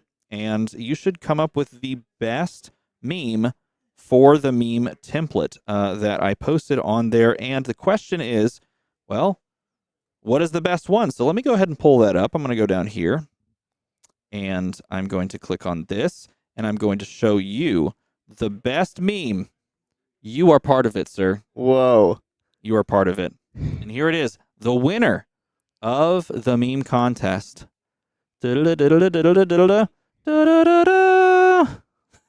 It's just so funny. So if you watched the stream yesterday, this was a moment on stream that we got Flake to do that and me to do that, and then there was a running gag about Furbies, and then you were incorporated in as a Furby. So if you would like to understand, go watch the stream back, but don't judge us too hard for turning you into a Furby. I will have to watch it back. This is I don't know. What was the meme format that you posted? It was this. Let me see if I can go up to it. It was that. That was yes, very nice. So we just we made that face, and then I said, "Have at it, have at you," and so they did. So who made that, and what do they win? So let's go ahead and pull that up. Tack Shred for 3 at Shred for 3 is the winner. And what do they win? That's a great question. I have to go ask Peter what they won. I guess we got to figure out something to give him. But people were asking about it, you said. So I figured I would show that. Are you going to tweet out the person who won? Yes, I am going to do that. And then I will figure out what we can hook you up with. But for playing along and having fun, we should give you something. I think that's great. We had some Europeans who had to go to bed very interested in if they had to be here to win or not. No. We can take care of you. Don't worry. Don't you worry at all. And in fact, it might be even better if we just got in contact with you or sent you on over to Peter at MinMaxGames. So if that's you, go to Peter at MinMaxGames.com, send an email, say I won a thing, and I will get with him right after the finals here, and we'll make sure we get you something. Okay, 2-second break while I set up the graphics, then we're going right in. All right. We salute you. We'll see you back for the finals in 2 seconds. Very soon.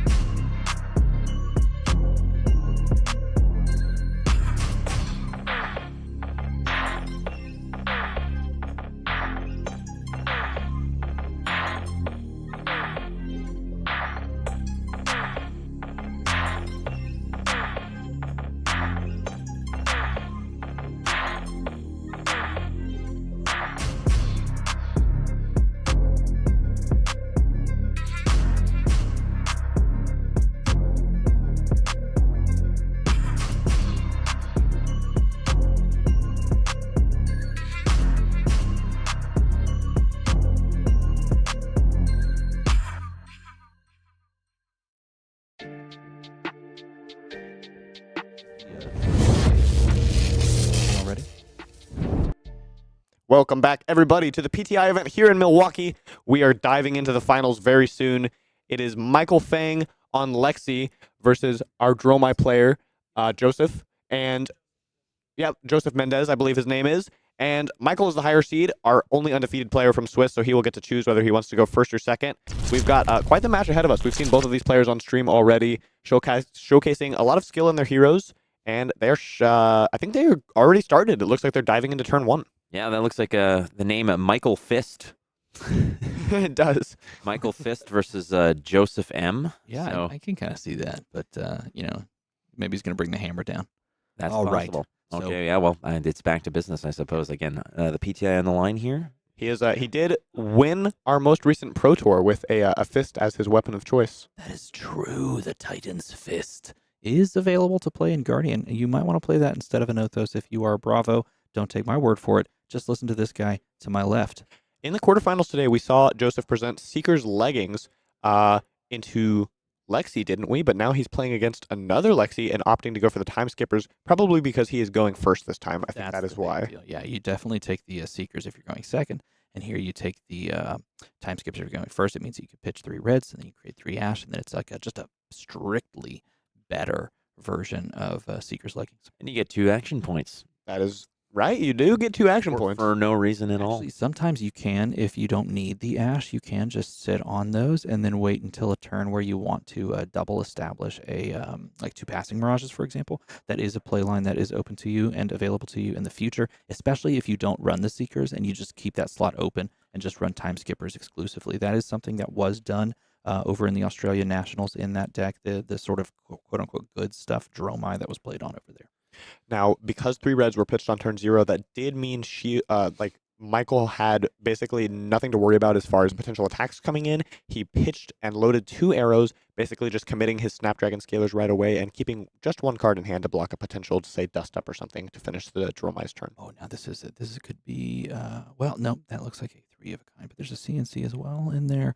Now we're going to talk quietly because I think we are all that is left outside of a few friends that have stayed to watch the proceedings. Things are starting to get shut down here as these players finish up this tournament and we try to crown a PTI winner. Nevertheless, we do have ourselves a nice big 6-card hand, and Tunic on 1 means that we don't have the capacity to lean into that. That is right. Michael's hand is just out of view, but I think it's a hamstring shot, number 2, a Codex, a CNC, and I believe a red Icequake as well. So that CNC, of course, is a popper. We'll have to see whether he wants to potentially hold on to that and just keep it to pop on Josef next turn, pitch it away, arsenal it, or even try to play it. He does not have many resources. That's definitely the bottleneck of this turn. Well, he's just floundering here on top of this endless arrow. Double checking, maybe this is the way you want to go. There's a hamstring shot there as well. But he did load up too, so playing with a 6-card hand feels pretty good. And again, not much you can do when you pitch 3 cards into the time skippers. There's not much more punish that you can really present. Michael, pretty free and clear to go ahead and load the bow. 1 card left for Josef in that particular case, so go for the arsenal. I think that's the safest bet. That's exactly it. I mean, you definitely want to activate, get the ash. It feels so much better playing from a 3 ash base on turn 0 than it does from playing from a 0 ash base. And when you have the capability of putting your best of the 4 cards into your arsenal and playing a 5-card hand on your theoretical turn 1 or turn 2, essentially, then you're feeling very comfortable. So it is the strictly correct play, and that's why we see him making that here in the finals. That has earned him a spot all the way through this event here into the finals, and we're going to start things off. Finally, the proceedings begin with that endless arrow for 4. No go again, but most likely looking to snap on top of this. From Josef's side, endless arrow is a very powerful on-hit. There's always the threat of Rain Razors pushing it up to 6, or even some Lexi lists playing Lightning Press, pushing it to 7. I don't believe Michael's on Lightning Press, though, and players did get to review each other's deck lists at the start, so Josef knows exactly which attack reactions are available, if any. See how we continue this, and of course, do we want to give the value to block this out, or give the value to put this back into the hand? It all kind of depends on how we want to establish our own turn. There's the Snapdragon Scalers, and the reaction was, wow, sink below. I mean, there's pure value right there. We were able to establish a 3 ash board and put a sink below in the arsenal to play a 5-card hand that is very defensive in nature. Also means Josef gets to hang on to the wave of reality, If the next arrow fired this turn is a 4 breakpoint, that can give him another nice way to cover it up. Bottoming the burn them all and drawing into another card, and that another card happens to be a Sigil of Solace that he could possibly play in response to something, but unfortunately not a blocking card here. Michael's thinking about what he wants to do next. Voltaire has not been used yet this turn. Pitching the Codex, that's his only resource card in hand. Everything else is red, so somewhat just pressed into pitching that. Hamstring Shot is going to come in for 5 go again. This card is very strong versus Dromai. They play so many reds that often the on-hit is a full extra card required to be pitched if you want to do anything, rather attack with anything on your own turn. Josef is working with a Sigil of Solace. I think that might be a blue Ember Maw, so in theory could get through the hamstring effect without having to pitch extra reds. And then 2 Invocations, Chromai, and I think that might be a Dominia. Let's continue to see how this turn plays out after the resolution of the Hamstring Shot. Hamstring Shot, by the way, does actually affect your dragon attacks as well, which can be really awkward in a lot of scenarios when you're playing against Dromai. And here we're just going to full block this using the 2 block, which is a crucial blocking point on Flamescale Furnace to cover up Hamstring Shot. But unfortunately, Hamstring Shot number 2 comes across. Michael is pitching that popper away, choosing to Arsenal the Icequake, which is a really good card versus Dromai, especially like we mentioned with so many reds. You can flip it up, give a Frostbite, threaten even more bites. If they are stuck with 2 blocks in hand, or if they just want to keep cards at all, it makes it really hard for them to try to have a turn. We are, again, just keeping our voices down because this venue has gotten very quiet and the players are not too far away from us. So we just want to make sure they don't hear us talking about all the cards that they are holding in their secret hands. Josef has 3 cards in hand. He blocked armor on the Hamstring Shot, meaning he seemingly values trying to send an attack in this turn. Looks like he's considering blocking with 1 card here. Of course, the Wave of Reality is also hanging around. For every breakpoint he stops and damage he prevents with cards from hand and other armor, he gets to keep that wave sitting for potential future 4s. And here it's going to get blown up, but he will get that Spectral Shield on the back for any 4s that might be leading next turn. So Ward 1 is triggered. He takes 1 point of damage. That Hamstring Shot hit is engaged and available, and the Spectral Shield is created, cleaning things up and playing a 2-card hand on over to Josef and checking life totals, making sure everything is squared. He is going to, let's see how he plays out his 2-card hand. It looks like he's just going to play that Sigil of Solace that he got off of the Sink Below trigger and choose to go into Arsenal that card. Yep, just drawing back up. The boots are gone for both players. The arm piece has been basically halfway used on Josef's side, and life totals are at and above starting. So kind of an interesting spot to be in. Josef has 3 Ash, which is pretty nice. We saw him weathering a 0 Ash game for a while earlier. Plenty to sit on there. An Ash stash, as we like to call it. Back to Michael's side. Let's see what he's got. Is he resource light again, or does he have what he needs to hopefully fire 2 arrows as well as play out this Icequake? Starting off with, of course, just the Lexi ability, cashing in Frostbite to make it so your opponent has to pitch an additional red if they try to keep cards and do not have a blue. I do think Josef is playing more blues than most Dromais for what it's worth. He's on the more big dragon list, has access to, we've seen Passing Mirage, blue Ember Moss Centipi, I think maybe blue Dust Ups as well, plenty of things like that. Very important to note now that Dromai has had this huge resurgence, and wow, that's a big turn, is that we're not playing Crown of Dominion, so we don't have access to the new tome, but a lot of these Dromais here over the past 2 days have not been playing that new Tome of Imperial Flame, instead just wanting the extra 2 block and the safety valve of copping out a card with Crown of Providence. But when you start off a turn with 3-of-a-kind Rain Razors, you are geared and loaded up for bear. Yeah, this is quite the storm coming in potentially. Josef is somewhere in the middle on that Tome of Imperial Flame debate. He does have it in his deck list, but he's not presenting it versus Lexi's, opting to just have Providence in the sideboard to it's really helpful for CNC, and then just any of these 5 breakpoints on Lexi's arrows as well. Michael is likely going for, going to play that Icequake out, so his first attack will get +5 this turn, threatening a Frostbite on hit, using the other resource to load Voltaire, and putting one of these 3 cards from hand into the arsenal. That is a Drill Shot for 9 go again.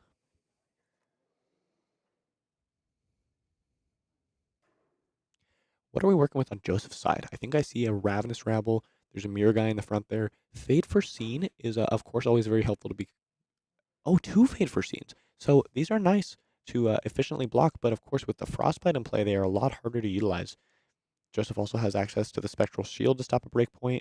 We could see him try to play both Fates here, pitching a red to pay for them. I think he does have a 2 block in hand, so it wouldn't be too bad to just pitch that away, and then that would cleanly block the 9 using the Spectral Shield in addition to 8 block.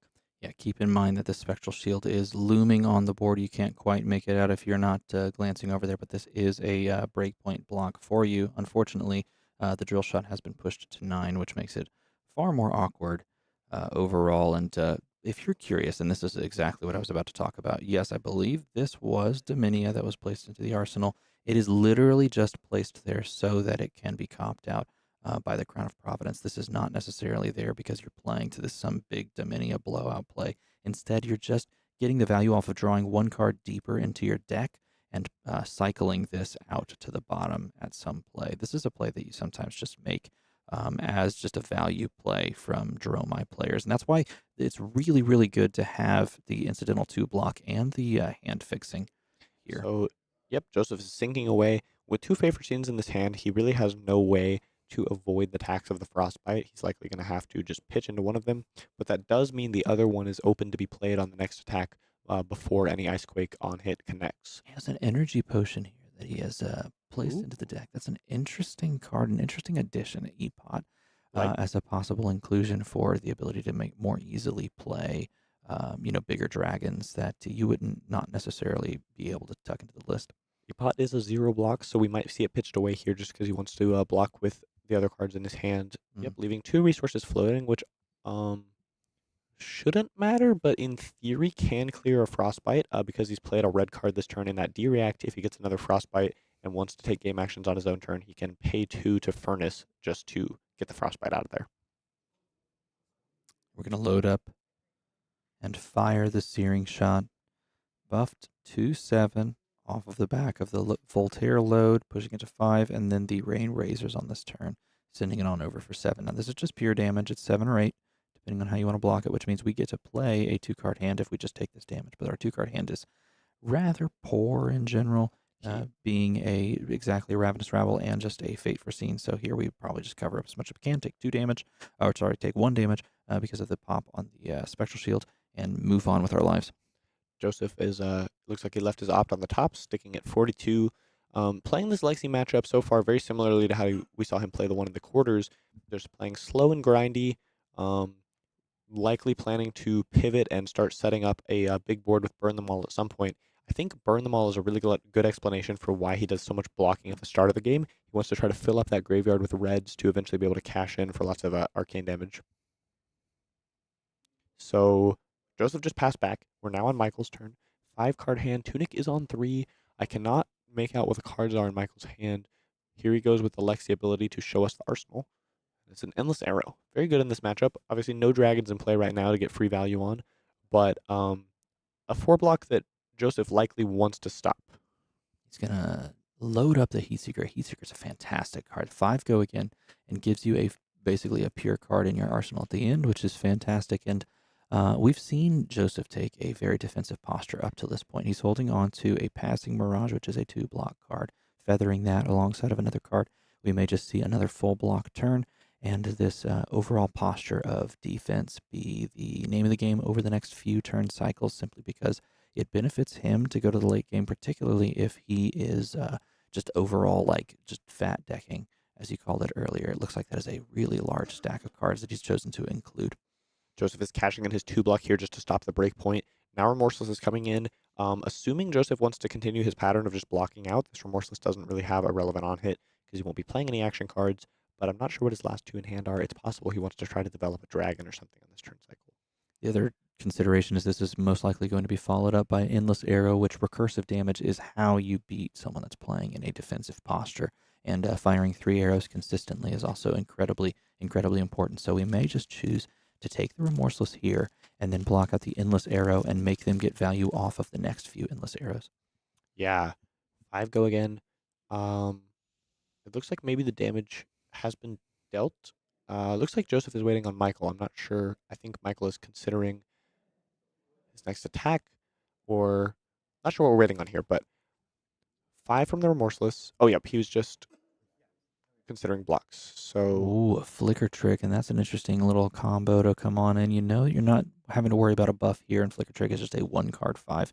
And there's the cover up, and giving up the final breakpoint on Flamescale Furnace, trying to cover up all the points of damage. Now Flamescale is no longer active. We're sitting on 3 ash. We haven't done anything with it lately. If we plan on, just trying to establish dragon boards, at some point or another, we're going to need to be generating ash now purely just from the pitching of cards. yeah, we saw Josef make that same play in the quarterfinals, just saying this furnace is armor to me. I will pretty happily give it up as a breakpoint. Stop that in this arrow. Whatever that last card in your hand is, that's going to have to be what ends up in your arsenal because this is not hitting. We are now back to Michael's side once again. Josef just doing a lot of blocking. We did see him draw Burn Them All here, so I'll be curious to see if he wants to try to hang on to that, maybe stick it in arsenal. 2 3-of-a-kinds in a row. Now, it is worth mentioning, Michael does have access to Quiver, so that's one way to use extra resources, but he has 5 cards in hand plus 2 floating, so it's not unlikely we'll see him, unfortunately, have to kind of burn these cards per se, not be able to use them all just because he has so many and wasn't able to block with any. Battering Bolt as a 2 for 6 sitting in the arsenal is essentially just a chain ender at this point, or a just like a big threat to try and finish things off, but doesn't have access to Trench in this matchup as we've chosen, versus Uzuri previously to run the Tunic, and we're going to start off with the Bolt and Shot, so that Battering Bolt, when you put it in the arsenal, you're basically resigning yourself to actually playing that on out there. 5 go again. It looks like Josef is taking this one down to 37. There are likely 2 more arrows coming after this, and also, especially if he's trying to hang on to cards, at the very least, maybe that Burn Them All.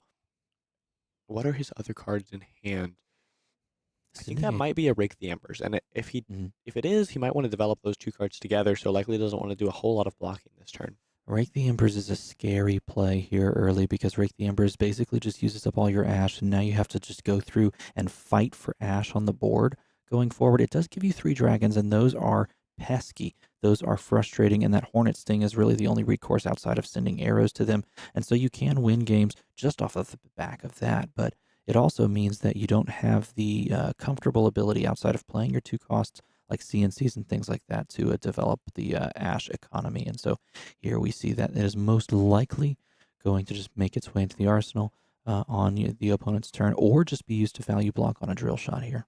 Josef is continuing to just keep up this defensive stance, get more reds in the yard. He is hanging onto that Rake the Embers to put in arsenal. But he's basically saying, I've got 2 more Burn Them Alls in my deck. I'll find them eventually. We're just going to keeping my life total high. Yeah, it's going to just drop that into the arsenal on his own turn. That drill shot made its way in off of Quiver of Rustling the Leaves.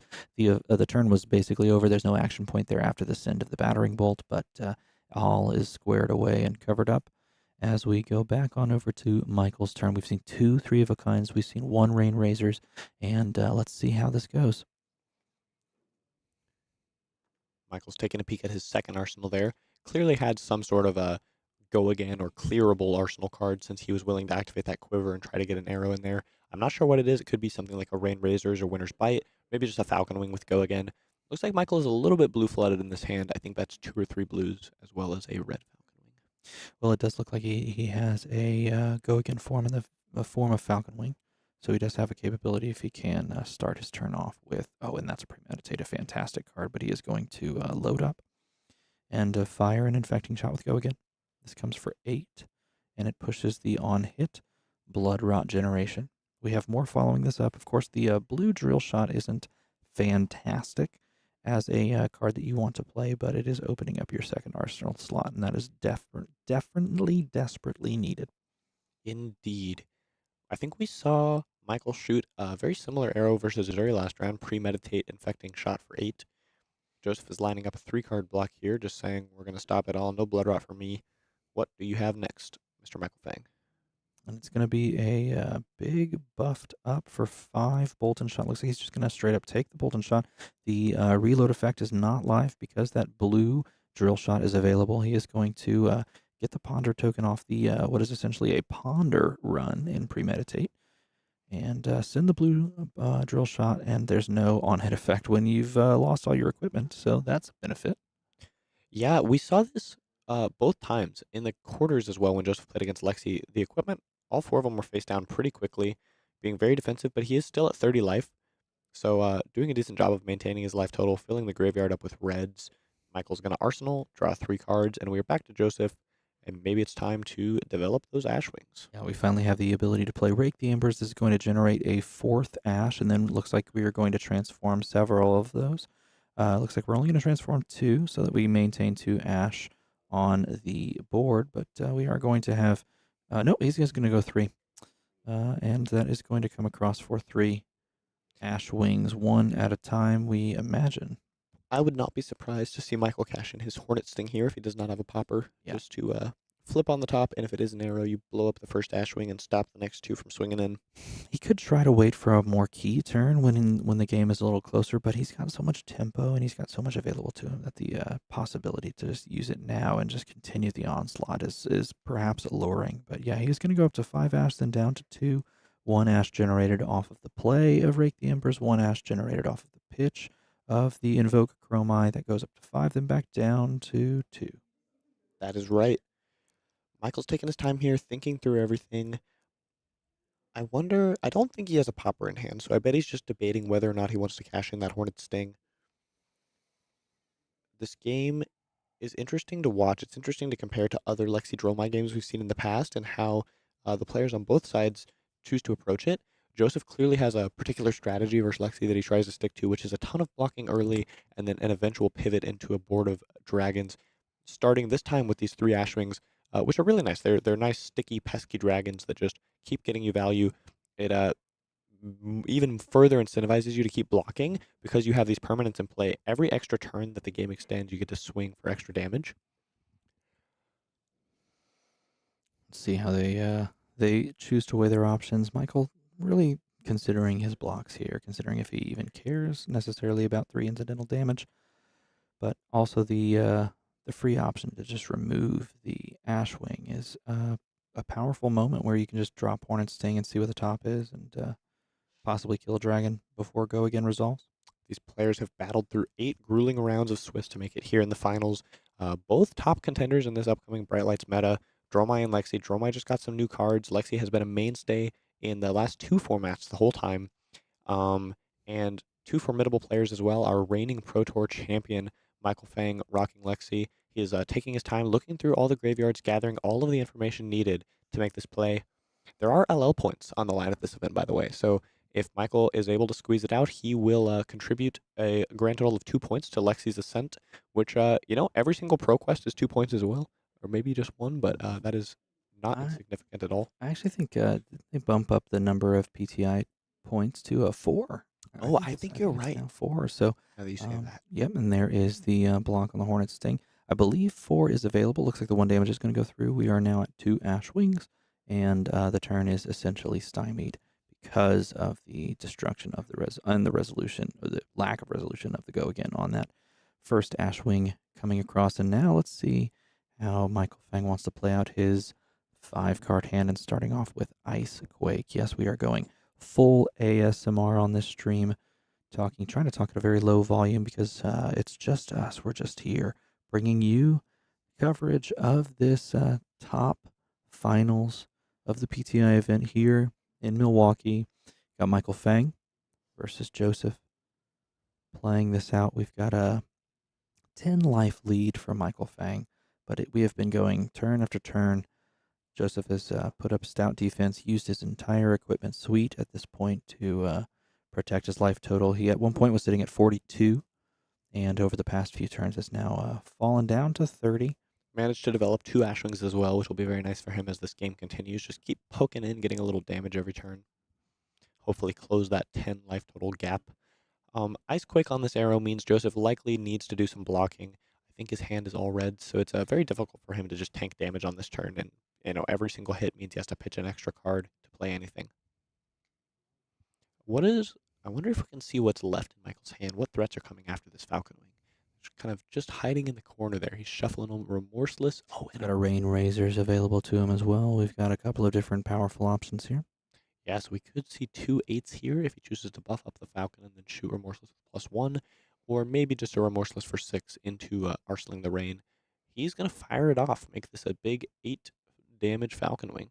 One of the larger Falcon Wings we've seen over the past few tournaments, and we're going to cover this up with a Fate Foreseen. We do have a Sink Below, I believe, available to us. Is that a Sink Below floating in the hand, or maybe that's just... I think that is, yeah. So this will be a clean block to get these D-Reacts out of hand before any Frostbites are given to Joseph. Going to be able to swap a card if he chooses to. He can sink a card and draw off the top of the deck. He does know you play this in this order exactly because you're able to first look off to the top of the deck and then you can swap into it. But I think he's drawn into a Flicker Trick, which is a really unfortunate card to have in this exact moment because it does pop on something that is a non-illusionist attack that has 6 or more attacks. So unfortunately not able to be used here. We may just be able to give only the 3 and then an Arsenal here.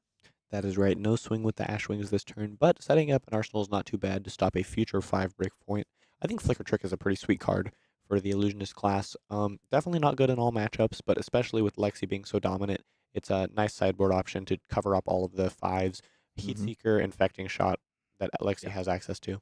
And that Frostbite does basically stop the entirety of an Ashwing swing on this turn. Of course, you don't have a red card. You didn't play a red card with Go Again, so your Ashwings aren't going to have Go Again, but you sometimes just poke with a 1 when you have the chance, and here, of course, you didn't have the chance with the Frostbite. But you're okay because it just means you drop the Flicker a Trick into the Arsenal, and you're basically just good with your 5 block for free.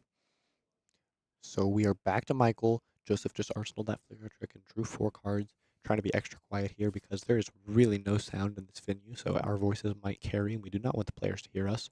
Michael's shuffling his cards. Looks like a Premeditate in hand, as well as Searing, Infecting, and Bolton Shot of unknown pitches. I think maybe the Bolton and Searing are blue, and he's hanging onto that red Infecting. So he does have the resources to play Premeditate and shoot both of these arrows if he would like, for a total of 11 damage presented. So this is 8 Go Again, a blue Searing hanging out behind it in hand. So choosing which arrow to shoot first here, both of them are good breakpoints, 5 or 8 breakpoints with the Premeditate, but afterward, if you just give +1, it's either going to be 3 or 6.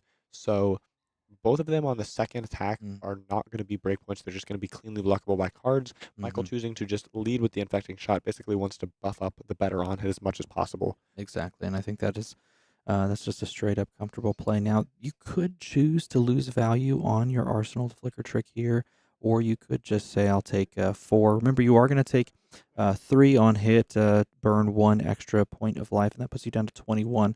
Which is why this blue Searing Shot is such a deceptive card.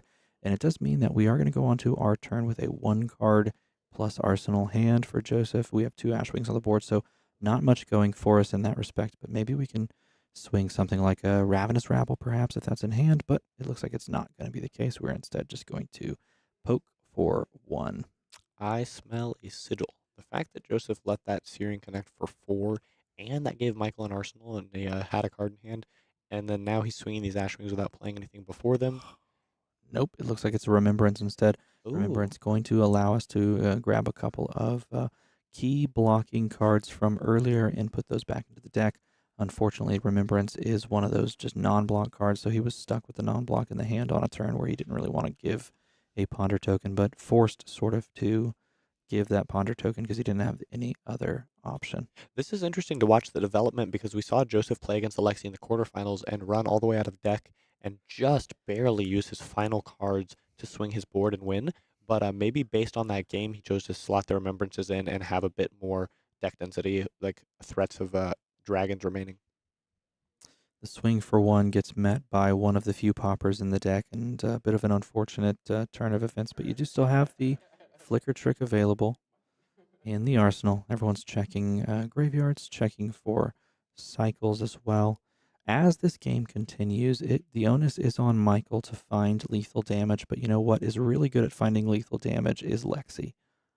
That is right. Lexi, along with Rain Razors, I don't know, I think we've seen some number of those played already in this game, maybe just 1. Michael, I think, still has some poppers in his deck as well. Just used that Battering Bolt. He is now taking his turn, firing yet. Oh, that is a red Searing Shot. I thought we had to fire another blue. So 2 floating, Searing Shot coming in. We know about a blue infecting hanging out in Arsenal. Because that tunic is available, Michael could shoot a 0 or 1 cost after this and still manage to fire off the infecting shot. That's exactly right, because we have the capability of loading here with the 1, and let's see how this plays out. We have a 4-card hand plus the Arsenal. We know the Arsenal can get some value here. This might be the time to use it, because when you're thinking about what Searing Shot actually represents, it represents either 2 cards blocking it or represents 5 damage. And so if we're looking at a 0 for 5 as a breakpoint that we want to kind of cover up, we might choose to do it here. But we also could just be considering saying, that's fine, I want to wait until another Heat Seeker. There's probably one more Heat Seeker left in the deck. We've seen 2 played already, I believe. So if a Heat Seeker is what we're trying to cover up at that exact moment, then it might just be the card we're sitting on and waiting for to cover that up super cleanly. The other option is maybe we sit on this and wait for another 1 for 5, like a red infecting shot or something to that effect. That is just too hard to deal with, because a red infecting shot's a 1 for 7. Joseph blocks 3 on this, takes 2 down to 19 because of the on-hit lose a life from Searing Shot. Michael's just going to fire that blue infecting and hang on to his last card to put in Arsenal for a future turn. Yeah, setting up 5-card hands is the name of the game, as Lexi playing into what is clearly, and at this point now, a fatigue matchup, and trying to stack damage over the top, maybe find that third 3 of a kind, hopefully find it alongside of maybe some of these codices. And this is a great turn for the establishment of a dragon, and especially a dragon that can really cause some problems in the fact that it gets you past one of the few poppers, and there is one of the few poppers in the deck. And the CNCs, we're most likely on 3 CNCs and 3 battering bolts, and maybe some other, but people are probably siding out down and dirties. I'm not sure where that sits right now, but both of these players know the number of poppers they're counting to. Joseph still has a card in hand and a card in Arsenal. He has an action point remaining, because even though Dromai was popped, it creates a second action point when you attack with it. And CNC pop stops the go again, but you still have that floating AP. He has an Ashwing in play, so at the very least he's going to be able to present 1 here. He is choosing to just fire off the dust up without swinging the Ashwing, because if Michael were to have another popper and stop his turn, it is just not ideal.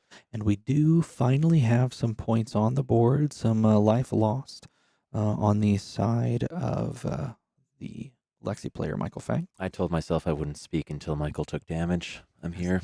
Well, welcome back. Welcome. Yeah, that's kind of where you, we're at now. you stayed strong. I know. Stayed strong. Here I am. I thought you had fallen asleep for a moment. No, but, no. I mean, everyone, welcome yeah. Flake onto the stream. You have been kind of weaving quite the lullaby with that voice, though. But I understand the circumstances here, nonetheless. Yeah, I told myself, I said, until Michael takes damage, we're going to get there. And anytime a dragon came through, even an Ashwing, it was like Hornet Sting, popper, popper, popper. I'm like, just let me talk, God. And then we have the follow-up with the Bolden shot coming across 4-5. Looks like it might be an all-red for hand from Michael, pitching red drill here to send in Bolton. Hanging on to the winner's bite. Michael is aware that playing this winner's bite versus Dromai, if they pitch a red card, allows them to gain an ash virtually for free. No reload threatened because the bite is still hanging out. Joseph does have access to blues this turn. I can't tell if it's 1 or 2 blues, but can potentially play through the Frostbite without having to pitch any extra cards. I saw this comment in chat just now. Does MinMax post the deck lists from the event and the ones yesterday by chance? I do believe the ones yesterday are getting posted, if not posted already. I'm not sure if they have been posted already, but I do believe that those are on the way. If you're wondering why we are not in another room, it is because that's not how venues function. Yeah, also, we don't have infinite money glitches and the ability to knock walls out and erect walls in places, but we are doing the best for you. Also, I don't think that it's simple to move about, 4 or 5 computers and about, what is it, like, we could try it, though. 35 miles of cable in the span of 10 minutes, but hey. There's a door right here. We can try. We do our best. We appreciate it. It is possible. We could pop this door open. Can you grab that side of the table? I'll just grab this side. We'll slide on out here. We could talk at the sledgehammers, man. Let's make it happen. Okay, well, that would actually provide some background noise. They know best. Would provide I've been watching chat. There's some real experts in there who have been given some A-plus opinion, but it's okay. When you took on your vow of silence in the first 28 turns of the game, you had nothing else to do but watch chat, I guess. Well, I mean, I had to. But then again, Michael Fang finally broke the ice, no pun intended, as he's got a winter's bite sitting there in Arsenal. But I have been studying the undefeated chat, all of which are going to world champions, all of which are going to be incredible. You know what? I will say this, though. I do hope that that is the case because I want people in chat to, get the opportunity to play the game, and I want them to enjoy playing at a competitive event. And this is one of those competitive events with Michael Fang sitting the Pro Tour reigning champion, playing out a Codex of Inertia, getting to just drop that in and forcing a card out of Joseph's hand.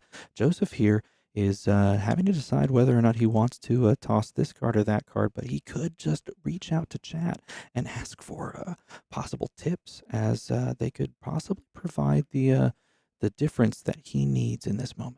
Opting to just discard that blue 2-block here. The Frostbites are gone, likely don't need the blue pitch, and 2-block could be a liability if Michael shoots an arrow at you from Arsenal here. He is instead just going to pass and draw up. We're back to Joseph. He does have an inertia, so wants to try to use all the cards available to him if possible. One Ashwing still sitting in play. That's a Miraging Metamorph that he just went to pitch. I'm not sure what his other card is. That's a fascinating card. That's a little blast from the past card, Miraging Metamorph. I mean, that is a Prism staple for so long when that card got printed. Here it is now with Dromai. You'll have to see that card for sure. Yeah, I mean, it's one of those cards that I know a couple of more aggressive players were on early. Like, for example, this player named Mara Ferris once played it in her list on Dromai simply because it's just a solid 1 for 7 Chain Ender.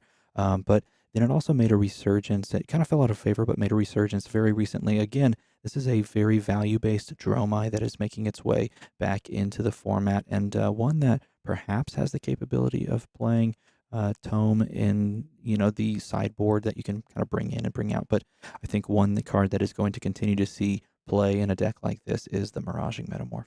Here we go. Well, there's one of the most unassuming dragons, Yenderai. Yenderai seems to just constantly survive. It's just like the cockroach of the dragons. It's just nuclear winter occurs, and it's just still there because it's so unassuming. It's just 3. No real danger, but it is pretty enduring. It is quite difficult to pick off 6 damage all at once, or some sort of chip plus an additional 3 has to occur for Yenderai to go away. Often it's easier to just let it stick around and hope to eventually pop it. The Library of Solana in chat made its way in. Librarians of Solana, by the way, Solana is a region of Wraith that has a library in it, and it's actually where Prism was just magically, appeared one day, found by a librarian, possibly that one in chat. Do they still have libraries these days? Yes, libraries do exist. A bit antiquated, but at the same time, this is a great place to go and just kind of decompress a little bit, which I know some people in chat might need at times, and I personally do need as well at times. So I highly recommend it. Well, Nathan Crawford asking for a bonobo fact, but I think we're bonoboed out for this weekend, Nathan. But you can always DM me, my friend. Actually, that is part of your third, just highest tier on your OnlyFans is more bonobo facts. That's correct.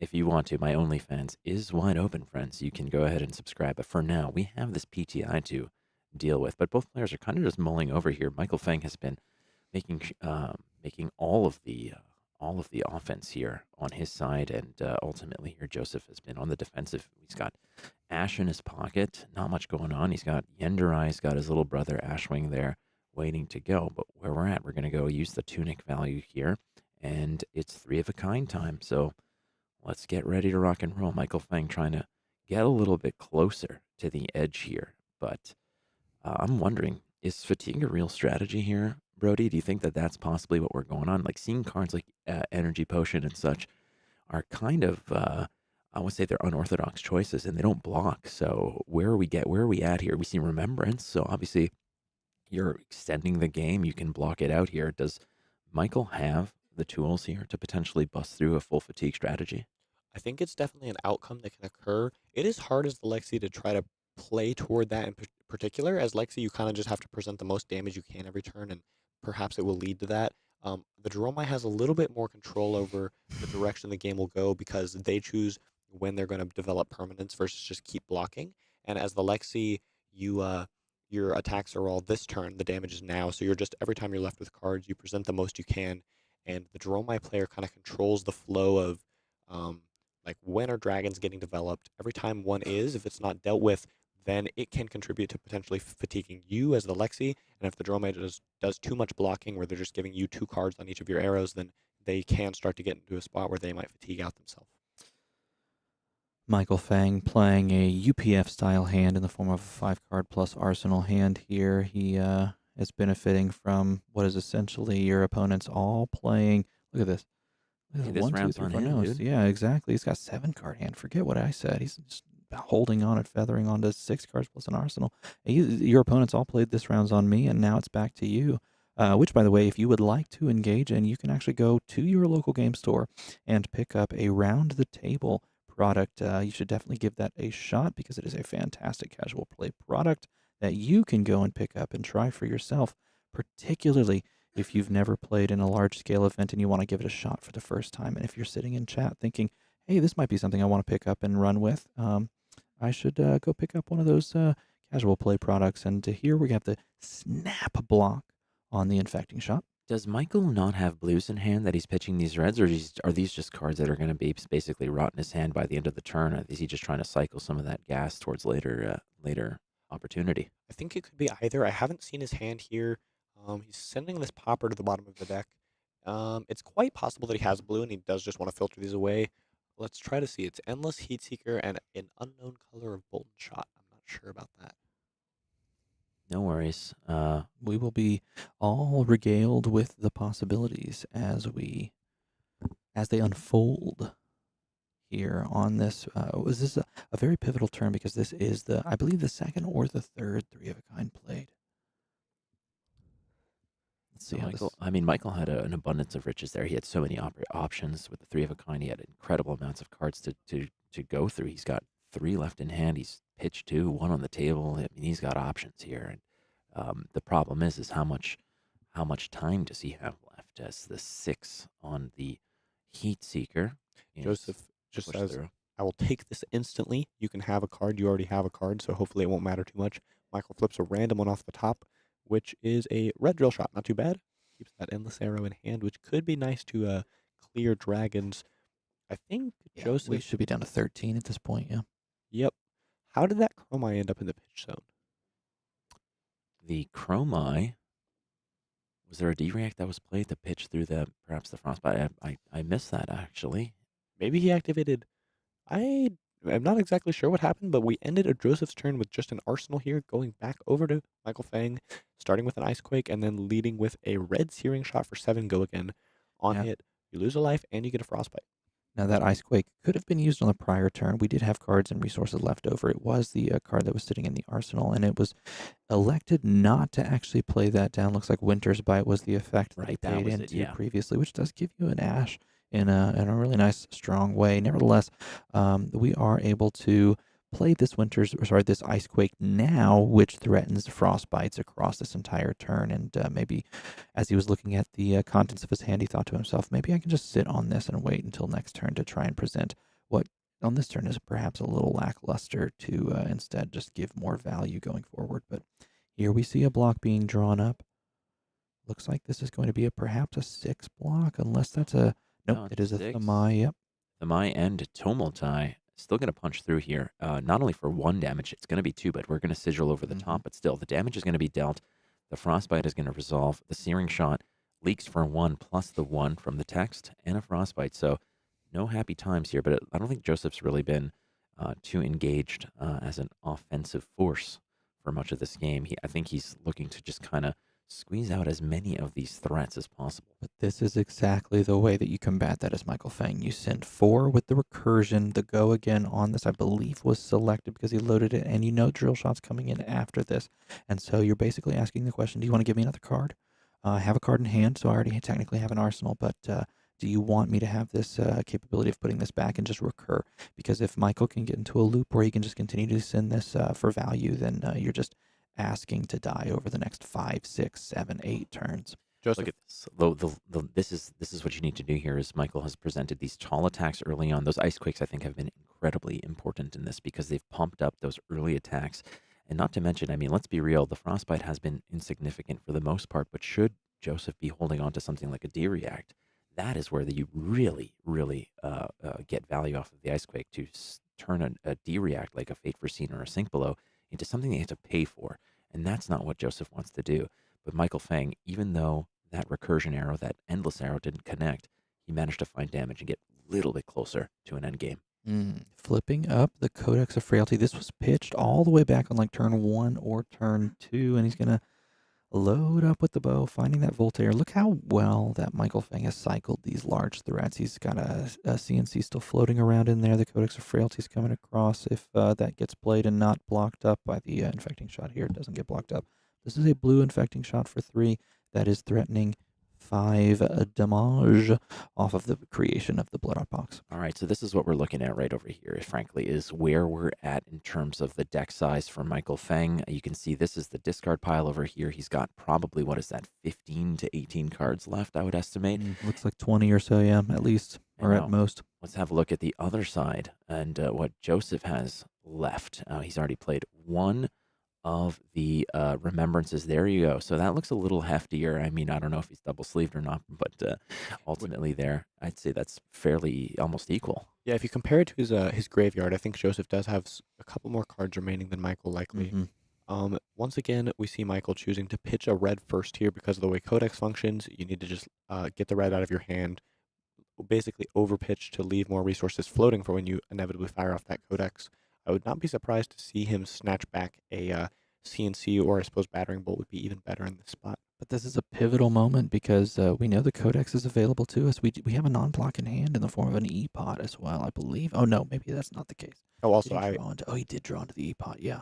CNC is much better than battering bolt. Joseph is going to have an arsenal because of Codex. So if you fire off the CNC, leaving him with only 1 card in hand, you likely can just eliminate whatever he just got back. The problem is you can't stop the CNC play on your opponent's side of things because you are holding a non-block card. You have a 3-block, but you don't have the capability of stopping it. And you definitely don't have the capability now. So we're literally on our turn just giving 6 damage, going to 4, losing the CNC we just got, and then just, playing the E-pot on our side of things. Just no room in this matchup, no space, no gap. Oh, there's that E-pot. I mean, you got to play it out there. It becomes a no block and a huge liability down the line if you're going to another cycle. I mean, I don't know how many E-pots he's playing, but if that's the solo one, I mean, having it on the board is where you want it.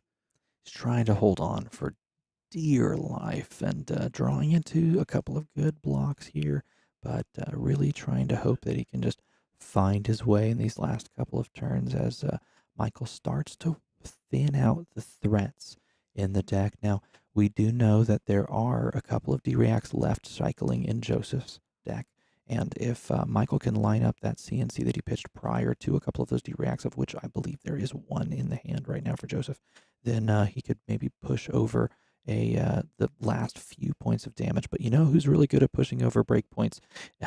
Especially when you have another Codex of Frailty, and that is Sylvester Stallone. He can come over the top very easily. Yes, very well, very powerfully. He comes over the top just like a champ. But so does Lexi. Yeah, that is right. Joseph does have a Sink Below in hand to stop any 4 breakpoint he would like, as well as it looks like Miragai, I think another Sigil, and maybe a Rake. So not a lot of blocking power outside of that Sink Below. This is I think a back-breaking turn if Michael can close the game out right here, simply off the back of the final Codex play, wherein they steal a card from hand and drop in 1 more big attack, and the block ability here in the hand is just so painful because we do have a 4-block card, but we also have a 2-block card that we're probably going to have to get rid of off of the Codex of Frailty effect. Sigil could end up being really nice here if Joseph is able to block with his other 3 cards in hand. The moment the Codex is played, he can just fire off Sigil in response and then have nothing left to have to discard. We'll have to see which 2 arrows Michael leads with. It looks like he also has a Winner's Bite in his hand, so that's a possibility for something that could just get played out. Michael Fang here, the Pro Tour winner in Baltimore. Just trying to make sure that he's got enough of the pieces left to go ahead and finish this as he throws his water bottle on the ground. Hydrate, my friend. Known to be a very angry and aggressive individual is Michael Fang, as he used to water balls, yeah. He spiked it on the ground like he just scored a touchdown at the Super Bowl. The moment the judges aren't looking, he pulls out I eat the ham sandwiches. He uses them as dodgeballs. Does he really? Yeah. Angrily feathering the cards in hand, doing the casual TCG player flip, as we call it. Dromai is at only 4 here. Kind of needs a miracle to come back. Michael's all the way at 32, so no real danger of dying anytime soon. Dromai's only theoretical win con is fatigue, really, at this point, unless he's able to weather the storm if Michael were to brick a bit and Joseph could develop more dragons, but the life totals are just so far apart at this point. That's next to no chance of occurring. Holding on to 2 cards that can block, 1 card that can block quite well, and 1 card that cannot block but can gain you 3 life in a pinch. But the biggest and most difficult part of this all is we know that this turn will end with Codex of Frailty, and that will rip a card from hand if not already dedicated to a block prior. And so the question becomes, does Michael Fang give the opportunity to block advantageously to Joseph and not die on this turn, or does he just go for broke, send as much as he can? What's the best thing he can pull off Codex? What can he send on over, and how can he threaten this life total in the best possible way to close out this game and become the PTI champ? It's good, all good questions here. Michael Fang, known rage monster. Just waiting to figure out how he can absolutely annihilate his prey in the most devastating way possible so that the soul won't even ascend. Yep, there we go. That's it. You could see it. He's just the slanted eyebrows. He's so mad. He is so mad. Yeah. Razor focused. Whatever the hell that is that Brody just drew. Razor sharp. Brody coming across with his own Pictionary skills. This is you guys don't see the real Michael Fang. He looks like that. As a teammate, fellow teammate of Michael Fang, he does have the anger. That's like you could like a mustache at this point. A mustache or a frowny in the bar. Truly though, he is one of the most friendly opponents you can encounter in this game. Very focused, very serious, but also a real pleasure to play against. Yeah, I've never heard anybody say anything bad after losing to Michael Fang because they have been essentially eviscerated in a rageful onslaught of his. So what you're saying is they can't speak? No, he tears them in half like a phone book, essentially. Yeah, that's what he does. So intimidating, they don't dare speak poorly of him. Absolutely not. Also, quite intimidating is Lexi here as well. Welcome to the finals of the PTI event, where we have gone absolutely insane. Yes. It is no longer about sanity. It is simply about blocking for 6. Well, it is like hour 22 that we've been casting in 2 days. I mean, who's counting? I believe I am. Okay, you're I am counting. definitely Okay, counting. great. I also want to point out that Did this you know right here. that bonobos use sex as currency? That was quite out of the blue, I must say. Yeah, that's on the soundboard now. I've been immortalized. Wherever somebody in chat mentioning how they want David Attenborough to narrate some of this. Well, that's as close as you're gonna get, friends. Yeah, no, it's not going to happen. The famous Michael Fang stalks his prey, and in his head in his hands, he thinks about how he's going to eat his soul.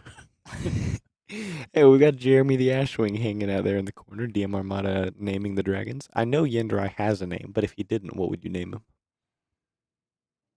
I think we're getting our answer shortly. Looks like I mean, we're getting there. Yeah,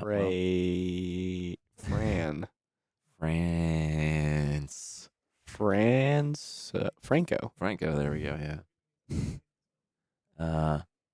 Why use the D-React? You can pretty much... which one? Oh, that, Nathan. PTI will expire because... Yeah, I think that the last action taken here, I believe, was during Uprising's pre-release. We see Michael... Right. There's a lot on the line here, okay? Let's be real. Michael wants to add to his 19 PTIs he already has, okay? So there's a lot on the line here. I hate to correct you here, but it's actually 13 that he has. This is going to be his 14. But it's incredible. It's incredible that I said 19 and I was within the vicinity. I know. I felt the need to clarify that it is actually in the teens for real with this guy. All right, we're gonna do a game for chat. Okay, chat. I'm gonna say 9.5 PTIs over under for Brody. Don't say it, Brody. Over or under 9.5 PTIs for Brody. Call it in the chat if you see it. So this is a pivotal moment that we that we're looking at, because the choice of the Codex of Frailty here, did we see, I know we were sort of a zoomed out view, but what is the card that was grabbed as we think we zoomed in as he was finishing that process? I appreciate the equator that you created on the board, too. Yeah, somehow I have this really good capacity to draw very straight lines, both players getting C and C, as you can see here, as everything right there, C being represented. Unfortunately, this means we did have to discard that sink below, and because we did block on that previous one, but this is the right choice, because discarding the sink below is just a completely unvaluable card versus CNC, as it's just a 0 block. And here we have to sigil. Oh, he's losing the CNC. He's going up by 3, taking 6, going down to 1. All right. Well, there's a lot of unders, but an overwhelming amount of overs, Brody. So how many PTIs are you currently holding on to? Currently sitting at 12 in the bank. Wow. Amazing, dude. Amazing. We are back to Joseph's turn here, swinging in that Yenderai for 3. Joseph is down 31 life here. He's got an Angry Energy Potion, it seems. Yep, that is indeed for 3. Drawing 4 off the top.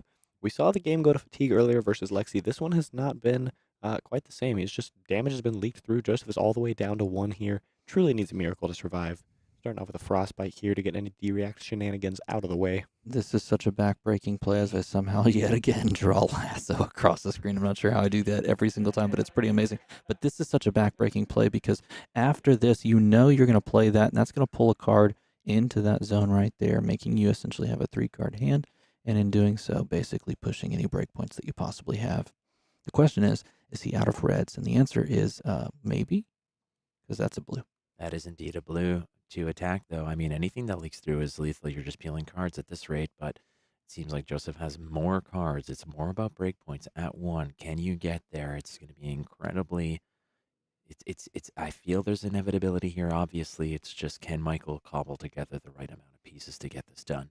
At the point where they were just so on autopilot, the play of Winter's Bite breaks the chain here, but Joseph, on sort of the autopilot block plan, was like, yes, let me present a block on Winter's Bite, and instead is going to choose to pitch here, or discard, but 2 cards left in hand, 2 resources floating.